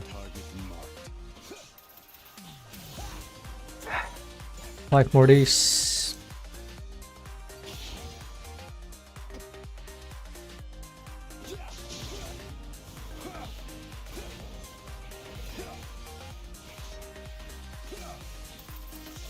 Without steps.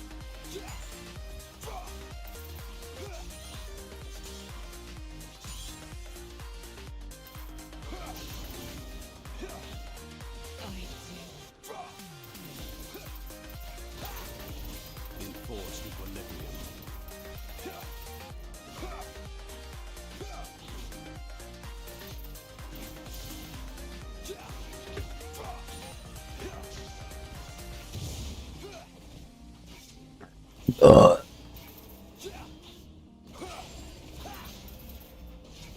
With honor.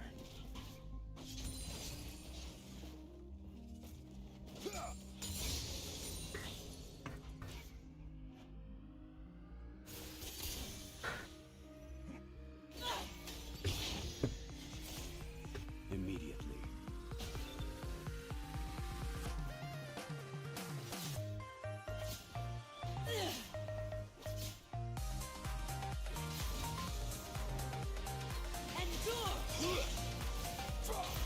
Understood. What is this guy doing?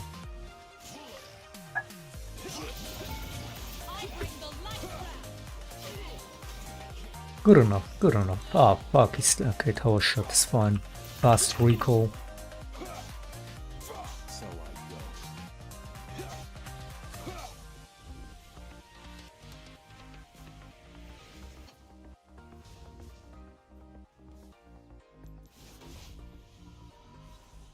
Shanghai when?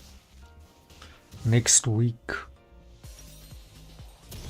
Our wills align.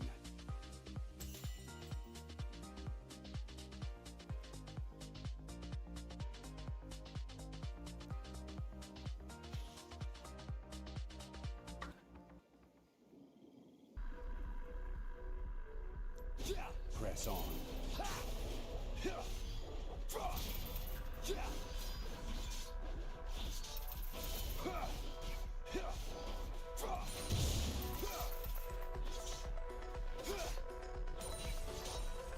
From the shadows.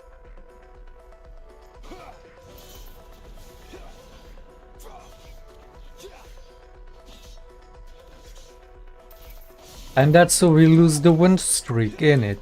Yeah, man. It must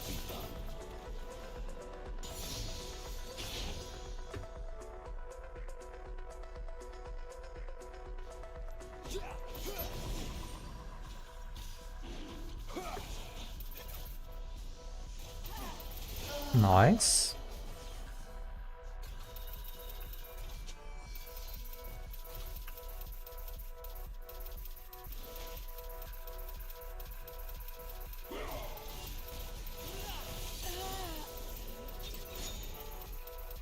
You're probably wondering why I'm not showing my screen. It's because in case they're ghosting and I have minimap covered, but if they look at the, you know, if they see that I'm on the dragon, because I have my screen on it, in case they're ghosting, given the Shaclone. So when I sneak the dragon, I gotta fucking move the cam away so they don't know I'm on it. Big brain.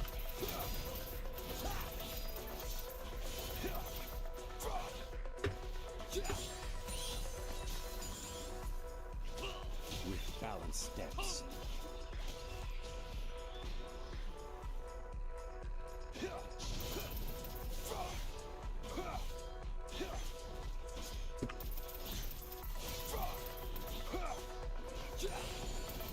I find them unworthy.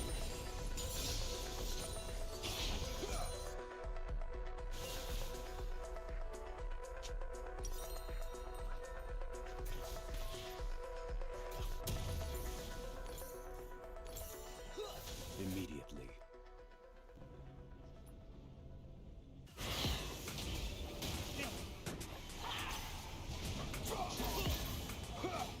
Can you? What is this retard doing? Enforced equilibrium. Why do you not ult him, you fucking ape? Now we're being win traded again, man. We're being straight win traded again.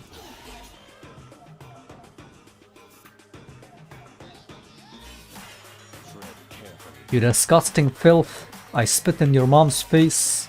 You disgusting fucking filth. You win trading fucking scum.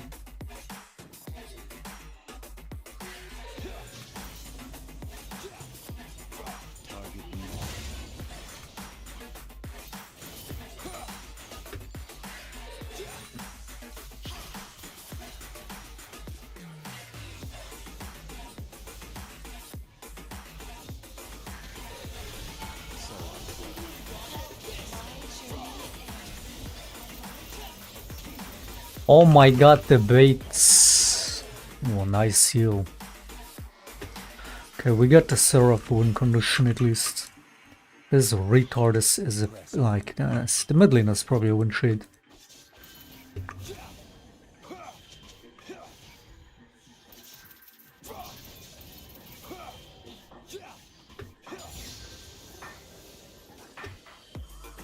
Our wills align.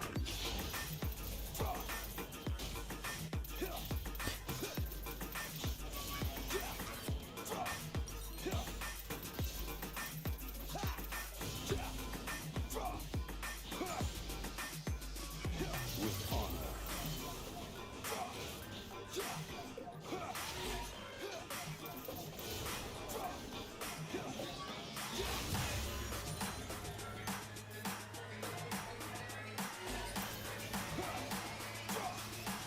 Understood.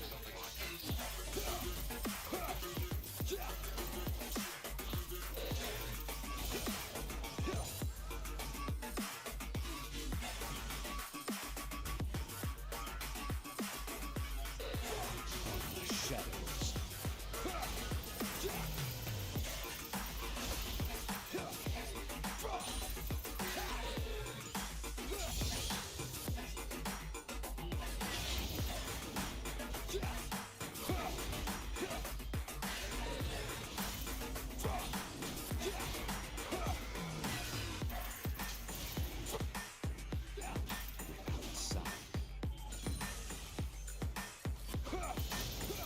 Yeah, that's a win trade.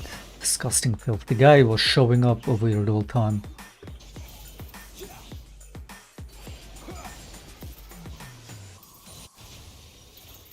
With balanced steps.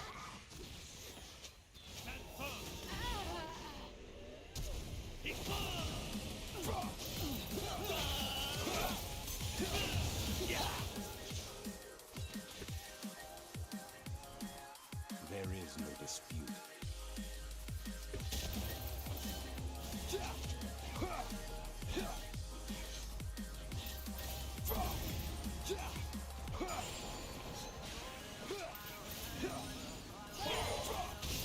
It must be done.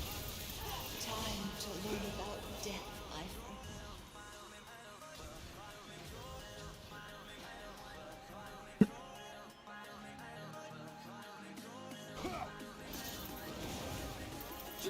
Tread carefully.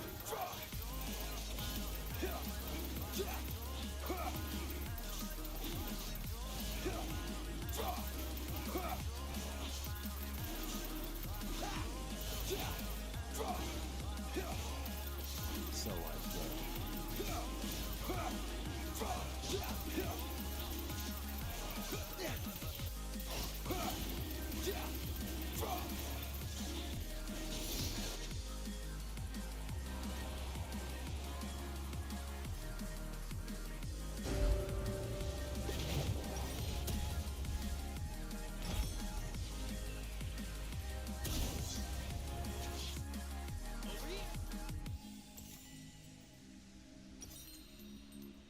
press on.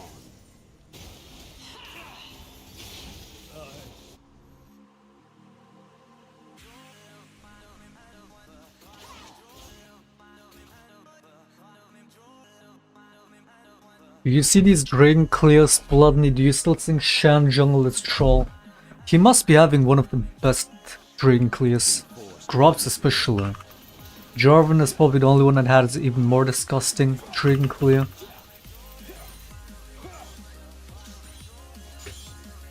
I even just soloed the Chemtech with no problem, with no smite.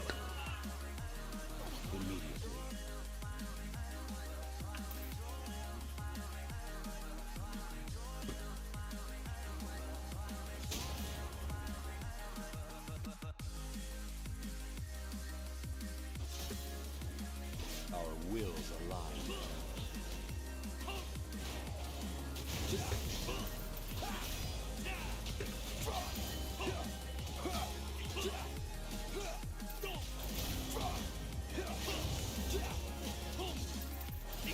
Shadows. What the fuck was that like?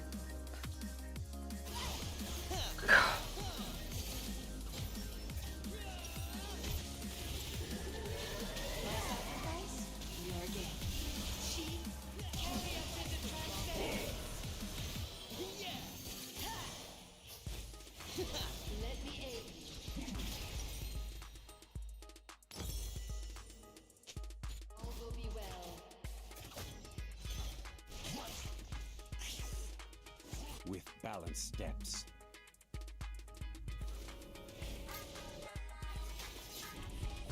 Fear me.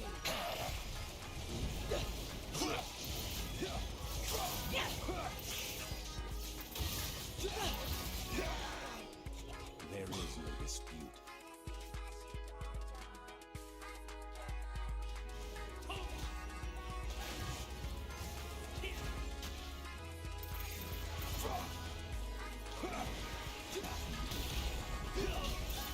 Tread carefully.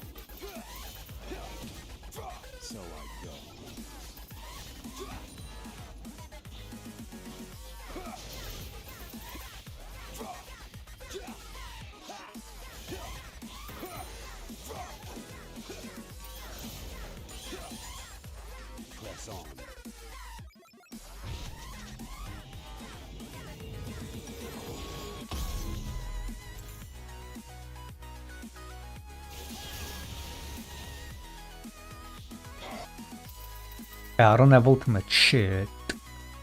Our wills align.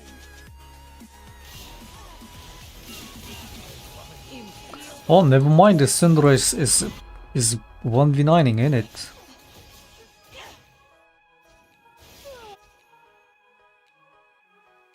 Immediately.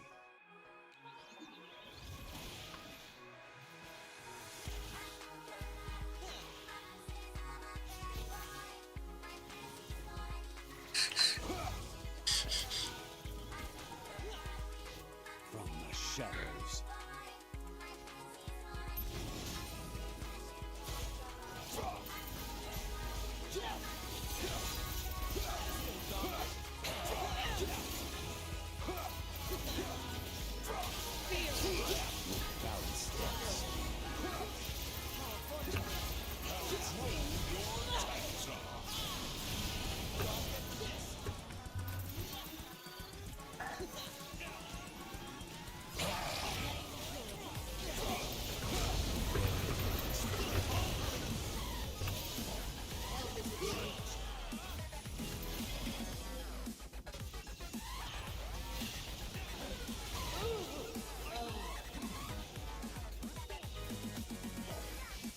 Tread carefully.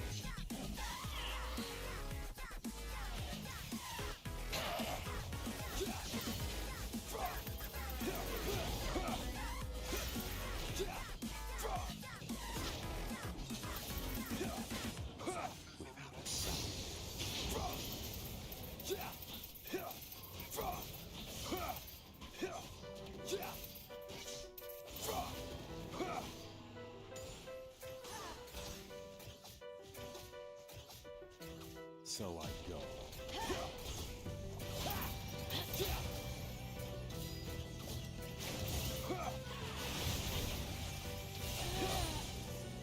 Syndra is so balanced, man. Like this is what I mean, right? When there's mages like this in the game, why the fuck are these people playing fucking Zed, Yasuo, AD carry mid lane?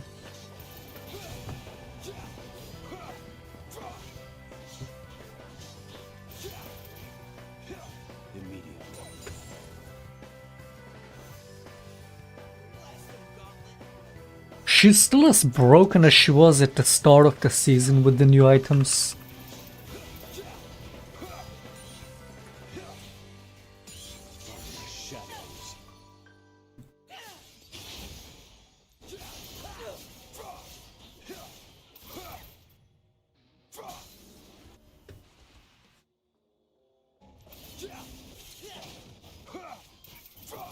I find them unworthy.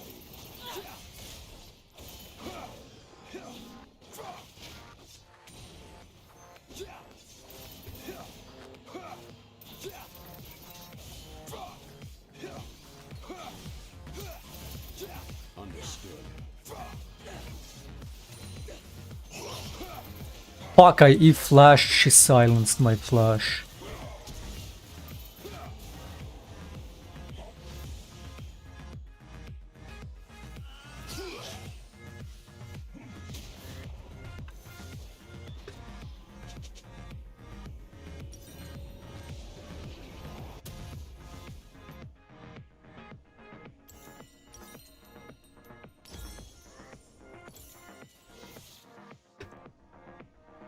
Our wills align.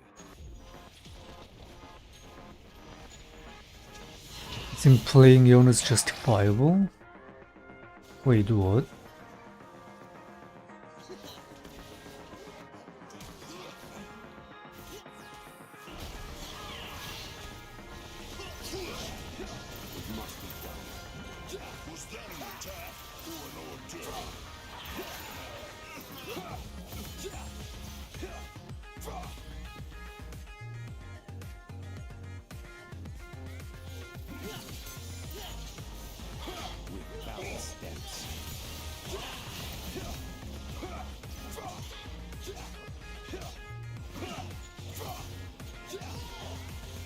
I should be going hull break on Chum.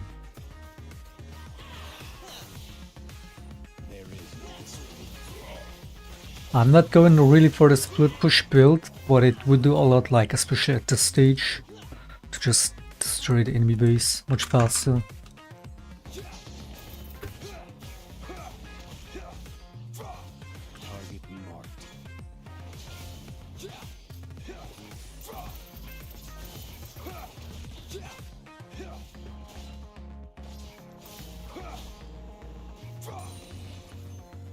Eune is far more disgusting than a lot of mages. You mean as in broken? Sure, but at least he has some CC. But it's like... mages are just so free. Why would you just AP pick in itself? Why even go AD?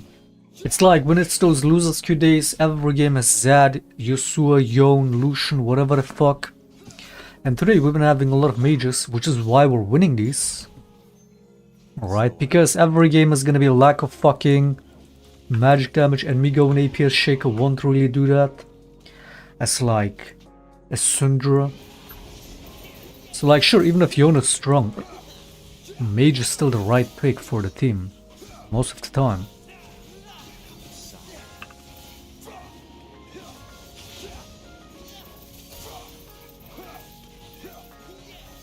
Like she does one combo, one shots anybody, it's...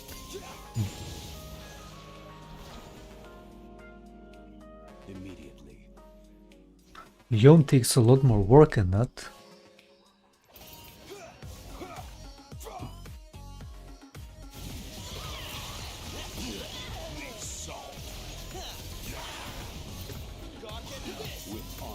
The fact that I keep saving the Syndra.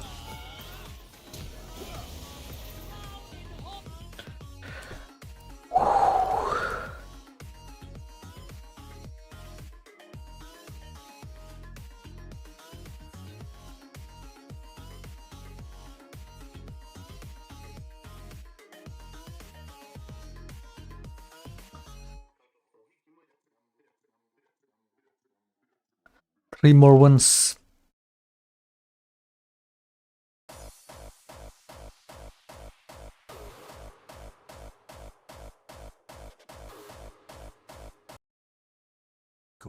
Which came 2 months Did he give a after... beat, Piers? Did he give a beat? Did he ever give a beat when he constantly talks about violence? Hey, if someone takes out somebody from with a stretcher, I'll pay the legal bills.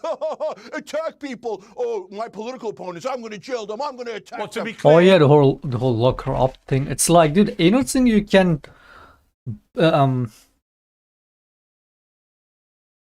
criticize the Democrats on about what they say about Trump. Trump has done it many times, way before them.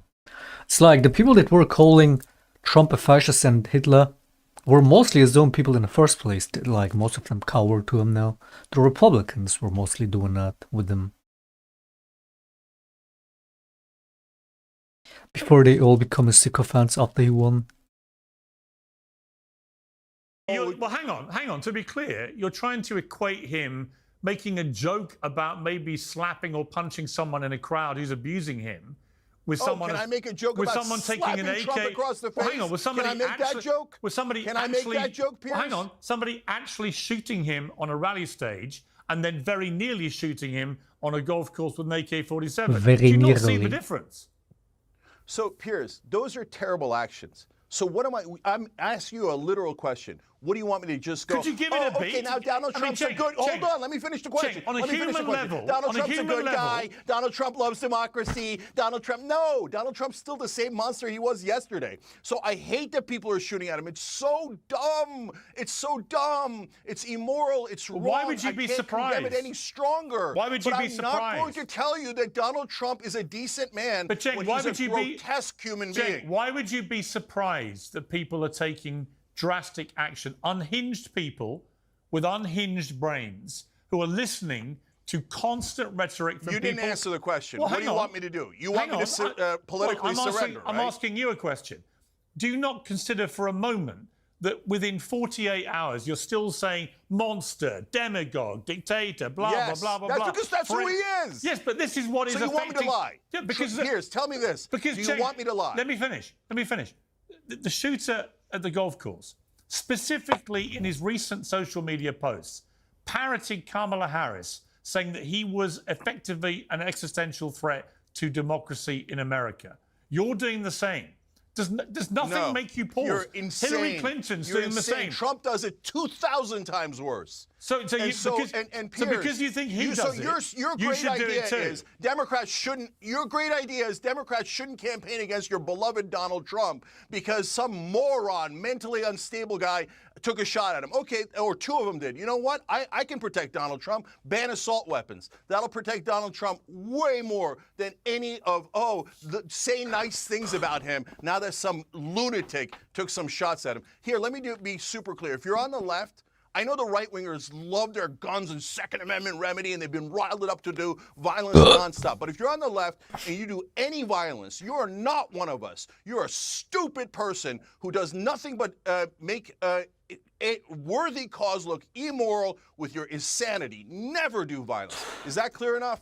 Or maybe when they constantly hear on the airways people like you and Hillary Clinton and others constantly depicting Trump as an existential threat to democracy in America. Piers, you're totally guilty. Because he is. You're guilty. Because you support Donald Trump. And Donald Trump has done 2,000 times worse, and you know it. You won't even run it on this show. Okay. You won't even run it on this show because Donald Trump, what he says is so much worse than anything a Democrat has ever said about him. So you won't even run it on this show. So that's it. Are you telling Donald Trump, you better shut up?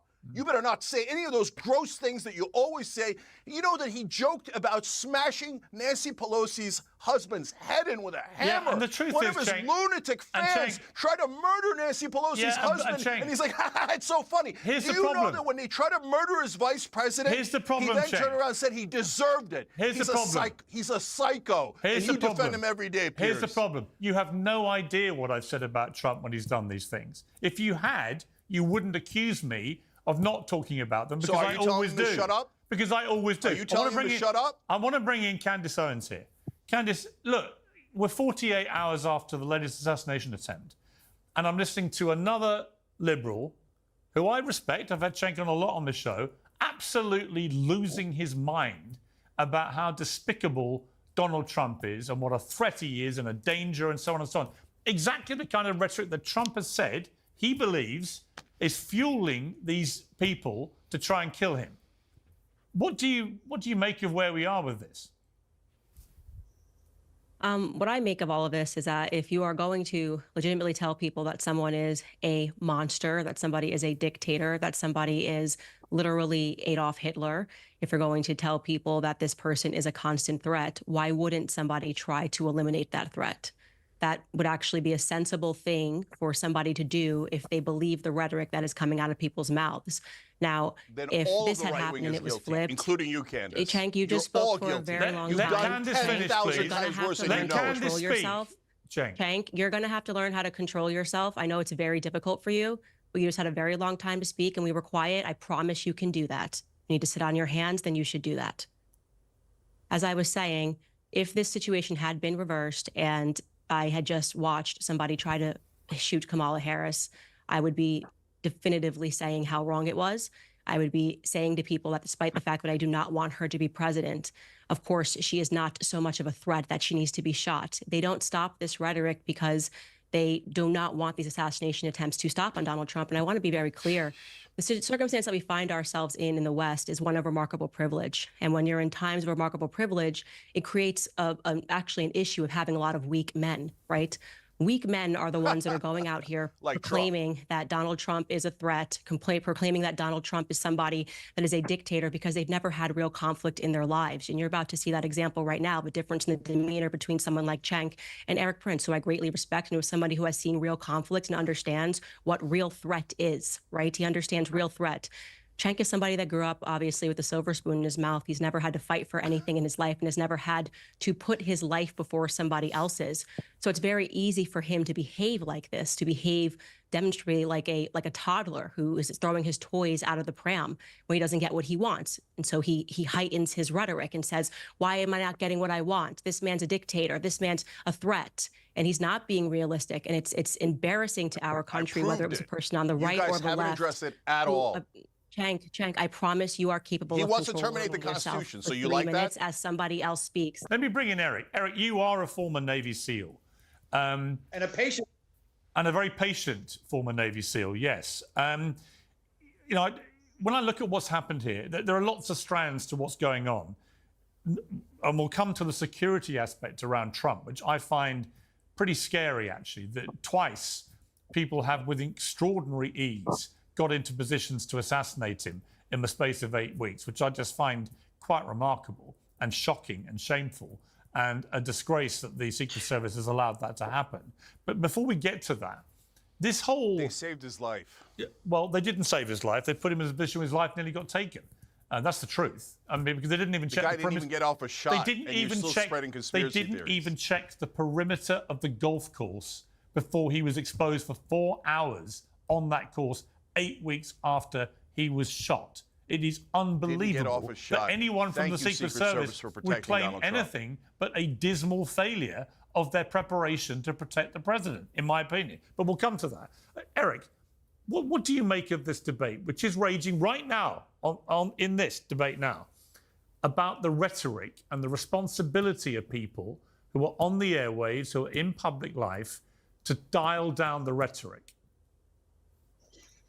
Look, like the video clip you opened with, there's an enormous amount of apocalyptic language spoken by the left, saying he must be eliminated, he is Hitler, and that unleashes every left-wing crazy to authenticate themselves by saying, I'm going to be the hero. This guy, this Ruth guy on Sunday, who was there for 12 hours stalking Donald Trump with a high-powered rifle with a scope, with ballistic plates up against the fence. And what did he have up there? A GoPro. Why? He was trophy hunting. He wanted to be the savior of the left, to say, I'm the one that killed Donald J. Trump. Trophy hunting, saying, for people like you responding to words that you're putting out there. Why else would he have a GoPro? No, he wanted to get famous. You're totally right about that, Eric. And I hate that.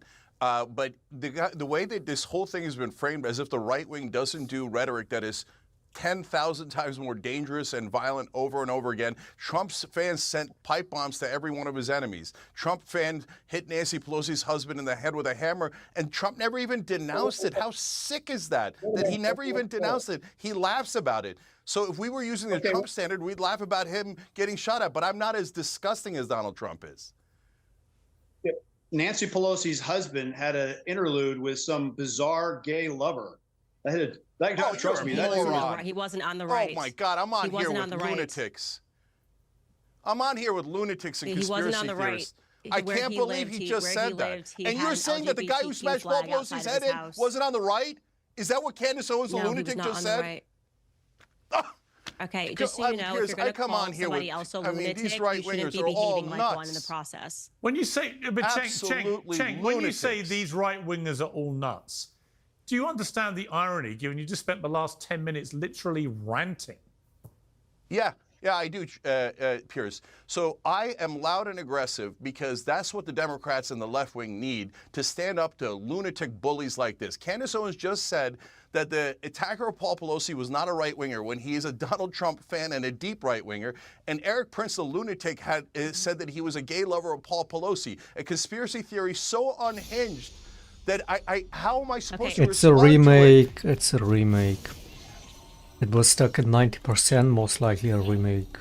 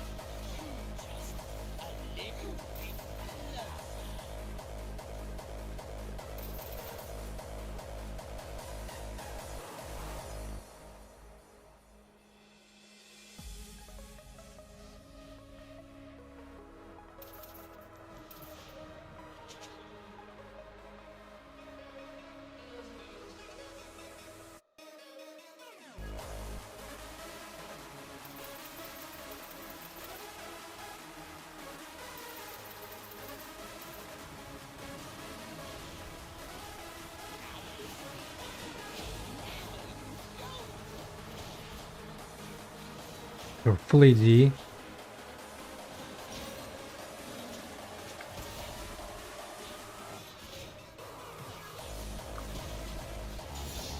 Wait, is it not a remake?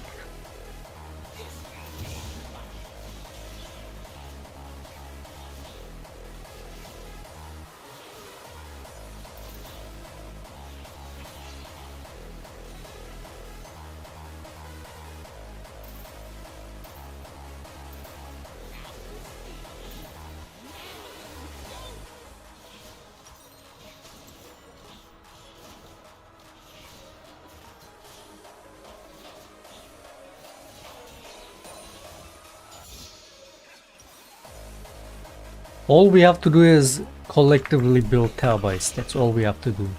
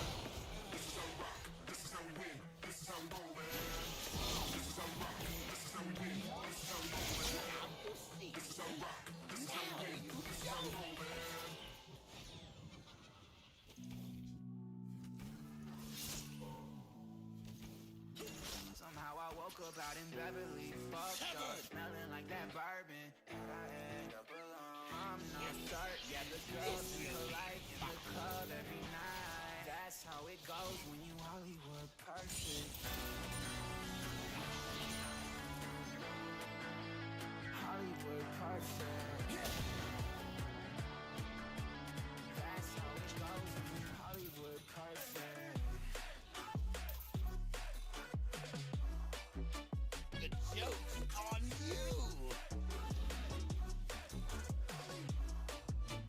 Hollywood perfect.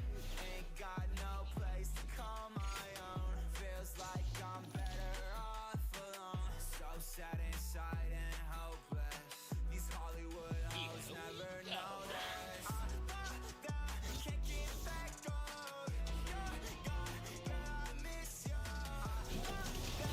Can't get back on. Girl, I miss you. Somehow I woke up out in Beverly. Joke's on you! I'm not certain. Yeah, the girls in polite in the club every night. That's how it goes when you Hollywood perfect.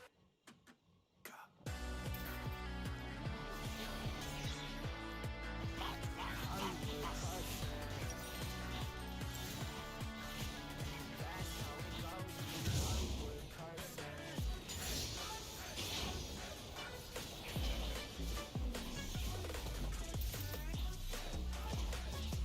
This will be fun. Somehow I woke up out in Beverly, fucked up, smelling like that bourbon, and I end up alone. I'm not certain. The girls in polite in the club every night. Somehow I woke up out in Beverly, fucked up, smelling like that bourbon, and I end up alone. I'm not certain. Girls in polite in the club every night. That's how it goes when you're Hollywood perfect.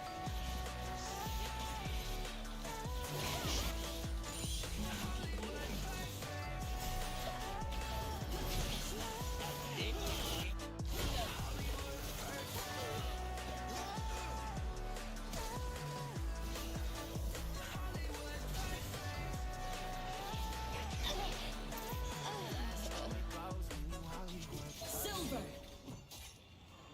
Now you see me. Now you don't. Brace thyself.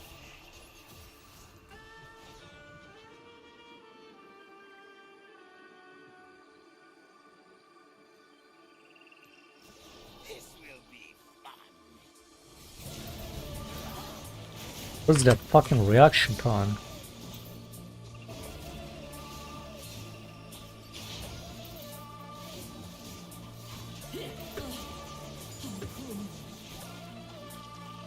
The joke's on you!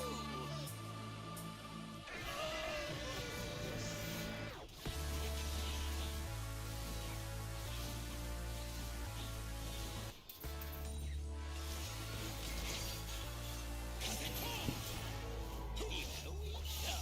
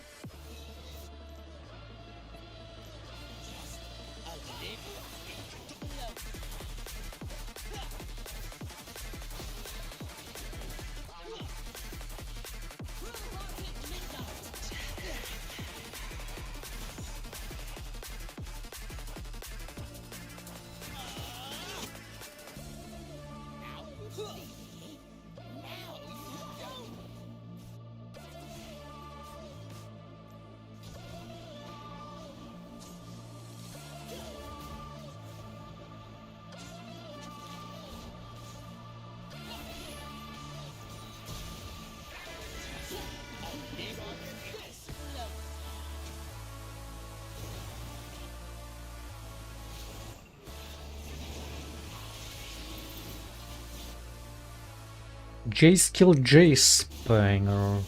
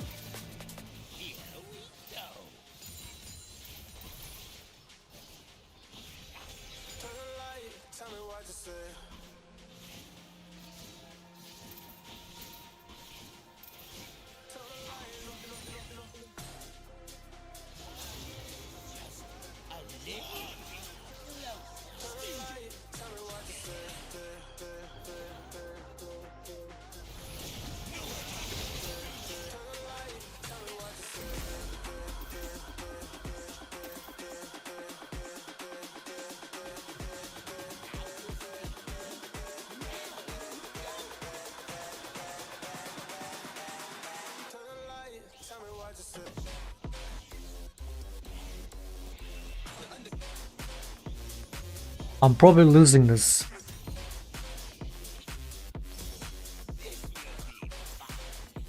I'm the only one being really fed. Because, like, these kind of games are usually lost. Now they get the objective bounty, nice.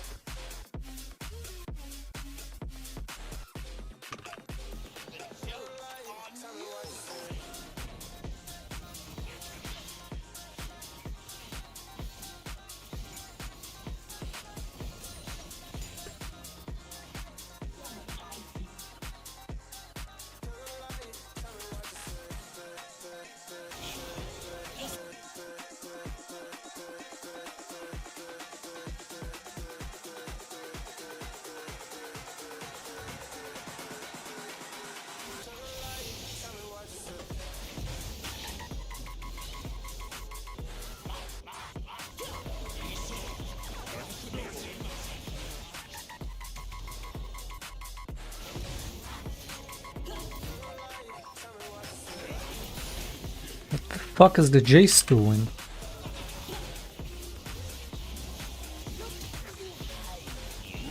Like, what the fuck?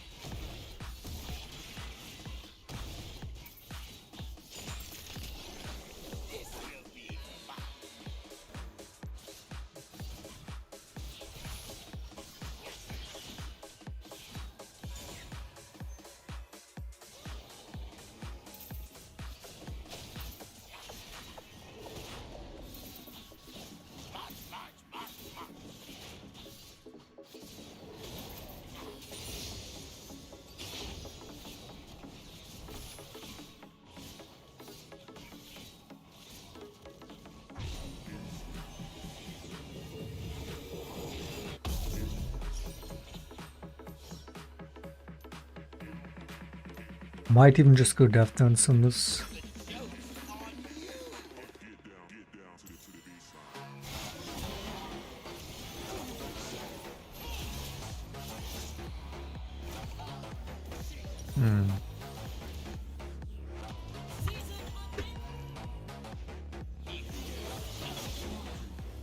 Yeah, we're losing this.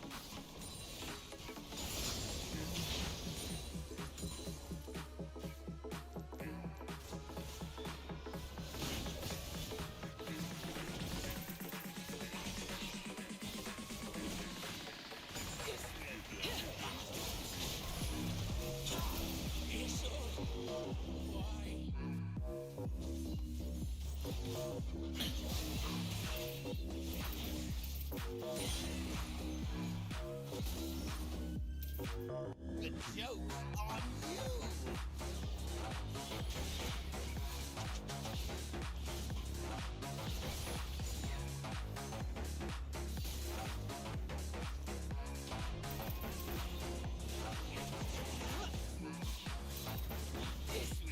We're so fucking losing this. Like, what is this, man? What is this?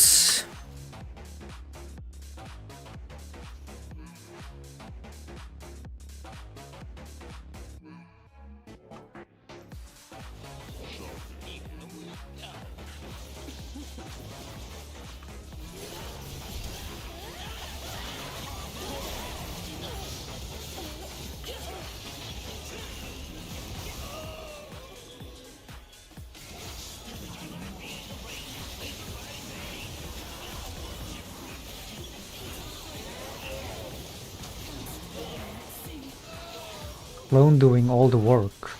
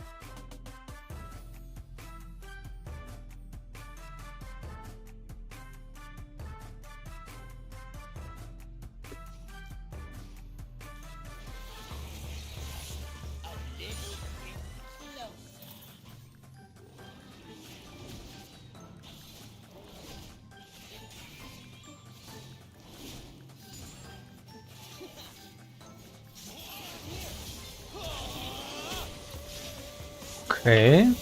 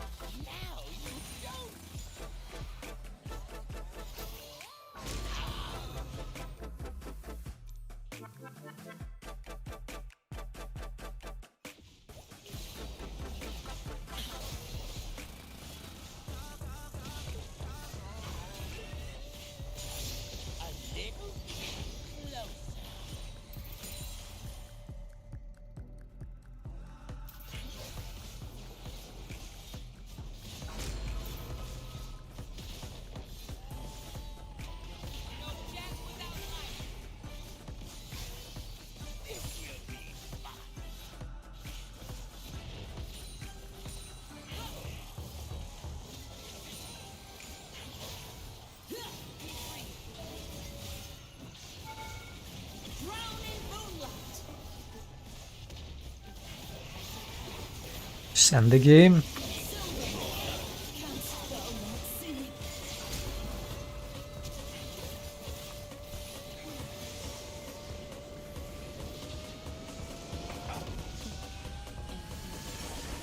I'm God mode today, man. I'm fucking God mode today. Just straight Jesus mode. Turbo Jesus. Fucking Jesus on crack.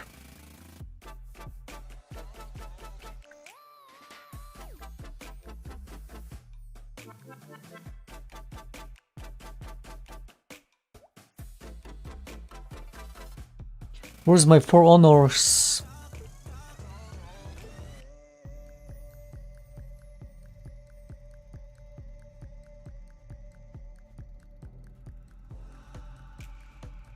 You can't have a rational discussion with people who don't believe in facts and logic. Piers, are you agreeing with these two lunatics that he was not a right-winger You should have a little and that bit he was more some sort of respect gay than to lover of refer Paul to Pelosi? Eric Prince as a lunatic. He served our country. You should have a little more respect and decency. Yeah, no, as he's a human being, mercenary and a disgusting guy, by the way. How many people did you get killed?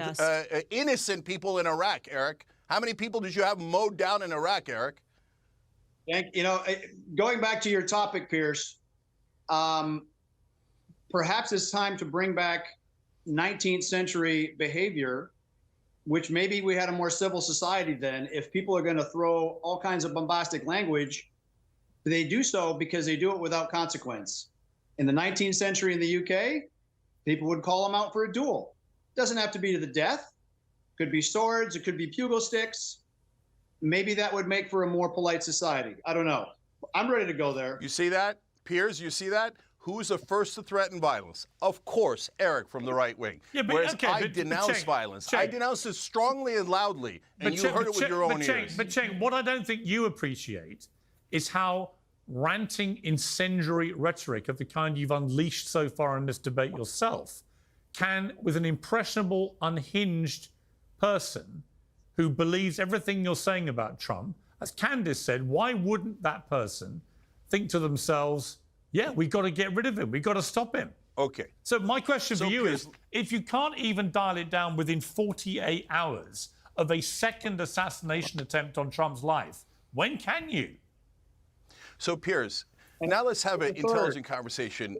Hold on. About where are the lines? Where are the lines? So, wait, he asked me a question. Where are the lines? So, when you say, when Trump says these incendiary things that encourage violence, including laughing at smashing the head in of a political opponent's husband, that's what? Is that fine?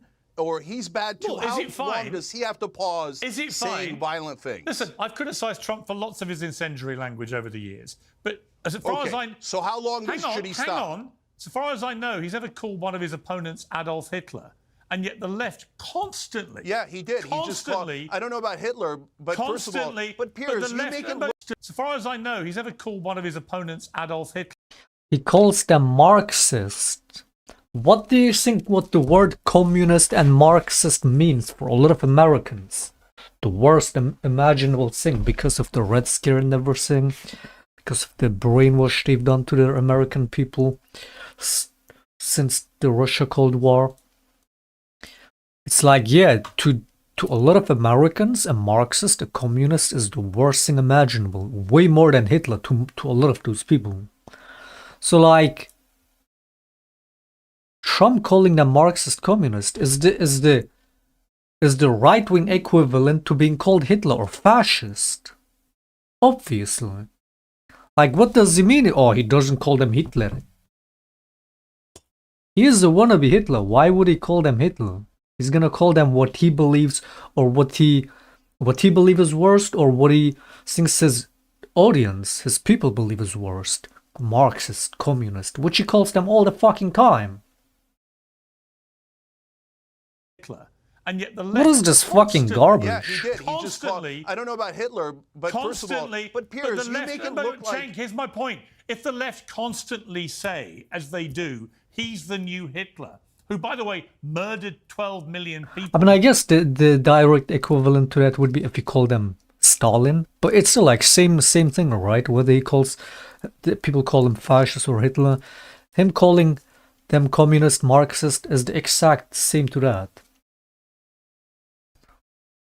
with his Nazis, including 6 million Jews. Which, and again, to a lot of those If you people, keep- that's the keep worst saying that thing. often enough, as the left That are is doing why he in calls them America, that. eventually, an unhinged mind is going to think, I've got to stop the new Hitler. That's my point. So, No shit. So, first of all, I've never called him Hitler. Why But not I love fucking by Sandra Day voting O'Connor's, against him? quote about, it was about Bush and Cheney at the time, about fascism. She said, we've got to be careful of these beginnings so that we don't get those endings. This is so So BS. what I'm worried about is a This guy who whole, says like, that he loves dictators and rights. don't call Trump Hitler. Don't do it. Shh.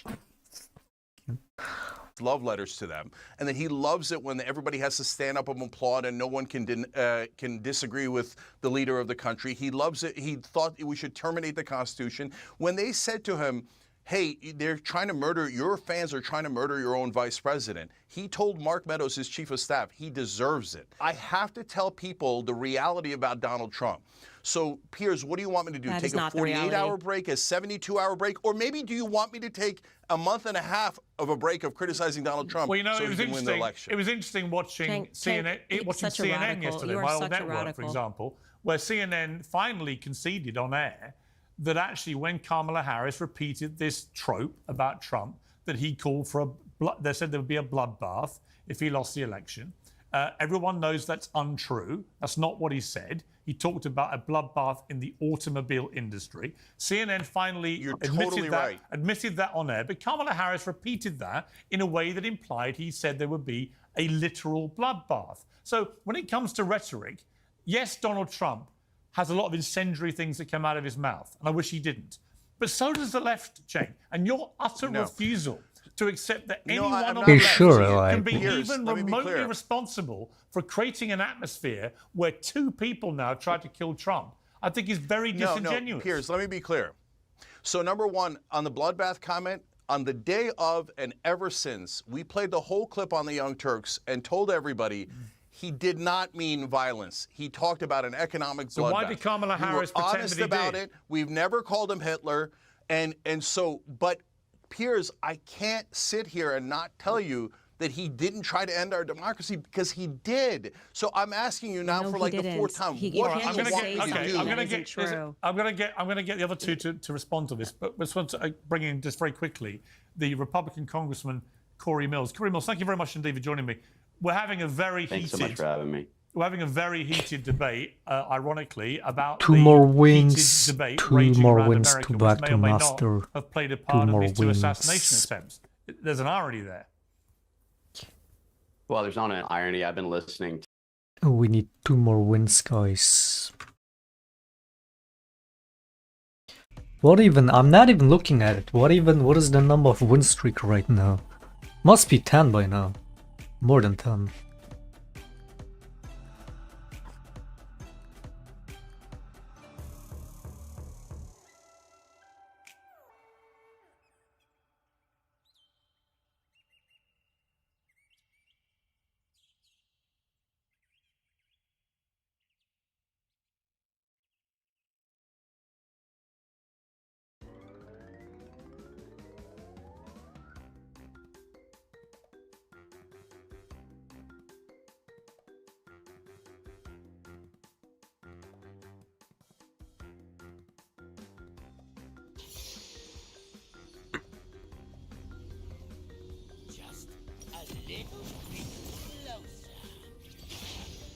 Why no more posts on Facebook? I don't really use it anymore.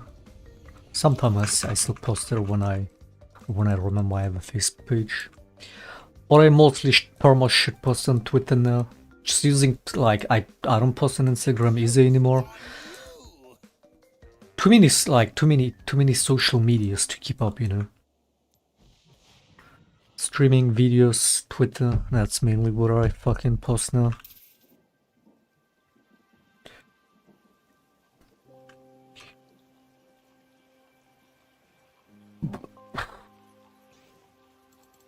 I guess I can at least post stream updates when I stream on Facebook.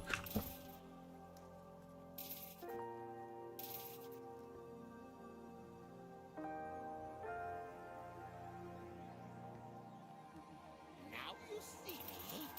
Now you don't.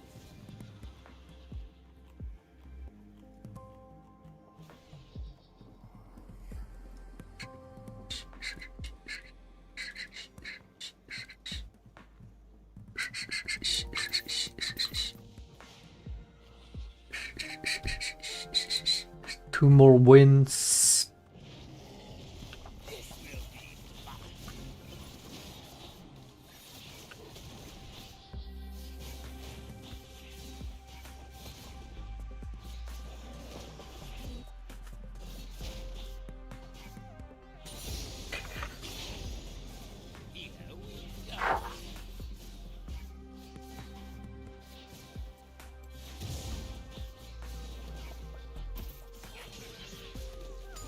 We gotta continue tomorrow like this on the EOS account.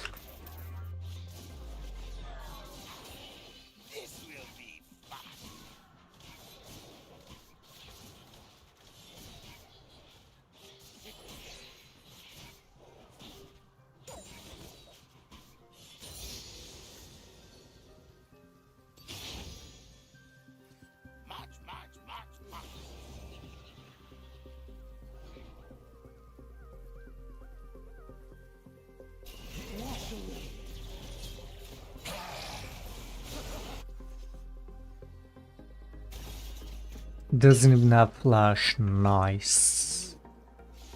Mate, you should be straight path this way when I ping you fucking on that.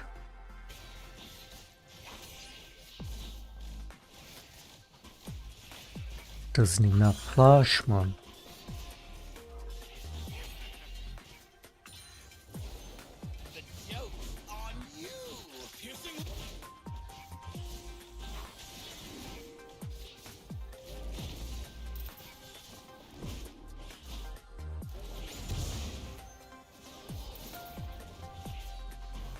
What rank is the US account? We got 2. The one is about to be Emerald, is gaining insane LP, high MMR. The other one is like, what is it, Emerald 2 now?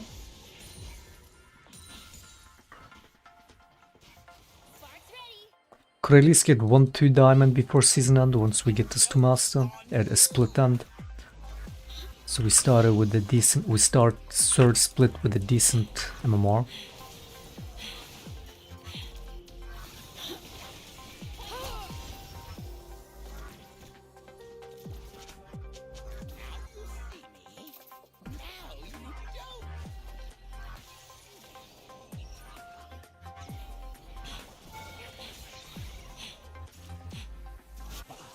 Good one, top laner. Good one.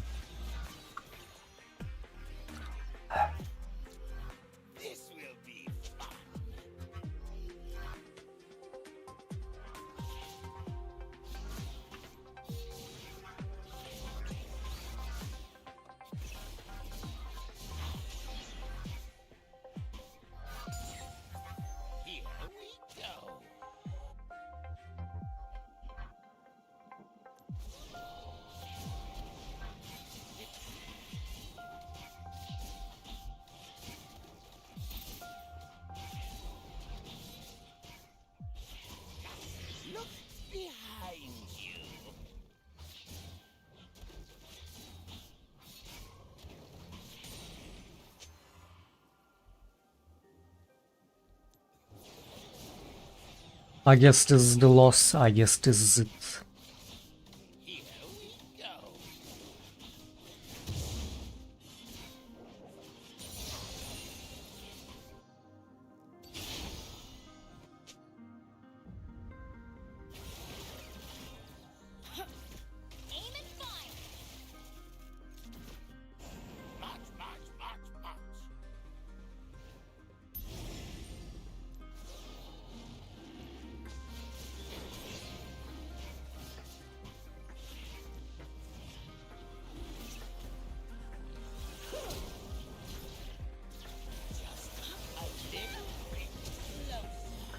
Nice.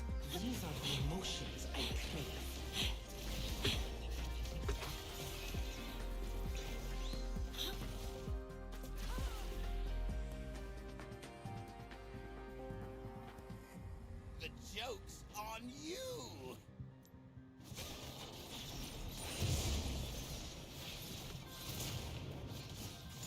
Where's the fear? Where's the fucking fear?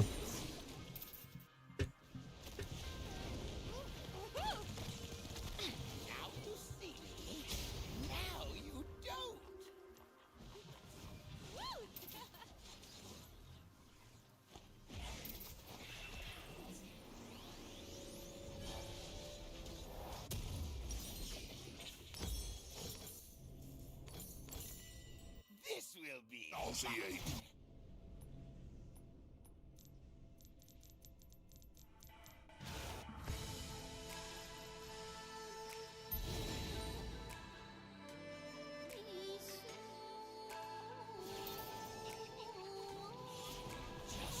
A little bit closer.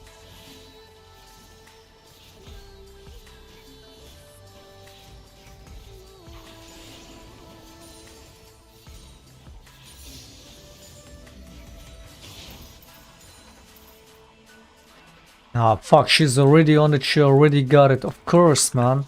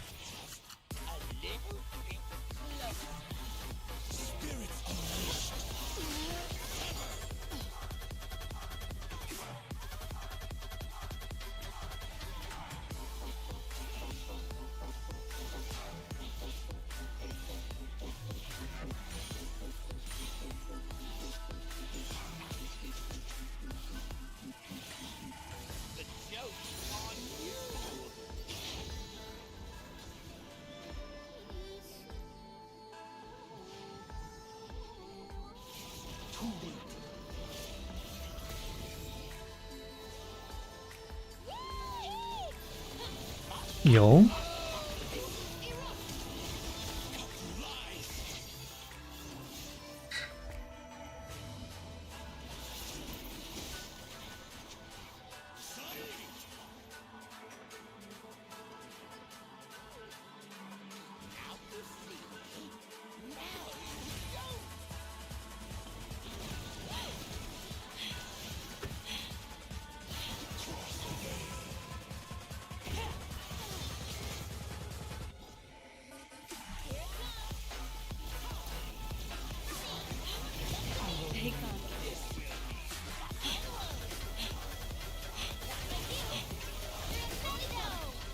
Nice. Awayon just left the game.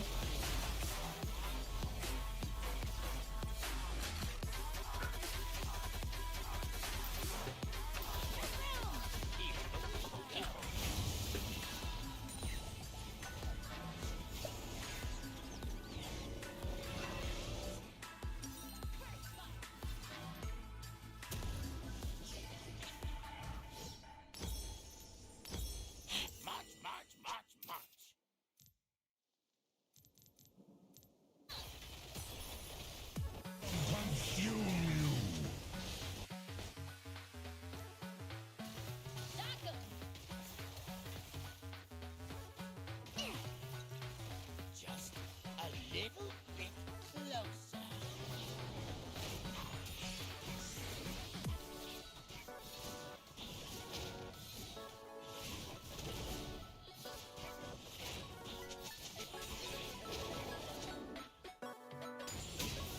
The joke's on you. It's likely.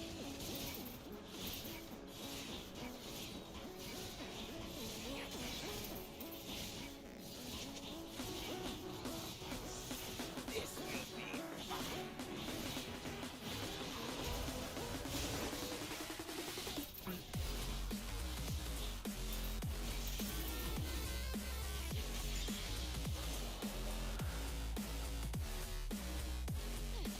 Now you see. Now you don't.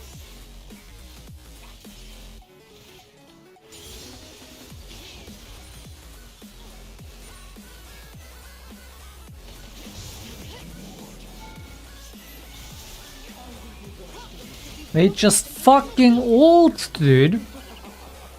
This mid laner is a fucking retard.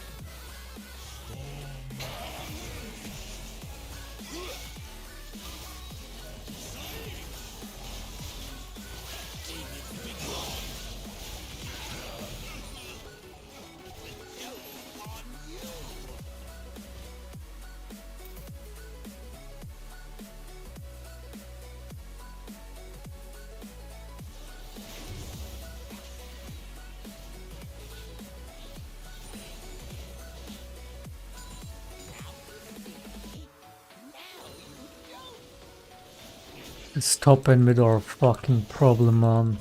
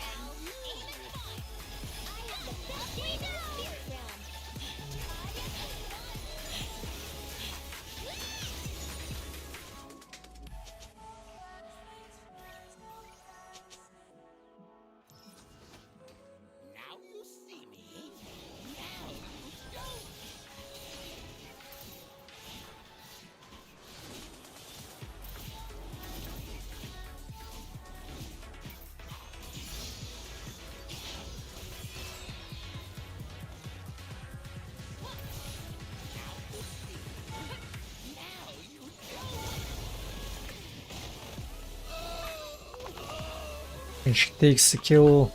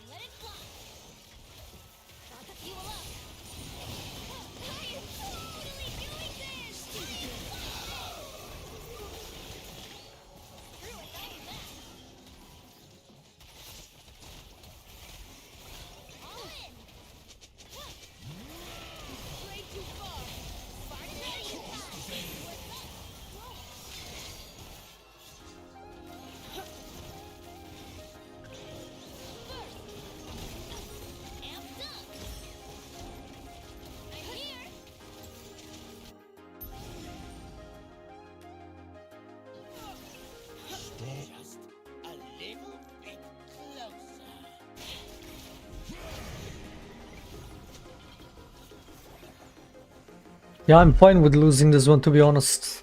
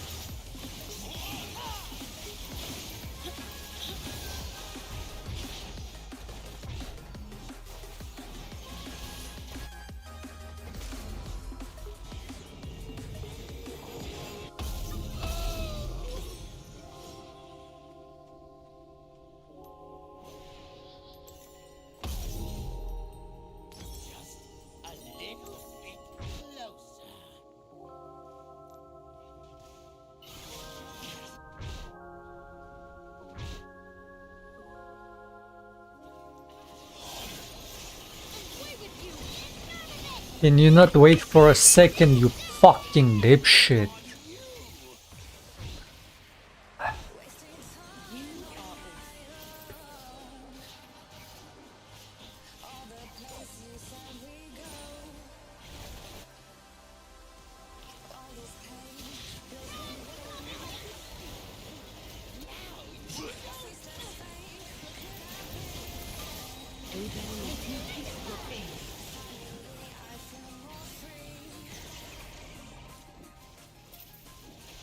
This top lane mid are too disgusting, man.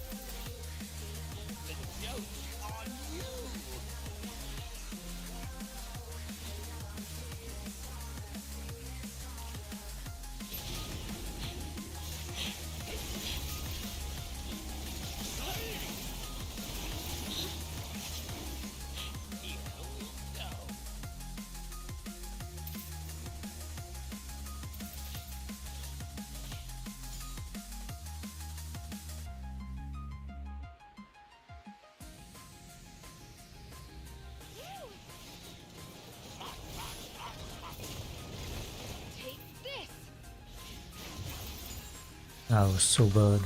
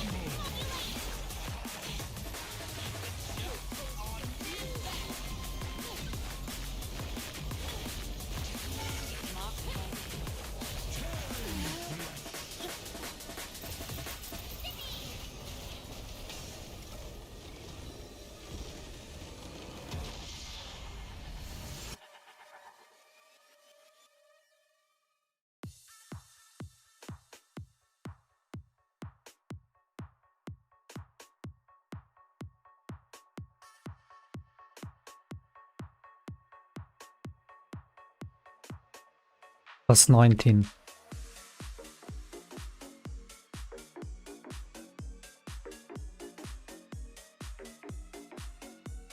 To the complete instability. And I'll remind Cenk and others that we should go back to Henry II, who actually sat with his knights and said, is there no one who can rid me of this meddlesome priest?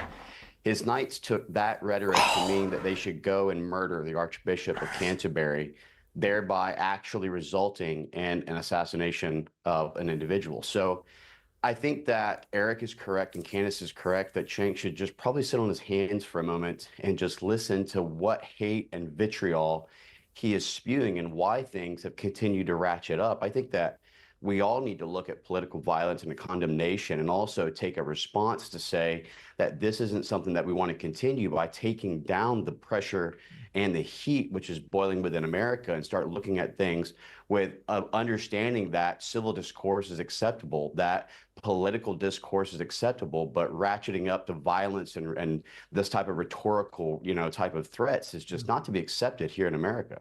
Yeah, I completely agree. And on this separate issue of Trump security, I was staggered to see the acting director of the Secret Service, who's replaced the one who resigned after the rally shooting, basically doing a kind of victory lap on television, where he claimed everything they had done was fantastic. It all worked perfectly because one of his agents spotted the barrel of a rifle poking out of a bush and fired in that direction. Didn't hit the shooter, but scared him away. But I'm sorry, why was no one from the Secret Service thinking it would be a good idea to even check the perimeter of the golf course, given that people know where Trump plays? Well, They knew he was in Florida. They knew he was likely to be playing golf at that course. And the guy went and positioned himself for 12 hours right where the media go to get a clean photographic shot of Trump. I mean, it just almost, it's beyond parody, this. Well, Pierce, if I could just go ahead and say that this is the second time that a perimeter and security bubble failure has existed. You look at the 150-yard shot by Thomas Crooks. You now look at this attempted plot to assassinate the president within 500 yards. This is why I've argued for a long time that there's three critical failures within the U.S. Secret Service and has nothing to do with funding. This has to do with the fact that, one, we have prioritized DEI over meritocracy, and two, the ability to conduct an actual threat assessment on a principle, that being the former President Donald Trump, and then looking at your threat mitigation strategy should not be dictated and determined by the title or the position you carry, but by the actual threat itself and what assets and resources are required to mitigate that threat. So the reality is while they're touting that this is a great success, as Eric can tell you, and look, I'm a United States Army combat veteran. I'd served in the 82nd. I've worked overseas on different protection details. I can tell you that the best way to mitigate a threat is to forecast it to prevent it from occurring in the first place, not to play reactionary. And so extending out a perimeter bubble, guaranteeing the threat assessment and matrix of security mitigation and guaranteeing asset resources should be the first priority. But we have poor leadership in the Secret Service, we have DEI reprioritization, and we have a failed strategy on how we actually allocate assets. I mean, I've known Trump nearly 20 years as a friend, and I am genuinely concerned about his safety. I genuinely fear that between now and the election, someone could get successful, that these assassination attempts are coming with alarming regularity. Two in 8 weeks? I mean, it's crazy. Well, that's exactly right. Not to mention the fact that you can't go ahead and assess the threat under President Trump to that of, say, a former president like Bill Clinton or Jimmy Carter. We have to look at the fact that President Trump is not only one of the most loved individuals, but he's also one of the most hated, and not just by the threats we've seen domestically, but that of the fatwa, which was declared by Iran after the successful counterterrorism strike by Qasem Soleimani and also Abu Mahdi al-Mohandes. The fact that he was successful in the elimination of Abu Bakr al-Baghdadi, the head of ISIS or Daesh. And so we have to start looking at the fact that while they can continue to try and claim that the incident that resulted on J6 was an incitement of violence through dangerous rhetoric, why can't we assume that the incitement of violence that resulted in the attempted assassination on January 13th or recently isn't of the same caliber, and why can't we treat it the same? And so, look, I've had multiple discussions with Eric. Eric's a longtime friend. He's a patriot, former Navy SEAL combat veteran. The things that Cenk was saying about him couldn't be further from the truth, because I think Eric's one of the best. But I'll tell you, I think at this point, until we can get new leadership in the Secret Service, we actually need to be thinking about private security on the internal bubble of the president, utilizing former soft guys and pushing out the Secret Service assets in the bubble to do clearance and prevent this type of incident from happening in the future. Yeah, I mean, something's got to happen. Congressman, thank you very much indeed for joining me. I appreciate it. Thank you, Piers. Let me bring back the panel. Candice, I do genuinely feel very apprehensive about what is happening and what may happen. And I dread to think what would happen in America if somebody did actually assassinate Donald Trump, as they are repeatedly trying to do. Yes, I mean, I was completely underwhelmed by the immediate reactions, even from Kamala Harris, just that simple tweet, and violence has no place, which felt like it was copy and pasted from a PR firm. There was no shock. There was no, this is absolutely wrong. There was no expressment of true frustration and disappointment, or even the recognition that that could be her, right? Like if you're trying to be a person that wants to be the president of the United States, this could potentially be you one day. So you should be outraged. I didn't sense that outrage from her. And rather, what you have correctly attested to is they just kept going on with the rhetoric the very next day, which to me is signaling to their followers that this is okay. We're getting closer and we're getting closer, and we are fine with this. We're not going to turn down the rhetoric because you guys are responding correctly.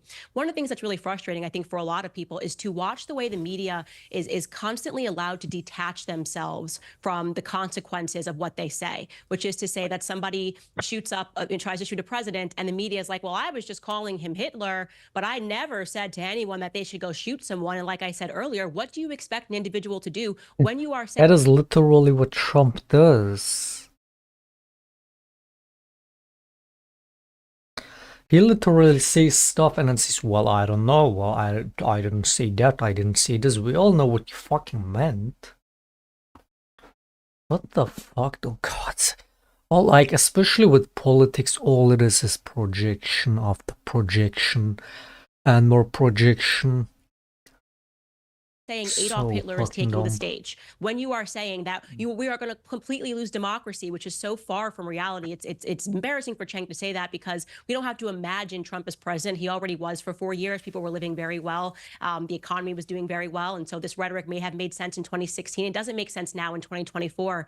And so it's frustrating to see that. Surely. And I think what is good, though, is to allow people around Surely. the world to get this insight into what's happening in America, because you hear the left constantly purporting to be the side of peace, right? And then you watch someone like Cenk, right? And then you listen to people that are on the right, the awful people on the right. You listen to Eric Prince, you listen to me, and you're able to really comprehend who are the radicals in American society.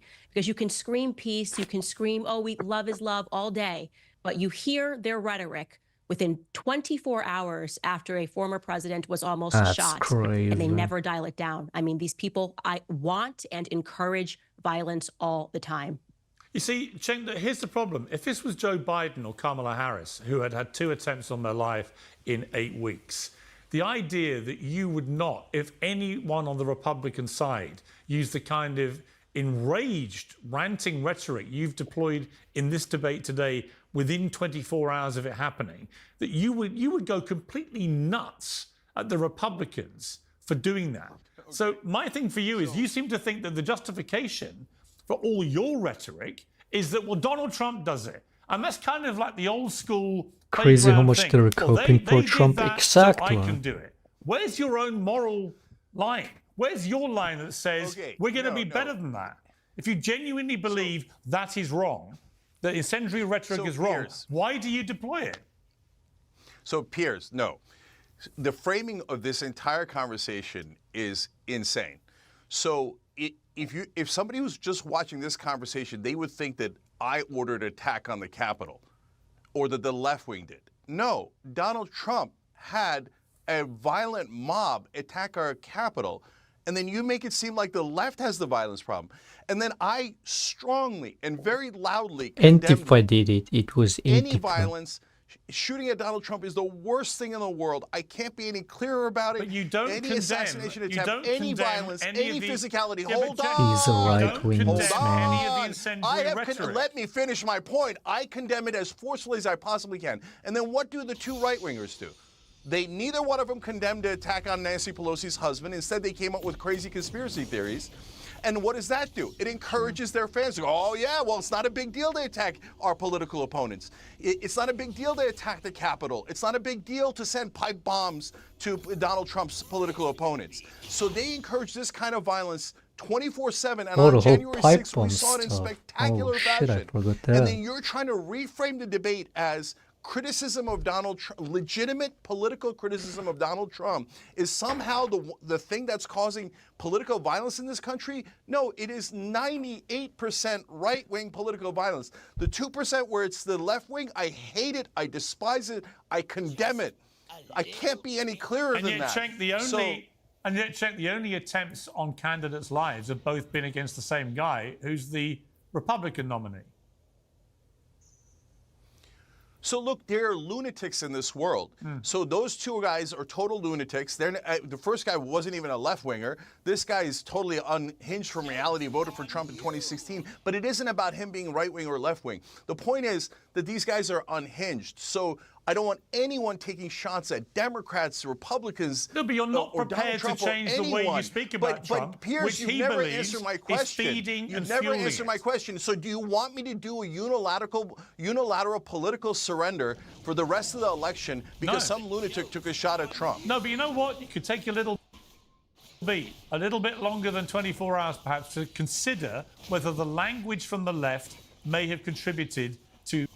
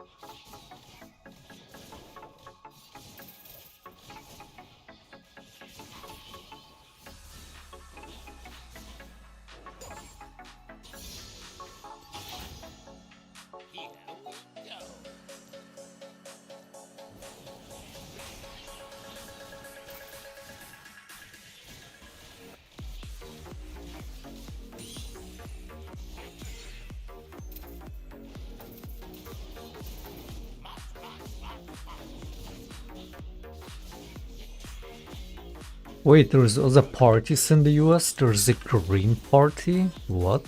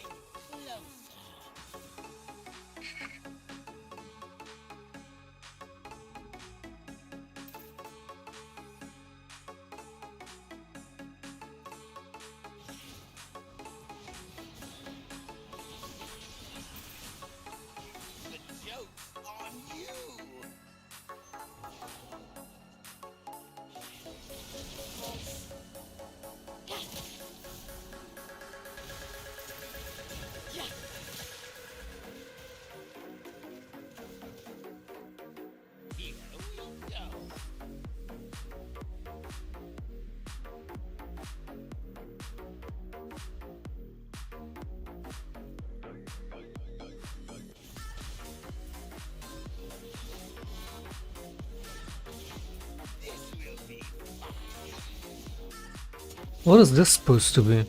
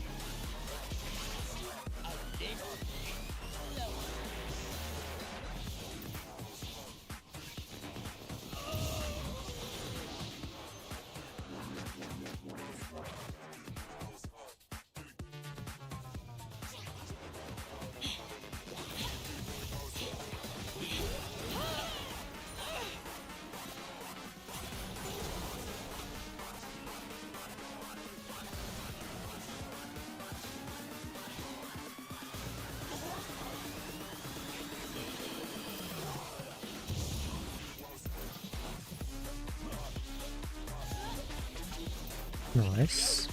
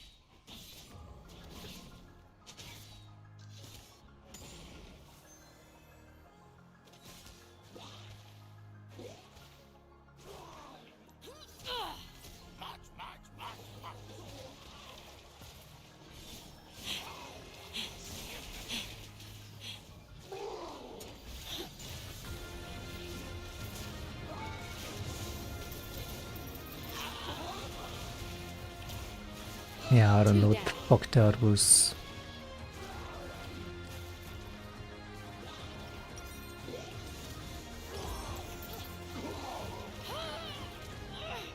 The guy doesn't realize he's building AP, does he?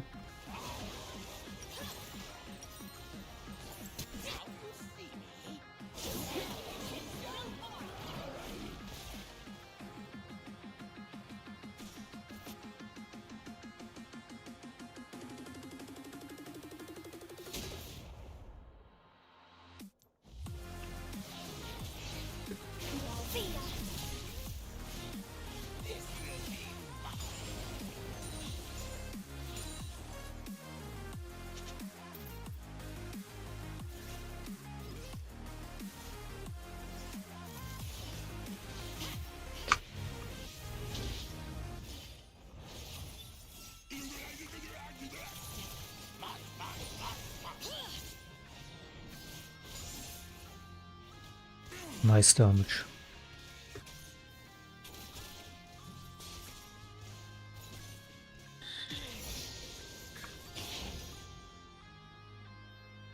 Just a little bit closer.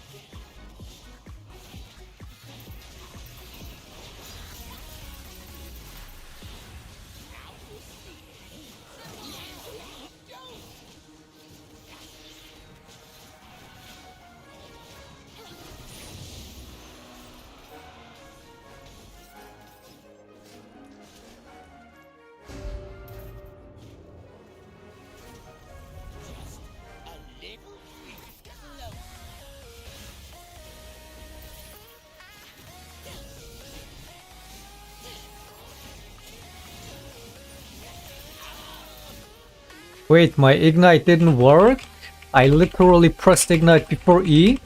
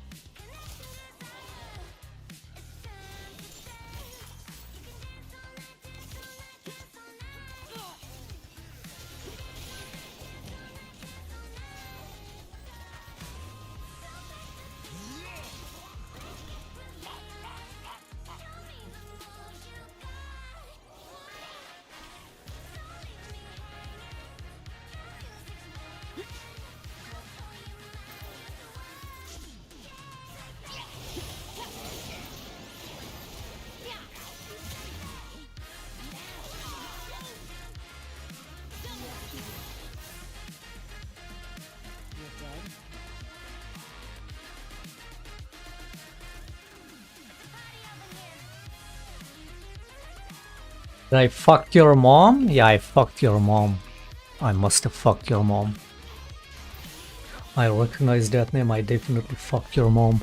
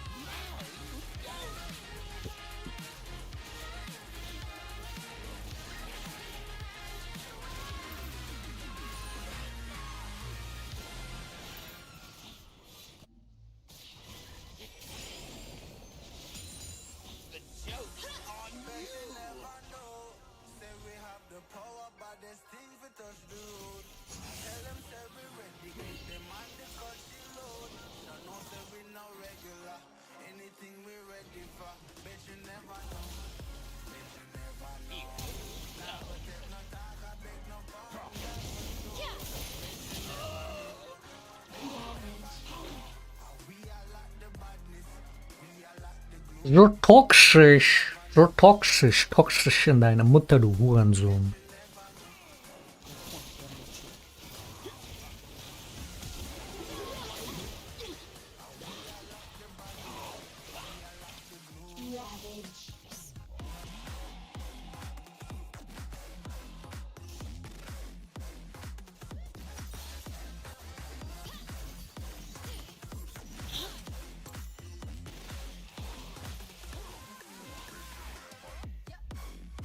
Can't even type mom's guide to subhumans like this without some retard crying again about toxic.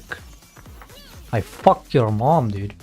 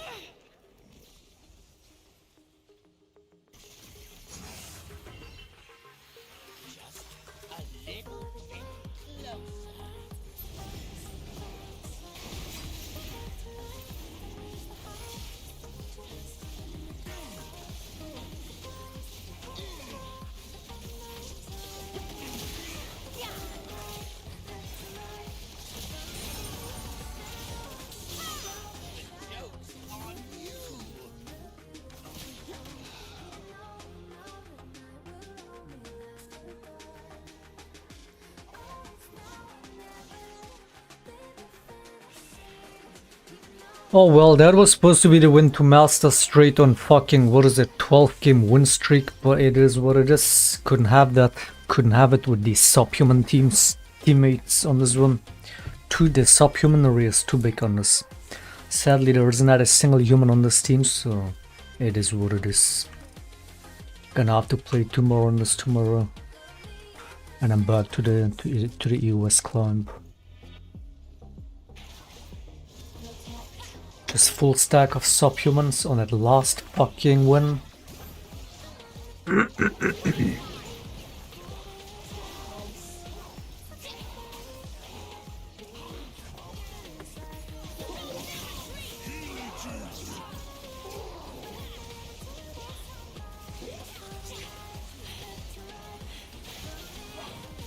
The way they all pretend like they're playing the whole time for 30 minutes, like they're actually playing, for sure, man.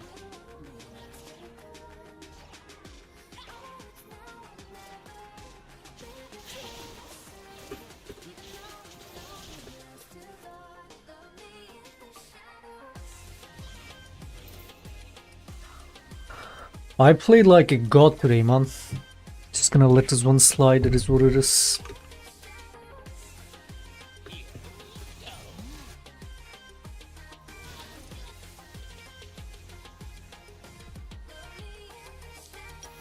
It is what it is, long ass stream, 12 hours. Look at this, look at this.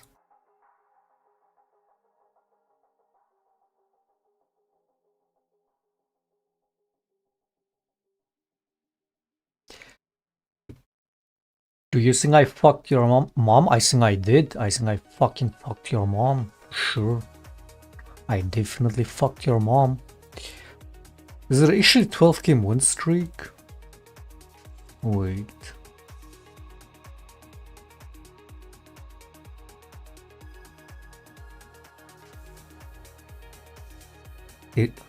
Oh, it's 11. 11 game win streak. Could have been 12 game win streak straight to master. But sadly 4 subhumans on my team. 4 disgusting scum on my team. It is what it is. Was a good run. Lots of wins. The stats don't show it, but I fucking played like a god today, man. But yeah, gonna have to do 2 more wins on this tomorrow. We got it from D4 all the way to almost master.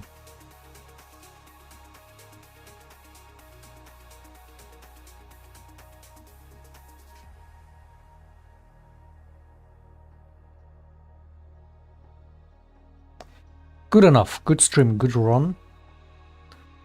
The climb continues next time. Body, I'm stopping on this, I'm out.